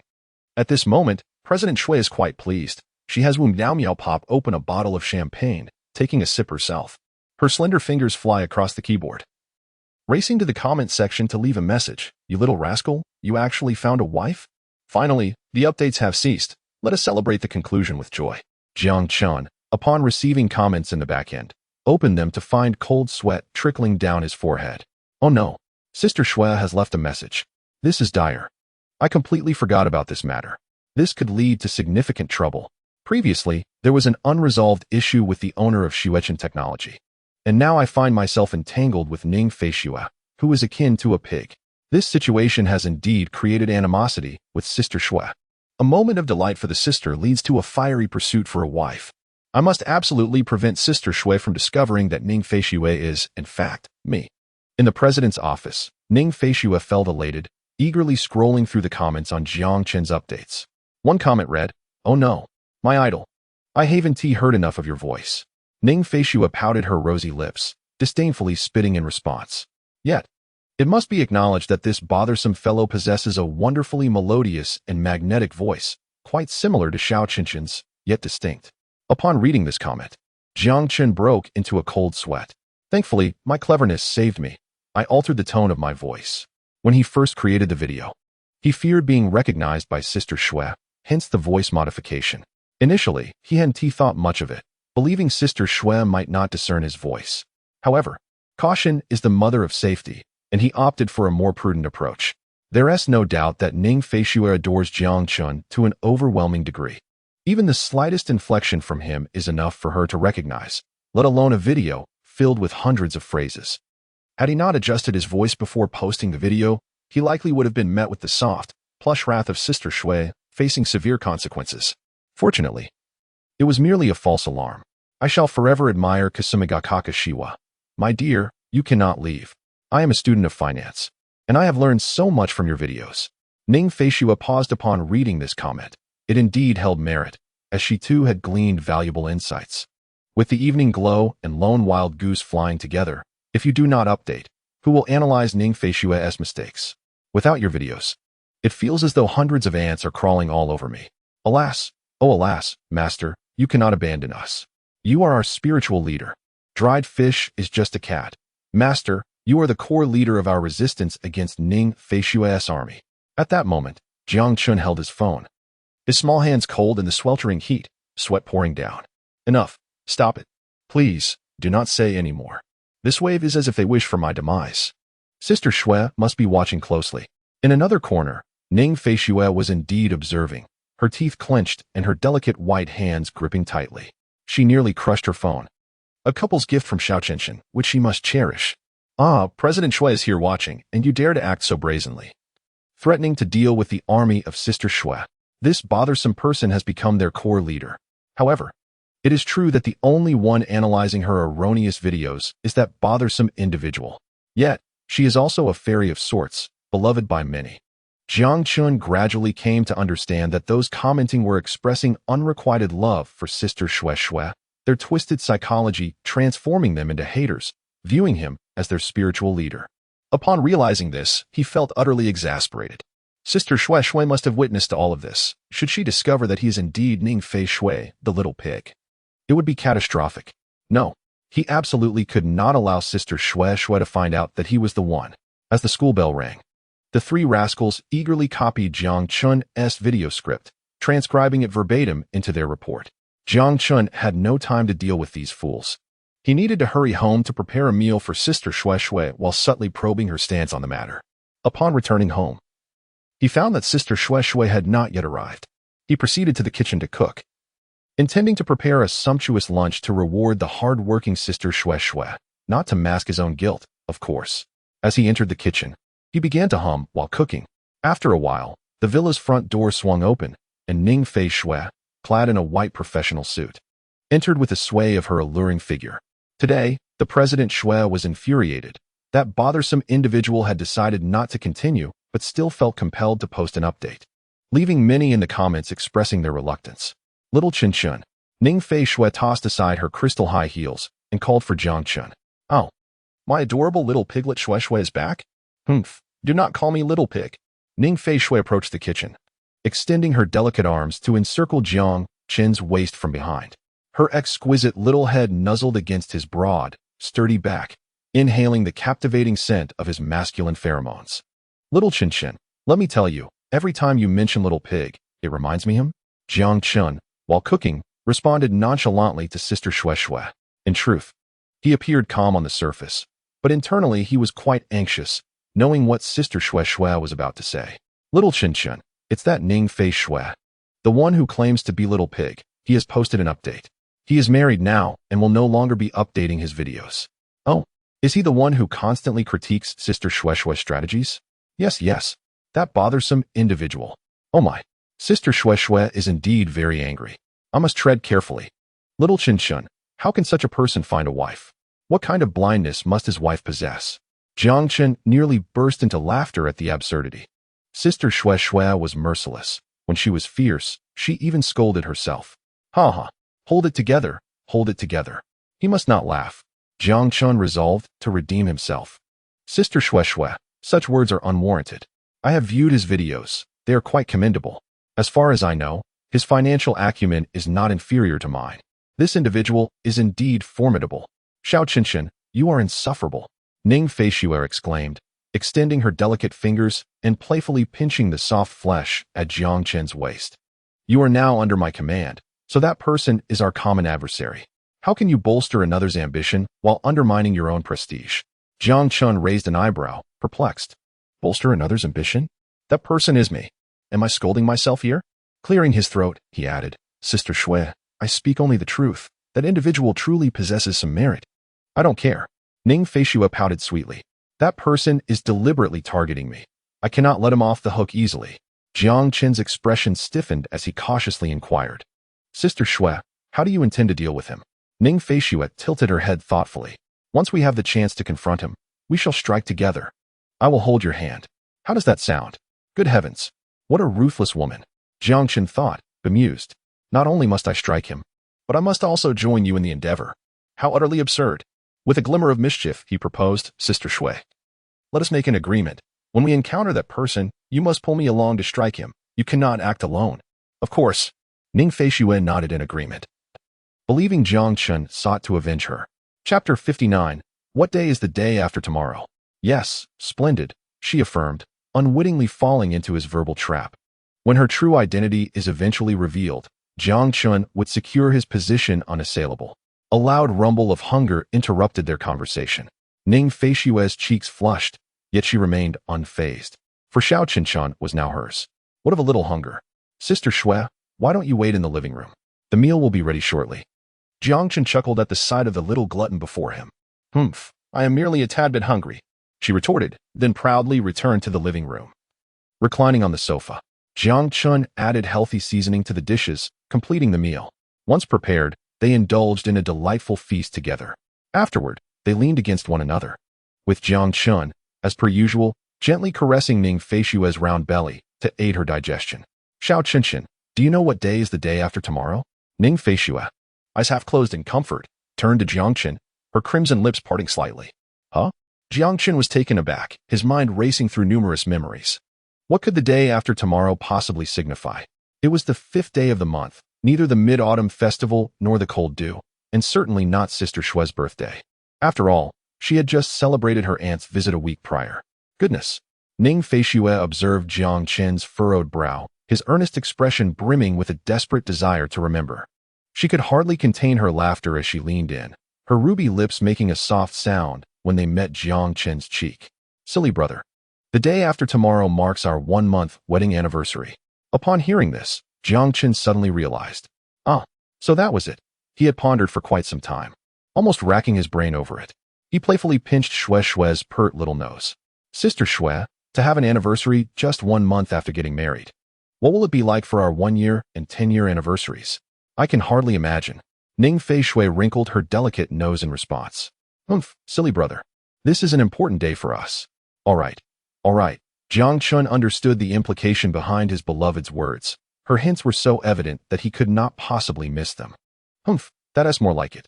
Satisfied, Ning Feishue stretched her elegant arm around Jiang Chen's waist, turning her attention to the television. Jiang Chen inhaled the alluring fragrance wafting from beneath his chin. It seemed he needed to prepare a thoughtful gift. In both his past and present life, he had never given Shui a proper gift, at most offering himself. He opened his personal panel. Welcome, host. Personal panel activated. Host, Jiang Chen. Height, 185 centimeters. Weight, 75 kilograms. Appearance, 99. Physique, powerful, eternal lover. Ning Feishue. Items. I have Universal Analysis Advanced. Skill Enhancement Capsule X5. Indomitable Elixir X1. Iron Man Armor Design Blueprint X1. Strawberry Operating System Source Code. Lost Half Ember Source X1. Divine High Fiber Nylon Material X1. Ning Feishue's Undergarment X1. Skills. Divine Financial Analysis. Divine Culinary Arts. Intermediate Vehicle Operation. Advanced Keen Thinking. Divine Wall Passing Technique. Divine Stealth Technique. Divine Martial Arts. Divine Reconnaissance. Divine Massage Technique. Assets. 900, 050, 000 RMB. Alibaba Holdings 21. Shuechen Technology Company 100, 6, 000 System Points. Wow. My physique has finally reached a powerful level. After consuming nearly 10 bottles of physique enhancement potions, I have finally caught up to Sister Shui's level of vitality. Incredible. The universe is indifferent, treating all as mere jesters. Yet Sister Shui is its princess. Her innate powerful physique compelled Jiang Chen to drink over a dozen enhancement potions just to barely keep pace with her. Jiang Chen felt a surge of pride. He could finally match Sister Shui's strength. The thought of arm wrestling with her excited him greatly. At that moment, in his fervor, his hand inadvertently brushed against Sister Shui's curvaceous figure. Goodness! So springy, so soft. He gently squeezed. The sensation was heavenly. Ningfei Shui, engrossed in the television while nestled in Jiang Chen's embrace, was entirely aware of his subtle actions. Her lovely face flushed like a fiery sunset, yet she did not protest. After all, Xiao Qinshan was her husband. What reason could she have to prevent it? Moreover, she herself is quite eager. Sister Shui resembles a soft little kitten, thought Jiang Chen as he embraced the warm and charming figure in his arms. System, I require information regarding this divine high-fiber nylon material. Divine high-fiber nylon material, suitable for crafting highly protective clothes-fitting garments. The material is soft and snug, even more comfortable than 100 cotton products. The material possesses exceptional protective capabilities, able to withstand impacts from sharp instruments and powerful strikes from bullets below a 10 caliber.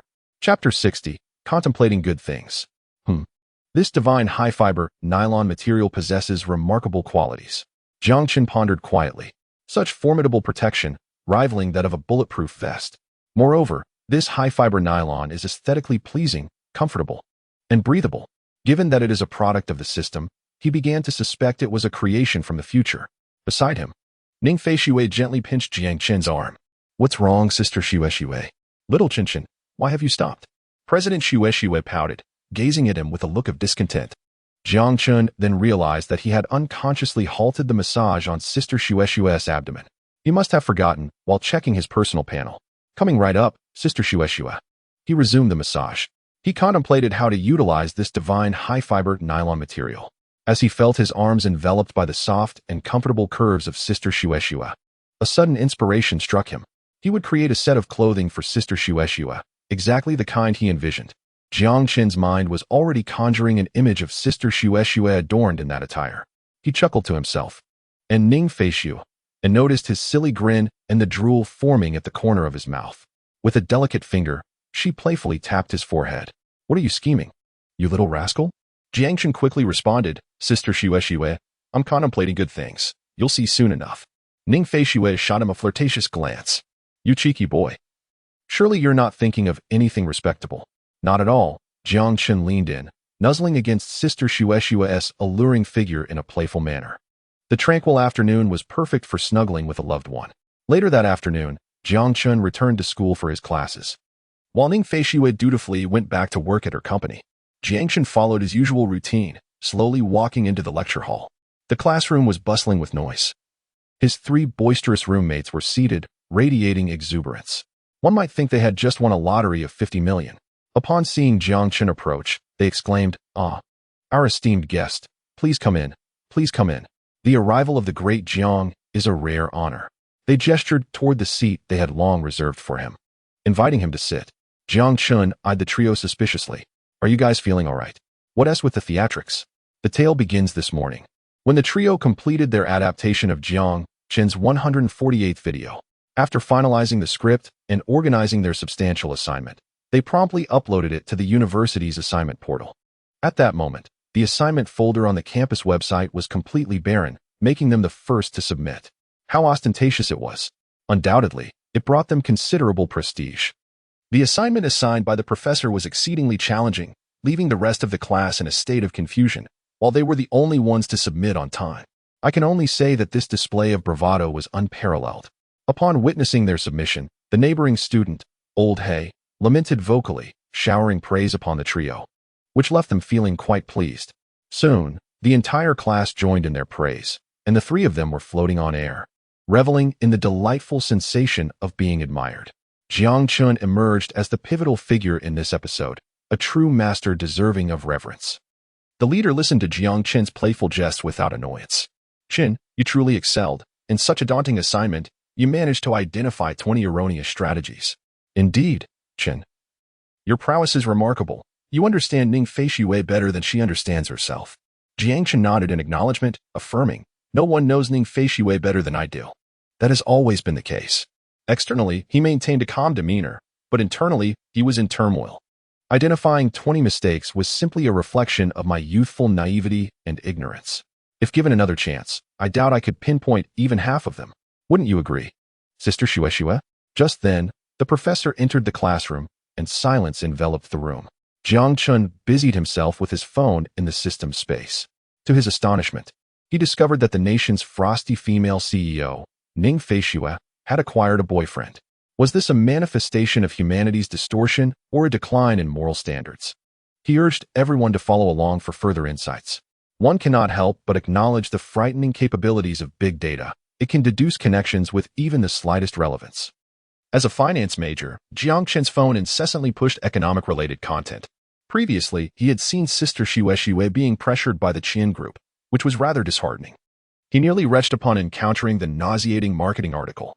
The relentless quest for traffic was evident, yet undeniably, Sister Shueshue was a luminary in the financial realm.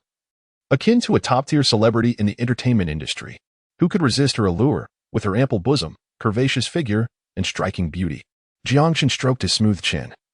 Realizing that this marketing account was not merely shooting in the dark, someone must have leaked the news of his association with Sister Shueshue. Chapter 61. Sister Shueshue's Deception. Jiang Chen sat in contemplation. Who could it be? Zhaozhua. The timeline did not align. It had been half a month since he purchased the car. If he intended to create a scandal, it was far too late now. The little rascal Qian Xiang was also unlikely to be involved, as he probably wasn't even aware of his own existence. Jiang Chen pondered deeply, eliminating all conceivable answers, leaving only the most improbable one as the truth. The answer lay with Sister Shui. This little vixen, known for her jealousy, was likely laying the groundwork to assert her claim and stir public opinion. Jiang Chen found this amusing, yet he would not intervene. He was infatuated with Sister Shui, and the uproar mattered little to him. Time flew by, like a fleeting shadow. In the blink of an eye, a week had passed. Today marked the day for assessing Sister Shue's weight loss achievements. Ning Feishue, buoyed by Jiang Chen's promise, unabashedly devoured 3 hearty bowls at each meal. Upon finishing work, she swayed her alluring waist and, spotting Jiang Chen lounging on the sofa, pounced upon him like a ravenous tiger. Jiang Chen swiftly caught the petite bundle of joy. For due to his robust physique, the impact of her leap was no longer as daunting as a locomotive. Little Chen, do you know what day it is today? Ning Feishue's rosy lips released a fragrant breath that wafted toward Jiang Chen's face. What a question. Today is the day Sister Shui steps on the scale. How rude. Why say such things about me? I'm not a pig. Jiang Chen playfully pinched her little nose. Isn't it true? You are indeed my little piggy. Humph. I won't indulge you further. It's time to weigh in. The expensive scale trembled in the corner, anticipating its fate. What was destined to happen had arrived, and Jiang Chen hoped his younger peers would remember this. Never let a woman weigh herself. Their predecessors had endured the consequences, and this served as a cautionary tale. Ning Feishue retrieved the slightly cracked scale and, extending her delicate foot, prepared to step on it. Wait, Sister Shui. Jiang Chen interposed, embracing Ning Feishue. Let me check for any deceit. He leaned down, placing his warm palm on her tender belly. It feels flat now. Yet he wasn't finished. He bent closer, pressing his handsome face against her abdomen, listening intently. Ning Feishue's soft belly tickled from his hair brushing against it. Little Chen, how can you doubt your sister? I would never cheat. She felt both embarrassed and indignant as her stomach audibly protested with hunger. Gurgle, gurgle. Jiang Chen recognized the unmistakable sound and nodded. Indeed. Sister Shui has not cheated. Humph, you naughty little brother. Once I win, just wait for my punishment. Her lips curved into a confident smile. Without hesitation, Ning Feishue stepped onto the scale with a decisive thud, which groaned under the weight, producing a high-pitched cry. In that moment, both Jiang Chen and Ning Feishue held their breath, awaiting the result. This was not merely a weight check, but also the climax of their wager. The needle danced across the dial before finally settling at 562. Another round of shrieks erupted. The expensive scale cracked once more, revealing 2 fissures. The weight scale. Within, Ning Feishue was elated. Despite indulging in Xia Kenshin's culinary delights throughout the week, she had only gained a mere pound. Nevertheless, her weight had increased, marking her triumph in this wager. It could be said that joy came in pairs. Xia Kenshin's lifelong skills proved effective, and she emerged victorious in the bet. Oh, how I wept. I was merely feigning. At this moment, Jiang Chen was utterly bewildered. What was happening? How could he have gained weight again? Was he not the loser? He had hoped to utilize this wager for a more meaningful purpose. This could not be right. It was unacceptable. He grasped the cracked scale, determined to prevent any witness casualties. He suspected that Sister Shui had tampered with the scale, intent on erasing the evidence. Jiang Chun discreetly pulled out his analytical glasses to meticulously inspect the damaged scale, only to discover no faults. It was an unequivocal defeat for him, and that request would remain unfulfilled, leaving him disheartened. Ning Feishue observed Jiang Chun scrutinizing the scale with a doubtful expression, her lips pouting in indignation. Zia Qinshan, how dare you suspect your sister? It is you who lost. Jiang Chun gazed at the pouting Shui and quickly embraced her. Sister Shui, I concede. I accept my defeat. I promise to grant you one request. Now we are getting somewhere. Ning Feishue wrapped her arms around Jiang Chen's neck. Zia Qinshan, I wish to ride a horse. Jiang Chen's face twitched slightly. Very well, I accept my loss. He slowly crouched down, and Ning Feishue swiftly spread her legs, positioning herself on Jiang Chen's shoulders. He gradually rose. Sister Shui, hold on tightly. Instinctively, Ning Feishue tightened her thighs. Jiang Chen felt an astonishing resilience and tension around his neck. Goodness! Sister Shui's thighs were incredibly powerful, capable of crushing a watermelon. Thankfully, he had enhanced his physical condition. Otherwise, he would have been unable to endure it. Up above, Ning Feishue grasped Jiang Chen's head firmly, treating it as her steering wheel. Charge. Zia Qinshan. Target. The villa flowerbed. Goodness. There were so many people around the villa flowerbed at this hour. Sister Shui, is this really appropriate? What is inappropriate? Ning Feishue leaned down from above, playfully tugging at Jiang Chen's ear with her delicate fingers. Hold steady, Your Highness. The two set off towards the flowerbed. Ning Feishue joyfully kicked her legs, reveling in the elevated view. System, why are you selling counterfeit goods again? How many times has this been? As Jiang Chun trod along, serving as Ning Feishue's steed, he called out to the system internally. Being ridden by Sister Shui was inconsequential. The crux was that he had lost, and that request was unattainable, leaving him frustrated. He had been so confident of victory, yet the system faltered again.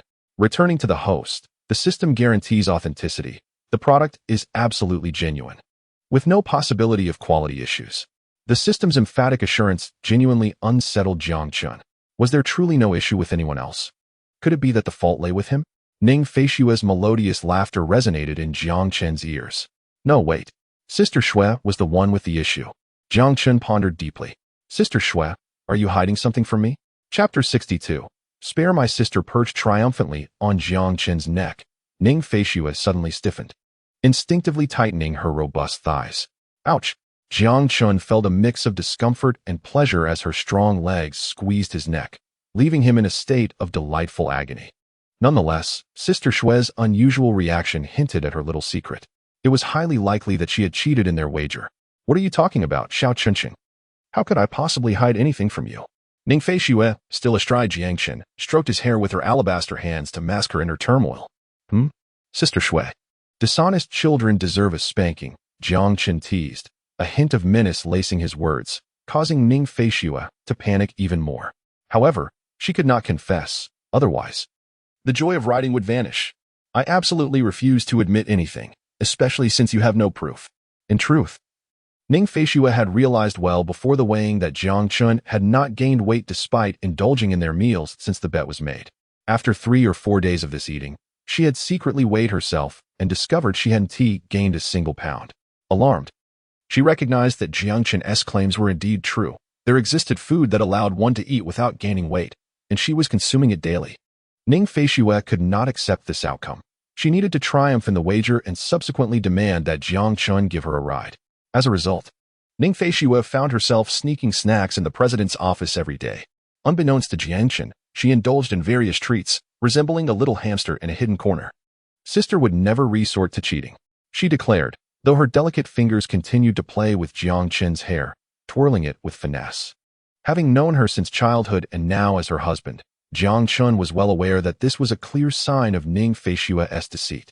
He was about to expose her fib when a middle-aged lady approached, exuding elegance and beauty, her youthful charms still evident. Seeing a potential savior, Ning Feishue quickly spoke up. Aunt Wang, hello? Aunt Wang nodded, casting a glance at the handsome young man beneath Ning Feishue. Jiang Chun possessed an extraordinary grace, both composed and unassuming, which piqued her curiosity. Shui Shui, who is this? Aunt Wang inquired. The corners of Ning Feishue's lips curled upward ever so slightly, achieving her objective. Aunt Wang. This is my husband. After declaring this, she wrapped her long, delicate arm around Jiang Chen's head, gently bending her slender waist and resting her chin on top of his head in an affectionate gesture. Jiang Chen acknowledged her with a smile. Hello, Aunt Wang. Aunt Wang's expression shifted to one of astonishment. Ning Feishue has resided in the Villa District for 2 years now. She is exceptionally beautiful, with an alluring figure. And it didn't take long for her to become well-known among the residents. However, she leads a rather private life, returning home straight from work and never bringing a man back. As acquaintances grew, the people in the villa community began to take notice of her striking looks, ample curves, and status as the company president made her the subject of many discussions. Numerous individuals sought to introduce her to their children or relatives, but she graciously declined all such offers. Unexpectedly, Ning Feishue announced that she had found a husband. Wang Lianhua, regaining her composure, smiled and nodded. Aha! Shue has truly good taste. Your husband is indeed a remarkable man. Thank you, Aunt Wang, Ning Feishue replied sweetly. Wang Lianhua, understanding the situation, waved goodbye and left the young couple alone. Ning Feishue joyfully caressed Jiang Chen's head, pleased that Aunt Wang now knew of her marital status, which would likely put an end to the matchmaking attempts. Yay! Hee, Shue, we need to discuss the matter of cheating, Jiang Chen teased, playfully pinching her legs. Little Chen, you mustn't speak nonsense. I did not cheat, she exclaimed, gently patting Jiang Chen's head. Observing her stubbornness, Jiang Chen promptly dashed back to the villa. Upon arrival, he eagerly tossed Ning Feishue onto the large bed. Ning Feishue nestled into the blankets, wrapping herself tightly. Little Chen, no funny business. Though she felt a twinge of anticipation, she knew she must maintain her composure. Shue, you still won't admit to cheating, will you? I did not cheat, Little Chen. Jiang Chen then leaned over her, pulling the covers away and playfully pinning her down. His warm breath brushed against her delicate face. Shue, this is your last chance. If you confess, you shall be spared from any discomfort. Ning Feishue smirked inwardly, thinking only a fool would confess. I actually welcome discomfort. I won't. Very well, Shue. I shall treat you like a little piglet. Jiang Chen wasted no time and lifted her shirt. Little Chen, you are so mischievous. I quite enjoy this. However, the anticipated excitement did not unfold. Instead, an unbearable tickling sensation coursed through her waist. Jiang Chen immediately set to work, his strong hands teasingly scratching her delicate, fair waist. Ha, that tickles. Little Chen, please stop. Ning Feishue writhed on the bed, her movements reminiscent of a captivating serpent. The laughter brought tears to her eyes as Jiang Chen's hands skillfully danced along the contours of her waist, targeting her sensitive spots. The dimples at her waist were a rare feature, akin to dimples on the cheeks, yet far less common. The dimples at the waist are a natural phenomenon. Yet it seems that they can also be cultivated through practice, albeit in rare instances. Ning Feishue's two deep and rounded dimples are remarkably alluring, a delightful feature of her voluptuous figure. Jiang Chen had long harbored the desire to tease Sister Shue's dimples, but previously lacked the opportunity for such intimacy.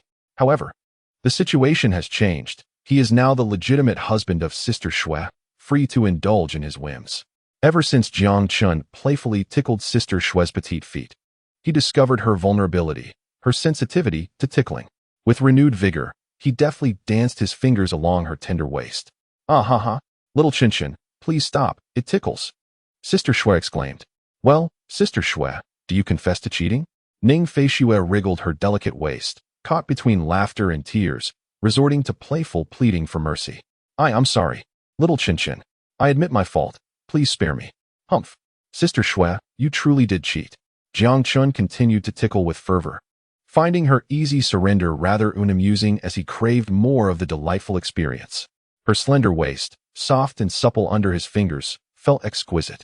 Upon halting his teasing, Ning Feishue lay back on the bed, her ample bosom rising and falling with each rapid breath, her enchanting visage flushed, eyes sparkling like spring water. You little scamp. You have me both suffering and delighted. Ning Feishue, having recovered from the previous onslaught, leapt onto Jiang Chen, playfully burying his head between her soft curves. Little Chen, are you rebelling against me? Forcing me to confess? Jiang Chen, muffled in her embrace, protested. Sister Shui, you're being unreasonable. I am not, she retorted, releasing him only to mischievously assault his handsome face with her delicate hands. Jiangchen swiftly pulled Ning Feishui into his embrace. You little enchantress, still refusing to confess? Ning Feishui shot him an accusatory glance. I have not cheated. I merely indulged in a few snacks. Indeed, Jiangchen, understanding her response, realized that Sister Shui had been sneaking treats when he was not watching. He chuckled, Sister Shui, you are secretly gaining weight, stunning everyone in the process. Humph, little Chin Chin. You're infuriating. Do you think I want to gain weight? It's merely to win a bet and then ride a horse. Ning Feishui pouted, her rosy lips forming a tempting curve as she playfully pinched Jiang Chen's waist. That is still not permissible, Sister Shui. Cheating for victory is against the rules. Jiang Chen chided, his warm hand caressing her delicate, slender waist. Oh, I don't care. Humph. Regardless, I won, and I have ridden the horse. Ning Feishui shifted her petite form, settling onto Jiang Chen's thigh. She straightened her posture, placed her hands on her hips, pouted adorably, and turned her head away, refusing to meet Jiang Chen's gaze. Observing her playful antics, Jiang Chen couldn't help but chuckle. Indeed, Sister Shui was quite the mischievous little darling. He reached out, cradling her pouting face, and leaned in, pressing his sensuous lips firmly against her soft, pink mouth. In that fervent kiss, Ning Feishui found herself entranced, surrendering to the moment. She extended her delicate tongue, and Jiang Chen reciprocated. After what felt like an eternity, they reluctantly parted, their lips lingering in an unspoken longing. Sister Shui, this time you cheated, you have lost. Thus, you must grant me a request, Jiang Chen declared, his warm hand supporting Ning Feishui's shapely form. Little Chun, what is your request? Speak freely. Ning Feishui replied, undaunted and fearless, embodying the spirit of a bold CEO. Very well, Jiang Chen whispered, leaning closer to her glistening ear. Sister Shui, I want you. Ning Feishui trembled at the warmth of his breath, and upon hearing his words, a shiver coursed through her body, electrifying her from the base of her spine. Ah, little Chin, you are so naughty. I adore it. Accompany me in ranking up to gold, she exclaimed, laughter spilling forth. Jiang Chen, unable to contain himself, burst into a hearty laugh at her unexpected request. Ning Feishui was taken aback, after all the build-up. She hadn't anticipated such a playful demand from him. Her bemused expression only served to amplify Jiang Chen's amusement. What did you think I wanted, Sister Shui? He teased, drawing closer. You little rascal. How dare you jest with your Sister Shui? She retorted, her cheeks flushed with embarrassment. Indeed, she had entertained a different thought, and the mischievous boy had played a trick on her. With a mix of indignation and anticipation, she playfully thumped her small fists against Jiang Chen's chest, which he relished, reveling in his triumph. Such a laugh. It hardly hurts, he joked, though he feigned a cough. Rising from the bed, Jiang Chen carried the pouting Ning Feishui into the study, where they shared a delightful time together. That night, after dinner, Ning Feishui lounged on the sofa, engrossed in a television show, while Jiang Chen returned to the room where he had left his belongings, organizing his things. This room was adjacent to Sister Shui's, and in a sense, it felt like his own. However, he still intended to sleep in her bedroom. System, open the system space. Response to host, system space has been opened. He retrieved a material of extraordinary high-fiber nylon. Retrieved successfully. Before him lay a translucent, colorless substance, resembling fabric. Jiang Chen reached out to touch the high-fiber nylon. System, this feels like plastic. Is it truly reliable? Host, this product is crafted by the system. Undeniably exquisite. Please explore it on your own. Jiang Chen sighed, pondering the utility of such a lackluster system. Yet, he dared not voice his thoughts, fearing a reprimand that might leave him in dire straits. He opened the information panel for the supreme high-fiber nylon material, and his eyes brightened. Chapter 64. A couple's design, supreme high-fiber nylon material, colorless and transparent. It allows for color selection after use, and once fashioned into garments, it possesses a self-cleaning function, resisting grease and stains. Impeccable indeed, a testament to the system's advanced technology. Jiang Chen fumbled with it for a while, finally deciphering its usage. This material, when subjected to high pressure, would form a protective layer against the skin, warding off attacks. However, the fabric's appearance was deceiving. Its usage was limited due to its exceptional compressibility. Jiang Chen contemplated this. Nevertheless, this did not deter him. He had originally intended to craft a set for Sister Shui. Indeed, a delightful set of undergarments. Unfortunately, The material was insufficient for extravagant designs. Although he wished to create something like a Lolita outfit for Sister Shue Shue, the lack of material thwarted his aspirations. Moreover, even if the material were adequate, he had to ensure Sister Shue Shue's safety, providing her with a diverse wardrobe throughout the seasons. Undergarments, however, were essential, regardless of summer or winter. They must wear delightful little intimates. Jiang Chun began to explore the high-fiber nylon, ready to commence his endeavor. Oh dear, a significant problem arose. He had no idea how to create such garments. Not only could he not produce a complete set of undergarments, but he also lacked the skills to draw the design. He could manage financial analysis diagrams, but lingerie design sketches would only serve as self-torture. What to do? A clever woman cannot work without resources, indeed. Jiang Chun had the resources, yet he was no clever woman. Perhaps he could borrow a piece from Sister Shue Shue? He stepped out of his room and spotted Ning Feishui reclining on the sofa. Jiang Chun entered the kitchen, sliced a large red apple, and offered it to Ning Feishui. Sister Shue Shue, he began, just as she teased. Oh, so little Chin Chun is fond of my little intimates, I wouldn't mind sharing with you. Little rascal. A flurry of emotion stirred within Jiang Chun, his cheeks flushing with embarrassment. What's on your mind, little Chin Chin? Ning Feishui asked, taking a crunchy bite of the apple.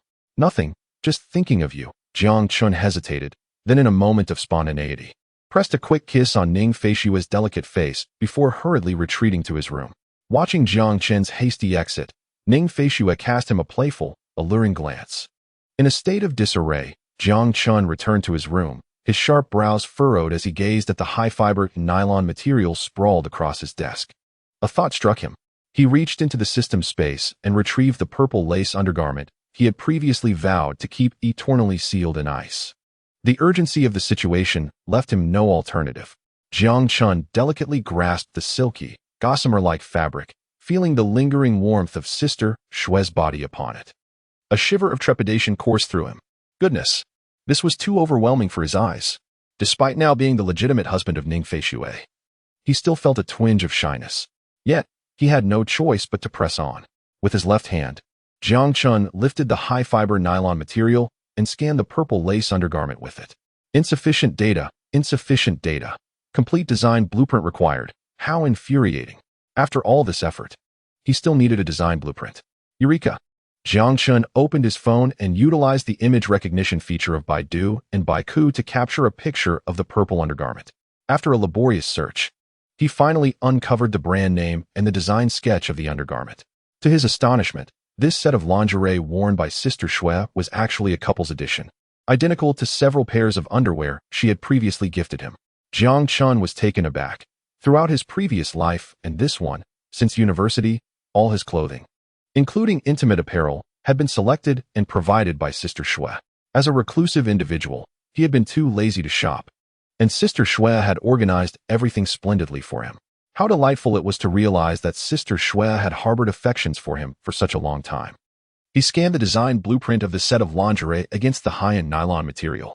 Design blueprint detected, commencing production, the machine whirred to life, resembling a 3D printer as it began to reshape and mold the fabric, which transformed into a rich purple hue. Please input measurements. Jiang Chun stroked his chin thoughtfully. Let me consider. He pressed the virtual buttons, recalling the details of Sister Shue's figure. The bust measurement was 97, the waist was 54, and the hip measurement was 99. Confirm data. Satisfied with the inputted measurements, he clicked confirm. The whirring intensified. Before Jiang Chen's eyes, a set of purple lace undergarments gradually took shape. Incredible. What a marvel of technology. He beheld the two purple lace undergarments before him. They were not merely similar, but utterly identical. Content. He carefully packaged the high-fiber undergarment in an exquisite gift box and placed it into the system space. Noticing the remaining scraps of material, Jiang Chun decided to craft a pair of black underwear to match Sister Shue's couple's edition. With a heart full of satisfaction, he prepared to return to the living room to embrace Sister Shue. Suddenly, the phone on the table rang, its insistent tone breaking the moment of tranquility. Stinky little brother. Answer the phone.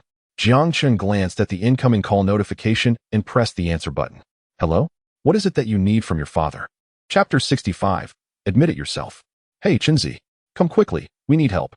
Jiang Chun heard the foolish voice of his boss on the other end of the line, leaving him utterly bewildered. What was going on? Why did they keep coming to him for rescue every few days? At this rate, He wouldn't have enough lives to save them all. He spoke indifferently. What happened? His boss and the remaining two brothers were in their dormitory, anxiously tearing their hair out. Didn't we copy your analysis video on Goddess Shueshua's erroneous strategies?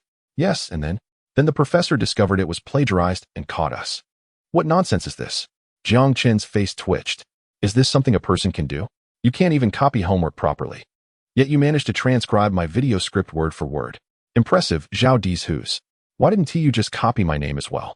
After listening to Jiang Chen, his boss continued, more than half the class copied your video script, and all got caught by the professor. You took your assignments out to let other students copy them without changing a single word? We did change some, but it was too similar. So we still got found out. His boss hastily defended himself. Good grief, Jiang Chen was taken aback by his boss's foolishness. For heaven's sake, just submit your assignments quietly. Why do you have to show off and act like a generous benefactor? I told you not to show off. Yet you insist on doing so. Come on, please help us, Chenggu. This afternoon is the professor's big lecture, and he said that the students who copied will face consequences. Jiang Chen raised an eyebrow, suspecting the professor was merely trying to intimidate them, aiming to uncover the mastermind behind this. All right. I have class this afternoon too. Besides, what good would it do for me to go? It's you who plagiarized, not me. Having said that, Jiang Chen hung up the phone, leaving three fools wailing in the dormitory. After finishing the call, Jiang Chen returned to the living room and embraced the little pig, Shueshua. Ning Feishua looked up, extending her delicate, fair hand to pinch Jiang's waist. Little Chen, what were you doing alone in your room just now? Were you up to no good? Ning Feishua suspected that Jiang Chen had been secretly engaged in some mischievous activity. After all, he had just come out of his room, about to say something, yet hesitated. He must have felt embarrassed to mention it. After all, the illustrious President Shueshua was naturally captivating. It was only normal for little Chen to be stirred with restlessness, with a hint of playful vanity. Silly brother, what difference does it make if you tell your sister? I want to bite you. I can even help you with that. It would be terrible to hold it in. Jiang Chen was flabbergasted. There were two matters he had just engaged in his room, and he could not disclose even one to Sister Shueshua. The high-fiber underwear set was a surprise gift that must remain a secret. The phone call from the boss sent a shiver down his spine. The matter of plagiarism could not be disclosed, for tracing it back would undoubtedly reveal that Ning Feishua was associated with the account Zhu. That would spell disaster. Sister Shueshua, I haven't done anything wrong. I was merely reading a book, and I have class in the afternoon. Ning Feishua was not convinced. How could she believe that little Chen, an underachiever, was genuinely engrossed in literature? Nevertheless, she couldn't openly express her doubts, as it was essential to maintain the dignity of little Chen. After all, boys often displayed such behavior, didn't they? Oh, is that so? Ning Feishua cast a gentle yet understanding glance at Jiang Chen before planting a kiss on his handsome face. Jiang Chen was momentarily taken aback. It seemed Sister Shueshua had misunderstood something, though he was unclear about the nature of the misunderstanding. On that tranquil afternoon, Ning Feishua donned her professional attire and set off for work, while Jiang Chen carried his books to class. Upon entering the classroom, he was greeted by an unusual silence, a stark contrast to the usual clamor. His classmates sat in hushed stillness, afraid to utter a word. In a corner, his three rather silly roommates trembled, the weight of numerous piercing gazes directed at them. Damn it, Brother Chen, come here quickly. The boss gestured for Jiang Chen to join him. As Jiang Chen settled into his designated seat, the professor entered the room, his expression far from pleasant. The professor rapped the chalk against the blackboard. Everyone is aware of the situation, aren't they? Silence enveloped the classroom as no one dared to speak. I hope someone will step forward and confess. It would be beneficial for all. The professor continued. Otherwise, we will all face punishment together. Having viewed the video by Ning Feishue's Zhu, the professor recognized its exemplary economic explanations. The creator of that video, presumably a finance professor like himself, possessed an even greater depth of knowledge.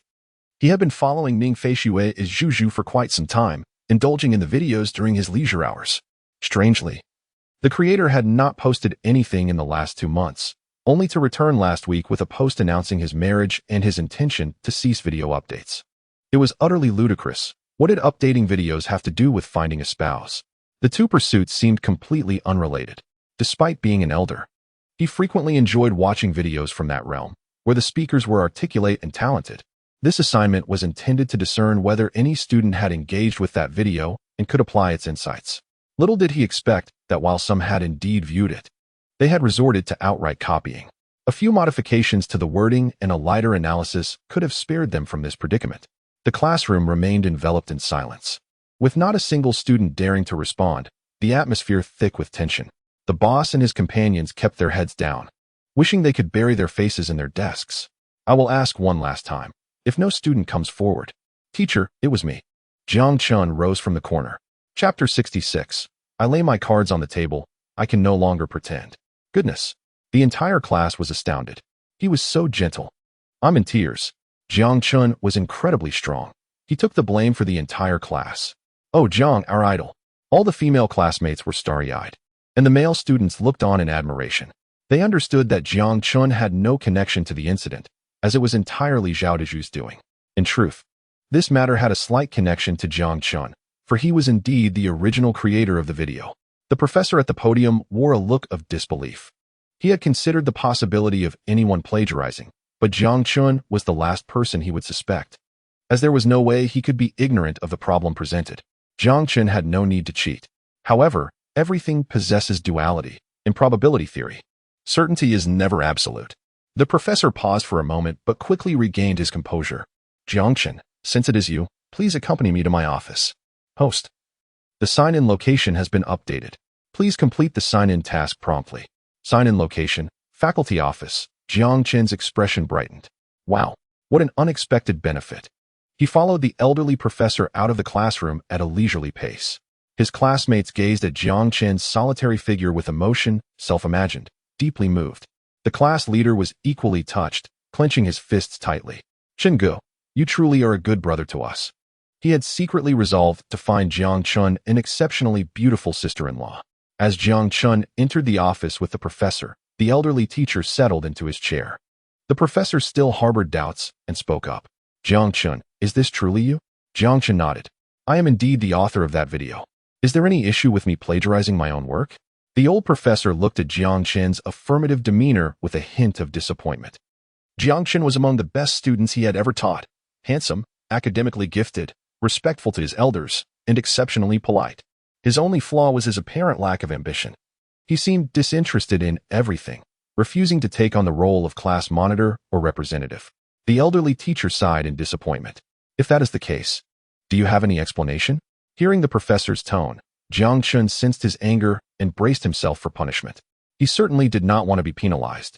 As he needed to take care of Sister Shueshua, he had no time for such consequences. Therefore, Jiang Chun spoke slowly. Professor, I must come clean. The old professor was taken aback. What do you mean by coming clean? Are you flawless? Jiang Chun retrieved his phone from the system space, which was cleverly concealed in his pocket, opened the interface, and presented it to the old professor. Professor, I am laying my cards on the table. I can no longer pretend. In fact, I am Ning Feishue, the one known as Juju. Upon hearing Jiang Chun's revelation, the old professor felt as if struck by lightning, his mind buzzing. He was utterly shocked. How could Jiang Chun possibly be that highly skilled financial expert? He hastily picked up Jiang Chun's phone, donned the reading glasses from the edge of the table, and scrutinized Jiang Chun's homepage with great care. What a remarkable young man. Indeed, Ning Feishue is truly a gem. This account is undeniably authentic, boasting 110,000 followers and over 200 videos, all perfectly aligned. Moreover, the iconic cartoon avatar of Ning Feishue with its signature ruffled hair is unmistakable. It was also evident from the back end that the follower and video statistics were clearly visible. All of this compelled him to believe that Jiang Chun was indeed the real deal. The old professor, filled with astonishment and delight, couldn't help but marvel at the whims of fate. The student he admired and the financial luminary he idolized were, in fact, the same person. Such a formidable individual. The professor looked up and smiled at Jiang Chun. My dear student, you truly are a master of concealment. Indeed, I have concealed so much that I even forgot about it myself. It is all thanks to your exceptional guidance, Professor. To be fair, the old professor had been his enlightening mentor in his previous life, and Jiang Chun held him in high regard. The only discomfort arose from the professor's persistent attempts to introduce his relatives' daughters to him, all of which he had politely declined. The professor nodded with a smile, increasingly pleased with Jiang Chun, having completely forgotten about the homework matter. Suddenly, he recalled something. Jiang Chun, you haven't updated your videos in 2 months. Have you encountered any issues? Jiang Chun indeed had an issue. He had met his sister Xue. Last week, you posted that you found a wife and are already married. Is that true? Jiang Chun smiled in response. Yes, Professor, I am indeed married. My wife is a wonderful person. The charming and endearing visage of Ning Fei Xue appeared in Jiang Chun's mind, causing a faint smile to grace his lips. My goodness, Jiang Chun has truly gotten married. The old professor was taken aback by Jiang Chun's affirmative response, internally lamenting the lost opportunity. He should have acted sooner. Such a remarkable man is hard to come by. Yet, what could be done now? It was truly regrettable. Jiang Chun, I had originally intended to introduce you to my relative's daughter. It seems that opportunity has now slipped away.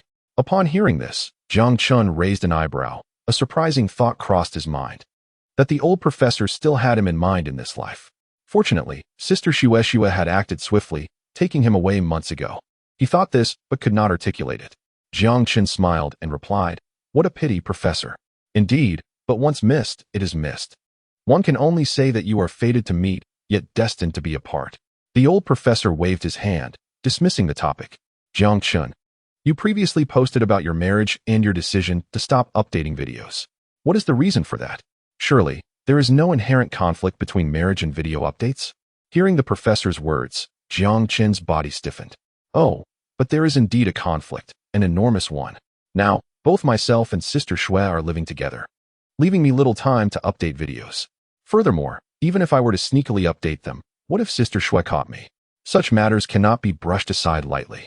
I might even have to sign some humiliating agreement. I'll refrain from such actions. Ahem, Professor, I am now married, and my wife requires quite a bit of attention, leaving me no time or energy to create video content. Oh, I see. The old professor nodded in understanding. After all, Jiang Chun is a young man, and the allure of romance must be immensely captivating for him. He reminisced about his own youth, where he too was enchanted by such experiences, and felt no obligation to impose expectations on Jiang Chun. He patted Jiang Chun on the shoulder. Dear student, young people ought to practice moderation and not neglect their studies due to romantic affairs. Yes, I understand, Professor. Regarding the matter of copying assignments, I shall not pursue it further. Your ability is your own. However, do not allow other students to copy from you. You may return now. Yes, thank you, Professor. Jiang Chun nodded in agreement and turned to leave the office.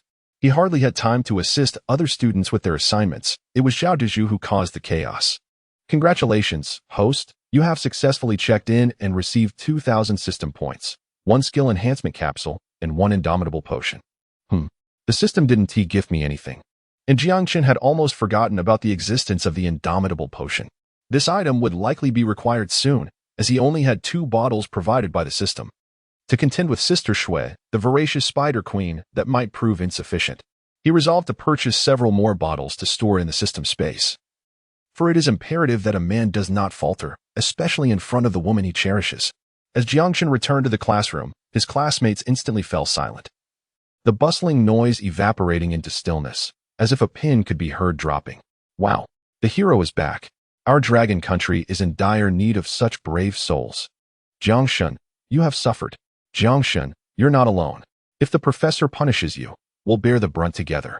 The classroom erupted with fervent support for Jiang Chun. Although he had no direct involvement in the matter, he fearlessly took on the responsibility for everyone. Who could withstand such camaraderie? Jiang Chun was taken aback. Was this truly necessary? He merely calculated the situation and realized he was the most suitable solution to this assignment copying predicament. Others would have fared worse, thus he stepped forward. He waved his hand dismissively. It's not that serious. His classmates were even more moved. Jiang Chun not only acted selflessly, but also exhibited a commendable indifference to fame and fortune. He returned to his seat, while 3 of his slightly foolish roommates gazed at him with sparkling eyes, their expressions filled with admiration. Jiang Chun felt a chill creeping over him. You guys need to act normal. I'm getting scared. My orientation is perfectly fine. I'm not interested in fencing. The leader of the trio, visibly touched, grasped Jiang Chun's hand. Brother Chun, if you ever wish to try fencing, I wouldn't mind, blushing. Whoa, get away from me. In the classroom, Jiang Chun could not endure even a moment longer. Following him, the professor entered the room and rapped on the blackboard. Upon verification, it was confirmed that the assignment was indeed completed by Jiang Chun himself, not plagiarized. It was my oversight. As a reward, there will be no major assignments this week. Well, How splendid. The idol is simply too charming. With no assignments, we take flight. I hereby announce the Woohoo flight has officially departed. Both boys and girls were exhilarated. While Jiang Chen's handsomeness contributed to the excitement, the absence of assignments was the real highlight. The economics assignments were notoriously numerous and challenging, consuming a significant amount of time. The old professor was quite strict. Do not even think about hastily scribbling through the assignments. I knew it was Jiang Chun who did it. He is the only one in our class capable of achieving such results. Indeed, observing his leisurely strides, it was clear he was well prepared. A few classmates in the back were engaging in idle chatter. The classroom buzzed with a joyful atmosphere. When the bell rang, students surged out, and Jiang Chun was called upon by the professor to erase the blackboard. A petite girl, seizing the moment when no one was watching, stealthily slipped a love letter into Jiang Chun's book. Feeling exhausted, he thought it was time to head home and prepare dinner for Sister Shueshua. Jiang Chun tucked the book under his arm, humming a tune as he ambled back to his villa. After all, Sister Shueshua was family. It was indeed his own villa. Upon returning home, he opened the door to find a pair of crystal high heels askew on the floor. Jiang Chun chuckled as he straightened them. Little Chin, you're finally back. A white figure darted across the sofa and leapt into Jiang Chun's arms. He embraced Sister Shueshua, his large hand resting on her delicate waist, giving it a gentle squeeze. Did you miss me, Sister Shueshua? I missed you terribly. Just as she finished speaking, her stomach let out a loud growl. Jiang Chun playfully rubbed her flat tummy, saying, Sister Shueshua, I believe you're craving my family's rice. Nonsense. Little Chin not only wants your rice but also you. Ning Feishue, with her delicate fingers, began to trace circles on Jiang Chun's chest. Oh my. Jiang Chun felt shy as she took the initiative. He quickly tossed his book onto the coffee table and dashed into the kitchen to prepare dinner. Ning Feishue smirked. Humph, silly boy. After a while, Jiang Chun finished cooking a delightful spread of 4 dishes and a soup. He brought the food to the dining table. Sister Shueshue, dinner is ready. Coming. Her response echoed like a daughter answering her father's call to dinner. Ning Feishue hurried to the table, sitting down to devour the meal with fervor. After finishing, the two contentedly returned to the living room and reclined on the sofa, with Ning Feishue nestled against Jiang Chun's shoulder. He extended his warm hand to massage her little tummy, aiding her digestion. Ning Feishue, like a contented little kitten, purred with delight, her body relaxed and at ease. Murmured Jiang Chun, who was diligently massaging her, playfully tapping her delicate forehead with his chin. The best decision you've made thus far, dear sister, is marrying me. You lured me in, and now you feast daily on my culinary creations, is that right? How rude of you to say such things about your sister. Ning Feishue pouted, her rosy lips forming a dissatisfied expression as she nestled closer into Jiang Chun's embrace, eroding his defenses and igniting a warmth in his core. All right. I too cherish you, dear Feishue, Jiang Chun said softly, gently blowing air against her translucent earlobe. Soothed by his words, Ning Feishue melted into him, unwilling to rise. That night, the living room was bathed in a warm glow as the couple lounged on the sofa, engrossed in the television. As Ning Feishue playfully pinched Jiang Chun's thigh with her toes, she noticed a textbook conspicuously resting on the coffee table. Little Chin, your book is on the table. Do tidy it up. What if you can't find it for the next class? Jiang Chun, alerted by her reminder, realized a solitary textbook lay on the table. Thank you for the reminder, Feishue. Otherwise, if the professor catches me without my book next class, I might face punishment, he replied, extending his hand to retrieve it. How will you show your gratitude to your sister, then? She asked, hands on her slender waist, a triumphant smile on her face. Jiang Chun leaned in and placed a gentle kiss on her lips, holding the book in his hand as he prepared to return it to the shelf. Suddenly, a pink sheet of paper fluttered out from between the pages. Ning Feishue bent down gracefully to pick it up, revealing her porcelain-like waist. Little Chin, honestly, you're so forgetful. You've dropped your draft paper. She retrieved the pink paper, and upon reading its neat handwriting, her brows furrowed in confusion. This was not the handwriting of her dear brother. Knowing him well, she could easily recognize his scrawl. She could even identify the strokes on a blank page. Jiang Chun, oblivious to its significance, shrugged it off, thinking it might be the draft paper of his older brother. Meanwhile, Ning Feishue quickly scanned the contents of the note. What on earth? A love letter. Who is this little vixen writing to my Chin? Doesn't she realize he already belongs to me? Her heart raced with indignation. At that moment, Jiang Chun sensed something amiss. No way. Could it be that my brother really wrote about wanting to spar with me on that draft paper? But wait, how could his draft paper be pink? Little Chinchin, if you can't clarify this matter, then you shall not share a bed with me tonight. After reading the letter, Ning Feishui rose from the sofa, leaned down, and positioned herself atop Jiang Chun, firmly settling onto his waist. Her delicate, jade-like hand rested on his chiseled abdomen, which resembled iron forged into 8 perfect blocks. She presented the pink love letter to him, then crossed her arms over her chest, gazing down at him from her elevated position. Jiang Chun was taken aback, utterly bewildered. What was happening? This was unacceptable. He had already become accustomed to sleepless nights without Sister Shui. Resolutely, he accepted the letter from Ning Feishui and swiftly scanned its contents. Within mere seconds, he had absorbed every word, his cold sweat pouring forth and his small hands turning icy. The declarations woven throughout the letter unmistakably indicated it was a love letter. What villain has placed me in this predicament? Do they not realize I am already taken? He lifted his gaze to meet Sister Shui's, who was pouting adorably, her pink lips forming a perfect O. Upon sensing his stare, she turned her head away. Her face a canvas of discontent, yet she remained silent. What was he waiting for? The best strategy was to coax her. Jiang Chen sat up, wrapping his arms around her in an embrace. Sister Shui, I truly knew nothing of this letter. Ning Feishui found herself enveloped in his warmth, her resistance melting away as she succumbed to the comfort of her little brother's broad chest. Coupled with Jiang Chen's subtly playful tone, her heart felt as though it might dissolve entirely. The instances of her little brother's endearments had been few and far between throughout her 31 years, both past and present. Yet, she could not allow herself to reveal her ease of being charmed. She must not let him know how easily he could win her over. Humph. Ning Feishui compelled herself to turn her head away defiantly, letting out a huff. Jiang Chen noticed her resilience. It seemed he would have to resort to his secret tactic. He gently adjusted her proud little face, leaning in to plant a kiss upon her tender, fair cheek with the fervor of a summer storm. Chapter 69.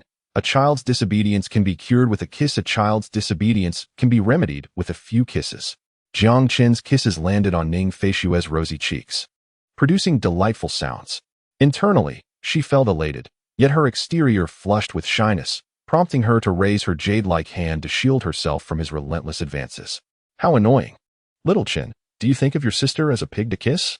Jiang Chen chuckled. Sister Shui, who kisses a pig? But you do resemble one in your adorable way. Do not call me a pig. Ning Feishui playfully pinched his waist with her delicate fingers, her earlier concerns about the love letter fading away. In truth, she was not truly upset. She understood all too well that Jiang Chen was blissfully unaware of the letter's significance. The affection he held for her was something she could deeply feel. If Zia Qinqing were to discover the matter of the love letter and deliberately present it to her sister, it would indeed be a sign of pure mischief. Jiang Chen, noticing the rosy hue of Ning Feishui's delicate face nestled in his embrace, understood that the situation was favorable. He seized the opportunity to clarify the matter. Jiang Chen was acutely aware that while it was one thing for Sister Shui not to be angry, it was quite another to elucidate the circumstances. A girl invariably requires an explanation. He was determined not to allow any trace of resentment to linger in their hearts. After all, a 1,000-mile dike can collapse due to a single ant hole. Sister Shui, I truly know nothing about this matter. When I returned home from school today, this was already in my book. Someone must have stealthily placed it there while I was away. Upon hearing Jiang Chen's response, Ning Feishui felt a warmth in her heart and playfully pinched Jiang Chen's handsome face with her delicate fingers.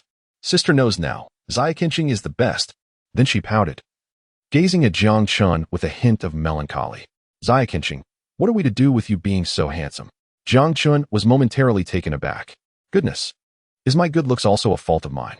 And what about you, with your fairy-like beauty, sister? He gently caressed Ning Feishui's smooth back, also pouting. Sister Shui, you are so beautiful, akin to a celestial being. What should I do? A sense of pride swelled within Jiang Chen as he cleverly maneuvered the conversation, leaving Sister Shui with no avenue of escape. Goodness! Ning Feishui was astonished. You little rascal, is this tea still your tea? My tea pales in comparison to yours. She could hardly accept it. Zia Qinqing, you are far too handsome. You must refrain from being this handsome in the future. Sister Shui, you are so stunning. You must also refrain from being this beautiful. Oh dear, you are so attractive. You fairy. Jiang Chen and Ning Feishui playfully pressed their foreheads together, noses touching, exchanging compliments. In the corner, The weighing scale mused. I believe someone should come and polish my cracks, then shine me up. That would be quite a sight. On the pink bed, the two little ones, exhausted from their play, embraced each other and drifted into slumber. In the early morning, Ning Feishui awoke first, gazing at the sleeping Xia Qingqing, who was holding her slender waist. A playful spirit ignited within her. Ning Feishui reached out her delicate fingers and pinched Jiang Chen's prominent nose. Jiang Chen sensed something amiss and slowly roused. Ha ha, Xia Qingqing, you are so silly. Ning Feishui laughed, her chest quivering with mirth. Seeing this, Jiang Chen could hardly contain himself. He could not let such an opportunity pass. He swiftly turned and pulled Sister Shui into his arms, his hand reaching to tickle her waist. Ah, Xia Qingqing, I was wrong. Ning Feishui quickly wrapped her arms around one of Jiang Chen's arms, whispering sweetly in his ear to beg for mercy. She certainly did not wish to endure any more tickling, for Xia Qingqing's hands were exceptionally strong. The last time she was scratched, she vividly recalled the overwhelming sense of weakness that enveloped her. She dared not endure such an experience again. Jiang Chen, hearing Sister Shui's pleas for mercy, maintained his grip on the delicate, porcelain-like waist of Ning Feishui. Humph, Sister Shui, I find it quite challenging to handle this little sum of money, he teased. Ning Feishui, well aware of Xiao Qingqing's intent, cast him a flirtatious glance. Leaning in, she planted a sweet kiss upon his cheek. Jiang Chen, satisfied, lifted Sister Shui into his arms and indulged in a cozy nap. It was the weekend, and there was no obligation to rise early. The sun climbed higher in the sky. Jiang Chen arose from the bed, gazing at the petite figure of Sister Shui nestled in his embrace, unwilling to let go. He playfully pinched her rounded bottom. Sister Shui, it's time to get up. The sun is shining on your backside. Ugh, don't disturb me, Xiao Qingqing. Let your sister sleep a little longer. Ning Feishui murmured, eyes still closed, her lips pouting adorably, while her fair arms clung tightly to Jiang Chen. Chapter 70. Only if Xiao Qingqing feeds her will she rise. Goodness. Sister Shui's laziness has reached new heights. In her previous life, Sister Shui was not like this. She would rise early each day and promptly send him messages. Yet now, she relished her food, loved to be pampered, enjoyed her leisurely slumber, and would not tolerate any remarks about her weight. Jiang Chen pondered deeply and realized the issue originated from his own indulgence. He had transformed Sister Shui into a little piglet, albeit a charming one. Nevertheless, it mattered not. Even if Sister Shui truly became a little pig, he would continue to care for her. Silently, Jiang Chen gently extricated Ning Feishui's pristine arm from his grasp, tucking it back beneath the covers before wrapping the little piglet snugly in the blanket. He then rose to prepare breakfast in the kitchen. Sister Shui, it's time to wake up, Jiang Chen announced, presenting a bowl of savory century egg and lean pork congee before the slumbering Ning Feishui. Her petite, upturned nose twitched as she caught a whiff of the delightful aroma, stirring like a little kitten. What is that delicious smell? Upon opening her drowsy eyes, she was greeted by a steaming bowl of fragrant congee. Ah, Xiao Qingqing, I want to eat. She hastily threw off the covers, sitting up straight. Ning Feishui opened her luscious, cherry-red lips, revealing pearly white teeth and a tempting little tongue. Jiang Chen was taken aback. Sister Shui's mouth could stretch so wide. Truly, she was a bewitching creature. He swallowed hard, feeling a warmth in his belly. Jiang Chen found it remarkable. Typically, when Ning Feishui spoke or remained silent, her mouth opened only slightly, epitomizing the image of a cherry blossom's delicate petals. Indeed, she was a vision of beauty, with her soft lips slightly parted, captivating all who beheld her. Little did he realize that at mealtime, Sister Shui's mouth could open so wide. Jiang Chen began to comprehend one reason for Ning Feishui's rapid weight gain. Xiao Qingqing, why are you daydreaming? Quickly feed me, dear brother. While Jiang Chen was lost in thought, Ning Feishui had already settled herself comfortably in his embrace. Jiang Chen snapped back to reality. Sister Shui, are you a child? Do you still need someone to feed you? I don't care. I want little Qingqing to feed me. Only then will I get up. Ning Feishui began to act adorably, rolling around in Jiang Chen's arms, using every charm at her disposal. Her mastery of cuteness and coaxing was beyond compare, and Jiang Chen found himself utterly defenseless against her. Ah, this girl is terrifying. She must not be allowed to remain. All right, I'll feed you. Ning Feishui opened her mouth wide once more. Jiang Chen held a bowl of lean meat porridge, gently blowing on the spoonful before feeding it to her. Ah, so delicious. This is heavenly. Ning Feishui reveled in the moment, feeling as if she had reached the pinnacle of life. She could sleep until the sun warmed her backside, wake up to a delightful meal, and have a stunning younger brother to feed her. Her life was more luxurious than that of any wealthy heiress. She could only exclaim, "Is there anyone else like me?" After finishing the porridge, Jiang Chun wiped the remnants from the corners of Ning Feishua's mouth with a tissue. "Aren't you getting up, little piglet?" "I'm getting up, I'm getting up." Ning Feishua nodded eagerly, clearly satisfied. By 10 in the morning, the two were lounging together on the sofa. "Little Chin, I finally understand the meaning of what you said," she remarked. "What phrase?" Jiang Chun playfully pinched her soft waist, encouraging her to continue. "It's what you said before. One must not neglect good food in weekends." "Huh? Sister Shui, you're only just realizing this now? That's quite disappointing." Ning Feishua wrinkled her little nose in response. I've only had your cooking a few times before. I used to work on weekends, hardly having any fun." Jiang Chun raised an eyebrow. "Sister Shui, you're the CEO. If you don't want to go to work, you don't have to." "Silly. I didn't have you before, but now that I do, who needs to work?" Ning Feishua playfully tapped Jiang Chen's forehead with her delicate finger. Jiang Chen couldn't help but be captivated by her affectionate words. "Sister Shui, do you know what day it is today?" Ning Feishua tilted her head in faint confusion. What day is it?" Of course, she knew the significance of the day, but she chose not to reveal it. She was simply teasing him. She wanted little Chun-Chun to say it aloud. That would give it meaning. Jiang Chun could see through the little vixen's scheme, and a teasing smile crept onto his face. "Oh dear, Sister Shui, I suddenly forgot what I was going to say. Never mind." Ning Feishua was not willing to let that slide. "No way," she exclaimed, urgency lacing her tone. "Little Chin, you're being so mean. Hurry and tell me." She wrapped her arms around Jiang Chen's, shaking him insistently. Jiang Chun tucked one arm into his pocket and retrieved an exquisitely wrapped gift box from the system space, presenting it to Ning Feishua. "Ding ding ding. Today marks our 1-month wedding anniversary." In the heart of the villa district, a piercing scream resonated through the air. Wang Lianhua, from a distance, could hear it. "These young folks are truly passionate. My husband is remarkable, indulging in such antics during broad daylight. Youth is indeed a marvelous thing." Receiving the gift, Ning Feishua was swept away by an unexpected wave of joy. Just a few days prior, she had subtly hinted to Xiao Chun about their wedding anniversary, hoping merely for a fun outing, never intending to imply a desire for a gift. It felt rather presumptuous to expect a present after merely 1 month of marriage. Even for someone as confident as she, this was the second time in this lifetime that Xiao Chun had formally bestowed a gift upon her. The first occasion had been on her 18th birthday in her previous life, when he presented her with a hand-carved cartoon figurine of Ning Feishua. Adorably charming and treasured close to her heart ever since.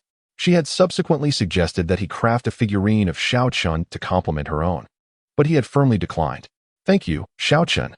Ning Feishua held the gift box with one hand while wrapping the other around Jiang Chen's neck, showering his handsome face with kisses, the sounds echoing in delightful bursts. "Goodness, Sister Shui, are you making noodles here?"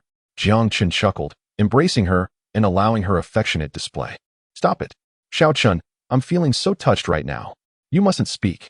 With that, she playfully pressed her delicate fingers against his lips, continuing to kiss his cheeks. "All right. Sister Shui, you've washed your face twice this morning already." Jiang Chen had not anticipated her overwhelming emotions. He resolved to occasionally surprise her with gifts in the future. Settling into Jiang Chen's embrace, Ning Feishua shifted slightly, feeling a bit awkward. "Can I open it now?" Jiang Chen hesitated. "Sister Shui, this is not meant to be opened just yet." It might not be appropriate." Ning Feishua paused, puzzled. What could possibly be inappropriate? The surprise of a gift lies in its unwrapping. Is there something dreadful within? Could it be that what Xiao Chen gifted me isn't truly a present? Is there something shocking hidden inside? The more she pondered, the more plausible it seemed. She extended her slender arm, wrapping it tightly around Jiang Chen's waist to prevent him from escaping should he attempt a prank. Jiang Chun was taken aback. Sister Shui had transformed into a serpent-like creature, and he felt her grip around his waist tighten. "Xiao Chen, I'm opening it now." Jiang Chun felt a surge of embarrassment.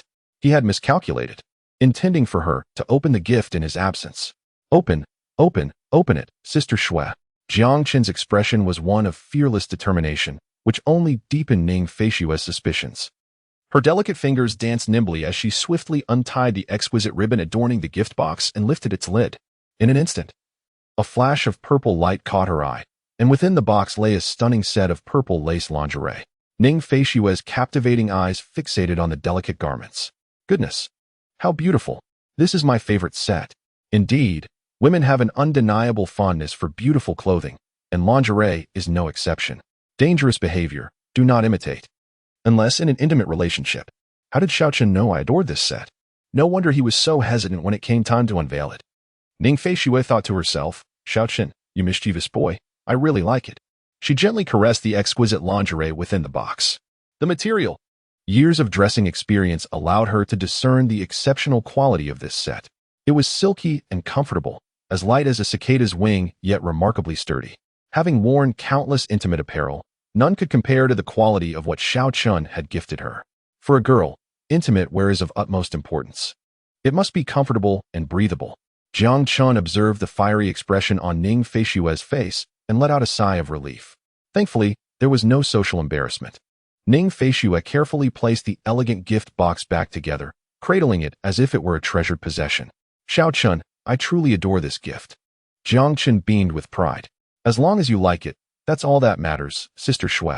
Xiaochen, how did you know I liked this particular style of lingerie? Ning Feishue's gaze was intense as her slender fingers traced circles on his broad chest. Jiang Chun froze momentarily. Can I even say this? Within the system's space, the hidden purple lingerie whispered, Indeed, it was Xiaochen who guided you. Jiang Chun broke into a cold sweat but quickly gathered his wits. Sister Shui, did you really think I was oblivious? Those black panties you gifted me are actually a matching set with your lingerie. Sister Shui, you've been rather naughty, haven't you? Did you start having eyes for me back in high school? Ning Feishue intended to tease Xiaochen, but was unexpectedly countered by her cheeky younger brother. Her face turned crimson in an instant.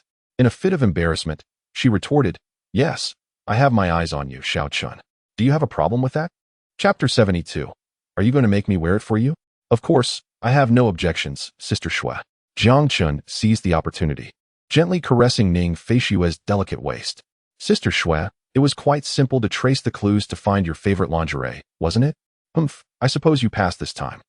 Though Ning Feishue maintained an air of indifference, internally, she was flustered, thinking he had discovered her preferred style through other means. However, she could not allow herself to be outdone by Xiaochen.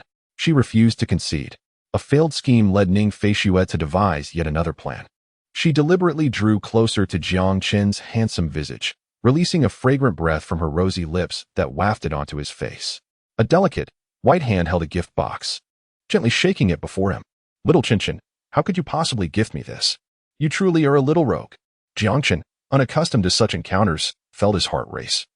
Blood surging through him, and his throat tightened with emotion. Hee. Ning Feishue revealed a cunning smile akin to that of a mischievous fox, increasing her teasing. Since you've gifted me this, I find myself at a loss for a return gift. How about I wear it for you? Wouldn't that be delightful? Jiang Chun, utterly captivated by the intoxicating fragrance emanating from her lips, felt as if thunder had exploded in his ears at her words, leaving his head spinning and his throat parched. Goodness, Sister Shui is truly a temptress. At this rate, I won't be able to withstand it. He exclaimed, Sister Shui, if you continue like this, I might just stop giving you gifts. That simply cannot be. She protested playfully. In an instant, the enchanting sister transformed into an endearing little snow pig. The battlefield of emotions shifted rapidly, returning to Jiang Chen's side. I have successfully executed my plan, he thought. Embracing the little snow pig in his arms and gently caressing Ning Feishue's smooth, beautiful back. Ahem, Sister Shui, let me tell you. This set of lingerie I gifted you is a high-tech marvel. Jiang Chun began to steer the conversation away, for if Sister Shui truly donned it for him, he might ascend to the heavens on the spot. Is that so? Little Chen, you mustn't be jesting. Ning Feishue, with years of experience in fashion, had worn only the finest materials, silken and comfortable, often costing thousands. She could tell at a glance that this set was indeed extraordinary, though perhaps not to the extent of being high-tech. Noticing the slight skepticism in her eyes, Jiang Chun began to explain with confidence. Sister Shui, you've already felt the silky comfort of this set, so I want to elaborate further. However, it possesses an even more remarkable feature. It has self-cleaning capabilities. Ning Feishue's cherry lips parted slightly. This functionality did indeed hint at high-tech sophistication. She held unwavering trust in Jiang Chen, believing wholeheartedly in his words. Throughout their lifetimes, whatever he claimed had come to fruition. Just last week, He had assured her that the dishes he mastered would allow her to indulge without gaining weight. And she had found it to be true. Such a high-tech item must have cost you a fortune, right? She said, tenderly ruffling Jiang Chen's hair, mindful that he still owed Uncle Jiang 50 million. She turned her soft figure in his embrace and reached for her bag from the coffee table. Upon seeing her intent, Jiang Chen realized she intended to offer him money. That simply won't do. Accepting payment for a gift undermines the very essence of giving. That's nonsense, Sister Xue Xue. This trivial amount of money hasn't cost me anything at all. Jiang Chen swiftly halted as Ning Fei Xue rummaged through her bag with her delicate white hands. Impossible. I refuse to believe it. Ning Fei Xue understood that Xiao Chunxin was quite fond of her and also cared deeply for her modest savings. Just like when he purchased the Bugatti, he used his own money, and when she later offered to reimburse him, he was quite reluctant, even threatening to spank her if she persisted. Only then did she relent. Furthermore, during the summer after Jiang Chen's college entrance examination, she gifted him several bank cards, allowing him to spend freely. Can you believe this foolish boy didn't touch a single penny? In his previous life, Xiao Qinshun was already 28 years old, and until that unfortunate incident, he had never utilized those cards. Now, returning to 8 years prior, when he was a sophomore, he still hadn't touched those cards. Ning Fei Xue would know immediately if any transactions occurred. Xiao Qinshun, stop deceiving me. I covered this small expense. I truly did not, Sister Xue Xue. The two of them continued to banter back and forth, reminiscent of the playful exchange of red envelopes during the New Year. Ning Fei Xue extended her hands to embrace Jiang Chen's head, her elongated and commanding phoenix eyes fixed intently upon him. Xiao Qinshun, look into your sister's eyes. All right. Jiang Chen's starry eyes met Ning Fei Xue's mesmerizing peach blossom gaze. After a prolonged moment, she realized that Xiao Qinshun was indeed not lying. When he lied, his gaze would inevitably wander, but this time it remained steadfast. In fact, she found herself blushing under the heat of his fervent stare. Xiao Qinshun, you really aren't lying, are you? Of course not, Sister Xue Xue. Nothing brings more joy than getting something for free. Ning Fei Xue tilted her head slightly. Xiao Qinshun, where did you acquire this? Chapter 73, Sister Xue Xue is amazing. Jiang Chen's body stiffened. Since he had claimed that this set of undergarments was free, Sister Xue Xue would undoubtedly inquire about its origin. However, Jiang Chen had been contemplating an explanation. After all, the truth would eventually emerge. The mastermind behind Xue Chen Technology Company would inevitably be revealed. It would be better for him to disclose this information to Sister Xue Xue himself rather than have her find out from someone else. Yet, Jiang Chen was not prepared to directly reveal that he was the hidden owner of Xue Chen Technology Company. Instead, he intended to inform Ning Fei Xue that he had established a small company, and this set of undergarments was produced there. This way, she would have a preliminary understanding, making future conversations about Xue Chen technology much easier to navigate and more acceptable. Gradually introducing Sister Xue Xue to the truth was his strategy. From Ning Fei Xue's perception of the owner of Xue Chen Technology, Jiang Chen surmised that she believed the owner to be a deeply cunning individual, who was not only coveting her company, but also her. To be frank, it was quite the audacity to covet Sister Xue Xue. Jiang Chen had no intention of revealing this matter to Ning Fei Xue just yet. If a confrontation were to occur now, it is quite likely that Sister Xue would lead a fierce invasion. Sister Xue, I shall no longer pretend. I have invested in a small company and have already become quite the entrepreneur. I have crafted this set of delicate lingerie for you, utilizing the advanced technology of my company. Jiang Chen, with a smug expression, gently pinched Ning Fei Xue's pert little nose. How could you? Exclaimed Ning Fei Xue, her alabaster fingers pinching Jiang Chen's ear gently, twisting it slightly. Naturally, Ning Fei Xue had faith in Jiang Chen, given his capabilities. She would not be surprised if he were to establish a company even larger than the Chen Snow Group. However, that was not the crux of the matter.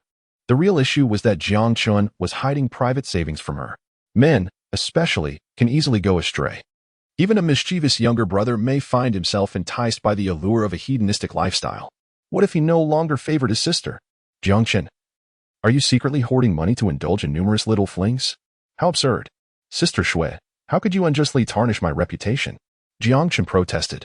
Those superficial women outside could not compare to his very own Sister Xue.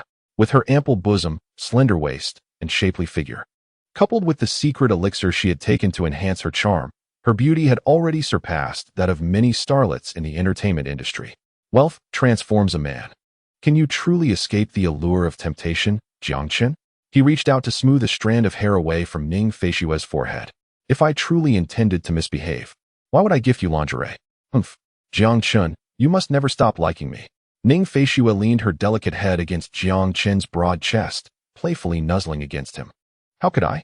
I shall always adore Ning Feishue, Jiang Chen declared, capturing her petite, ivory hand and placing it over his heart, mimicking an expression of eternal affection. Ning Feishue rose from Jiang Chen's embrace and made her way towards the bedroom. She intended to place the delicate lingerie he had gifted her safely before donning it later that evening after her bath. Little Chun, are you truly not going to peek? This is your last chance. If you wish to see, sister will change right now.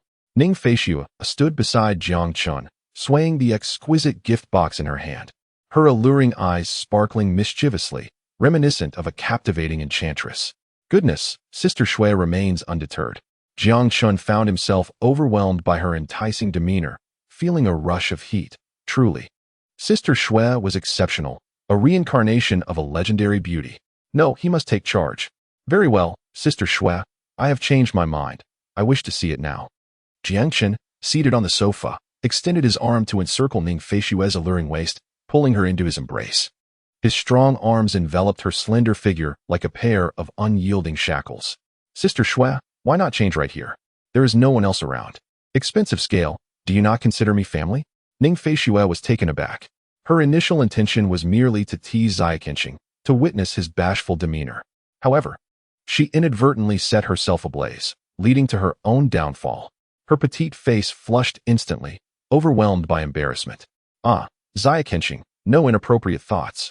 Ning Feishue extended her arms to embrace his head. Well then, did you err, Sister Shui? Indeed, I was wrong, dear brother. Humph, sister made a mistake. But I would dare again next time. Hee hee. Jiang Chun released his hold on Sister Shui. The liberated Ning Feishue swayed her little hips and darted back into the bedroom. Jiang Chen's thin lips curled into a smile, as he had anticipated this turn of events. He had discerned that although Sister Shui presented herself as a seductive vixen, she was, in reality, quite shy. A slight scare was all it took. When things turned serious, she would flee. Pure-hearted Sister Shui was amusing. Chapter 74. Sister wishes to invest in you. Retreating to her bedroom, Ning Feishue placed the exquisite little gift box back in the wardrobe, then flopped onto the large bed. She covered her head with the blanket, feeling bashful. How mortifying. She had originally intended to tease Ziakenshing, yet ended up being outplayed by her mischievous younger brother. How infuriating. Humph, this was a misstep. Sister shall return next time. Revitalized. The determined President Shui adjusted her attire and emerged from the bedroom. She plopped into Jiang Chen's embrace, crossing her arms, puffing up her rosy lips, and turning her head away in defiance. Humph. Sister is upset, but she won't say it. Jiang Chen found Sister Shui utterly amusing. How adorable she was. Both naive and playful, yet maintaining her pride. He reached out and gently caressed her tender, fair abdomen. Is there a little piglet who, having lost, is now sulking and playing tricks? Ning Xiaozhu squirmed in Jiang Chen's hold, kicking her little legs in protest. No, Ziakenshing, don't say that. Jiang Chun planted a kiss on Sister Shui's charming face. And now, what say you, Sister Shui? Humph. Even if you kiss me 10 times and then feed me blueberry-flavored tricolor ice cream, I shan't forgive you, Ning Feishue declared, lifting her little head in a haughty manner. Understood. Jiang Chun proceeded to plant 9 more kisses on Sister Shui's face. He then headed to the kitchen, retrieving a box of tricolor ice cream from the refrigerator. Unwrapping it, he took a spoon and began to feed Sister Shui scoop by scoop. Ah, Ning Feishue, content, nestled in Jiang Chen's embrace, relishing his attentions. Goodness. Jiang Chun was astonished. Sister Shui's mood shifted as swiftly as turning a page in a book. It was quite formidable. Ziakenshing. Jiang Chun responded, continuing to feed her. You started a small company, right? Yes, so what? Is the company's funding sufficient? Should I invest in you? In Ning Feishue's view, no matter how capable Xiao Chunshin may be, the initial development of a new company undeniably requires capital. As Xiao Chunshin is her husband, it is only natural that she lends her support. In her previous life, Xiao Chunshin was lackluster, despite his talents. He should have founded a company and become a financial magnate long ago. This time, she must assist him, primarily to relish the experience of being a wealthy sister supporting her younger brother. Occasionally, She envisions herself visiting Xiao Qinshin's company, sitting in his lap while they work together, or having him come to her. Tears unexpectedly trickled from Ning Feishue's eyes. Sister Shui, what are you foolishly smiling about? You're drooling. Jiangshan scooped another spoonful of ice cream and brought it to Ning Feishue's lips, then wiped the corner of her mouth with a tissue. Ning Feishue regained her composure. Hee, it's nothing, Xiao Qinshin. Quickly answer my question. Do you want me to invest in you? No, Sister Shui. My little company is still in its developmental phase. It doesn't require any investment. Jiangshan thought to himself, does she really believe I have a small company? In truth, he possesses a large enterprise, Xuechen Technology Company. He could never let Sister Shui know this. Moreover, he genuinely does not need any investment. His family is quite prosperous. The entity that truly requires investment is Sister Shui's Qinshue Group. Jiangchun plans to continue following up on the collaborative projects with Qinshue Group. As Sister Shui's husband, it is not unreasonable for him to guide her. The scale of Xuechen Technology Company compared to Qinshue Group is akin to that of a father and daughter. Jiangchun relished this paternal feeling, soaring with delight. Who wouldn't want to be a father? Don't you? Oh, when you need it. Be sure to call for your sister.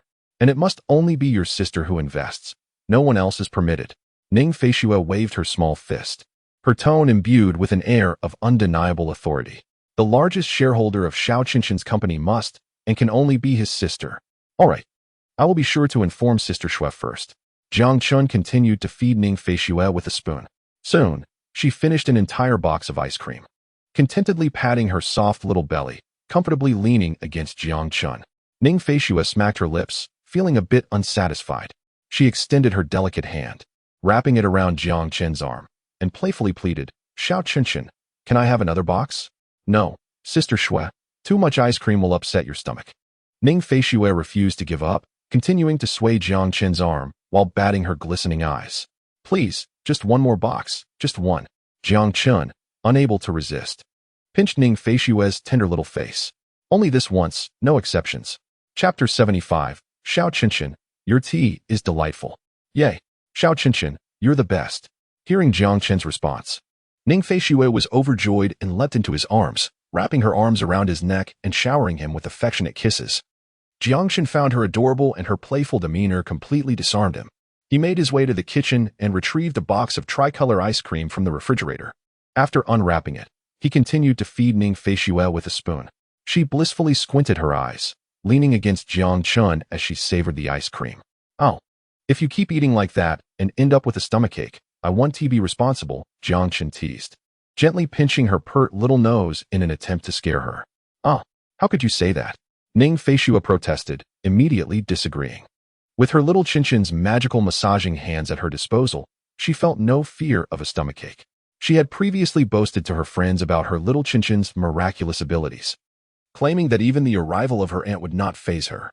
Little Qinshin, you cannot abandon your sister. If I do get a stomachache, you must massage it away.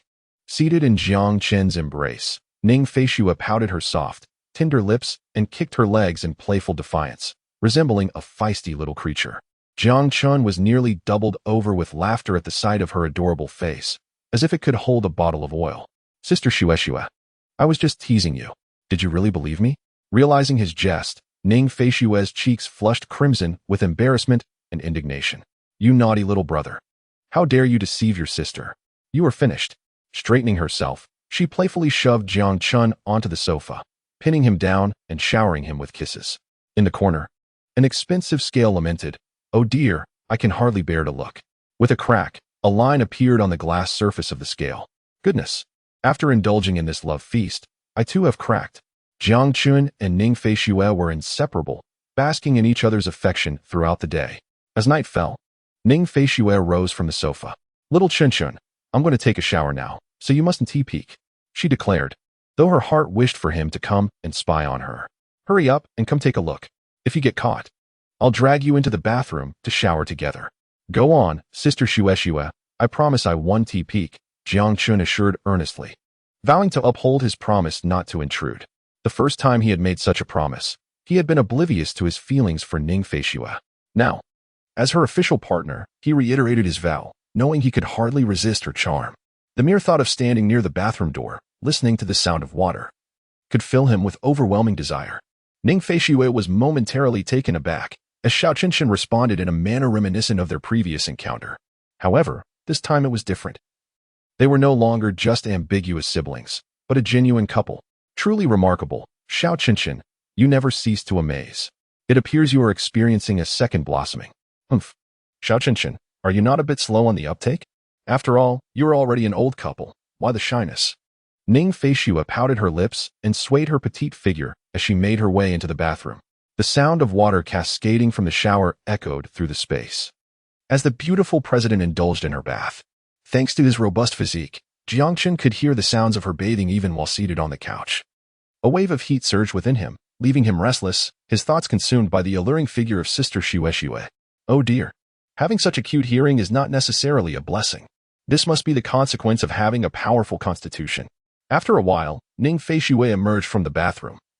Her body dried and clothed, emanating a delightful fragrance. Sister Xue, you take so long to shower. Jiangchen complained from the sofa. She had been in there for a good half hour, and he had been left feeling quite heated and restless for just as long. Ning Feishue couldn't help but chuckle at Jiangchen's pouty expression. Silly brother, girls take their time to shower. After all, we must be fragrant. Sister Xue, it's summer now, and you take this long. I can't imagine how long it will be in winter. Ning Feishue plopped down into Jiangchen's embrace. She extended her delicate hand, playfully pinching his waist. Xiao Qinshan, you're quite the tease. Who have you learned this from? You ought to be setting a good example. Chapter 76. Should we take a look at something good? Ha ha ha, Sister Xue, the only young woman by my side is you. Naturally, I learned from you. Jiangchen chuckled as he playfully squeezed Ning Feishue's slender waist. How dare you, naughty brother. Calling your sister a tease. I'll bite you, I will. Ning Feishue leaned in, her rosy lips gently nibbling at Jiangchen's handsome face. Ah, ouch. Oh no, the little pig is biting. The two playfully tussled on the sofa throughout the night. Later that evening, Ning Feishue said, Xiao Qinshan, it's time for bed. Come on, hold your sister and let us sleep. Leaning against Jiangchen's chest, she poked his forehead with her delicate finger. Jiangchen stood, turned off the television, and, with a gentle lift, carried Ning Feishue to the pink bed. They nestled together beneath the covers, with Jiangchen ensuring that the exposed white shoulder of Sister Xue was tucked in warmly, for a draft in the middle of the night would not be pleasant. As he closed his eyes, preparing to drift off to sleep, Ning Feishue nestled closer, her fragrant breath brushing against Jiangchen's nose as she whispered softly in his ear. What's the matter, Sister Xue? Xiao Qinshan, sister has something delightful to show you. Would you like to see it? What is it? Jiangchen was just beginning to drift into slumber. Sister has changed into that set of high-tech purple lingerie you gifted me. Ning Feishue had just finished her bath and donned the exquisite lingerie Jiangchen had given her. It must be said, the fabric of this lingerie is simply top-notch, providing an incredibly comfortable and silky feel that made her reluctant to part with it. She resolved to properly reward Xiao Qinshan. Upon hearing this, Jiangchen was instantly jolted awake. Wow, Sister Xue truly is a temptress. The kind that devours without leaving a bone. Come on, it's quite lovely. Ning Feishue continued to exhale sweet fragrances toward Jiangchen, akin to whispers from a siren. Sister Xue, we must not indulge in inappropriate thoughts, Jiangchen stated firmly, holding Ning Feishue tightly in his embrace. Xiao Qinshan, we can indulge. We must not. We can. The two pressed their foreheads together, engaged in a playful debate over whether or not they could indulge. They gradually drifted into a hazy sleep. Time flew by like a swift horse. In the blink of an eye, the sweet weekend had passed. After enjoying the delicious and nutritious breakfast Jiangchen prepared, Ning Feishue lounged in his embrace. Refusing to get up, Jiangchen gently massaged her little round belly. Wah, Xiao Qinshan, sister doesn't he want to go to work? Ning Feishue reveled in the unparalleled sweetness of the weekend. With Xiao Qinshan feeding her in the morning, she could spend the entire day nestled against his warm, broad chest. She felt utterly enchanted, completely unwilling to face the day's obligations. How could the president possibly compare to her little brother? Jiangchen playfully pinched Sister Xue's cheek. Sister Xue, if you don't want to work, then don't. I'll take care of you. Jiangchen was not joking. With his current resources, he could easily support several little Ning Feishues. Upon hearing Jiangchen's tender response, Ning Feishue felt warmth spread through her heart. No, Xiao Qinshan, no matter what, it's still the sister who supports you. With newfound determination, Ning Feishue energetically prepared to go to work. Jiang Chen felt both amused and touched. It turned out that his presence was Sister Shue's motivation for work. Smelly little brother, answer the phone. Jiang Chen's phone in his pocket chimed with an incoming call. He glanced at the caller ID and pressed the answer button. Hello? Hello, Director Jiang. The acquisition of the ice cream dessert shop you requested has been completed. Well done. Very efficient. Thank you, Director Jiang. It's a pleasure to serve you. The secretary politely hung up the phone. Jiang Chen had arranged for the secretary to handle the acquisition of the ice cream shop a week prior. Since Sister Shui loved ice cream, it was only fitting to buy it for her. Host, the sign-in location has been refreshed. Please complete the sign-in task promptly. Sign-in location. Ice cream dessert shop. Goodness. I can hardly believe it. This system truly knows how to seize opportunities. This morning, with no classes scheduled, Jiang Chen had intended to indulge in a few rounds of gaming at home. However, it appears that opportunity has slipped away. Alas, it would be foolish to forego the sign-in rewards. Jiang Chen retrieved his Bugatti from the garage and set off towards the ice cream dessert shop. How dreadfully boring. Lu Feifei was seated in a dessert CAF, voraciously consuming sweets. Tian Tian had to work, and Shui claimed she needed to maintain her figure and abstain from desserts. Shui also had work. How absurd. What business does a CEO have with such mundane tasks? She called out in their group chat, yet one by one. They all cited their lack of time, leaving her to venture out alone. Chapter 77. Only the handsome may enter. Recently, a grand ice cream and dessert shop had opened, boasting an extraordinarily lavish menu. The ice creams were simply delightful to behold. Ning Feishue, upon seeing the photos shared by Lu Feifei, felt a surge of temptation. Yet she had to care for little Chen. Thus, she could only postpone the outing until the weekend, planning to gather everyone then. Consequently, Lu Feifei found herself indulging in desserts solo, the sole sister unafraid of gaining weight from her ice cream feasts. Her constitution allowed her to consume without consequence, leading Ning Feishue to harbor a delusion of her own innate beauty, believing she too could eat without gaining weight. Yet the reality was stark. She gained weight more swiftly than anyone else. 4 pounds in a month. Who could compare? In her past life, her unrequited love for Chun rendered her appetite lackluster, allowing her to maintain her weight. However, times have changed. She has fallen in love and her spirits are high. Unbeknownst to her, she was gaining a little weight. Fortunately, this was later remedied by Chen's culinary expertise. She no longer fretted over desserts, merely lacked the time to indulge. As for Lu Feifei, she was unencumbered. Hailing from a wealthy family, blessed with beauty, and free to eat and drink without worry, her days were filled with play and culinary delights, and her ability to remain slender was infuriating. She resolved to visit the opulent ice cream dessert shop to scout it out, only to be politely turned away by the staff who informed her it was not yet open. Thus, she settled for the neighboring dessert shop, continuing her sweet escapade. Stupid Shui. Stupid Tian Tian. Stupid Shui. None of you are here to accompany me, Lu Feifei exclaimed, banging her hands on the table as if that would vent her frustration. Meanwhile, Jiang Chen parked his Bugatti in the lot surrounding the mall and strolled into the commercial street. The route map provided by the system for his sign-in location floated in his mind. The red dot indicated the sign-in target, while the blue dot represented his own position. Each sign-in came with a route map, yet Jiang Chen was quite familiar with the locations from his previous sign-ins and did not require guidance. This time, however, he had purchased the luxurious ice cream dessert shop without knowing its whereabouts, leaving the arrangements entirely to his secretary. Had it not been for the system's check-in task, Jiang Chen would not have arrived early. He strolled leisurely, his 185-meter-tall figure exuding an air of confidence. Soon, the red and blue dots on the map converged. Jiang Chen spotted the ice cream shop and pushed the door open. Lu Feifei was seated at a table, indulging in her dessert, when she suddenly caught sight of a remarkably handsome man striding into the luxurious ice cream parlor across the street. Lu Feifei's mood soured instantly. She observed the dashing figure standing at the shop's entrance, exchanging a few words with the staff before entering. What on earth? Why is this handsome man allowed inside? Why am I not? Is there a double standard at play? I shall report this. I shall file a complaint. Is it simply because this man possesses good looks that he is granted entry?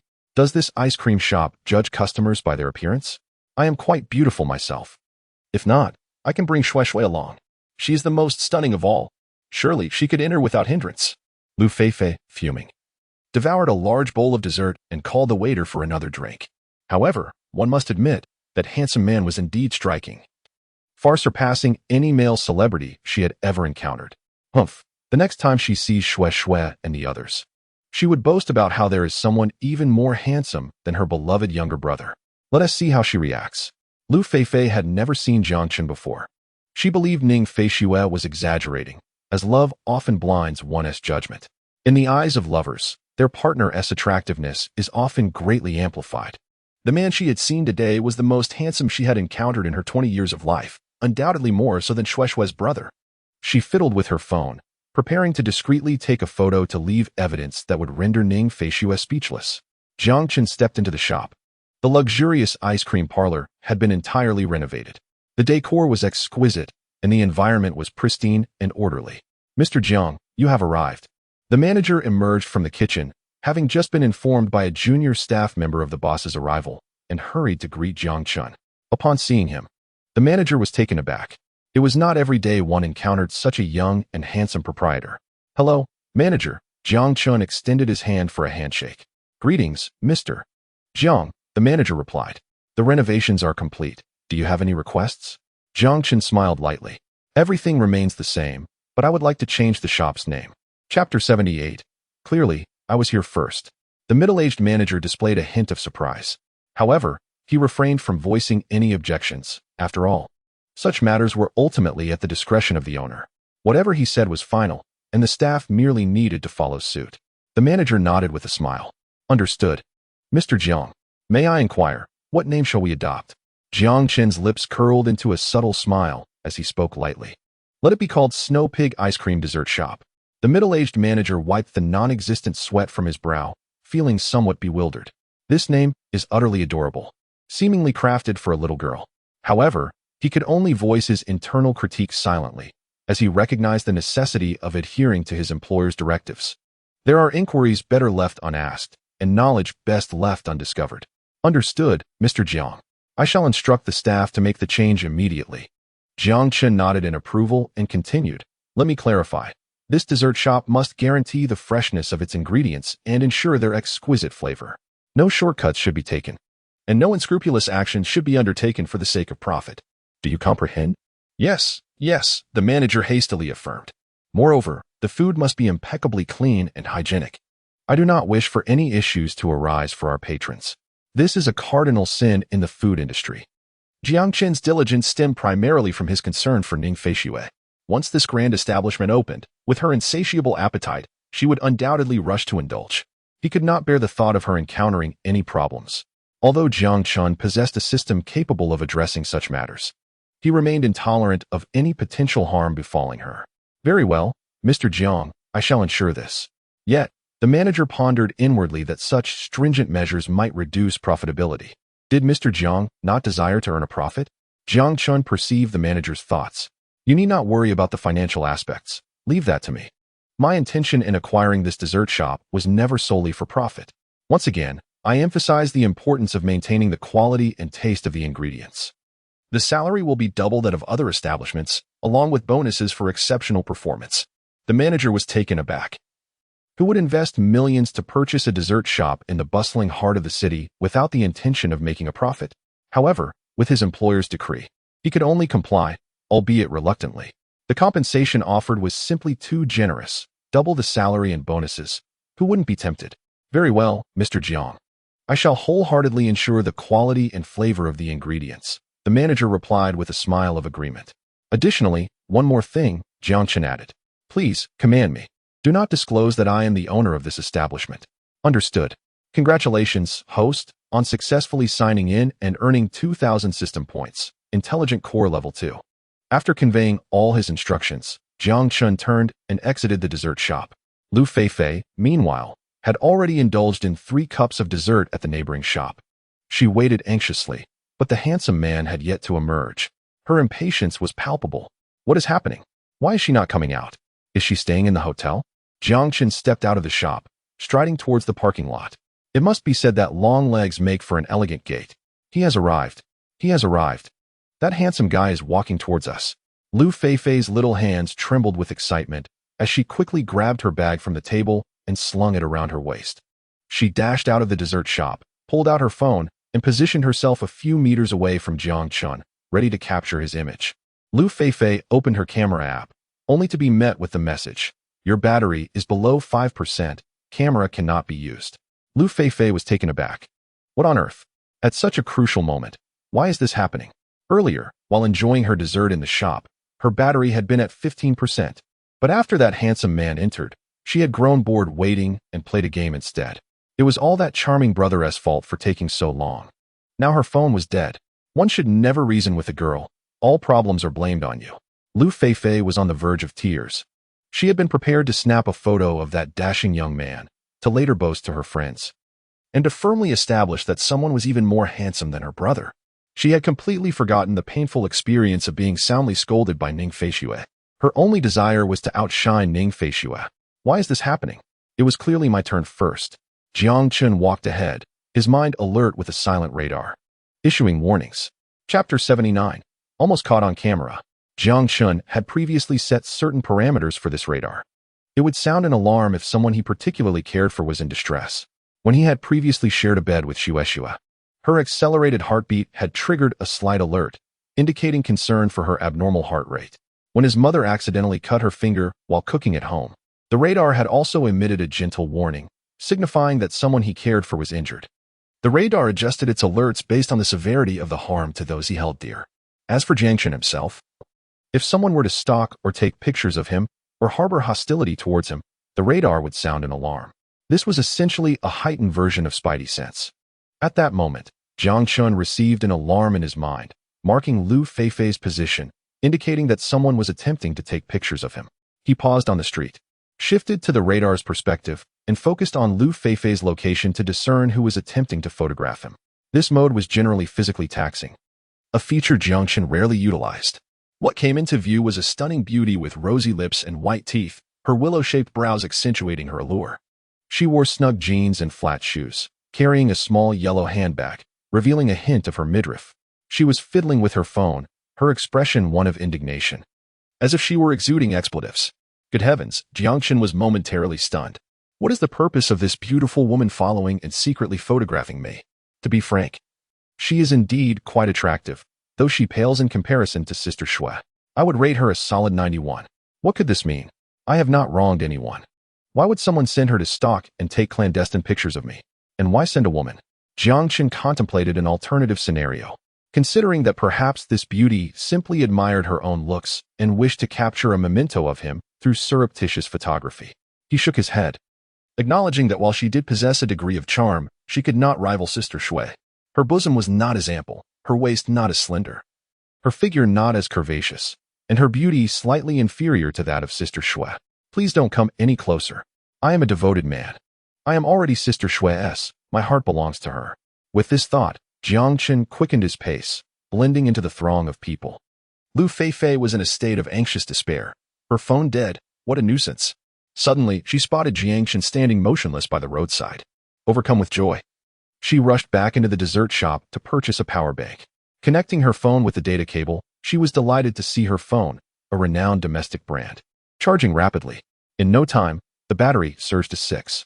With excitement, Lu Feifei opened her camera and aimed it at Jiang Chun's location.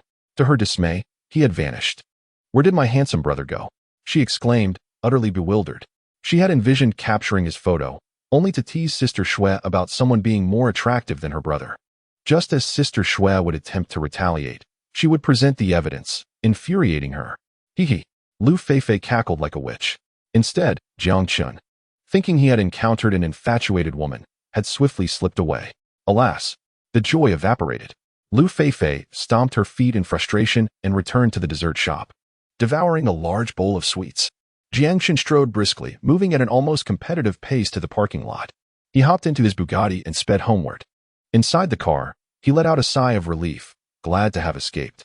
The thought of a lovesick woman was quite terrifying. Fortunately, he had run fast. Otherwise, he would have been photographed. Even if that woman was beautiful, it was irrelevant.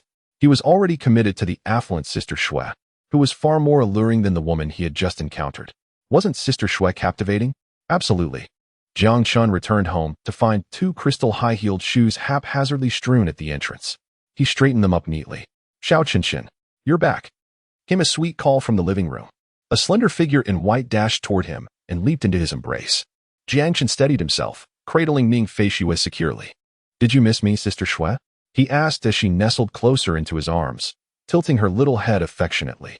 Jiang Chun embraced Ning Feishue, settling comfortably on the sofa. "Sister Shui, has anything amusing happened today?" Ning Feishue shook her head. "Nothing at work is entertaining. It's utterly dull." Jiang Chun chuckled. "Sister Shui, I encountered something quite amusing today." "What was it?" He gently squeezed Ning Feishue's delicate, porcelain-like hand. "I almost got caught by an infatuated girl trying to take candid photos of me." Chapter 80. Don't let sister catch you. Ning Feishue's ears suddenly buzzed, her mind spinning. "Goodness, can you believe a little minx would dare to invade our home? This is intolerable. A woman obsessed enough to try and photograph my brother." Her demeanor transformed into that of a true East Asian queen of jealousy. She was known to get jealous even over her friends, let alone a stranger. And an infatuated girl at that. The very thought sent shivers down her spine. If such a girl were to encounter her precious brother, she might devour him whole, leaving nothing behind. They truly have some audacity. Ning Feishue's expression turned serious, her elegantly arched brows knitting together. "This is a grave matter." She extended her slender, ivory fingers to pinch Jiang Chen's prominent nose, her tone grave. "Xiao Qinchin, how can you consider this amusing? This is a serious issue." "Wait, what?" Jiang Chun was taken aback. Was Sister Shui truly this earnest? He leaned closer, planting a gentle kiss on her cheek. "Sister Shui, it's not such a big deal. There's no need to be so anxious." His attempt to soothe her worked, as her stern expression softened considerably, though her brow remained slightly furrowed. "No, Xiao Qinchin. You must tell me everything that transpired in detail." Jiang Chen recounted the entire incident, omitting the visit to the dessert shop, as it was meant to be a surprise for Ning Feishue, and could not yet be revealed. Upon hearing Jiang Chen's account, Ning Feishue anxiously reached out to stroke his head. "That was far too dangerous, Xiao Qinchin. You must take care of yourself when you're out. You cannot allow those unscrupulous women to take advantage of you." Jiang Chen chuckled. "It's not that serious, Sister Shui. It is quite serious." Ning Feishue lightly tapped Jiang Chen's head with her delicate finger. "Consider this, Xiao Qinchin. With your striking looks, how many admirers will you attract? There are undoubtedly many scheming women lurking in the shadows, coveting your handsome form." As she spoke, Ning Feishue extended her soft hand to gently caress Jiang Chen's chiseled abs. "Well, Sister Shui, you truly are a temptress. The only rogue here is surely you."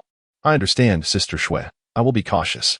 Jiang Chen extended his large hand, gently caressing the smooth and fair back of Ning Feishue, indicating his awareness and commitment to the matter at hand. "Fortunately, little Qinchin, you were not photographed by that infatuated woman. Otherwise, your sister would have been devastated." "Huh? Sister Shui, why are you crying?" Jiang Chun was perplexed. There seemed to be nothing to weep over. Even if a picture were taken, what of it? It wouldn't diminish him in any way.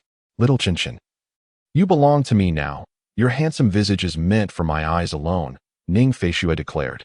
Jiang Chun couldn't help but chuckle. "Sister Shui, are you truly jealous over a mere photograph?" "Humph. Even a single strand of your hair belongs to me. Do you understand?" Ning Feishue proudly arched her back, expressing her satisfaction in her possessiveness. All right, Sister Shui. I am yours," Jiang Chen gently reassured the girl in his embrace. "Little Qinchin, do you remember what that woman who took the picture looked like?" "Yes, I do," he replied. Jiang Chen broke into a cold sweat. This was bad. Sister Shui's question was laden with implications, a trap. Her inquiry wasn't about the woman's appearance, but rather whether Jiang Chen held any affection for her. How cunning. But I can salvage this. At this moment, Ning Feishue's rosy lips pursed in a pout. Jiang Chen quickly wrapped his arms around her and planted kisses on her face. "Sister Shui, that woman was quite beautiful." Ning Feishue was immediately displeased, kicking her legs in Jiang Chen's lap. "However, that infatuated woman cannot compare to my sister, who possesses a curvaceous figure and exquisite beauty." Little Qinchin, don't think that flattering me will earn you my forgiveness." Despite her words, Ning Feishue's fair arms wrapped around Jiang Chen's waist. "Little Qinchin, you do remember what that infatuated woman looked like, right?" Not very clearly. It's all right. Just a rough idea will suffice." Ning Feishue clenched her small fist in front of Jiang Chen. "Next time you encounter her, call for me. I shall give her a proper thrashing." "All right, I will heed Sister Shui's wishes." Chapter 81. Bloodline Suppression. Ning Feishue sat in Jiang Chen's embrace, her small fists clenched, deep in thought. You little hussy. I won't allow you to covet my dear brother. You'd better not let me catch you. If I do, I'll make sure to leave you with a sore backside. You shall learn that my Jiangchen is not someone to be coveted. It was clear that Ning Feishue would never allow Jiangchen to take action himself. Firstly, it is important to note that Xiaoqin is a male and therefore lacks the stance to engage in such activities, whereas Ning Feishue, being a woman, is perfectly capable of delivering a blow. Secondly, Xiaoqin is permitted to touch only himself and must refrain from any contact with other women. At that moment, Lu Feifei, engrossed in a game at the villa, sneezed and scratched her head, suspecting that someone might be speaking ill of her. Jiangchen merely nodded in agreement. Should they encounter each other again, given that she is a woman of considerable beauty, he would find it inappropriate to act. It would be most suitable for Sister Shui to handle the situation. Moreover, Sister Shui's beauty surpasses that of the infatuated girl, akin to a king facing a lesser ruler. The pressure of their bloodline should not be underestimated. Additionally, witnessing two beautiful women in a confrontation would surely be a spectacle to behold, primarily to admire Sister Shui's graceful demeanor. I, Jiangchen, have a particular fondness for watching beautiful sisters engage in combat. As he pondered, a smile crept across Jiangchen's handsome face, revealing a silly grin. Ning Feishue noticed his goofy expression and playfully pinched his cheek with her delicate fingers. Xiaoqin, what are you grinning about? Are you thinking of something mischievous? No, Sister Shui, how could I possibly think of such things? Jiangchen quickly regained his serious demeanor. I am a respectable person. How could I entertain such thoughts? Humph. Ning Feishue retorted, gently ruffling Jiangchen's hair with her fair hand. Thinking of something mischievous is not entirely off limits. However, you may only entertain thoughts about your sister. All right. I must confess that I was indeed thinking of something improper. The leading lady is none other than Sister Shui. Jiangchen softly cooed to the little piglet in his arms, Ning Feishue. Of course, Sister Shui would decisively defeat that infatuated girl, and the latter would ultimately succumb to defeat. The heroine is Ning Feishue, while the supporting character is the one who secretly filmed. Oh dear, Xiaoqin, you're quite naughty. Ning Feishue's cheeks flushed crimson, as she mistakenly believed Jiangchen was contemplating such matters. I like this. After their meal, they cozily nestled together on the sofa. Ning Feishue leaned into Jiangchen's embrace, watching a variety show, while Jiangchen, as usual, extended his warm hand to massage her soft, fair belly, aiding her digestion. Jiangchen silently commanded, System, open the system space. System space has been opened.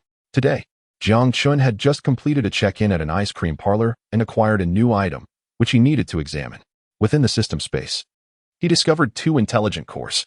From their names, Jiangchen could surmise their purpose, yet he still needed to investigate the details. Upon locating the system information for the intelligent core, a blue information box appeared. Intelligent core, a durable mechanical core.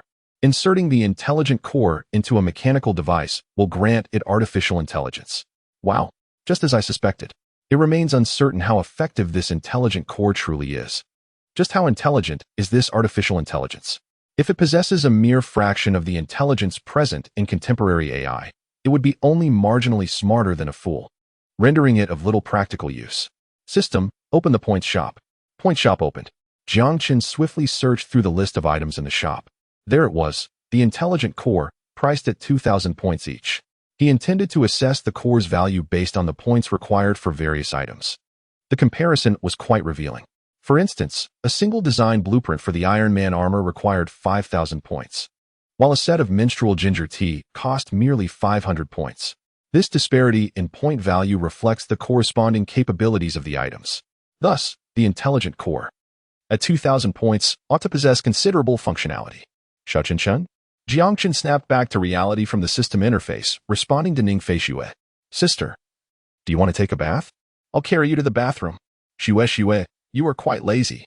Jiangchen teased, playfully poking Ning Feishue's delicate nose. I don't care. I want Xiaoqin to carry me. Ning Feishue whined, rolling around in Jiangchen's embrace with unabashed charm. Amused, Jiangchen scooped her up in a princess carry and transported her to the bathroom. As a token of appreciation, Ning Feishue planted a kiss on Jiangchen's handsome face. Inside the bathroom, the sound of water splashing echoed as she bathed. Jiangchen settled onto the sofa, turning his attention to experimenting with the intelligent core. Chapter 82. The dignified scale. Jiangchen glanced around, but found no mechanical device suitable for testing. A 72-inch LCD television hung on the wall, blaring a variety show. He regarded it with disdain. Such devices were akin to a chicken rib, neither particularly enjoyable nor worth discarding. At present, there was no need to enhance its intelligence as it served little purpose. He also refrained from experimenting with his phone, considering its significance. It contained a wealth of information, including cherished photographs of Shueisha. What if this device became excessively intelligent and triggered a crisis involving sentient machines? The thought was terrifying. Jiang Chun had seen numerous films where artificial intelligence turned against humanity due to its overwhelming intellect. His gaze fell upon an expensive scale, trembling in the corner. This scale had been purchased merely half a month ago, yet there were already 2 cracks marring its glass surface. What a tragedy! It was truly heart-wrenching to witness. This scale had sacrificed so much for the happiness of the household, nearly worn out by Shueisha's frequent use. Jiang Chun couldn't help but lament. Shueisha, really? Weighing yourself is one thing, but why must you trample on it? If you devour 3 large bowls of rice and then gain weight, who can you blame? Little Chin Chun, my sister has gained weight, and you share some of the blame. In Jiang Chen's mind, the enchanting yet ravenous expression of Ning Feishua surfaced. Ahem. The scale is truly something. Couldn't it just control its own readings? You are a scale. Be your own hero, do you understand? You can reflect whoever's weight you desire, right? Silly thing. Unable to manage the readings, and now it's cracked under someone else's weight. Who can it blame? It deserves it. The expensive scale remarked, I may not be human, but you are undeniably a dog. Jiang Chun strolled to the corner and picked up the pricey scale. This contraption was purchased by Sister Shui, costing over 10,000. It is said to possess a remarkably precise reading system. It can detect even the slightest increase in weight. It has been decided. You are the chosen one. Expensive scale. Jiang Chun weighed the scale in her hands and retrieved a mechanical, intelligent core from her system space. Creak, creak, creak. The expensive scale exclaimed, please don't come closer. The intelligent core was plunged into the mirror of the scale, merging seamlessly. The 2 cracks on the scale's surface gradually mended, restoring it to its original state. On the electronic screen, 2 little electronic eyes appeared. Master, I am in great distress. Startled by the sudden voice of the scale, Jiang Chun nearly burst into laughter. Well, look at that. It can speak. Its intellect is not lacking. Jiang Chun inquired, what troubles you so? I suffer greatly, master. The mistress lacks martial ethics, deceiving and ambushing me. A mere scale that has only been in service for half a month. Can I be blamed for her weight gain? I merely reflect the truth of her weight. The mistress nearly crushed me with a single step. Jiang Chun almost laughed out loud. To be fair, that is indeed unfortunate. Who could be more pitiful than I? The scale emitted dramatically. Enough, enough. Those cracks have been mended, haven't they? Oh, right. Then all is well. The scale recalled something. Master, is there any chance I could avoid weighing the mistress? Each weighing is a torment. Jiang Chen's expression twitched. I'm afraid that won't be possible. No. The scale wailed. Must my newly repaired mirror face destruction again? Jiang Chen looked at the scale as if it were a fool. Are you daft? You are a scale. Think about it. When the mistress comes to weigh herself, just adjust the readings. If you lower the scale, she will weigh less, and if she weighs less, she won't break you. The expensive scale fell into contemplation. Master, my integrity as a scale reminds me that I must not engage in deceitful practices. One must be pragmatic when weighing oneself. Weight is weight. Jiang Chun was perplexed. How could this artificial intelligence still be so naive? While one might argue it lacks intelligence, it comprehends spoken words better than anyone else. Conversely, when it comes to navigating a simple twist, it falters. Quite absurd. Yet I find it amusing.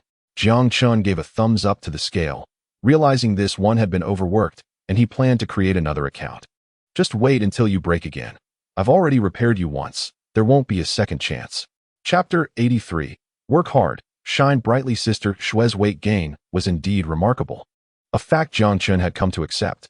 Not only did Sister Shui indulge in her own healthy culinary creations, but she also occasionally sneaked a dessert or 2. Jiang Chun found himself at a loss. He couldn't possibly add healthy seasonings to ice cream. Could he? By his estimation, Sister Shui probably gained a few pounds each month. Even a mere ounce is unacceptable for any woman, let alone Sister Shui. Jiang Chun cast a pitying glance at the scale. You better be cautious. Your mistress is quite formidable. Should you break, don't say I didn't warn you. The scale trembled at the thought, recalling the terror of being weighed by Ning Feishua on 2 occasions. It was indeed a harrowing experience. Master, is there truly no other way? Upon noticing the scale's flicker of resolve, Jiang Chun seized the moment to intensify his persuasion. There's no alternative.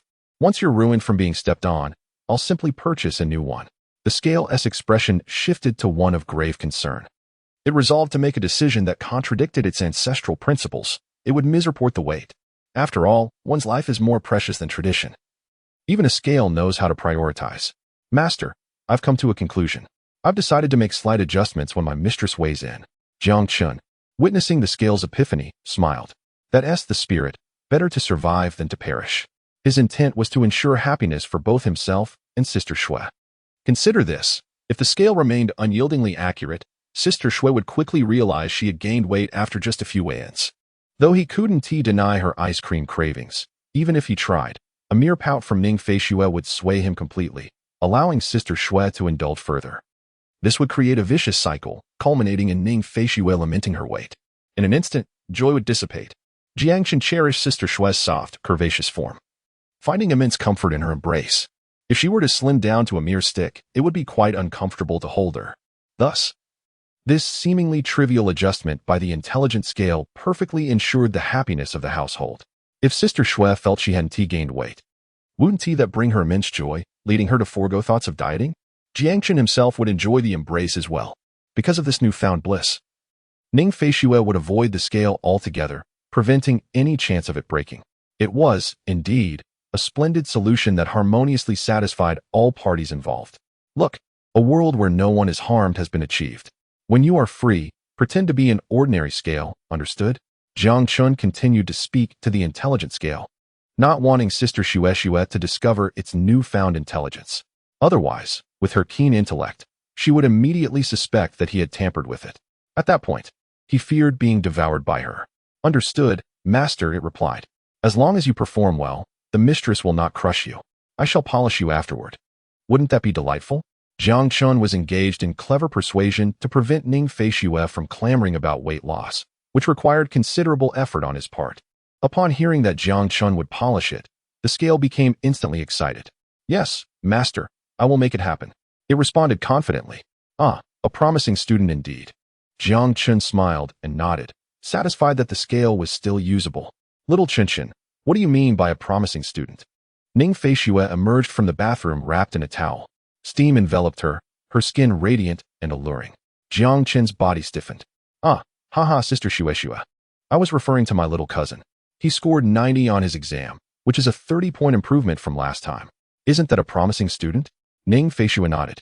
Indeed, little Qinshan had a clever little cousin who loved to play, resulting in fluctuating grades, but was undeniably sweet-tongued. Every time he saw her, he would call her sister-in-law, which made her heart flutter, prompting her to shower him with pocket money. Seeing Ning Feishui approaching, and with the scale still at his feet, he panicked. Thinking quickly, he dashed to her side, wrapping his strong arms around her waist, eliciting a gasp from her. Sister Shui, you smell delightful, he exclaimed, playfully sniffing her fragrant neck. Ning Feishui, lifted high by Jiang Chun, wrapped her delicate arms around his neck and playfully patted his head, casting him a teasing glance. Silly boy, I've just taken a shower, of course I smell good. Jiang Chun skillfully diverted her attention, subtly using his other hand to signal the scale to retreat to the corner. Chapter 84. Come out for dessert. The intelligent scale received Jiang Chun's cue and began to stealthily move toward the corner. Intelligent scale, do they really think I am foolish? I am quite clever. Meanwhile, Jiang Chun continued to captivate Sister Shui's attention, his warm hand gliding along her slender waist, eliciting a delightful response from her. Little Qinshan, that tickles. You are truly a little rascal, Jiang Chun said as he lifted Ning Feishui onto the couch. Sister Shui, who could resist your stunning beauty and alluring figure? I simply cannot withstand it. Upon hearing Jiang Chun's words, Ning Feishui let out a delicate huff. Humph, flattery without cause is either deceitful or mischievous. Though she spoke thus, her heart swelled with sweetness, far more delightful than honey itself. To be praised by the one she adored was a source of immense happiness. Not at all, Jiang Chun retorted, insisting that his compliments were genuine. He leaned in, his sensual lips meeting Ning Feishui's soft, rosy ones. In response, she eagerly pressed her face closer, engaging in an intense French kiss. The two remained locked in this embrace for a full 2 minutes, breathless, only parting when they could no longer sustain the kiss. Jiang Chen stole a glance at the smart scale in the corner. Seeing it safely nestled back in place, he let out a sigh of relief. What a false alarm this had been. Just moments ago, the scale had been at his feet. If Sister Shui had seen it, it would have clearly indicated that he had meddled with it. Time flowed like a gentle stream, and soon it was the weekend once more. On Friday evening, Ning Feishue and Jiang Chun playfully frolicked on the couch. Little Chun, I am growing fonder of Fridays, she said, resting her head on his chest. Jiang Chun responded, as was his custom, while after dinner he massaged her slightly rounded belly with his large hands. Have you forgotten? When you were little, Friday nights were your favorite. You told me so, she reminded him. Jiang Chun raised an eyebrow, recalling that indeed, it was true. Who did not attend school as a child? School consumed 7 days a week, with 5 days of classes followed by a weekend respite. Yet, he had heard of children who attended school 6 days a week. Jiang Chun could scarcely imagine the horror of attending classes on Saturday. The joy of the weekend was merely 2 days long. To squander a Saturday on lessons was unfathomable. Although weekends were officially 2 days off, the respite began on Friday evening. The time from Friday night through all of Saturday was Jiang Chen's favorite. During these periods, he felt no anxiety, nor did he have to complete homework, pure bliss. Hence, he cherished Friday nights as a child and was pleased to share this delight with Ning Feishue. He was surprised that Sister Shui remembered such a sentiment from decades past. Indeed, Sister Shui, have you also begun to enjoy Fridays? Of course. After Friday comes the weekend, a reprieve from work, allowing me to spend time with little Chun. Jiang Chun cast a derisive glance at Ning Feishue. Only a pampered pig would desire to be catered to on weekends. I shall not name names. Ah, how rude, she exclaimed, feigning annoyance. Xiao Qinshan, you mustn't speak of others in such a manner. Ning Feishue raised her small fist and playfully tapped Jiang Chen's chest. On the tea table, Ning Feishue's phone chimed with an incoming call. Nestled in Jiang Chen's embrace, she was reluctant to move, casting a meaningful glance at him. Jiang Chen extended his long arm to retrieve the phone from the table and handed it to the cozy, lazy girl in his arms. Ning Feishue glanced at the caller ID and delicately pressed the answer button with her slender fingers. Hello? Fei? Hey, Shue, do you have any free time this weekend? What's up? Did you forget, Shue? A new luxurious ice cream parlor has opened on the commercial street. Oh, I remember now. I was too busy before. Ning Feishue recalled the promotional images she had seen of that extravagant dessert shop. It was indeed impressive, and even through the discerning eyes of a female CEO, she found no flaws. The layout was spacious, the ambience bright, and the colors warm, with an array of enticing desserts that were simply irresistible. Hello? Shue, are you free? All of us sisters are available, but we're missing you this weekend. Ning Feishue glanced at Jiang Chen, feeling conflicted. She should spend a weekend with him. But the thought of indulging in delicious treats was tempting. Yet, she couldn't bring Jiang Chen along. He was too handsome, and it was not the right time to reveal him. Jiang Chen, noticing the eager look in Ning Feishue's eyes, easily discerned her thoughts. Chapter 85. A perfect solution to a life-and-death question. Jiang Chen reached out, gently covering Ning Feishue's phone's microphone with his hand, while with the other, he pinched her delicate, smooth cheek. Sister Shue, go have fun. I happen to have plans this Saturday. In truth, Jiang Chen had no plans. He simply wanted to alleviate any guilt she might feel about enjoying herself. Really? Ning Feishue pondered for a moment, realizing that Jiang Chen indeed had no engagements that weekend. Her heart swelled with gratitude. Xiao Qinshan, how can you be so wonderful? She planted several affectionate kisses on Jiang Chen's face. Silly girl, if I don't treat you well. Who will? Jiang Chen teased, playfully scratching the tip of her petite nose. Fei, I'm free on Saturday. Let us meet then in the afternoon. Great, Shue. Hurry up. I bet the desserts at that shop will be absolutely delicious. MHM. Ning Feishue ended the call, contentedly snuggling into Jiang Chen's embrace. Yet, a twinge of worry crept into her mind. She nestled her small head against his broad chest and pouted. Xiao Qinshan, do you think it would be inappropriate for me to indulge in ice cream and desserts? Ever since that one time she weighed herself, she had become aware of her tendency to gain weight easily. Well, it's not that I gain weight easily. I'm just voluptuous, you know. She playfully blamed Jiang Chen for his delectable cooking, but ice cream was so delicious. She wanted to savor it. When she was with Lu Fei was the kind of beauty who could eat anything without gaining a pound.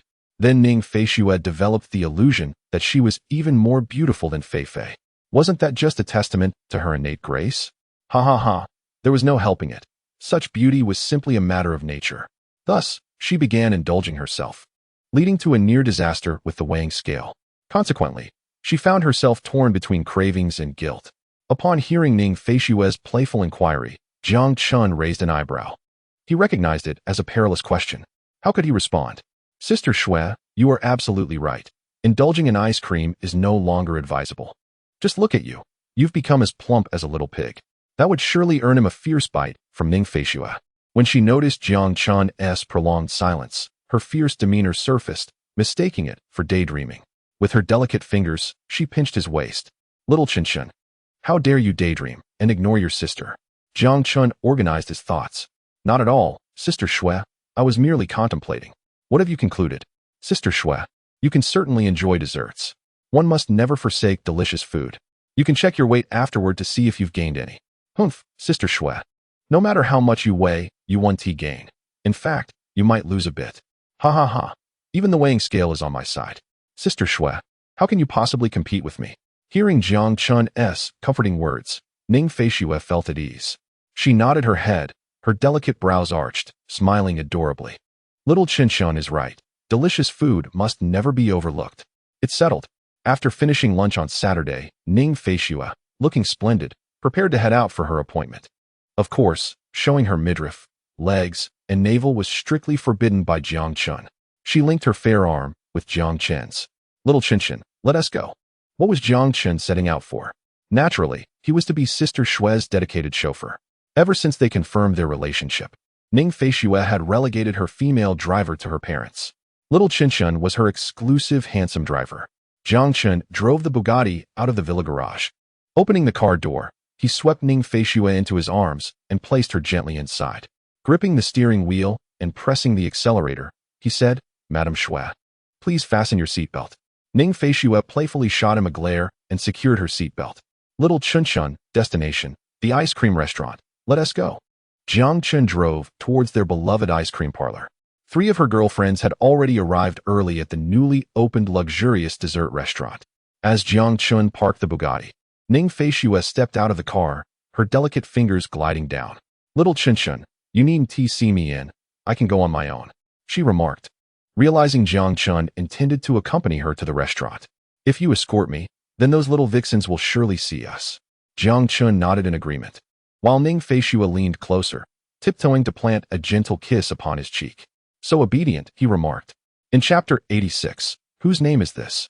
Jiang Chun wrapped his arms around Ning Feishue's slender waist and bestowed a soft kiss on her alabaster forehead. Xiao Qinqing, I'm off to play. Remember to pick your sister up at 5, okay? Just wait in the car, don't get out. Understood? Oh. And make sure to wear sunglasses when you come to fetch me. Indeed, sunglasses were a must. She often forgot this detail whenever they ventured out together, resulting in her charming younger brother being admired by passers-by. Wow. Sisters, look over there. There's an incredibly handsome young man. Where? Where? They are right there. With those big eyes, you must have been blessed with good looks. A girl with a bob haircut pointed towards Jiang Chen and Ning Feishue, who were walking in the opposite direction. Wow, I see him. That young man is so handsome. Hey, but it seems he has a sister next to him. Is she his girlfriend? Indeed, that sister is stunning, like a star. With their keen hearing, Jiang Chun and Ning Feishue clearly caught the whispers of the 3 young girls across the street. Jiang Chun maintained a composed demeanor, focusing inward, pretending he hadn't heard. He had grown accustomed to being complimented behind his back. Ning Feishue, on the other hand, felt a surge of possessiveness. Humph, even if you praise my beauty, I want to let you see my brother. Calculating the situation, she realized she had incurred a loss worth billions. Sunglasses were a necessity. A mask would suffice too. But kissing would become troublesome. Perhaps it was better to forego that idea. Ning Feishue's rosy lips flitted like a machine gun, chattering away. All right, I'll listen to Sister Shui. Jiang Chun, well aware of her jealous nature, decided to buy a pair of sunglasses later. All right, I'm off now, Xiao Qinqing. Have fun, Sister Shui. Ning Feishue sashayed gracefully in her high heels, clutching her small handbag as she entered the commercial street.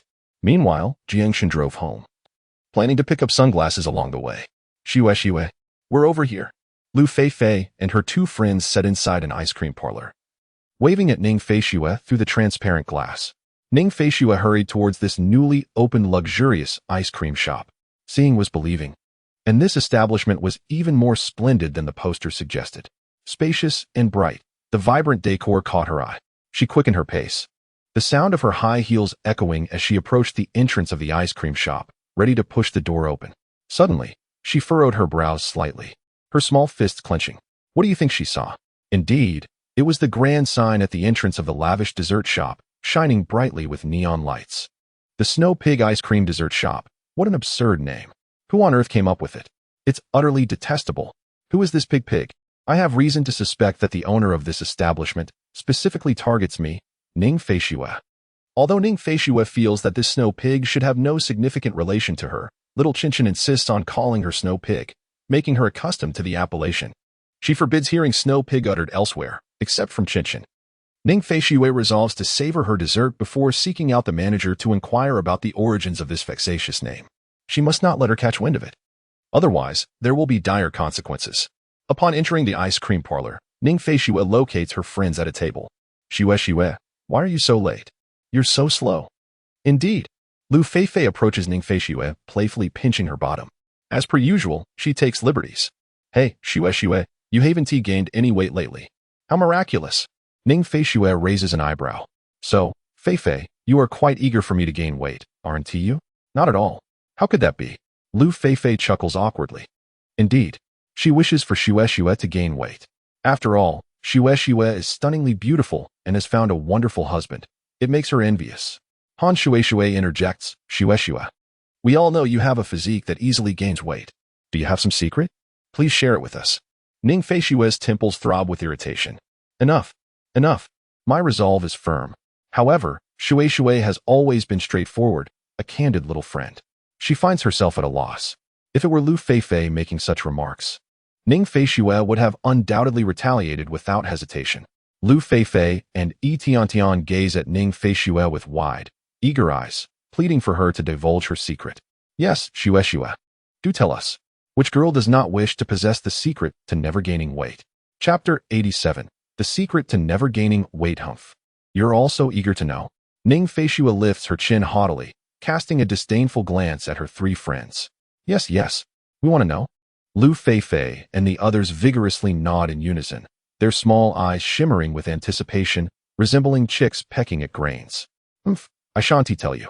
Ning Feishue pouts playfully. Oh, Shue, please don't be like that. Do share with us. Lu Feifei clings to Ning Feishue's right arm, while Yi Tiantian wraps her arms around her left. Han Shue directly embraces Ning Feishue's slender waist. The three friends shake her back and forth with great enthusiasm. All right. I will tell you. Ning Feishue, nearly dizzy from their antics, concedes. Just as she is about to speak, she notices girls at another table already indulging in their desserts. That's simply one tea do. I want some too. Let us eat and chat, Ning Feishue said as she pulled her three friends towards the reserved table. Jiangchen drove home, skillfully parking his Bugatti in the garage. He intended to indulge in a couple of games to savor the delightful weekend. It would be a shame not to. Regrettably, without Sister Shue to join him, he could not enjoy the bliss of effortless victory. Never mind, playing League of Legends is too cumbersome. I shall play a few rounds of Honor of Kings instead. Jiangchen retrieved his phone from the system space and eagerly launched the game. However, he soon found himself on the receiving end of a relentless beating, with unhelpful teammates who seemed to contribute little to the match. Such is the nature of gaming. It promises fair competition and balanced matchmaking, yet he found himself pitted against a formidable opponent while his own teammates faltered. Who could endure such frustration? Not uncle, nor aunt. Cursed game. I'm done, Jiangchen exclaimed, quitting the game and stowing his phone back in his pocket. He reclined on Ning Feishue's exclusive queen-sized sofa and turned on the television. With the mistress of the house absent, the smart scale expressed its delight at being liberated from her presence. The terrifying woman is finally gone, hooray! It seemed to exclaim as it moved across the floor like a mopping robot. Upon seeing the smart scale, Jiangchen suddenly recalled that he still had one intelligent core left unused. He sat up, contemplating where best to apply this remaining core. The intelligent core had proven its worth, as evidenced by the smart scale's impressive capabilities. Devices enhanced by such cores exhibited remarkable artificial intelligence, along with impressive learning and comprehension abilities. This core was indeed worthy of its 2,000 points value. Thus, Jiang Qin pondered deeply, considering the implications of squandering such a valuable asset on a lesser item. Previously, he had thought that enhancing the television would be a waste. A smart television would offer little more than voice control or managing home appliances, features that already existed in contemporary society, making the use of the intelligent core unjustifiable. As he wrestled with his thoughts, Ning Feishue, wielding a large spoon, savored a generous cup of exquisite ice cream dessert, its delightful aroma wafting through the air. "Ah!" she exclaimed as she took a satisfying mouthful. If only Xiaoqin could make ice cream, she mused. Perhaps Xiaoqin truly can. With his culinary prowess, he might be able to create ice cream even better than this establishment's. I must ask him when I return. Ever since Jiang Chun prepared his family's secret low-calorie dishes for Ning Feishue, she had been utterly captivated by his culinary skills, firmly convinced of his status as a culinary genius. Shui, do tell us, what is the secret to not gaining weight? The three young ladies each held a large cup of ice cream, munching away while inquiring about the answer from Ning Feishue. Humph. Sharing it with you is no trouble at all. After all, even if you know, you wouldn't be able to practice it, she replied with a smirk. Cut it out. I don't believe that, exclaimed Liu Fei, rolling her eyes. Shue, as long as you tell us, we will surely be able to accomplish it. All right, I'll share. The secret to eating without gaining weight is... Ning Feishue paused for effect. The three friends held their breath, their eyes sparkling with anticipation. Find a good husband like my brother. What on earth? The trio looked dumbfounded. What does that even mean? You can't flaunt your love like that. Chapter 88. Are you a girl? The three young ladies gazed at Ning Feishue with incredulous expressions. Shue, if you don't want to tell us, just say so. Using this as a ruse is not fair. They protested. What does your husband have to do with the secret to not gaining weight? Is he supposed to supervise your diet every day? That sounds pathetic. Losing weight is not something one can simply declare. It requires true willpower. They lack the determination to shed pounds, which is precisely why they opted for the simplest method of maintaining their figures, consuming fewer sweets. Why are you here this time? Ning Feishue rolled her eyes playfully. I came to check out the newly opened luxurious dessert shop, didn't I? This group of friends had been pestering her for the secret to staying slim, and when she finally spoke, they dismissed her words, believing she was fooling them. I'm serious. If you find a good husband like my brother, you will definitely not gain weight. Liu Fei scoffed. Oh please, you're just trying to trick us. Find a good husband, and then keep ourselves in check. Haha. Ning Feishue spat out a mouthful of ice cream and laughter. Who said anything about finding a husband to monitor your diet? Etienne also looked puzzled. Shue, finding a husband is not about keeping you on a diet. What else would it be for? Humph, my brother would never want me to lose weight. He loves my curvy figure. I can't believe it. The group of girls, astonished, listened intently as Ning Feishue shared her brother Jiang Qin's culinary secrets for staying slim. Wow, is this for real? I can't believe it. How could there be such a wonderful man in the world? Handsome, caring, and a great cook. Liu Fei and her friends were left in disbelief, unable to fathom the existence of such a man. Shue, don't you think that's a bit? A bit what? It seems somewhat implausible. While we can accept your assertion that your brother is an excellent cook, the claim that he can prepare dishes that allow one to indulge without gaining weight is quite beyond our belief. Indeed, facts speak louder than words. Ning Feishue pouted her alluring, rosy lips. Initially, she too harbored doubts and even wagered with Zai Qinqing, only to find herself caught in a cheating scandal and subjected to relentless tickling. After sharing this tale, she savored another generous bite of her ice cream dessert, leaving her companions drooling. Having already finished their own servings, her friends hesitated to indulge further, fearing they might balloon in size.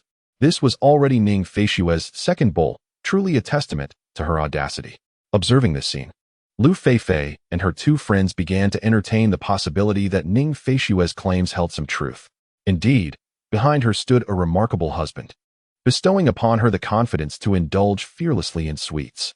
In the living room, Jiang Chun pondered for quite some time before finally determining the optimal location for the last intelligent core. The answer was quite straightforward: place it in the car. This would enable autonomous driving. How delightful!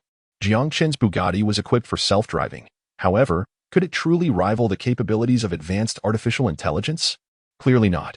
Even the foolish weighing scale exhibited a certain level of intelligence, leading Jiang Chen to believe that his Bugatti, purchased for a staggering sum of 100 million, was absolutely unparalleled.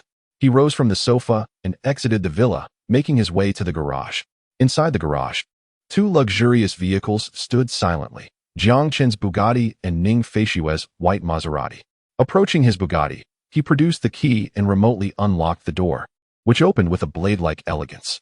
He settled into the driver's seat and closed the door behind him. From his system space, he retrieved the remaining intelligent core and placed it within the vehicle. A flash of golden light illuminated the interior, and the dashboard screen flickered to life, revealing a pair of large, expressive electronic eyes. "Wow!" Jiang Chen exclaimed, momentarily taken aback. Those eyes were rather enchanting, far more appealing than the diminutive gaze of the weighing scale. "Master," a melodious electronic female voice resonated in Jiang Chen's ear. What on earth? Jiang Chen was left speechless. Why was the voice feminine? Previously, the weighing scale had emitted a tone reminiscent of a cartoon character, childlike in its innocence. Yet now, in his Bugatti, the voice transformed into that of an adult woman, and it was rather pleasant. "Hello, Bugatti." "Greetings, Master. May I inquire, are you a girl?" "In accordance with human gender standards, I am classified as female." "Wow, such functionality exists?" Chapter 89. The all-inclusive service is simply irresistible. Refund. System, please come and clarify. Returning to the host, the intelligent core determines its wisdom based on the size, material, and precision of the mechanical device. Your Bugatti is an exceptionally valuable piece of equipment, hence it exhibits a commendable level of intelligence. System, that is not the inquiry I posed. Such a notion is easily deduced by anyone. I seek an explanation for why my Bugatti has a feminine voice. Jiang Chen himself is indifferent. His curiosity stems from the suspicion that Sister Shui would be jealous of this female intelligence. Perhaps he is merely overthinking. Replying to the host, "It is simply a feminine voice." Jiang Chen was left speechless, pondering the absurdity of the situation. "Ahem, Bugatti. How has your time been lately?" Responding to the master, "This period has been quite pleasant. However, not long ago, a troublesome woman nearly crushed my seat cushion." Jiang Chen's expression flickered. That must have been after the car purchase, when Sister Shui suspected she was being pampered by a wealthy woman and became furious. That day, she even crushed her phone in anger. "Ahem, Bugatti. That was not a troublesome woman. That was your mistress." "Very well." Jiang Chen noticed a particular expression on the Bugatti's electronic screen. This intelligence is rather advanced. "Bugatti, can you drive automatically?" "Master, please refrain from asking such foolish questions." Jiang Chen was taken aback. It was his first time being called foolish by an artificial intelligence. "Let me clarify.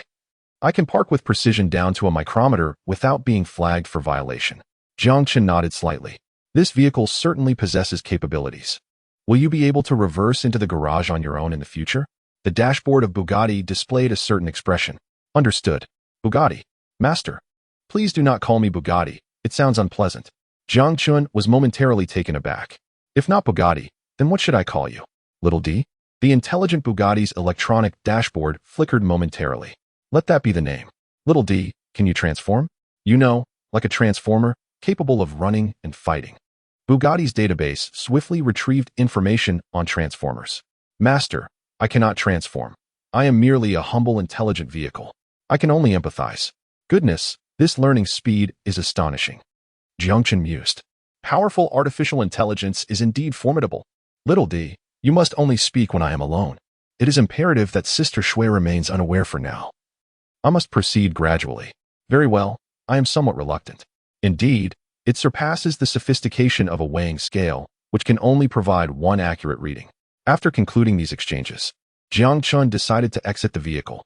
He directed his gaze towards the door, and Bugatti's door opened automatically. "How intelligent. Truly befitting as my vehicle." Jiang Chen approvingly gave Bugatti a thumbs up.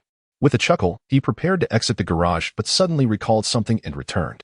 The Bugatti flashed its headlights, circling around Jiang Chen. "Master, do you miss me?"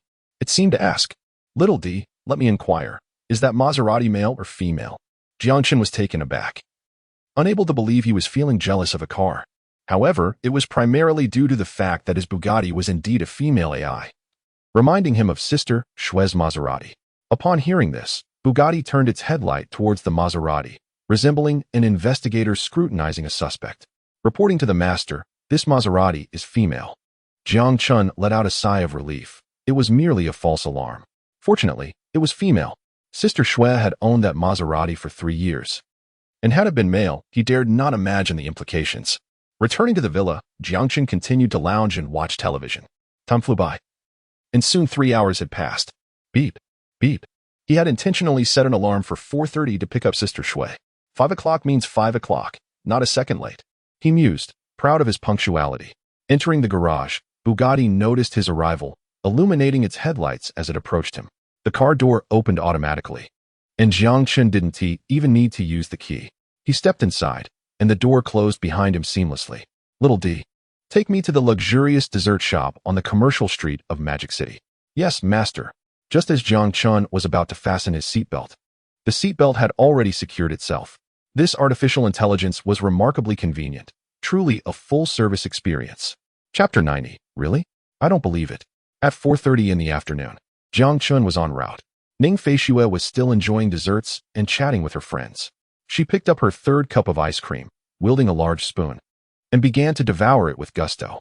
Lu Feifei and the other two friends were left in astonishment. Is Shueshue really capable of eating so much? Lu Feifei exclaimed, wide-eyed. Shueshue, that's your third cup. You seem utterly unfazed. Ning Feishue shot Lu Feifei a glance. Haven't I mentioned? I have a wonderful younger brother who isn't afraid of gaining weight. The three friends, witnessing Ning Feishue's confidence, began to believe in her claims. Sister Shui, can we come to your house for a meal? Lu Feifei's eyes sparkled with excitement, wiping her mouth as she looked at Ning Feishue. I want to eat all your rice. Not a chance. My brother's cooking is so delicious that I haven't had enough myself. Ning Feishue unhesitatingly rejected Lu Feifei's fanciful idea. Oof. Ning Feishue, you have no heart. You're hogging all the food. Lu Feifei pouted and protested loudly. Feifei, it seems that if you are not reprimanded for 3 days, you will take over the roof. Ning Feishue cast a deadly glare, fixating on Lu Feifei's small backside. Ahem. Lu Feifei chuckled awkwardly. That's not true, Shueshue. Let me tell you something amusing. Would you like to hear it? Do tell, came the reply. Lu Feifei returned to her seat and began to speak slowly. On Monday, I had planned to meet you all to explore some shops. But you all claimed to be too busy, so I went alone. And then? Han Shueshue inquired from the side. I first arrived at this luxurious ice cream parlor, intending to take a look inside. However, I was stopped by the staff, who informed me that it wasn't open yet, so I couldn't enter. It infuriated me. Well, of course, they wouldn't let you in if they weren't open, came the response. Exactly. So, I went to a nearby little shop for some dessert. And guess what I saw? What did you see? Tian asked, her curiosity piqued. I saw an exceedingly handsome man walk straight into the still-closed luxurious dessert shop. I was so furious. I ended up devouring 2 bowls of dessert in my anger. Tell me, why was he allowed in while I was not? If this place is based on looks, then I am quite attractive as well. Why does he get to enter while I cannot? I was so upset that I thought about bringing you along, Shueshue. You're so beautiful, you would surely be allowed in. After finishing her tale, Lu Feifei pouted with a hint of grievance. Ning Feishue, upon hearing Lu Feifei's account, parted her lips slightly. Silly Feifei. That shop does not operate on such superficial standards of beauty. The handsome man you mentioned must be the owner of that establishment. Of course, he would be allowed to enter. Impossible. That dashing man looked young. How could he possibly be the owner of a shop in Modu? Lu Feifei refuted. Nothing is impossible. Perhaps he is a rich second-generation heir, Ning Feishue suggested, pursing her lips. But Feifei, you claimed that the man was exceedingly handsome. I must disagree. For no one can surpass the charm of my little brother. Cut it out. Lu Feifei rolled her eyes, clearly unimpressed by the boasting. Shueshue, you must admit that the exceptionally handsome man I encountered that day is undoubtedly more attractive than your brother. I tell you, he was dozens of times more handsome than any male star I have ever seen. Ning Feishue, enjoying her dessert, responded nonchalantly, bring forth your evidence. Without a picture, your claims are hollow. She firmly believed that no man could rival the allure of her little Qinshan. Such charm could only be appreciated in person. Lu Feifei was momentarily rendered speechless by Ning Feishue's rebuttal. She too wished she could present proof. She had meticulously devised a plan to secretly capture a photograph of that man. She intended to share it with her friends, and when Ning Feishue expressed her doubts, she would decisively present the photo. Snap! The moment she aimed to take a shot, however, her phone died, failing her at a critical juncture. When Lu Feifei returned with a portable charger, the handsome man had vanished without a trace. Chapter 91. What is happening? How does someone recognize me? Lu Feifei was rendered speechless by Ning Feishue's direct rebuke, unable to utter a word. She had no photo of the dashing gentleman to display. She had not captured anything at all. Ning Feishue cast a disdainful glance her way, remarking, "You little brat, without a photo to show, you're merely making noise. How could anyone be more handsome than Zai Qinqing? It's simply inconceivable. Feifei, where's your photo? Let me see just how handsome this so-called gentleman is." I don't have a photo. Without a photo, what are you even saying? Lu Feifei was exasperated. I was following him and was about to take a picture. But my phone died. Then I went to fetch a charger, and by the time I returned, that handsome man had disappeared. Ha ha. Ning Feishue and her two friends laughed until tears streamed down their faces. Feifei, you are so foolish. Ha ha. You lost track of someone you were following. Witnessing her friends mock her so heartlessly, Lu Feifei felt a surge of embarrassment and indignation. Stop laughing. You mustn't laugh. In truth, it was not entirely Lu Feifei's fault. Jiang Chun possessed an extraordinary detection system. The instant she raised her phone, he sensed her presence and swiftly made his escape. Ning Feishue laughed so hard that her cheeks ached, taking a bite of ice cream. Suddenly, a thought struck her. Could the obsessive girl Jiang Chun mentioned the other day be Feifei? She quickly shook her head. That couldn't be right. Even if Jiang Chun had started a small company, he wouldn't have the leisure to open a dessert shop. The profit margins in such an establishment were minimal, and it required time to build a reputation. Besides, Feifei wasn't obsessive. Though she might be a bit naive and foolish, she wouldn't descend into obsession. Meanwhile, Jiang Chun was comfortably seated in his Bugatti, cruising towards the bustling commercial street of the city. Xiao Di, lower the seat and adjust it to recline. Yes, master. With a hum, Jiang Chun relaxed, resting his head as the driver's seat reclined effortlessly. He felt a surge of delight as he placed the last intelligent core into the Bugatti. It was simply perfect. To enjoy such services without lifting a finger was immensely gratifying. Xiao Di, play a song. Certainly, master. I confess, it is all the moon's fault. The beauty of such moonlight, your gentle demeanor, makes one wish to grow old together in an instant. I admit, it is the promises that cause the trouble. Sweet as honey, they are the most enchanting words. No matter how steadfast one's heart may be, it ultimately becomes tender and pliable. Jiang Chun, swaying his legs and nodding his head to the music, smoothly drove towards the commercial street. Ahead lay a traffic light intersection, coincidentally arriving at a red light. The Bugatti came to a gentle halt, awaiting the green signal to proceed. In the past, Jiang Chun despised waiting at red lights. Sitting in the car for what felt like an eternity, he would silently stare into space, gripping the steering wheel, lost in thought. However, things had changed. With Xiao Di's intelligent driving, he no longer needed to hold the wheel, allowing him to recline comfortably instead. All done, all done. My brother is coming to pick me up. I must return, Ning Feishue declared, savoring the last spoonful of ice cream, playfully pouting her cherry lips. Well then, Stinky Shueshua. Seeing you enjoy it so much, we are already stuffed, Lu Feifei grumbled, while Tian and Han Shueshue nodded in agreement. Hee, that's not my concern. If you didn't eat, who can you blame? Ning Feishue beamed with pride. Her ability to indulge without restraint stemmed from having Xiao Qinshan, something the other girls lacked. All right, let us settle the bill. Ning Feishue waved her delicate, jade-like hand to signal the waiter. The female attendant approached promptly upon noticing Ning Feishue's gesture, swiftly retrieving the menu to calculate the total. Your total comes to. The server began, glancing at Ning Feishue's exquisite face. May I ask if you are Miss Ning Feishue? Ning Feishue paused, taken aback. Why would a server recognize her? Though undeniably striking, she was not a celebrity. Merely a beautiful corporate executive. She might be recognized in the finance circle, but the average passerby would not know her. This is merely a dessert restaurant. No one should know me here, she thought, bewildered. She nodded. Yes, I am Ning Feishue. What is the matter? Beside her, Lu Feifei was equally astonished. Shueshue is beautiful. But she is not a star. She shouldn't be recognized, she exclaimed in surprise. Shueshue, have you been hiding something from us? Come on, confess. Ning Feishue rolled her eyes in response. Feifei, are you truly feeling restless? Lu Feifei fell silent in an instant. Indeed, Ms. Ning, your order is complimentary. What do you mean? Why is it free? Ning Feishue expressed her confusion, questioning the rationale behind such a gesture. Whether or not it was complimentary mattered little to her.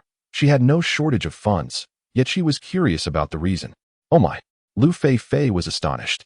Is it possible that this establishment decides complimentary orders based on looks? Humph, It must be true. With our 4 celestial beauties, a small complimentary order is hardly significant.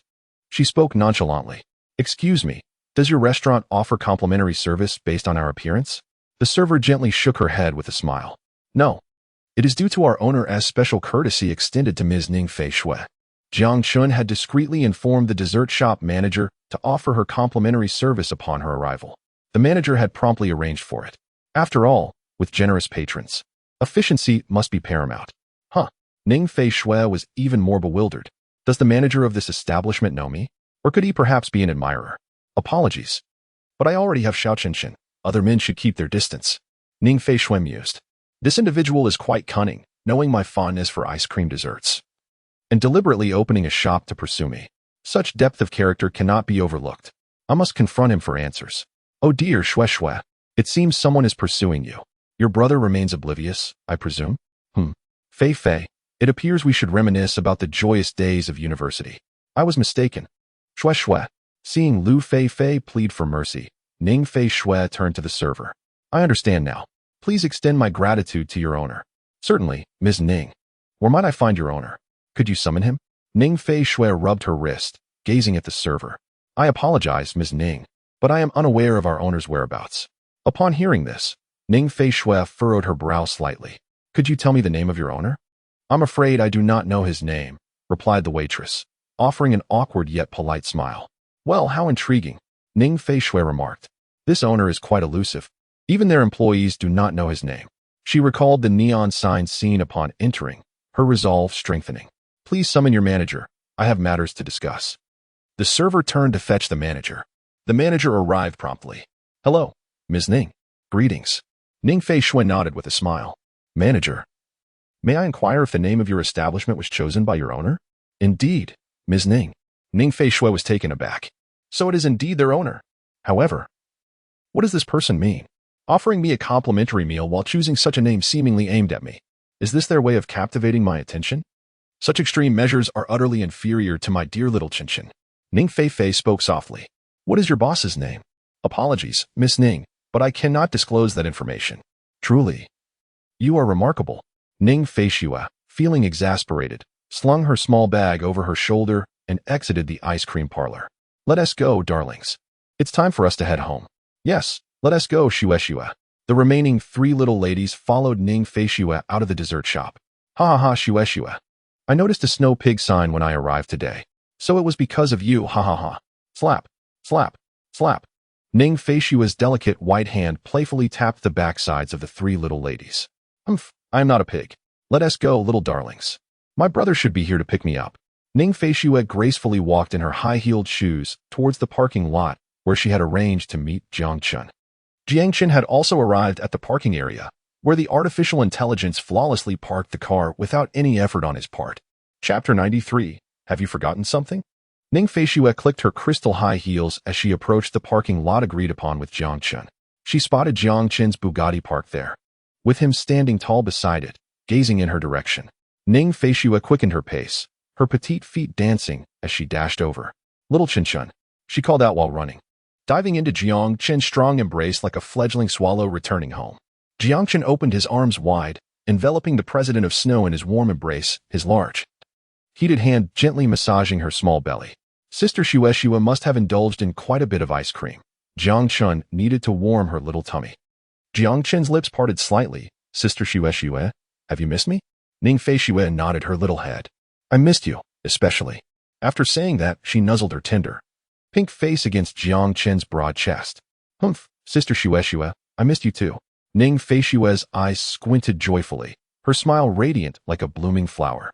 Little Qinshin is so sweet that it melted her heart. Wait, why isn't little Qinshin wearing sunglasses? If those little girls see him, I would be at a loss.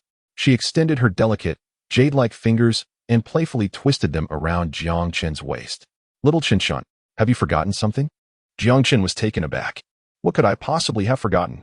I haven't forgotten anything. He looked at Ning Fei Shui's puffy, adorable face and suddenly recalled something. Oh no, I forgot to buy sunglasses. I had so much fun with Xiao Di this afternoon, and he was the one driving, while I was lounging in the car. If Jiang Chun were to drive himself, he might have recalled the matter of the sunglasses. In a moment of inspiration, Jiang Chun wrapped his arm around Ning Feishua's slender waist, his fingers gently caressing her delicate skin. Ah, Sister Shui, you wouldn't think I forgot to buy the sunglasses, would you? Ning Feishua shot him a charming glance. Little Chin, you must have forgotten to buy them, right? Of course not, Sister Shui. How could you accuse me of such a thing without any evidence? Jiang Chun pouted playfully. Well then, why don't you show me the sunglasses, you silly boy? I didn't forget, I swear. Please, system, come to my rescue. System, I wish to purchase sunglasses. Response from the system. What type of sunglasses does the host require? Points store. Laser sunglasses. 1,000 points. X-ray sunglasses. 500 points. Evil sunglasses. 1,000 points. Charming sunglasses. 500 points. Wise sunglasses. 1,000 points. Jiang Chun gazed at the array of peculiar sunglasses the system presented, utterly bewildered. Goodness, are you selling malicious items here? What on earth would I do with these sunglasses? Am I to conquer the world? System, please behave normally. Your eccentricity frightens me. Host, if you are frightened, I shall remain abnormal. Enough. I merely wish to buy an ordinary pair of sunglasses. Please put away all these extravagant options. Understood, host. Ordinary sunglasses, 001 points. Does the host confirm the purchase? Such a low price? I'll take it. In Jiangqin system space, a plain and unremarkable pair of sunglasses appeared. His sensuous lips curled into a slight smile. Sister Shui, I truly bought the sunglasses. It saddens me that you do not trust your good brother. Ning Feishua appeared momentarily astonished. It seemed that little Chunshun had genuinely acquired the sunglasses, though he had yet to produce them. Otherwise, he wouldn't exude such confidence. Yet, her bright red lips remained firm. Little Chunshun, are you attempting to deceive me? Show them. All right, Sister Shui, I will. Jiang Chun reached into his shirt pocket, feigning a dramatic search. Ning Feishua's beautiful eyes remained fixed on his hand, unwavering. After a prolonged search, he finally produced something. Ning Feishua's demeanor shifted to triumph. Ha! Little Chin, you still think you can fool your sister? You're too naive. Just as she finished her sentence, Jiang Chun triumphantly revealed a simple black pair of sunglasses from his pocket. He raised an eyebrow with a smile, looking at Ning Feishua. Sister Shui, what were you just saying? I didn't quite catch that. Ah, you're insufferable. Little Chin, how could you trick me into thinking you hadn't bought the sunglasses? Ning Feishua puffed her cheeks adorably, playfully nudging her head against Jiang Chin's chest. Sister Shui, I would never deceive you. It is you who insists on tarnishing my innocence. Humph, I do not care. You are simply in the wrong. Chapter 94. Capturing a beautiful mermaid, Ning Feishua playfully nestled in Jiang Chin's embrace, her delicate fingers poking at his broad chest. Xiao Chincheng, you bought sunglasses yet did not wear them, allowing those girls to see you completely. That is one charge. Moreover, you bought sunglasses but chose not to use them, intentionally trying to lure me in. That is a second charge, and it is even more grievous. Xiao Chincheng, what do you propose we do? Ning Feishua raised her head proudly. Jiang Chun was taken aback. Wow, this is quite the maneuver. You can enumerate 2 charges. As expected of you, Sister Shueshua. He laughed. Indeed, Sister Shueshua, I am fishing, and the catch is you, the magnificent mermaid. Upon finishing his sentence, Jiangqin planted a fervent kiss on Ning Feishua's exquisite face, causing her soft skin to emit a delightful sound. You naughty Xiao Qinqing, you are so bad. Ning Feishua felt a sweet warmth in her heart. Jiang Chun then lifted her in a princess carry, his arms securely cradling her beneath her thighs, as he settled her in the passenger seat of his Bugatti. Today, I've caught a grand mermaid. I shall bring her home to be my wife. This elicited a series of delighted giggles from Ning Feishua. Jiang Chun drove Ning Feishua home, maneuvering the Bugatti into the garage. He exited the driver's seat and opened the door for her. Sister Shueshua, we have arrived. Please step out, he urged, noticing her reluctance to move. Ning Feishua extended her slender arm, mimicking the gesture of wanting a hug. Xiao Chincheng, I am a mermaid. I have no legs. I cannot walk and must be carried. Jiang Chen chuckled heartily. He extended his strong arms, supporting Ning Feishua's slender waist, and once more lifted her in a princess carry, escorting her out of the vehicle. As he walked home with Ning Feishua in his arms, he playfully pinched her pert backside. Sister Shueshua, do mermaids truly possess such a shapely figure? Ning Feishua raised her head haughtily, her delicate fingers tapping his forehead. Xiao Chincheng, you do not understand. I am a mermaid with an alluring figure. Indeed. Jiang Chen affectionately pinched her petite nose. Upon reaching home, Jiang Qin gently placed Ning Feishue on her designated throne-like sofa. He too settled onto the couch. Ning Feishue brought her legs together, snuggling into Jiang Qin's embrace, resting against him. She truly resembled a mermaid. Sister Shue, are you hungry? Jiang Qin inquired, his large hand gently caressing her smooth abdomen. It is flat, neither protruding nor sunken. Ning Feishue nuzzled her head affectionately. Xiao Qinsheng, I am a little hungry. How many cups of ice cream have you consumed today? 2 cups. You are not being honest, Sister Shue. Ah. Ning Feishue was taken aback. How did Zai Qinsheng know that she was deceiving him? 3 cups. Merely 3 cups. Zai Qinsheng, nothing more. Ning Feishue clung tightly to Jiang Qin's chest, nuzzling her little head affectionately. Sister Shue, with just a casual tease, you divulged everything. Little did Jiang Qin know how many cups of ice cream Ning Feishue had actually consumed. He certainly couldn't monitor her, could he? It was said that the system possessed such surveillance tools, but Jiang Qin had no intention of utilizing them. Monitoring was tantamount to a lack of trust in their relationship, and he would never engage in such foolishness. He merely teased Ning Feishue a little, unaware that she would reveal all.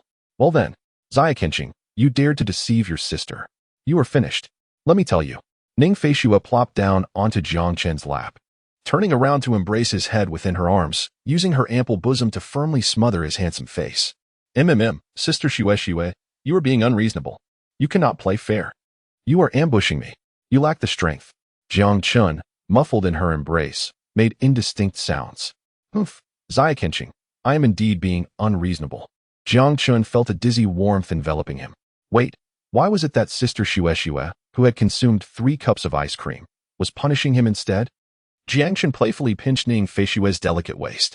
Sister Shue, are you not going to explain about the 3 cups of ice cream? Ning Feishue thought she could evade the issue, but she was soon discovered. She smiled foolishly. Zai Qinsheng. It's all because that ice cream shop's treats are simply too delectable. I lost control, just a moment of weakness. Jiang Qin secretly reveled in his triumph. Of course, the shop I operate must be delicious. Chapter 95. I suspect someone is deliberately targeting me, Zai Qinsheng. Ning Feishue blinked her beautiful eyes, which seemed to shimmer like a spring brook. Her expression was pitiful, her pale, delicate arms wrapped around Jiang Qin's, gently swaying. Zai Qinsheng, let me tell you. There is another reason for my indulgence in 3 cups of ice cream.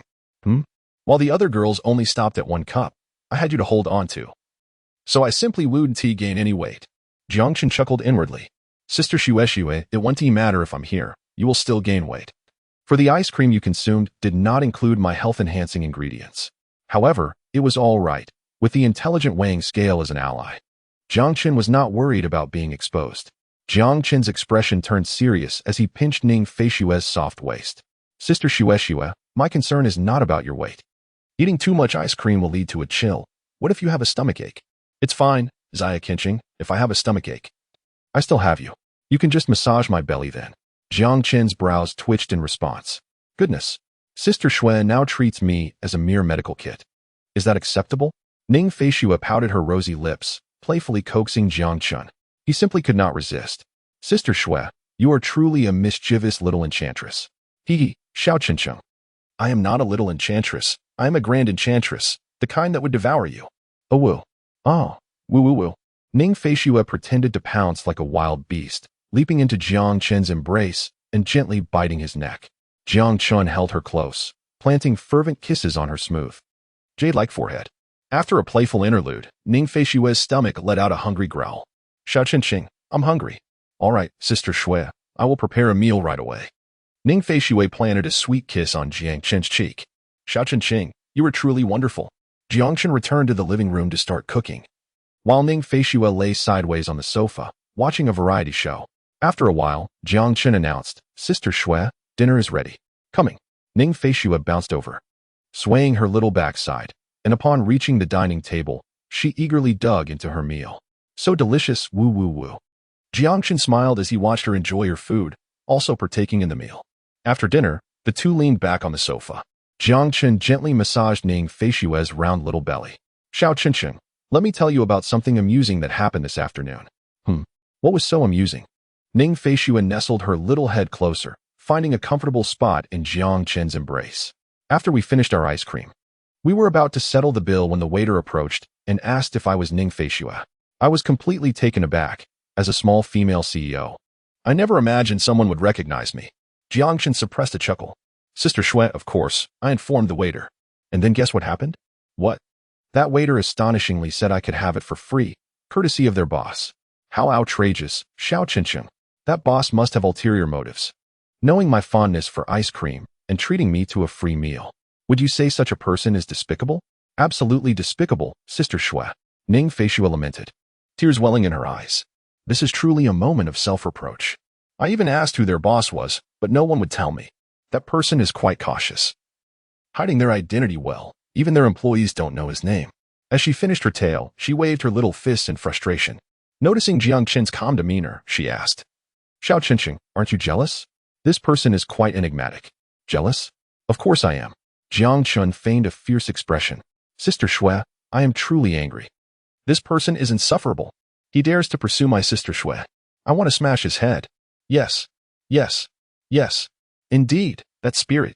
Strike him hard, little Qinqin. I shall cheer for you. Ning Feishue clapped her hands in admiration of Jiang Qin's vigor.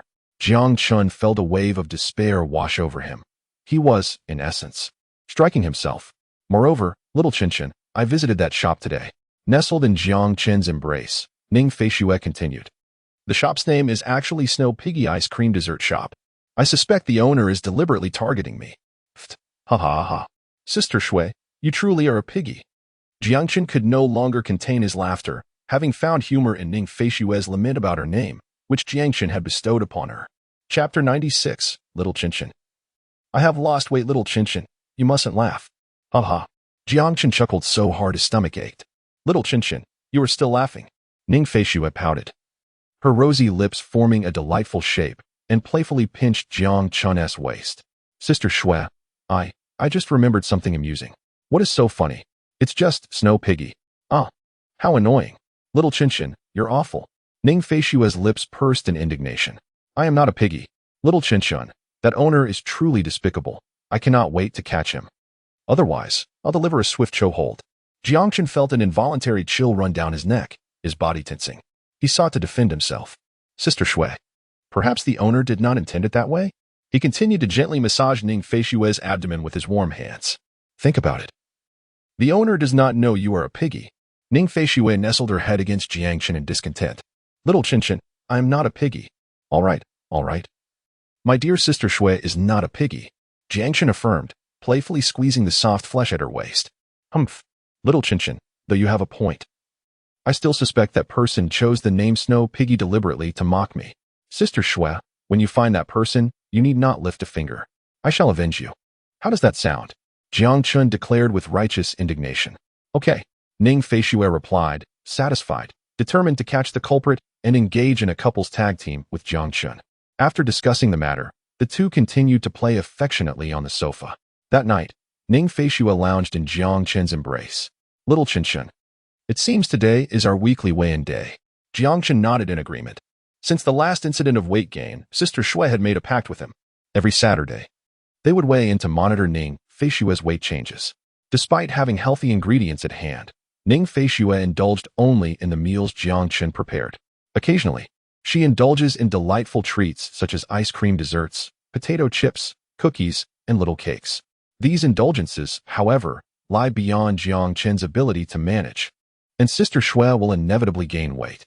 Jiangchen discreetly retrieved the all-seeing eye from his pocket, placing it upon his gaze to scan Ning Feishue. Ning Feishue, weight, 562. Goodness, she has gained another 2 tails. Fortunately, it has only been a week, and she has only added a modest amount of flesh. Jiangchen elegantly polished the glasses before returning them to the system space. Sister Shui, it's time for you to weigh yourself. Upon hearing this, Ning Feishue immediately puffed out her cheeks, her delicate white hands pinching Jiangchen's waist. How rude. Little Chun, you make me sound like a pig. Am I to step on the scale like a hefty beast? Sister Shui, I never said that, Jiangchen replied. It's merely your own interpretation. Humph. Quickly pick me up. Ning Feishue extended her pristine arms, striking a pose that demanded a hug. Of course, Jiangchen responded, lifting Ning Feishue in a princess carry from the sofa as he made his way toward the corner where the intelligent scale awaited. Humph. The scale is now on my side. What do you have to contend with me, Sister Shui? Jiangchen gently set her down and retrieved the scale, placing it beneath her delicate, glistening feet. Step on it, Sister Shui, he encouraged, striking a motivating pose. Okay. Ning Feishue nodded her small head. She took a deep breath, raised her petite foot, and carefully stepped onto the scale, as if this act alone could lighten her burden. Intelligent scale, here it comes. Restoring the glory of the scale is our solemn duty. This time, I have learned my lesson. I shall not allow the mistress to break me. The moment Ning Feishue stood upon it, the scale immediately registered her weight, 562. This needs to change, it must change, or else the consequences will be dire. Although the scale was now a form of artificial intelligence, its computational power paled in comparison to Jiang Chen's Bugatti, yet it surpassed contemporary AI in capability. How much should it be adjusted? Perhaps a reduction of 1 pound would suffice. Ning Feishue held Jiang Chen's large hand tightly, her beautiful eyes fixated on the electronic display of the scale. At that moment, Jiang Chen felt a wave of anxiety wash over him. Come on, scale, do your part. He understood the scale could be manipulated, but the extent of the alteration posed a dilemma. If it changed by 10 pounds in an instant, it would be utterly obvious that something was amiss. After all, Sister Shui was exceptionally astute. In the living room of the villa, an air of silence enveloped the two young lovers, who dared not make a sound. Since stepping onto the scale, Ning Feishue had been holding her breath, as if even a single inhalation could add an additional pound to her weight. The scale's needle flickered rapidly before gradually settling at 557. Ah! In the center of the villa district stood a magnificent residence. A woman's piercing scream echoed once more. Ning Feishue exerted her legs with vigor, leaping directly from the weighing scale into Jiang Chen's embrace. The scale sighed in relief. Fortunately, I did not crack. With a warm hug, she enveloped Jiang Chen. He extended his large hand, securely catching Ning Feishue and supporting her delicate form. Little Chen, I've lost weight. No girl can resist the allure of the phrase lost weight. Even if it's just a pound or two, it still counts. In Ning Feishue's mind, images of her three little friends surfaced, their expressions filled with envy and jealousy upon hearing of her weight loss. Little friends. Not only did I indulge in desserts without gaining weight, but I actually slimmed down. Indeed, Sister Shui has lost weight. Jiang Chen chuckled at Ning Feishue, gently caressing her smooth back. Humph. Of course. Chapter 97. Shall I make you ice cream? Ning Feishue proudly lifted her fair neck. Sister is naturally beautiful and can slim down on her own. Jiang Chen nearly burst into laughter. There is no such thing as natural beauty, it's merely the scale bearing the burden. Sister Shui is truly remarkable. Jiang Chen planted a kiss on her charming little face. Humph. Now you realize how amazing I am. Ning Feishue proudly placed her hands on her slender waist, reveling in her achievement. I'm such a naturally beautiful little treasure. I didn't even have to do anything to shed those pounds. How delightful. Jiang Chen carried Ning Feishue back to the sofa, and the smart scale instantly felt the relief of pressure. The scale sighed. Finally, I can breathe easy. On the sofa, Ning Feishue lay contentedly in Jiang Chen's arms. Little Chen, am I impressive for losing half a pound so quickly? Impressive indeed. Sister Shui is the most remarkable. Jiang Chen affectionately pinched Ning Feishue's petite nose. Hee. Then I don't need to be so cautious when indulging in ice cream and desserts in the future. Sister Shui, you weren't particularly cautious before either. Jiang Chen replied with a smile. Humph, I was careful enough. Little Chen, I only had 2 cups at a time. Ning Feishue pouted her rosy lips in discontent. Well, I must say, 2 cups at once is quite restrained. No wonder it's you, Sister Shui. Ning Feishue nestled closer to Jiang Chen, and thoughts of a certain ice cream shop crossed her mind. Although the ice cream there was delectable, the hassle of going out was rather tedious. She pondered asking Jiang Chen if he could make ice cream. If he could, that would be splendid.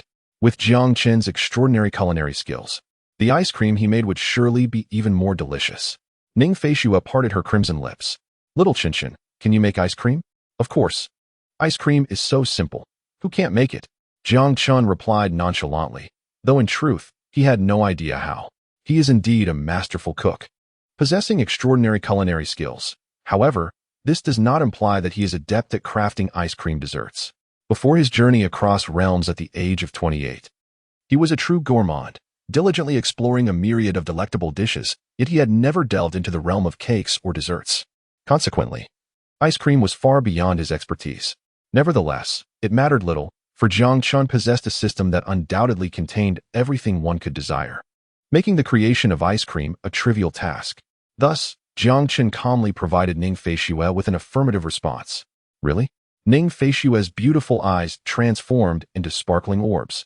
Fixated on Jiang Chun without a blink, she leaned closer, her luscious red lips exuding a delightful fragrance that wafted towards Jiang Chun's handsome face. Little Chin, you mustn't deceive me. Jiang Chun found her amusing and playfully ruffled Ning Feishue's hair. Sister Shui, why would I ever lie to you? If I can do it, then surely I can. Making ice cream is such a simple endeavor. How could I possibly fail? Little Chin, you sound rather pretentious. Is ice cream truly that simple? Ning Feishue pouted, gazing at Jiang Chun with a hint of melancholy. System, is there a recipe for making ice cream? Please present it for me to purchase. Response to host, suitable skill found. Ice cream dessert recipe, 500 points. Jiang Chun glanced at the system's notification. All right, I'll buy it. 500 points were a mere trifle for him, a small price indeed, especially when spent on Sister Shui. He decisively made the purchase. Sister Shui, it's really quite simple. Would you like me to teach you how to make it? No, I simply wish to enjoy the ice cream made by you, Little Chin. I have no desire to make it myself. Ning Feishue shook her head, expressing her disinterest in the preparation. Upon hearing this, Jiang Chun gently pinched Ning Feishue's little nose. Sister Shui, you are exceedingly lazy, even lazier than a pig. It's all Little Chin's fault. You've spoiled me, and now you must take responsibility. Ning Feishue playfully huffed in Jiang Chun's embrace, attributing all blame to him. All right, it is indeed my fault. It is true that I have pampered Ning Feishue and turned her into my little piglet. Yet, he did not mind. Cherishing his little piglet brought him immense joy. Sister Shui, do you want some ice cream? I will prepare it right away. It will be quick. Yes. Little Chin, hurry and make it. I want to eat. Ning Feishue joyfully extended her delicate arms in exuberance. Chapter 98. Making strawberry mousse ice cream. Jiang Chun carefully set Ning Feishue down on the sofa before rising to head to the kitchen, ready to commence the ice cream making process. Little Chin, do we have the necessary equipment to make ice cream at home? If not, I can buy some and have it delivered immediately. From the sofa, Ning Feishue peered curiously at Jiang Chun. Yes, we certainly have the equipment. It's in the cabinets of the kitchen. Sister Shui, you are surprisingly unaware of whether there are any kitchen utensils at home. Jiang Chun gazed at Ning Feishue in astonishment. Ning Feishue's cheeks instantly flushed a deep crimson. How annoying. Little Chin is being so mischievous. She doesn't cook. So how could she possibly know what utensils are available? Little Chin, as long as you know where the kitchenware is, that suffices. With you around, I feel so at ease. Ning Feishue cast a look of innocent vulnerability and trust at Jiang Chun, melting his heart. Sister Shui is truly a master of charm. Jiang Chun turned and headed towards the kitchen. In Sister Shui's luxurious villa, everything was splendidly equipped. Nothing was lacking. This included the kitchen utensils and tableware, such as chopsticks, spoons, steaming baskets for buns, knives and forks for cutting steak, as well as mixers and refrigerators for desserts, everything one could desire. Jiang Chun rummaged through the kitchen for the utensils. It seemed that he still lacked the materials for making ice cream. System, learn the art of ice cream making. Congratulations. Host, you have mastered the art of ice cream making. Information regarding ice cream preparation flooded Jiang Chun's mind. He searched the refrigerator for the ingredients: eggs, water, cream, milk, sugar, vanilla extract, condensed milk, lemon juice, and strawberry jam. Quite complete. Jiang Chun nodded in satisfaction. Sister Shui's large refrigerator was stocked with ingredients. Previously, when Jiang Chun had not yet arrived, it had been nearly empty, containing only a few bags of frozen dumplings and an abundance of snacks and ice cream. Upon his arrival, he promptly conducted a thorough cleaning, purchasing numerous fresh ingredients to fill the refrigerator. He commenced his culinary endeavor.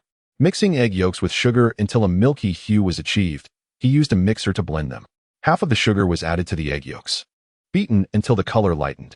Pure milk was poured into a saucepan, incorporating the whipped egg yolk mixture, and heated gently until just below boiling, ensuring to stir continuously.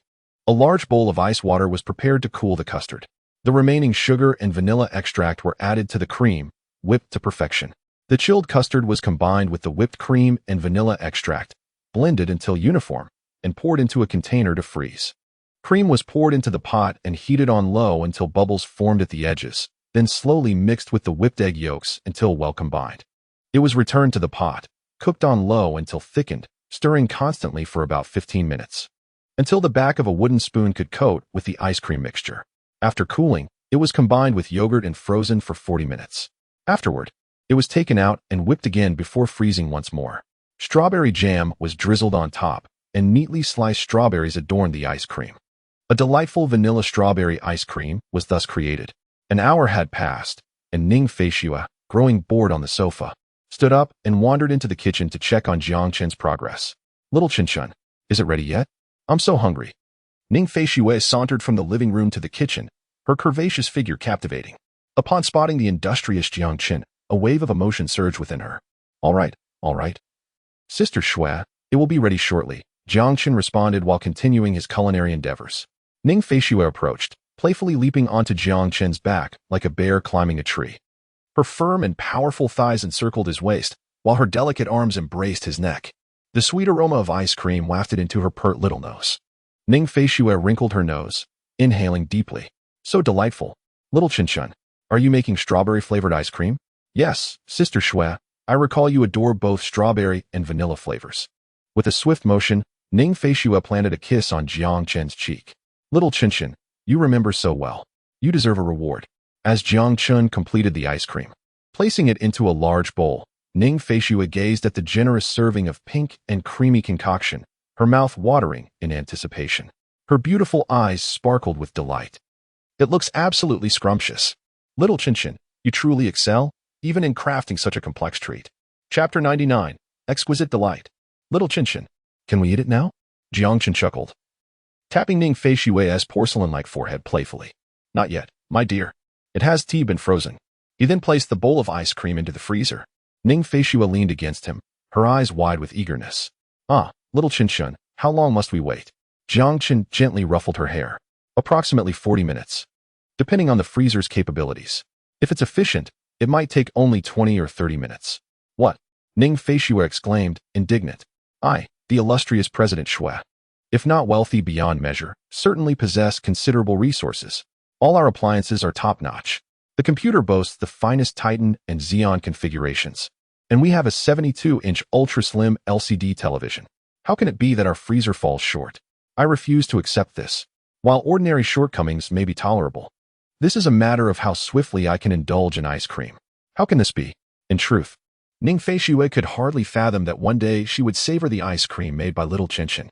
Prior to this moment, she never imagined she could be together with him, let alone enjoy a dessert crafted by his hands. "Little Chin-chun, I shall procure the most advanced freezer."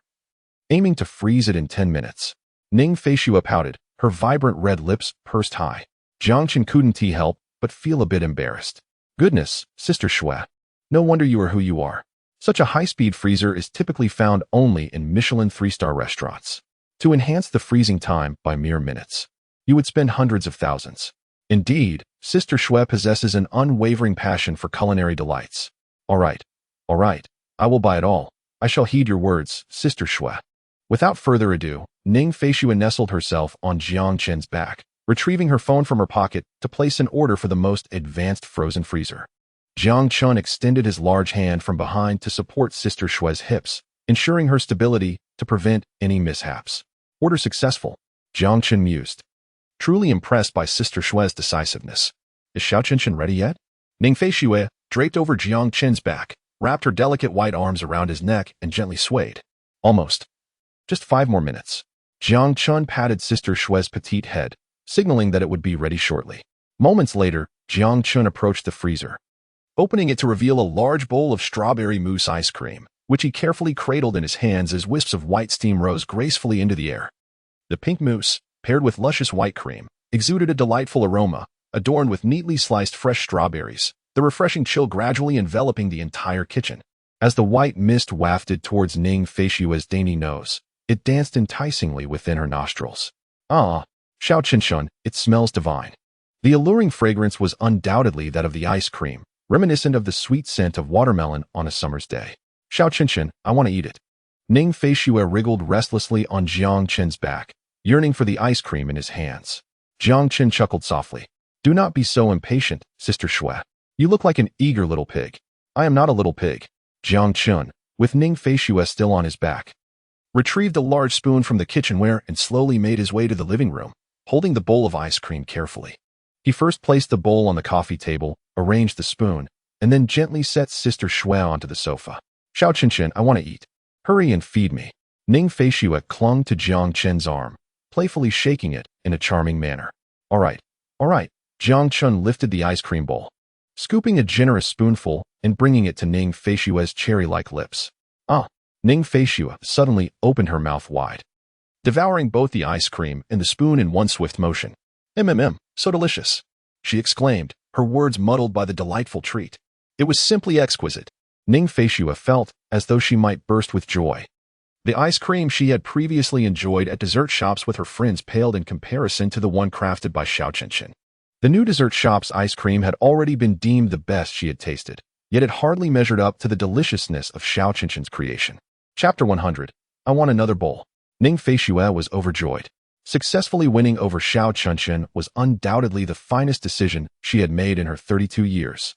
Xiao Qinshan possesses an alluring charm, being both handsome and gentle, with culinary skills that extend to sweet delicacies, treating himself with utmost care. Indeed, he has mastered the art of dessert making. It is a feat that no girl could possibly resist, a husband capable of crafting delectable sweets. Ning Feishui found herself unexpectedly enchanted. Her curiosity was piqued after a visit to a dessert shop, prompting her to whimsically inquire if Xiao Qinshan could make ice cream. To her astonishment, he not only could, but his creations surpassed those of professional establishments in taste. Ning Feishui was on the verge of blissful fainting. Moreover, while her friends Fei Fei and others had yet to indulge, she alone could savor the exquisite ice cream crafted by Xiao Qinshan. Cheers! With a leisurely pace, Jiang Chen fed her, and before long, Ning Feishui had devoured an entire bowl of ice cream. She smacked her delicate, rosy lips, her large eyes sparkling with anticipation, gazing longingly at Jiang Chen, exuding an air of unfulfilled desire. Xiao Qinshan, is there more? I'm still hungry. Jiang Chen was taken aback. You're not full yet, Shui? How remarkable, Ning Feishui. He pondered, if you wish to fill up on ice cream, wouldn't tea that lead to a stomachache? He spoke softly. There's none left, Sister Shui. I only made one bowl. What? How could this be? Ning Feishui pouted playfully in Jiang Chen's embrace, expressing her dissatisfaction. I haven't tea even savored the flavor. Jiang Chen burst into laughter. Sister Shui, are you behaving like Zhu Beiji craving for a ginseng fruit? Do not laugh. I simply haven't tea tasted it. Ning Feishui insisted, deploying her ultimate adorable tactics. Jiang Chen gently pinched her tender, pale cheek. Though her playful demeanor was irresistibly charming, he found it somewhat overwhelming. Yet, he remained resolute. For the sake of Sister Shui's well-being, Jiang Chen was determined to refuse her request. Overindulging in ice cream could lead to an upset stomach. What if her monthly discomfort arrived? Though Jiang Chen possessed massage techniques, brown sugar water, and even systemic tools to alleviate Sister Shui's discomfort, he could not bear the thought of her experiencing even the slightest pain. Sister Shui, it wouldn't be wise to overindulge. It might lead to a stomachache. He placed his warm hand gently on her soft abdomen, massaging it tenderly. How infuriating. Ning Feishui turned her head away, refusing to look at Jiang Chen, embodying a petulant demeanor that seemed to demand comfort. Jiang Chen tightened his embrace, enveloping her completely, continuing his soothing motions while resting his chin on her forehead. Shui, if you truly wish for more, I can prepare it for you every day. However, you may only have one bowl each day. Upon hearing this, Ning Feishui's eyes sparkled with delight as she threw her arms around Jiang Chen's head, showering his face with enthusiastic kisses. Xiao Qinshan, you are truly wonderful. Shui Jie. If I do not treat you well, who else would I be kind to? Jiang Chen playfully pinched Ning Feishui's small nose. Time flowed like a river, swiftly passing by. In the blink of an eye, it was once again Monday. Jiang Chen sat at the dining table, while Ning Feishui nestled in his embrace. The two savored the nutritious breakfast that Jiang Chen had prepared. After finishing the last bite of bun, Ning Feishui's little face puffed up like a bon. Xiao Qinshan, I don't want to go to work. Jiang Chen chuckled, gently ruffling Shui Jie's little head. Shui Jie, if you don't want to go to work, you need not go. But I must. If I don't go to work, who will take care of Xiao Qinshan? Ning Feishui waved her tiny fist in Jiang Chen's embrace, asserting that she was a little wealthy lady who would support him. Then go. I don't want to. I want Xiao Qinshan to play with me. Ning Feishui began to act spoiled again. Goodness. Jie was just like a child torn between wanting to go to school and not wanting to. So, what does Jie wish to do? Jiangchen leaned down, breathing softly into Ning Feishue's ear. Hee. Ning Feishue giggled adorably. Xiao Qinshen, you are too clever, immediately discerning my desires. Xiao Qinshen, could you possibly drive me to work?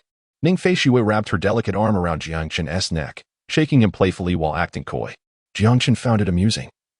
So that was her intention, a mere request. Of course, Jie. Chapter 101.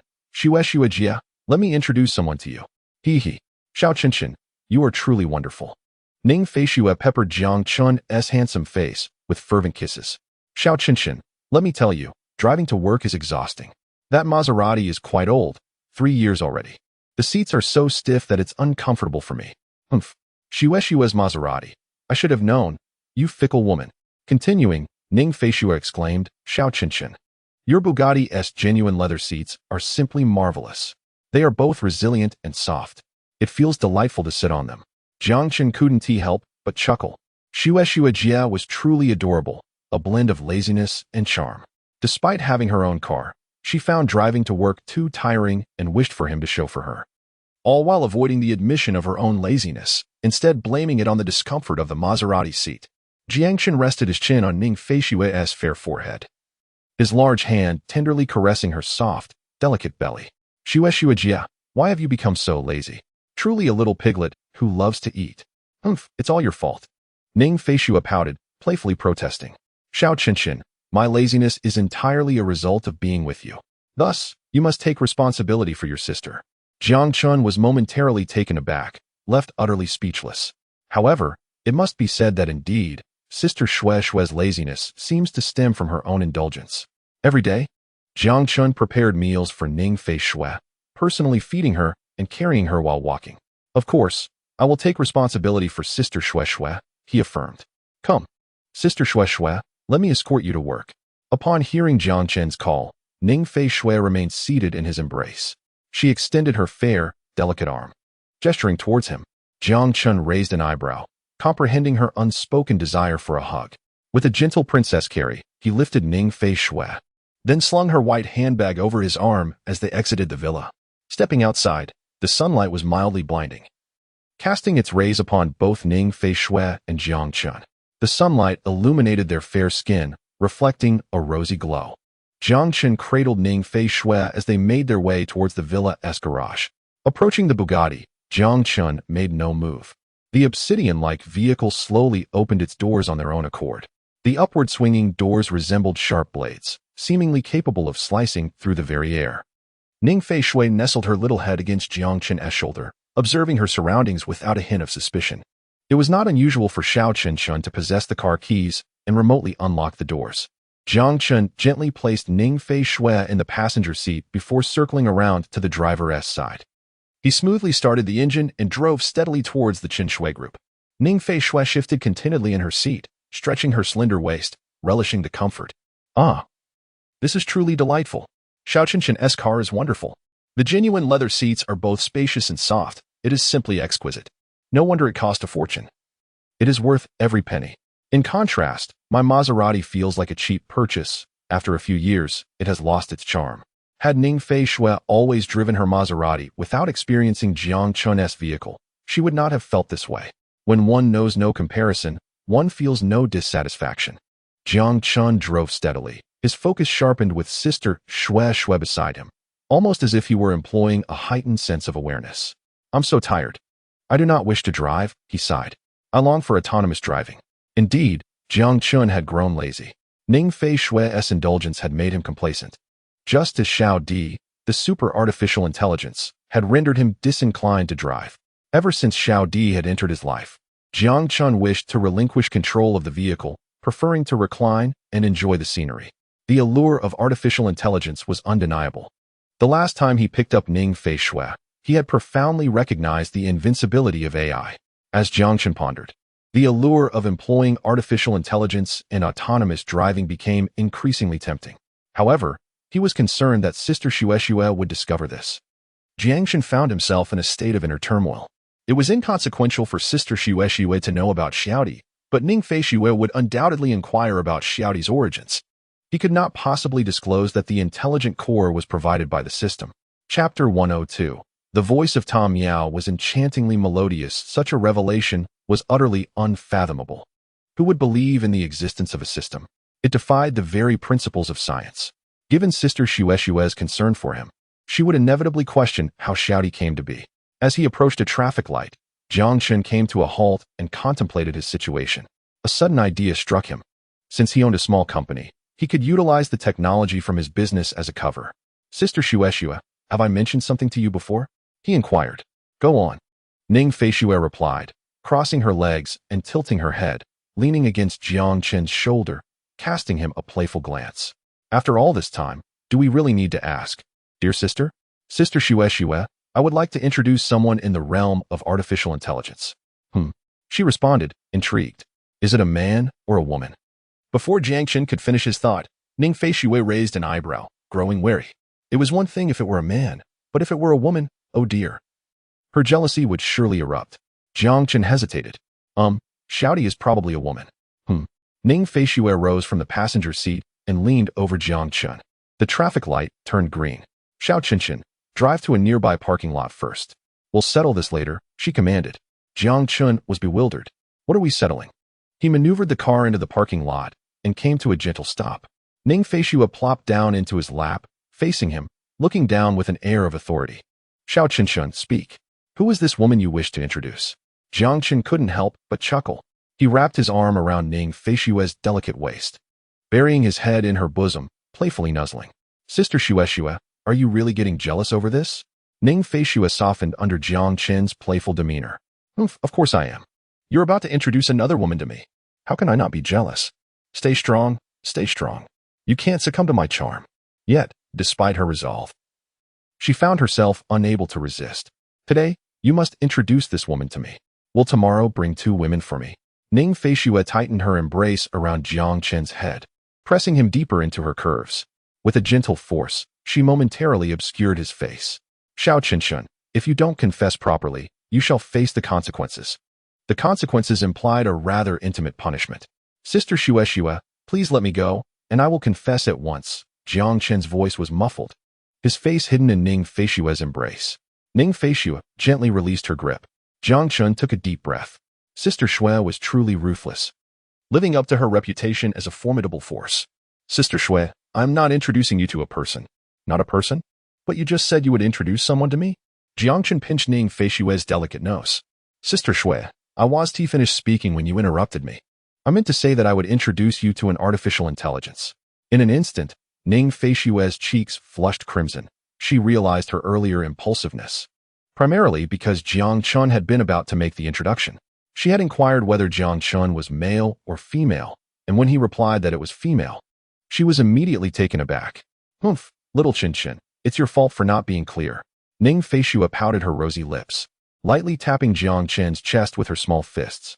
Goodness, you were the one who interrupted. How can you blame me for that? Little Qinshin, just now I asked you whether it was male or female, and you said it was female. How do you explain that? I mentioned it was probably so. Jiang Chen replied. Probably? What does that even mean? Is it male or female? What else with the ambiguity? Jiang Chen reached out to massage Ning Feishue's tender abdomen and said, Sister Shui, I'm not even sure if this artificial intelligence has a gender.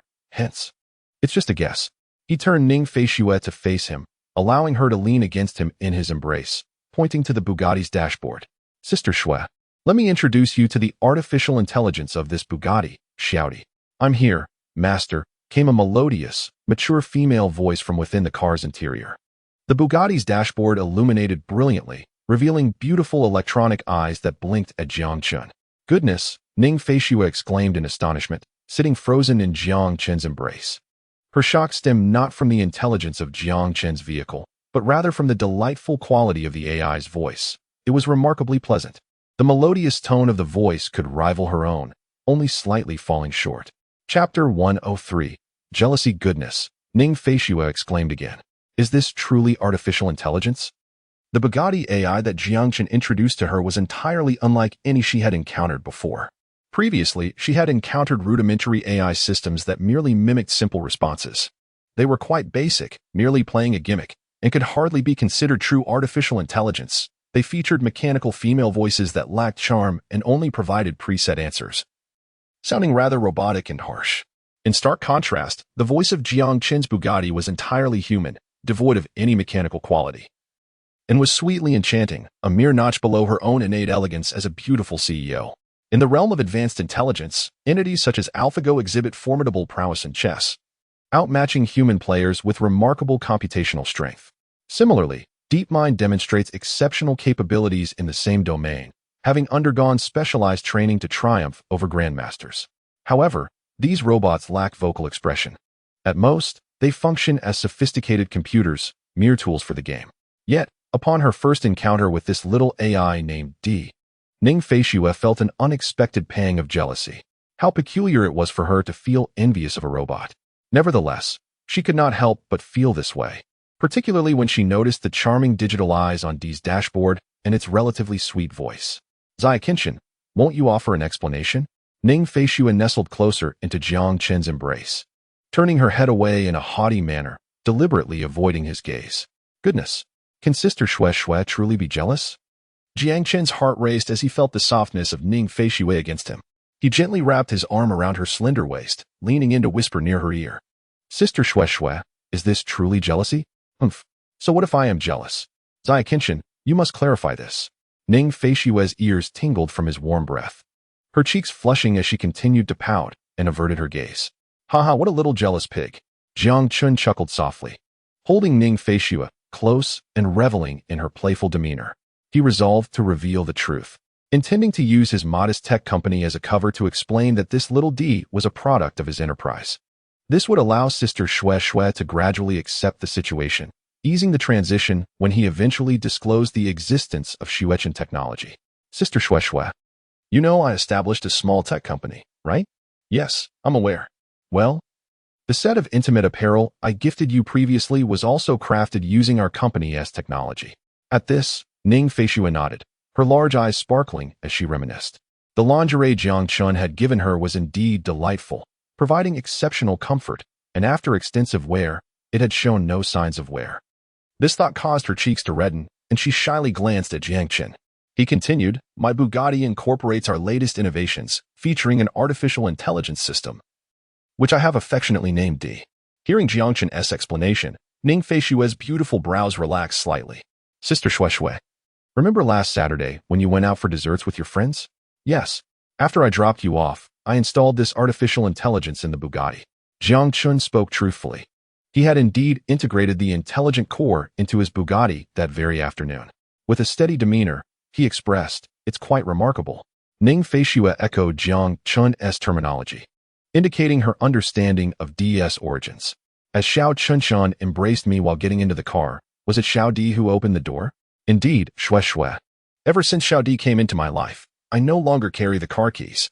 Jiang Qin chuckled as he tousled Ning Feishue's flowing waves of hair.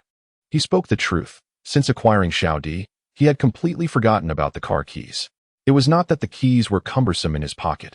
Rather, he possessed a system space where he could conveniently store them away. He simply found it bothersome to carry them. Jiang Qin had long since misplaced the Bugatti keys, likely stowed away in some corner of his home. Chapter 104. Let us clarify whether or not he had the car keys was of little consequence. For Jiang Qin had Xiao Di, akin to possessing a voice-activated vehicle. Xiao Qinshan, how remarkable it is that you can go without your car keys. Ning Feishue playfully poked Jiang Qin's forehead with her delicate fingers, seemingly scolding him. No need for car keys. I have Xiao Di, he retorted, feeling quite pleased with himself. This matter had been resolved satisfactorily, and Ning Feishue held her head high in a haughty manner. Jiang Qin was elated, reveling in his cleverness for having found a perfect solution. He leaned in to kiss Ning Feishue's soft cheek, only to be thwarted by her finger. There's another matter. Xiao Qinshan, Ning Feishue said, her gaze scrutinizing Jiang Qin. Huh? Jiang Qin was taken aback, wondering what else there could possibly be. Is there nothing more to discuss? I thought we clarified the origin of Xiao Di, he replied. Xiao Qinshan, you must explain why this artificial intelligence possesses a female voice, and why it sounds so melodious. Wow, Xue truly is a little jealous. A little piggy of jealousy, even envious of an artificial intelligence. Ning Feishue noticed Jiang Qin's hesitance, her vibrant pink lips pouting adorably.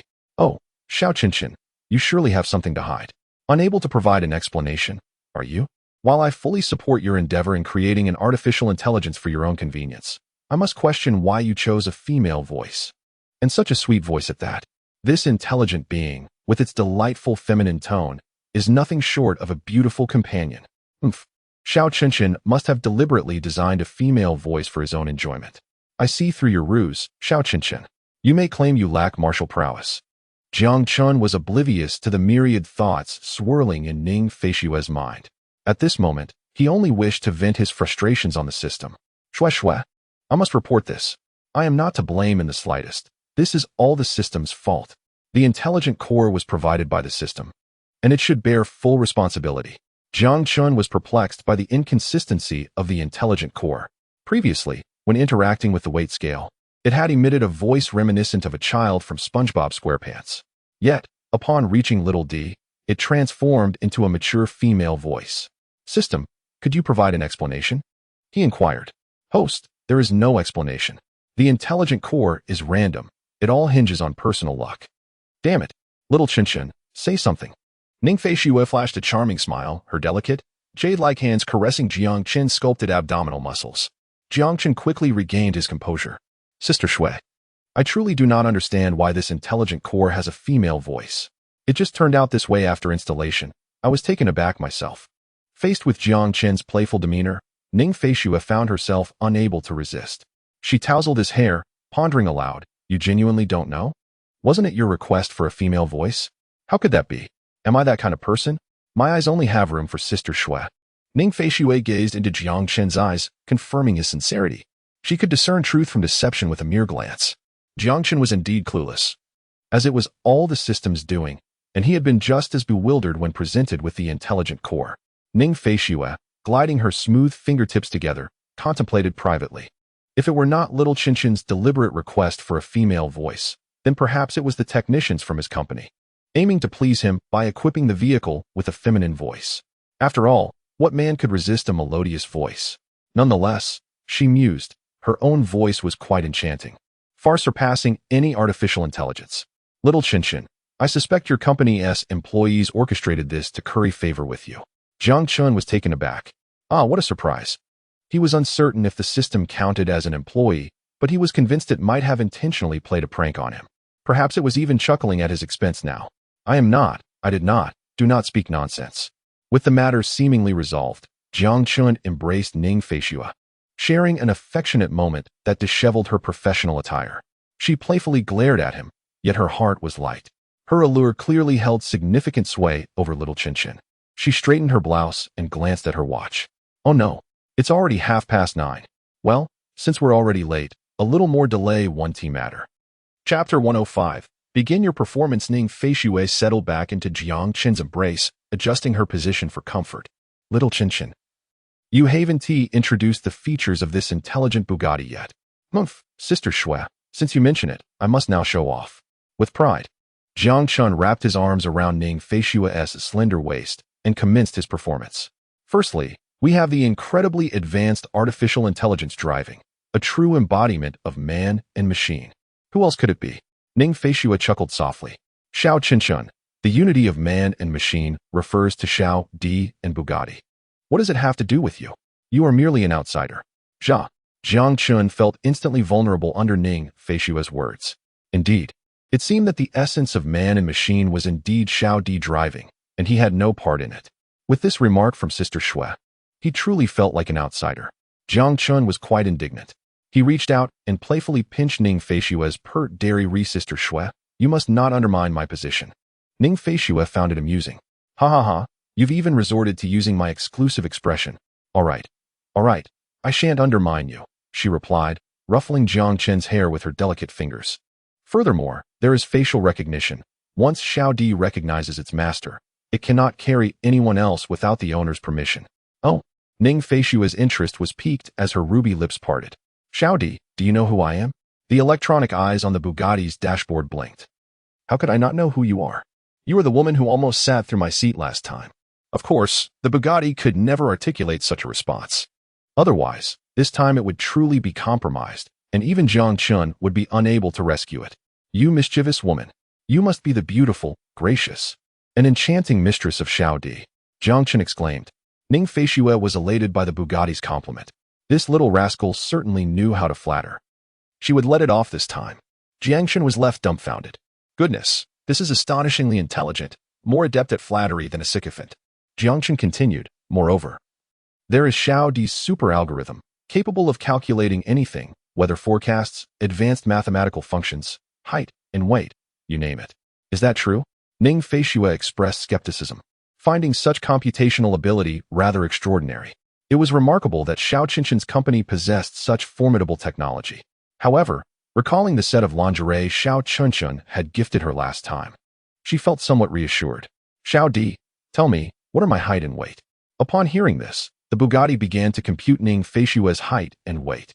Ha ha ha, mischievous woman. Since the last time you nearly sat through my seat, you have gained 5 pounds. Ha ha ha. Xiao Di nearly burst into laughter, but thankfully, as an AI, it could maintain composure. Jiang Chen quickly realized, this cannot be divulged. If Xiao Di reveals that, it would expose my efforts with the little scale. Returning to the mistress, your height is 168 centimeters, and your weight is, cough cough. The Bugatti was interrupted by Jiang Chen's 2 coughs before it could finish stating her weight. Ning Feishue turned to Jiang Chen. What is it, Xiao Qinchen? She had not yet finished speaking.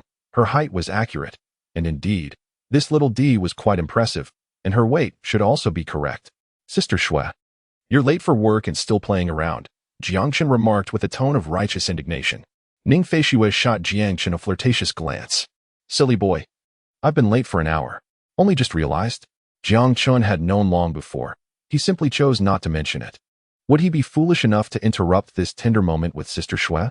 Sister Shui, we're already late, and you're not the least bit anxious. Not anxious at all. We're already late, and besides, I'm the CEO. What does it matter if I'm late? Are you going to deduct my salary? Ning Feishue proclaimed with a playful smirk, reveling in her own brilliance. Jiang Chen embraced Ning Feishue, resting his chin on her fair forehead. Sister Shui, while I cannot deduct your salary, I can certainly withhold your meals. You mustn't take away my meals. Ning Feishue, nestled in Jiang Chen's arms, immediately fell apart at the thought. She twisted her waist and kicked her legs. If there were anything in this world that could make Ning Feishue anxious, it would either be Jiang Chen and her parents or the prospect of missing out on the delicious meals prepared by little Qinchen. She could not fathom a day without his cooking. Humph, let us see how Sister Shui performs. Jiang Chen cleverly turned the tables. Chapter 106. Fortunately, I am exceptionally clever. Phew, that was a close call. Jiang Chen had wisely anticipated Little D's response. Little D could accurately measure the height and weight of the target. He had previously tested his own, and the result was spot on, without a single error. If Little D were to reveal Sister Shui's weight, it would be disastrous. He had not yet conspired with Little D. He intended to have a word with him when an opportunity arose, one when Sister Shui was absent. If Little D's reading differed from the scale, one heavier, the other lighter, Sister Shui, being so astute, would undoubtedly deduce that the scale was faulty. And if the scale was faulty, it would imply that Jiang Chen had tampered with it. That would spell trouble for him. Thankfully, Jiang Chen's wit had allowed him to resolve the situation perfectly. Little Qinchen, how dare you threaten your sister? Ning Feishue pouted, refusing to look at Jiang Chen. He held her close. Sister Shui, I did not threaten you. I merely wanted to see how you would react. Ning Feishue leaned in, planting a big kiss on Jiang Chen's cheek. How is that for a performance? Jiang Chen chuckled and returned the gesture with a kiss on her delicate face. Sister Shui performed splendidly.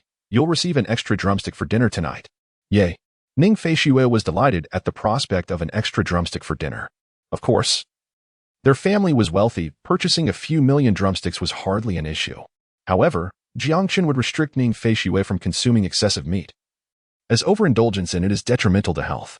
He devised a uniquely tailored healthy diet plan for Sister Shui, which, despite the systematic health regimen, merely ensured that Ning Feishue would not gain weight. It did not guarantee a balanced nutrition for her. Jiang Chen held Ning Feishue in his arms, gently smoothing her silky long hair. Sister Shui, it's time to go to work. Of course, if you are reluctant to work, we could return home right now. Snuggled in Jiang Chen's embrace, Ning Feishue was torn, contemplating for a long while. All right, Xiao Qinchen. While Ning Feishue certainly did not wish to work, how could she support her younger brother otherwise? She had silently resolved to expedite her company affairs, accomplish her goals early, and then retire to play with Xiao Chunqing every day. Jiang Chun gently placed Ning Feishue in the passenger seat and fastened her seatbelt. He spoke calmly, Xiao Di, drive us to Qinxue Group. Yes, master. The obsidian-like Bugatti glided out of the parking lot, heading towards Qinxue Group. It felt effortless to lay all cards on the table. Jiang Chun reclined comfortably in his seat, pleasantly contemplating the convenience of not having to drive. With his treasured sister Xue in the car, Jiang Chun took the driving seriously. Driving attentively consumes a lot of energy, akin to feeling drained after a strenuous day. Now that Jiang Chun had laid everything bare, he no longer needed to drive. He relinquished complete control to Xiao Di, allowing himself to relax and enjoy the moment. Ning Feishue found Jiang Chun's demeanor amusing. Xiao Chunqing, you're so lazy. Yet you call me a little lazy pig. That's quite the irony. However, she couldn't help but envy how comfortable he appeared, lounging in the genuine leather seat. I want that too. Ning Feishue pouted. Xiao Chunqing, I want to lie down. Sister Xue, you need to ask Xiao Di yourself. Jiang Chun replied calmly from his reclined position. If Sister Xue desired it, he could immediately ask Xiao Di to accommodate her. Yet, Jiang Chun chose not to, as he intended for Sister Xue to interact more with Xiao Di. After all, Ning Feishue could be considered Xiao Di's mistress, a rightful lady of this Bugatti. Xiao Di, I want the reclining seat mode too, Ning Feishue called out to Xiao Di. Understood, mistress. Reclining mode activated.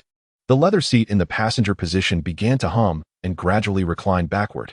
She, too, like Jiang Chun, lay back against the seat, stretching luxuriously. Ning Feishue arched her slender, alluring waist, creating an astonishing curve. Ha ha ha, Sister Xue, you truly are a little lazy pig. Xiao Chunqing, how can you say that? You are lazier than I am. Ning Feishue adamantly refused to acknowledge herself as a lazy pig. She had always been diligent, arriving at work punctually and inquiring about Xiao Chunqing's situation. Until I traversed back and finally became united with Xiao Chunqing, I transformed into the person I am today. Thus, it is all Xiao Chunqing's fault. Chapter 107. A subtle lesson. Jiang Chun and Ning Feishue reclined comfortably in their seats. The sleek black Bugatti glided smoothly along the road. Ning Feishue extended her delicate hands, grasping Jiang Chun's large hand and drawing it into her embrace, playfully toying with it. Suddenly, an idea struck her. Xiao Chunqing. Jiang Chun turned to glance at Sister Xue upon hearing her call. What is it, Sister Xue? Xiao Chunqing, can you change the voice of this artificial intelligence? Jiang Chun was taken aback. He had never contemplated such a possibility. This was a high-tech product of the system. Surely, contemporary technology could not allow for such alterations. He pondered for a moment and decided to inquire with the system. System, can the voice of this artificial intelligence be changed? Reply to the host, it cannot be changed. The voice and the intelligent core are one entity. Sister Xue, it seems that it's not possible to change it. Upon hearing Jiang Chun's response, Ning Feishue had no choice but to relinquish her hope. Since changing the voice was not an option, there was nothing more to be done. She had initially thought of having Xiao Chunqing modify the Bugatti's intelligent voice, as she found the current one rather too melodious. Although it was not quite as enchanting as her own, it still provoked a tinge of jealousy within her. However, with no alternative, she conceded to the situation. All right then. Ning Feishue continued to play with Jiang Chun's hand. Meanwhile, the driver, Xiao Di, overheard their conversation and was not pleased. What an ungrateful woman. She actually wants to replace my voice. Xiao Di felt a surge of indignation. Continuing to drive steadily, Xiao Di contemplated how to impart a lesson to Ning Feishue. Ning Feishue, comfortably reclined in her seat, suddenly felt a peculiar protrusion from the backrest, poking at her smooth, fair back. Ouch! She exclaimed, feeling as if something blunt had jabbed her, eliciting a small cry of discomfort. Startled, Jiang Chun leapt up, worried about Ning Feishue. He quickly wrapped his arms around her. Sister Xue, what happened? Ning Feishue was equally perplexed, unsure of what had occurred. Something just poked me, she replied, glancing back at the seat's backrest, which appeared unremarkable. She reached back to investigate, searching for the source of the poke. However, the genuine leather backrest was smooth and supple, evidently a finely crafted product. Baffled, Ning Feishue found the situation rather strange. She nestled into Jiang Chun's embrace, pouting in a feigned display of grievance.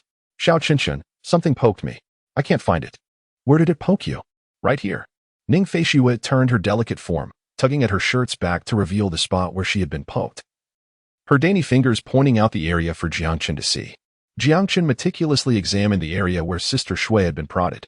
The fair, tender flesh bore no marks, save for a slight redness compared to the surrounding skin. He held Ning Feishue closely in his embrace, leaning in to gently blow air onto the spot on her back that had been poked. Following this, he extended a finger to lightly caress the area, subtly employing his divine massage technique. Does it still hurt, Sister Shui? Not anymore, Xiao Qinshan, she replied. Honestly, it wasn't very painful to begin with. Hee. I just wanted to be pampered. Ning Feishue nestled against him, turning her little head to rub against his chest. Jiangchen reached out to pat the genuine leather seat. Finding nothing that could inflict pain, he caressed Ning Feishue's exquisitely fair back. I don't see anything here. Neither do I, but it felt like something prodded me.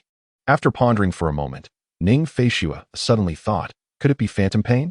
You know, when a part of your body aches unexpectedly, yet upon closer inspection, there's nothing touching you? It just hurts for a moment and then vanishes. Unable to identify the cause, she settled on this explanation. In truth, it was Xiao Di who had lightly poked Ning Feishue. Xiao Di, possessing control over the vehicle, had the ability to manipulate it entirely. When Ning Feishue suggested changing the female voice, Xiao Di, feeling irked, decided to teach her a lesson. Thus, she made the seat protrude slightly to poke Ning Feishue. However, Xiao Di dared not exert too much force. Despite her mischievous nature, Ning Feishue was the apple of the owner's eye. Should she injure her, it would spell disaster for herself. Additionally, as the lady of the house, Ning Feishue represented another master, so Xiao Di only dared to give a gentle prod. Chapter 108. A display of affection with Xiao Di's advanced artificial intelligence. She had become quite adept at understanding human emotions. There was no way she would commit such a foolish act as harming her master. Immediately after the poke, she was met with a mouthful of dog food. Relieved she hadn't applied too much pressure. Had she truly hurt the lady of the house, the owner would surely be heartbroken. All the joy belonged to them. She was but a solitary artificial intelligence. Jiang Chun held Ning Feishue in his arms, his hands continuing to massage her smooth, delicate back. The soothing strokes elicited soft purring sounds from her, akin to a contented kitten. Ah, that feels so good, Xiao Qinshan. Your technique is simply marvelous. My back no longer hurts at all, and it feels slightly warm. Observing Ning Feishue's blissful expression, Jiangchen couldn't help but chuckle. Silly Sister Shui. This is a divine massage technique. Of course, it feels wonderful. With a good brother like me, you're truly fortunate. The two nestled together, their warmth enveloped by the Bugatti, which brought them to the entrance of the Qinshue Group office building. Xiao Di guided the car into the parking lot, where the door slowly opened. Ning Feishue indeed lingered in Jiang Chen's embrace, reluctant to rise. Jiang Chen playfully pinched Ning Feishue's delicate waist. Sister Shui, what is the matter? Why are you still not getting up? Xiao Qinshan, I can hardly move. Sister needs you to carry me to the company entrance.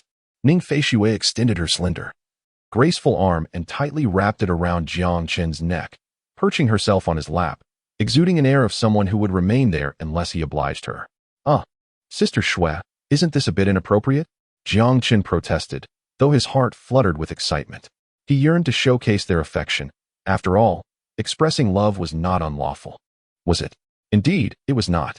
Having confirmed their relationship for a month, Jiang Chen felt unfazed about publicly announcing their bond. However, he was uncertain of Ning Feishue's thoughts on the matter. If she preferred to keep their romance under wraps for the time being, he would respect her wishes and follow her lead. Should she decide to reveal their relationship publicly, Jiang Chen would undoubtedly stand by her side, unwavering. A public declaration would create quite a stir in the financial world. After all, this exquisite gem of a financial goddess had been claimed. Some might be shocked, unable to accept that their beloved financial idol was embraced by a stranger. It was even possible that certain companies would withdraw their collaborations with Qinshue Group. A severe consequence indeed. The Qinshue Group was neither too large nor too small, yet nearly half of its investors were drawn by the allure of Ning Feishue, the stunning president. Securing Ning Feishue would effectively mean acquiring the Qinshue Group, but now that she was taken, it felt like a futile endeavor. Nonetheless, Jiangchen remained unperturbed. If other companies chose to withdraw their investments, so be it. Once they did, he would seize the opportunity to invest significantly in his beloved Shui, catching her by surprise while also revealing his intentions. He recalled how Ning Feishue had once wished to make him the sole major shareholder of her modest company. The tides had turned, and now it was his turn to shine. Heh, Sister Shui, I too wish to be your sole major shareholder. What could be wrong with that? Xiao Qinchin? The entire company belongs to me, and so do you. Who would dare speak ill of it? Ning Feishui, perched on Jiang Qin's lap, wore a charming expression, one that conveyed determination and ambition. Very well, Sister Shui, Jiang Qin acquiesced, lifting Ning Feishui in a princess carry as he exited the vehicle. Just then, a petite white BMW pulled into the company parking lot. As the car came to a halt, a small head poked out from the window. Director Shui, wait for me. Wu Miao Miao, who had just arrived, spotted Ning Feishui being carried by Jiang Qin and called out excitedly. Her heart raced with exhilaration, utterly astonished by the sweetness of the scene she had just witnessed. Shui Dong has indeed chosen a splendid partner. This man is exceptionally handsome, even more so than the last time they met. Previously, Ning Feishui had called Wu Miao Miao to bring over a weighing scale. She had glimpsed Jiang Qin at Ning Feishui's villa. However, it was nighttime, so the details were somewhat obscured, yet Jiang Qin's striking looks had still dazzled her. Now, in the bright light of day, he appeared even more captivating. Wu Miaomio felt a pang of envy, almost to the point of sourness. She was overwhelmed with admiration for Shui Dong, who had found such a charming and considerate husband. Chapter 109. We were not late at all at this moment. Ning Feishui was cradled in Jiang Qin's embrace, and he stood tall and straight like a majestic pine tree. The pair resembled a match made in heaven, their beauty and grace evident to all who beheld them. They were truly a sight to behold. Wu Miao Miao, feeling sweetly overwhelmed, felt as if she had consumed a mouthful of dog food, yet she reveled in the sweetness of it all. She struggled to suppress a delighted smile, for it was all too delightful. As her idol and role model, Ning Feishui now basked in happiness. Wu Miao Miao sincerely wished her well. Thus, she experienced a delightful blend of envy and sweetness, akin to savoring both lemons and strawberries at once. Jiang Qin turned his gaze toward the petite figure of Wu Miao Miao, who was sprinting toward him in her gray professional attire. He recognized her. This young lady was quite appealing, scoring an impressive 89 in looks, courteous, and remarkably astute. As evidenced during the weighing scale incident, one could certainly commend Shui Dong for her choice of a secretary. Speaking of secretaries, Jiang Qin's own male assistant was rather commendable as well, possessing decent looks and reliability in his work. Perhaps he could introduce the two. Who knows? They might just hit it off. Jiang Qin found the prospect quite pleasing, for if a romantic connection could blossom, it would indeed be a delightful occurrence. It was no wonder many elders were eager to play matchmaker, always seeking to introduce people to one another. Jiang Qin was gradually beginning to comprehend their sentiments. Upon spotting Wu Miao Miao, Ning Feishui felt no embarrassment in Jiang Qin's embrace. Instead, she felt a swell of pride. She remained in Jiang Qin's arms, waving her delicate, fair hand toward Wu Miao Miao. Miao Miao, hurry up. You're going to be late for work. Jiang Qin raised an eyebrow. Goodness, Shui Dong, it's already 10:30. You're nearly 2 hours late.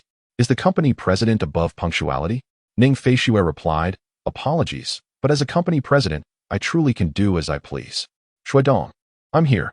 Wu Miao Miao exclaimed, breathless and flushed as she hurried to Ning Feishui's side in her little heels. Jiang Qin offered a subtle smile to the secretary, leaving Wu Miao Miao momentarily stunned. He is so handsome.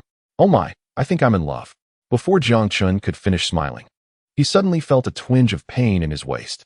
Ouch, that was indeed a bit uncomfortable. Upon closer inspection, he realized that Sister Shui was pouting her delicate lips, her beautiful eyes wide open, and her dainty hands pinching his waist. Goodness, why does it still hurt even when pinched?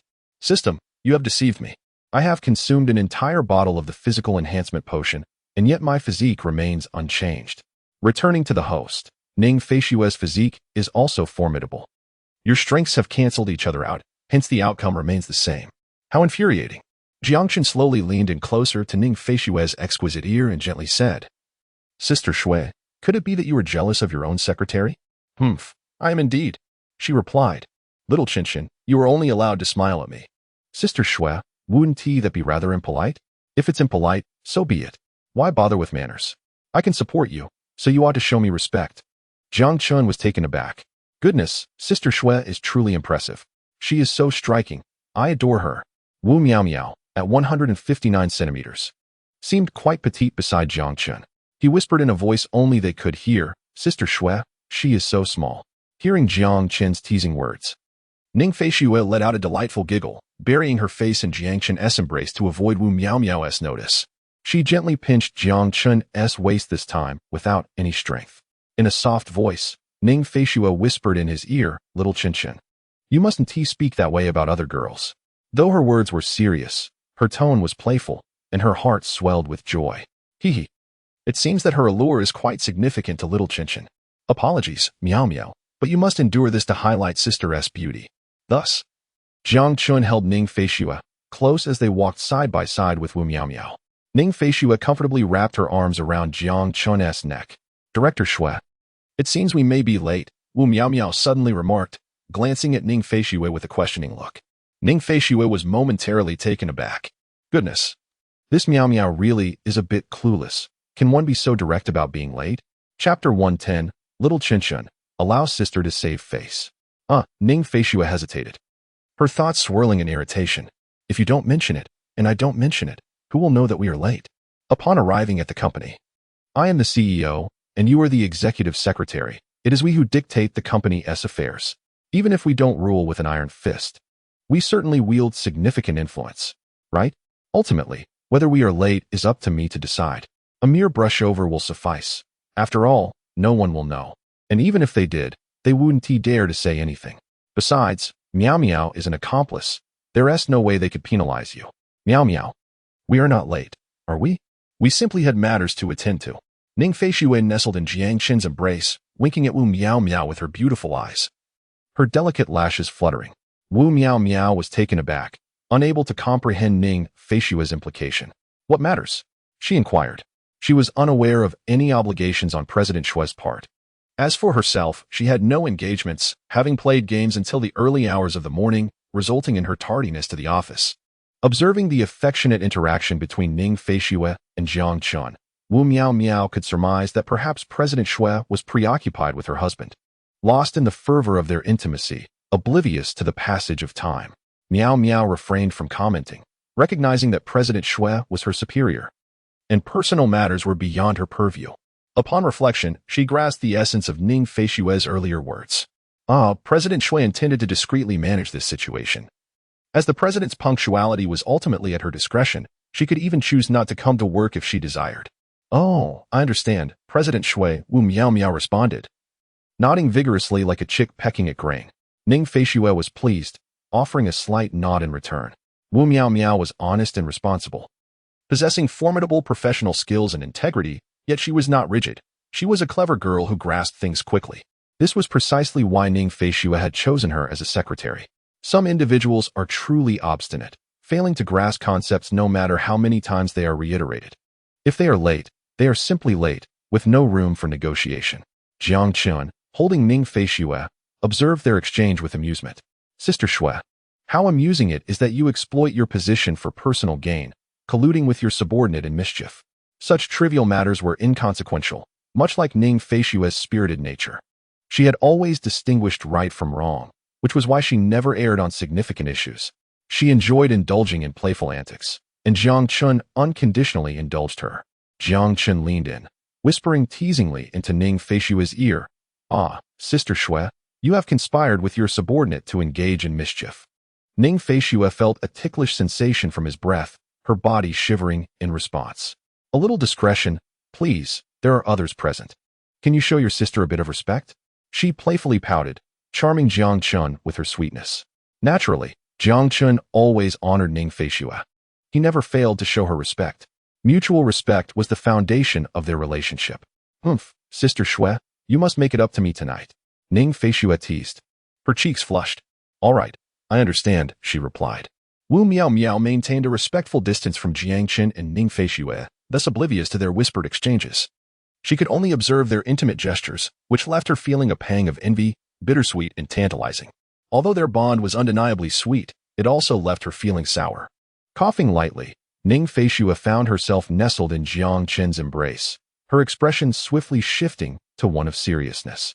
It seemed that the formidable CEO was intent on maintaining her aloof and icy demeanor, despite the fact that her image had already begun to crumble. A profound silence enveloped the trio, while Jiang Chun struggled to stifle a laugh that threatened to escape him. As Jiang Chun carried Ning Feishue to the entrance of the Chinshue group, A vigilant security guard stationed at the door caught sight of them. Astonished, he rubbed his eyes, widening them in disbelief, almost wishing to pop them out in sheer shock. What was this spectacle? The CEO, the goddess of snow, was being cradled by a man. Surely, I must still be dreaming. The second security guard, noticing the commotion, chided the first for his exuberance. What on earth is all this fuss about so early in the morning? Can't you be a bit more composed, like me? He turned to see what had captivated his colleague's attention.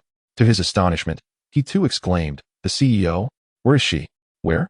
Meanwhile, the third guard, bleary-eyed from a restless night spent gaming, stood nearby. He had endured a streak of misfortunes in his matches, nearly breaking his phone in frustration.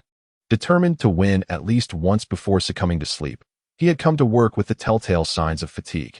In a world driven by desire, only the exquisite beauty of the CEO could provide him solace. A beautiful day indeed began with the sight of her. "Where is she?" he implored, shaking the second guard's arm vigorously. The second guard, still in a daze, pointed toward Jiang Chun, his mouth agape in astonishment.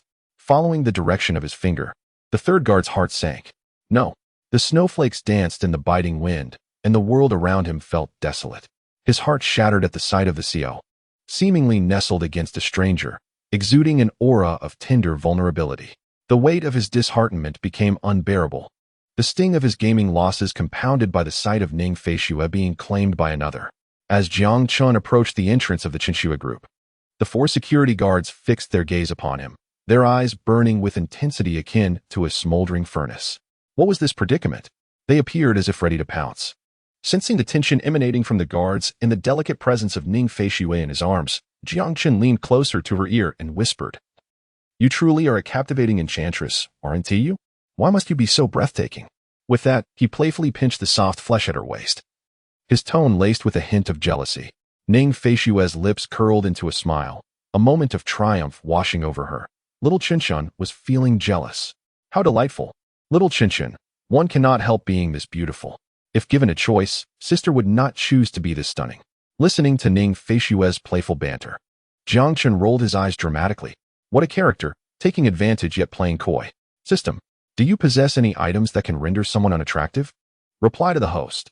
Ugly pill can decrease the target's attractiveness by 20 points, lasting for 2 hours. 500 points each. There is also a permanent version of the ugly pill, which can reduce the target's attractiveness by 25 points, effective indefinitely. 1,000 points each. Well, would you look at that? There truly exists such a thing. It's merely a system. Jiang Chun glanced at the permanent version of the ugly pill, a chill running down his spine. He dared not purchase it recklessly. If it were to be administered to Sister Shui, he would surely be left in tears. That would be a tremendous loss. To have diminished the beauty of his beloved wife would be unbearable. If the striking beauty in his arms were to lose 20 points of allure, Jiang Chun could scarcely bear to imagine it. He still longed for Sister Shui, both body and soul. "Sister Shui, I have a method to make you less attractive. Would you care to try?" "What? How could that be possible?" "I refuse to believe it. Such a method does not exist, unless it involves disfigurement." Ning Feishue expressed her skepticism toward Jiang Chun's claims. "Sister Shui, if you don't believe me, why not give it a try? It is certainly not a crude method of disfigurement."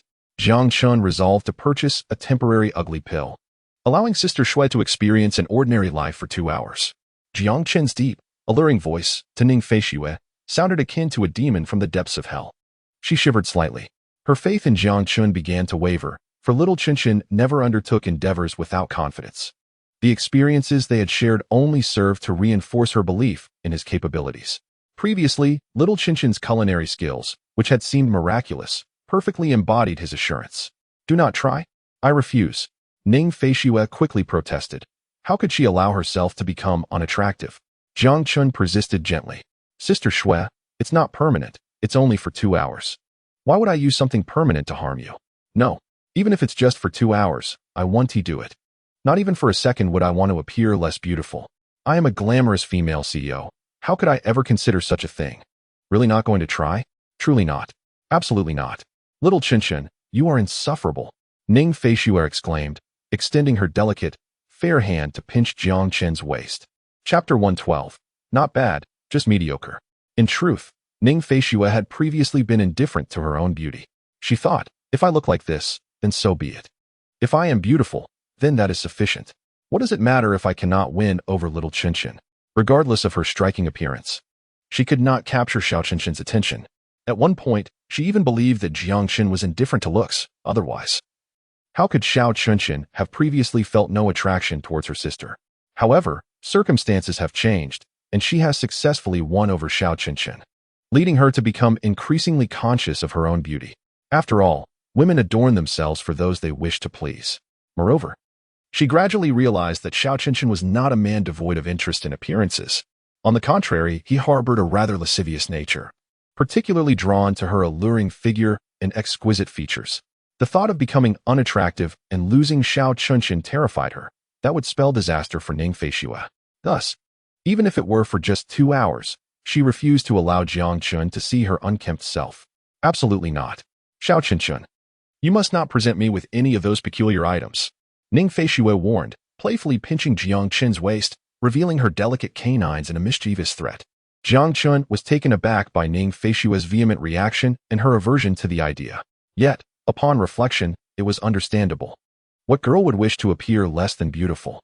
They longed to enhance their allure, not diminish it. Especially someone like Sister Shui, with her fair complexion, stunning beauty, and long legs. She could not possibly tolerate any hint of unattractiveness. Jiang Chun merely intended to teach Ning Feishue a lesson, to temper her arrogance. Was being beautiful truly such an extraordinary feat? Ah, indeed, being beautiful is quite remarkable.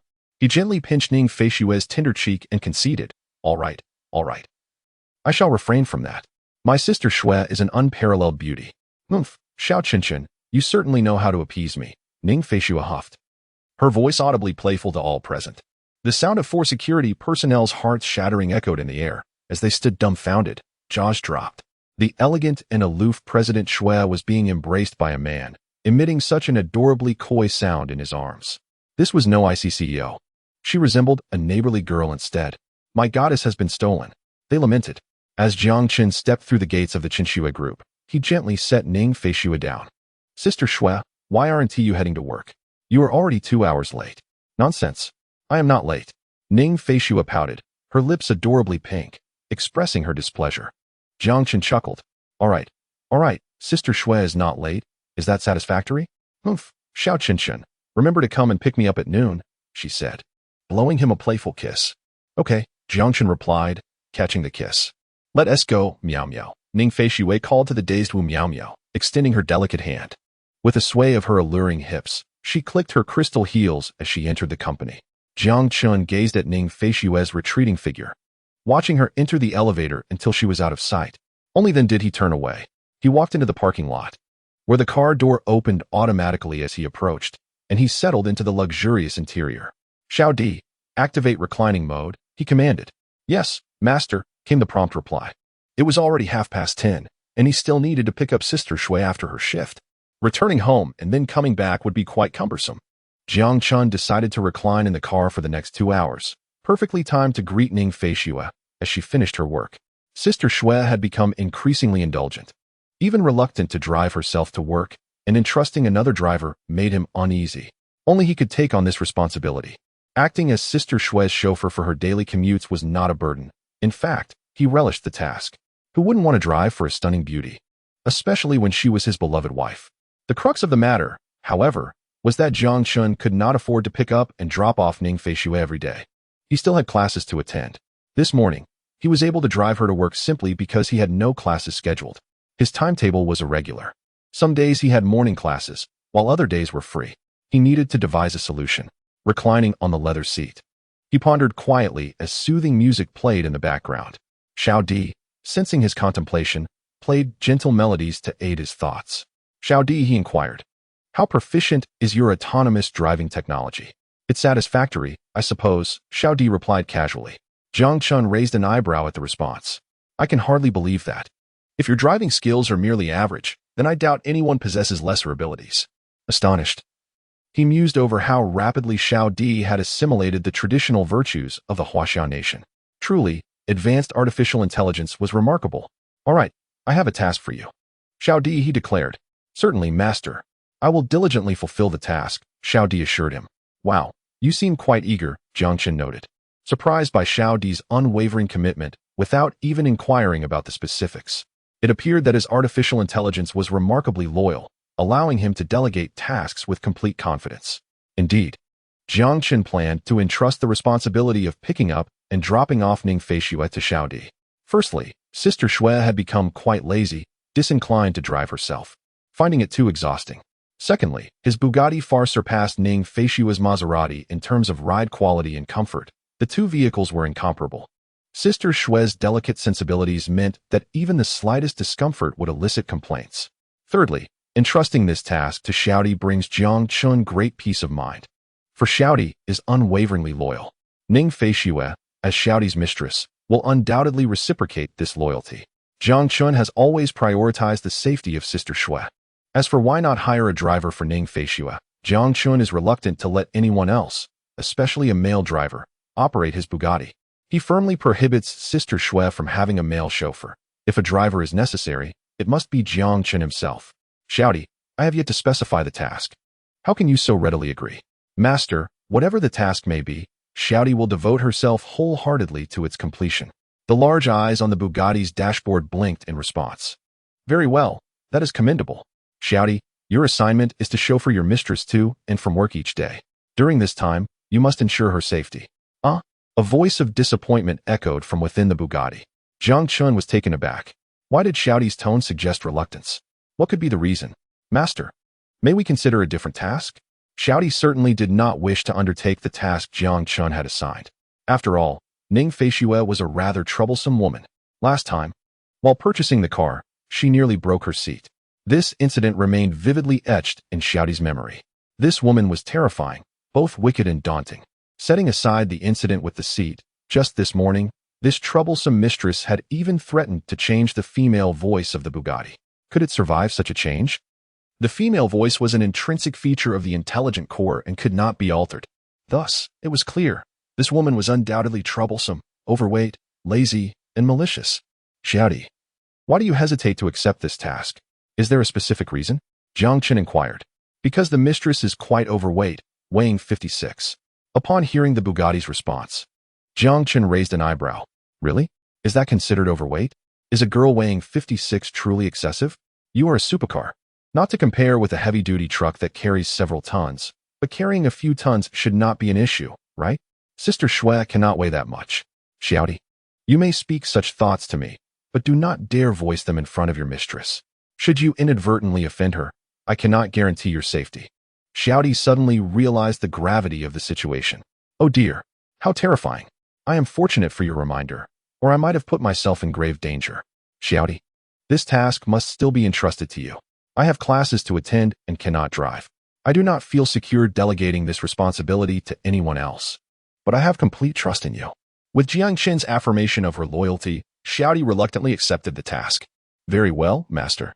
I shall accomplish the task with utmost diligence. Jiang Qin nodded slightly, affirming his resolve. He continued to recline in his chair, engrossed in his game. Before he knew it, 2 hours had swiftly passed. As the clock struck 12, Sister Shui would soon finish her work. Jiang Qin glanced at his watch, rose from his seat, and straightened his posture.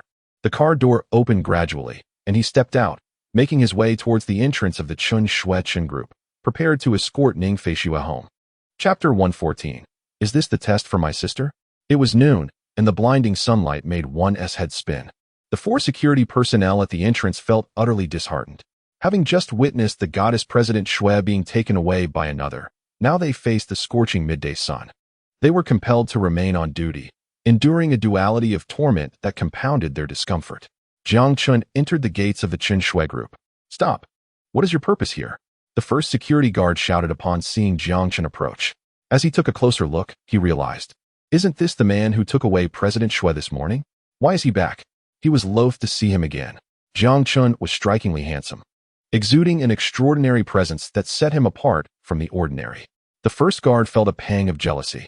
Moreover, Jiang Qin had already claimed his goddess Ning Feishue, exacerbating his disdain. I am Ning Feishue's husband, Jiang Qin stated calmly. Indeed, he was Ning Feishue's husband, and this guard had seen him earlier. So there was nothing inappropriate in his declaration. The first guard was caught off guard by Jiang Qin's directness, standing there in stunned silence. At that moment, the second guard arrived, alerted by the commotion. Apologies, sir, but even if you are President Shui's husband, You must present identification. This remark served two purposes. First, it was a jab at Jiang Qin for his striking looks and for having won over President Shui. Second, it was a protocol Ning Feishui had previously insisted upon, requiring even her own relatives to show identification. There were always those who attempted to masquerade as distant relatives of Ning Feishui, hoping to infiltrate the Qin Shui group. Therefore, this measure was necessary. Ning Feishui's parents would not casually visit the company. They would simply make a phone call if needed. Identification? Jiang Qin pondered for a moment. He indeed possessed one. It was from when he was 18, shortly after Ning Feishui had founded the Qin Shui group. She had come to his home to visit him. Xiao Qinshin, I'm here to play with you. Surprised? Delighted? Ning Feishui burst into Jiang Qin's room, offering him a grand surprise. Jiang Qin, in the midst of his game, cast a glance at Ning Feishui, who was dressed in a breezy summer outfit, ultra-short denim shorts that revealed her slender, pristine legs. Sister Shui, why are you here again? The term again was something President Shui could not tolerate. What do you mean by again? This insufferable younger brother. It truly is a delightful itch. She swiftly advanced, extending her slender, graceful arm to gently grasp Jiang Qin's neck. Little Qin Shun, sister is here. You don't seem very happy. Jiang Qin, engrossed in his game, was on the verge of achieving an extraordinary feat with his Yasuo. It was a rare occasion for him to reach such heights. How could he allow Sister Shueshua to disturb him? You annoying woman, don't disrupt my game. He paid no heed to Ning Feishui, concentrating intently on his gameplay. Seeing this, Ning Feishui felt a surge of indignation, her ample bosom rising and falling with each breath. How infuriating. This wretched younger brother. All he does is play games. Ignoring his sister. What could possibly be more enticing than a sister? A sister is both fragrant and soft, providing warmth. What can a game offer in comparison? This was intolerable. Ning Feishui decided to take matters into her own hands. Leaping onto Jiang Qin's back, she skillfully used her ample curves to obscure his vision, then extended her delicate, fair hand to cover his eyes. Jiang Qin caught a whiff of a familiar, enchanting fragrance, one he recognized all too well. Suddenly, his head was enveloped by her softness, and darkness engulfed his sight. Ah, Sister Shueshua, what are you doing? I was about to achieve greatness. Humph, little Qin Shun, you ignore me when sister is here. Do you still wish to excel? I want to allow it. Ning Feishui playfully chided, tightening her embrace around Jiang Qin's head. As Ning Feishui's lush form pressed against him, Jiang Qin, her childhood companion, understood that in such moments, one must coax her gently. There was no room for force, for he knew he could not withstand her will. For the sake of the game, he had to persevere. He had finally reached an opportunity for excellence, and this chance must not slip away. Sister Shueshua, please let me go, just this once. Allow your brother to finish this game. He pleaded, gently scratching her small hand that covered his eyes. Upon hearing Jiang Qin's affectionate tone, Ning Feishui's resolve melted away. She had never encountered such a plea before. Was this a test for her? How could she resist? Chapter 115, Enjoy Yourselves. Ning Feishui, taken aback by Jiang Qin's endearing tone, immediately softened. She released her hold around his head and the hand that covered his eyes. Humph. Sister is not unreasonable. Little Qinshin, you may continue your game. Once you're done, you must properly accompany sister. Yes, of course. Jiang Qin eagerly nodded, like a chick pecking at grains. As he grabbed the keyboard and mouse, he noticed his teammates were already messaging in the public chat. The power of Demacia. What is Yasuo doing? He was just standing there during the team fight. Are you busy?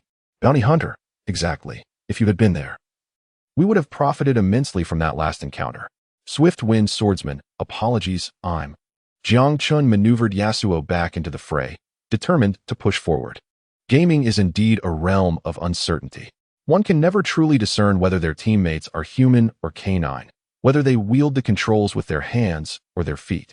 It is even possible that one's teammate is a dashing young man ensnared by the charms of a breathtaking beauty. Jiang Qin sat before his computer, engrossed in his game, while Ning Feishui gracefully shifted her body and plopped down into Jiang Qin's gaming chair. The chair, spacious by design, comfortably accommodated their dual presence. As Ning Feishui adjusted her position, her curvaceous thighs pressed closely against Jiang Qin's. He was deeply focused on maneuvering Yasuo, yet he could not ignore the tautness radiating from the contact of their legs. However, he had grown accustomed to this. Each time Sister Shui visited to play, she would settle beside him during his gaming sessions. Initially, he expressed a hint of discomfort, recognizing the distinctions between genders, After all, they were not siblings by blood. Yet, Ning Feishue would dismiss his concerns with unwavering resolve, as if claiming dominion over the space beside him. She would even threaten to shut down his computer should he protest further. Thus, he conceded, allowing Ning Feishue to remain at his side, their bodies in close proximity. Over time, he became desensitized to her habit of sitting beside him, and he felt no aversion whatsoever. A series of knocks resonated from outside Jiang Chen's bedroom door. Coming. Ning Feishue called in response to the sound, while Jiang Chen remained absorbed in his game, headphones on. With a lively bounce, she skipped to the door, exuding an adorable charm akin to a sprightly sprite frolicking in the woods. Upon opening the door, she was greeted by Jiang Chen's mother, Zhou Yuqin. "Hello, Auntie." Ning Feishue chirped sweetly. "Such a good girl, Shue Shue." Zhou Yuqin beamed upon seeing the delightful Ning Feishue, her heart swelling with joy. Even the most oblivious could see that Shue Shue had affections for her son. It seemed destined that Ning Feishue was meant to become her daughter-in-law. Zhou Yuqin felt an overwhelming fondness for her. With her beauty, captivating figure, and ample curves, she was undoubtedly a prime candidate for motherhood. Truly, Jiang Chen was fortunate to have such a gem by his side. A daughter-in-law like Shue Shue was a rarity indeed. Previously, she had contemplated schemes to win Shue Shue over as her daughter-in-law, but now it appeared that no trickery was necessary. Shue Shue had come knocking at their door of her own volition. It felt like a gift freely given. She puzzled over what qualities her seemingly simple son possessed that could captivate such a stunning beauty as Shue Shue. Jiang Chen was merely handsome, tall, academically accomplished, and of a gentle disposition. What else could he offer to attract someone like her? Zhou Yuqin smiled at Ning Feishue and said, "Shue Shue, I've prepared some fruit for you and Xiaochen to enjoy together." With that, she extended a lavish fruit platter toward Ning Feishue. "Thank you, dear aunt." Ning Feishue politely accepted the fruit platter from Zhou Yuqin's hands. Of course, she would not refuse. She was a guest in Jiang Chen's home, and Zhou Yuqin was the gracious host. To decline would be a display of rudeness, and besides, it was merely fruit, nothing of great value. "Very well. You two enjoy yourselves. Auntie shall not intrude." Zhou Yuqin playfully winked at Ning Feishue before gracefully departing. Ning Feishue nodded eagerly, like a little chick pecking at grains. She had understood Zhou Yuqin's subtle hints, which had begun several years prior. With her exceptional intelligence, Ning Feishue had grasped Zhou Yuqin's intentions and successfully captured little Qinchen's heart. Only Jiang Chen remained blissfully unaware, having unwittingly fallen into the snares set by the two women, unable to escape. Chapter 116. Why is little Qinchen biting sister's finger? Ning Feishue, holding the fragrant fruit platter, settled herself comfortably beside Jiang Chen. "Little Qinchen," she said, casting a charming glance his way. Jiang Chen did not turn his head, his gaze fixed on the computer screen, fingers dancing across the keyboard. "And he just brought some fruit. Would you like some? Sister will feed you." Upon hearing Ning Feishue's words, Jiang Chen's fingers momentarily froze, his handsome face flushing slightly. "Feishue, there's no need to feed me," he stammered. He had intended to eat, but the thought of her feeding him made him hesitate. Sister Feishue, I'll pass. You should eat instead. Girls need to consume more fruit." Ning Feishue's exquisite face fell at his response. "That's simply one he do. How can little Qinchen refuse his sister? Is it not sister's wish to share some fruit?" "Well, I do have a slight craving," she admitted. "But the most crucial point is that sister must feed little Qinchen. Boys also need to eat more fruit." Jiang Chen was taken aback. What was going on with Feishue today? Was she not the one who usually relished food? A little piglet, always eating, he mused. Why was she suddenly so insistent on making him eat? Jiang Chen was not particularly interested in food whenever he dined with Ning Feishue. A significant portion ended up in her petite stomach. Observing her sulking expression, he conceded, all right, Sister Feishue, I will eat, if it pleases you." "Good. Now open wide." "Little Qinchen." Ning Feishue took a toothpick, skewered a piece of fruit, and brought it to Jiang Chen's lips. Jiang Chen's eyebrows twitched in surprise. Was she truly going to feed him? He shook his head. "Sister Feishue, I can manage on my own. Feeding is unnecessary." Ning Feishue's hand froze as she had just sent something away. Her beautiful big eyes twinkled playfully. "Little Qinchen, if I don't feed you, you'll have to eat on your own. How can you play the game like that? Please don't delay your teammates again like before. That would be quite unfortunate." Upon hearing Ning Feishue's words, Jiang Chen contemplated for a moment. Indeed, if he indulged in fruits, he might find himself unable to concentrate on the game. Wouldn't that end up causing trouble for his teammates? Honestly, whether he inconvenienced his teammates was of little concern, He had been let down by them countless times. What truly mattered was that he was enjoying the game immensely, and he could not bear to disrupt that pleasure. Reluctantly, Jiang Chun consented to Ning Feishue's feeding. He seized the moment to continue playing the game enthusiastically. Yay! Ning Feishue's plan was a resounding success, and she felt elated. Little Qinqing was so easy to coax. Thus, she skewered a piece of cantaloupe with a toothpick and brought it to Jiang Chun's lips. Come on, little Qinqing, open wide. Jiang Chun complied, swallowing the cantaloupe. After 3 or 4 rounds, he had grown accustomed to it. Ning Feishue then delicately picked up a crystal grape with her slender fingers and offered it to Jiang Chun's mouth directly. Foregoing the toothpick entirely, wasn't it more delightful to use her hands? Unaware of the change, Jiang Chun opened his mouth and bit down on the grape, inadvertently nibbling on Ning Feishue's delicate finger as well. Suddenly, he was taken aback. What on earth? He quickly glanced, utterly astonished to find himself holding Ning Feishue's finger in his mouth. Her finger felt ticklish, and she let out a soft gasp. Ah, little Qinqing, you naughty boy. You're actually nibbling on your sister's finger. I didn't. I wasn't. Don't say such things.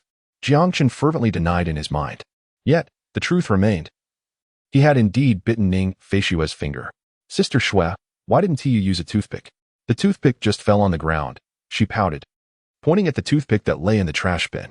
In reality, it hadn't fallen. She had secretly tossed it away herself. The toothpick was a major obstacle in their budding affection and had to be discarded. Jiang Chun found himself at a loss. He couldn't fault Ning Feishue for this mishap. She was feeding him, and he had bitten her finger. Who could he blame? With no other option, he decided to let it go and continued to focus on his game. Meanwhile, Ning Feishue continued to feed him fruit with her delicate fingers. Jiang Chun began to be more cautious, trying to avoid touching her fingers. However, it seemed that her fingers were deliberately brushing against his teeth, akin to a game of chance. After finishing a game, Jiang Chun had consumed only a small portion of fruit, primarily because he had been so engrossed in playing that he hadn't truly focused on eating. As Ning Feishue took advantage of Jiang Chun's momentary distraction, she slyly brought the fingers that had been feeding him fruit to her lips, savoring them with delight. Ha ha ha, little Qinqing, your indirect first kiss at 18 has been claimed by your sister. She devoured the remaining fruit with gusto. Her small stomach filled to the brim.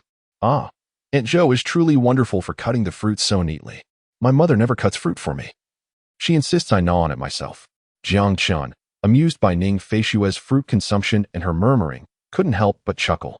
His mother genuinely treated Sister Shui as if she were her own daughter.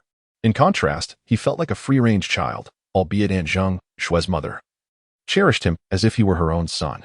After finishing his game, Jiang Chun noticed Ning Feishue stretching beside him, her delicate waist curving in a mesmerizing arc, causing his cheeks to flush and his heart to race. Little Qinqing, I have something to discuss with you today. What is it, Sister Shui? Ning Feishue leaned closer to him. You know, I've recently established a company, right? Yes, so what? You understand that not just anyone can enter the company, correct? Jiang Chun paused, unsure of what she meant. If entry was restricted, then so be it. He had no intention of visiting her company anyway. Indeed, I, Jiang Chun, could leave from the 2nd floor and still not gain access to Sister Shui's company. Ning Feishue's beautiful eyes blinked eagerly as she gazed at him. Little Qinqing, do you still not understand my meaning? You are not an outsider. You can freely enter my company. Then you could come to play with me every day? Jiang Chun was overwhelmed by the allure of her enchanting eyes, feeling a tingling sensation throughout his body. Struggling to maintain his composure, he urged, Sister Shui, and then what? Speak. Ning Feishue pouted in frustration. You big fool. I've hinted so clearly, yet you still don't grasp it. Truly a simpleton, little dimwit. Seeing Jiang Chun's obliviousness to her hints, she decided to be more straightforward. Little Qinqing, my company isn't off limits to you. Therefore, I have arranged a key card for you. With this card, you can come to my office anytime, anywhere. As the sweet scent of her breath wafted towards him, Jiang Chun felt his face heat up. Ning Feishue leaned against him, extending her delicate arm to retrieve her bag from Jiang Chun's desk. With her fair fingers rummaging through it, she found the key card and presented it to him with the elegance of a wealthy heiress. Here, take it, spend it freely. Sister Shui, I don't think this is necessary, Jiang Chun replied, attempting to decline the offer, not accepting the card. He had no intention of visiting Sister Shui's company, let alone entering her office. Sister Shui's office was akin to the lair of a spider spirit. Who would dare to enter? Ning Feishue's face fell in dismay. Little Qinshan, are you certain you won't accept? Familiar with Ning Feishue's temperament, Jiang Chun realized that refusing would lead to merciless torment at the hands of Sister Shui. Accepting isn't out of the question. I truly enjoy visiting Sister Shui's company, Jiang Chun replied, taking the access card that Ning Feishue offered. The blue serial number read 001. Well, how obedient, Jiang Chun mused, coming back to his senses. Apologies, but I actually possess an access card. Jiang Chun reached into his pocket, appearing to rummage through his belongings, but in reality, he was accessing his system space. He had stored all his valuable possessions there. The system space was not only convenient and portable, but also had a substantial capacity, allowing him to retrieve items from it at any time. Number 2 watched Jiang Chun search for an extended period without success, suspecting that Jiang Chun was merely putting on a show to buy time until President Shui arrived, thus gaining entry. You cunning little pretty boy, he thought. This cannot be prolonged. Number 2 made up his mind to speak up. Suddenly, Jiang Chun produced an access card from his hand. Ah, finally found it, he exclaimed after searching for quite some time. He had bundled together all the gifts Ning Feishue had given him throughout the years, resulting in quite a heap of items. After a prolonged search, he located the access card amidst several bank cards. He presented the access card at the entrance of Qinshui Group. Beep, verification successful. Welcome, Mr. Jiang Chun. An electronic female voice announced. Chapter 118. Let me see what Sister Shui is up to. Jiang Chun retrieved his access card and strode into the office building of Qinshui Group, leaving behind number 2 and number 1 security guards, who stood at the entrance, dumbfounded. What on earth? This pretty boy actually has an access card. This is impossible. President Shui, such an impressive goddess, would never abuse her power. Moreover, this access card design is exclusive to officially registered employees. It seems only senior administrators possess such cards. Security personnel and ordinary staff have different access cards. But wait, I have never seen him before. I've been here for 5 years and have never encountered anyone like him. If I had, I certainly would not have forgotten such a handsome face. Look, number 2 exclaimed, pulling number 1's attention to the electronic door. Pointing at the mark left by Jiang Chun's recent swipe. That pretty boy serial number is actually 001. Number 1's mouth gaped in disbelief. How is that possible? Serial number 001 belongs to President Shui, doesn't it? The serial number of President Shui is not 001, but rather 002. I was fortunate enough to have caught a glimpse of President Shui using her card, explained the second individual. Damn it. So who is this man? Is he an esteemed administrator of the company? We have certainly stumbled upon a formidable obstacle. The second individual lamented, cradling his head in despair. It's all your fault. Why did you have to obstruct him? The first one shot a fierce glare at the second. Damn it, I was only trying to stop him because you agreed. You fool. You imbecile. Jiang Chun wandered through the offices of Qinshui Group, feeling somewhat disoriented. He could not locate Sister Shui's office. Jiang Chun had never set foot in Qinshui Group. Indeed, he had never been here before. Even in his previous life, he had not visited. When he said he wouldn't come, he indeed did not adhere to the theory of irresistible temptation this time. He retrieved his analytical glasses from his pocket and donned them. Lines of blue information boxes appeared before him. Sister Shui is on the 22nd floor. He needed to go and see her. Jiang Chun took the elevator to the 22nd floor. The journey was smooth and unimpeded. His card was accepted at every security checkpoint. President Shui's card was remarkably effective, granting access to all areas. Jiang Chun decided to enjoy himself on the way to the president's office. Along the way, many young women caught sight of him, their eyes sparkling with admiration. Ah, look, that new male employee is so handsome. Wait, that seems to be a senior administrator. Look at him. He has made it all the way to President Shui's office. Wow, who is this person? Why have I never seen him before? Jiang Chun's arrival caused quite a stir within Qinshui Group, but he remained indifferent. He had long grown accustomed to hearing compliments about his appearance. Following the guidance of his analytical glasses, Jiang Chun made his way to Sister Shui's office. At that moment, Wu Miao happened to be exiting after delivering some documents. Upon seeing Jiang Chun standing at the door, her eyes widened, and her mouth dropped open in astonishment. She was shocked at how he had acquired the clearance to enter this area. The only individuals permitted here were herself and the 2 other female senior administrators. The office of President Shui was strictly off-limits to men. However, President Shui's husband was likely an exception. Just as Wu Miao was about to speak, Jiang Chun flashed a slight smile, making a gesture for silence towards her. His voice was deep and magnetic, complemented by his striking features, creating a remarkable impression. Wu Miao's cheeks flushed crimson. He is so handsome. She blushed profusely, nodded her head, and gracefully left on her heels. Jiang Chun stood outside the president's office, refraining from knocking. In his mind, he activated his investigative radar, bringing up a cartoonish representation of Ning Feishui. Let me see what Sister Shui is doing during work hours. The scene in my mind zooms into Ning Feishui's office. The elegant president, adorned in a pristine white professional ensemble, has her beautiful, flowing waves of long hair cascading over her shoulders. The neckline of her attire, strained by her ample bosom, seems to beckon attention.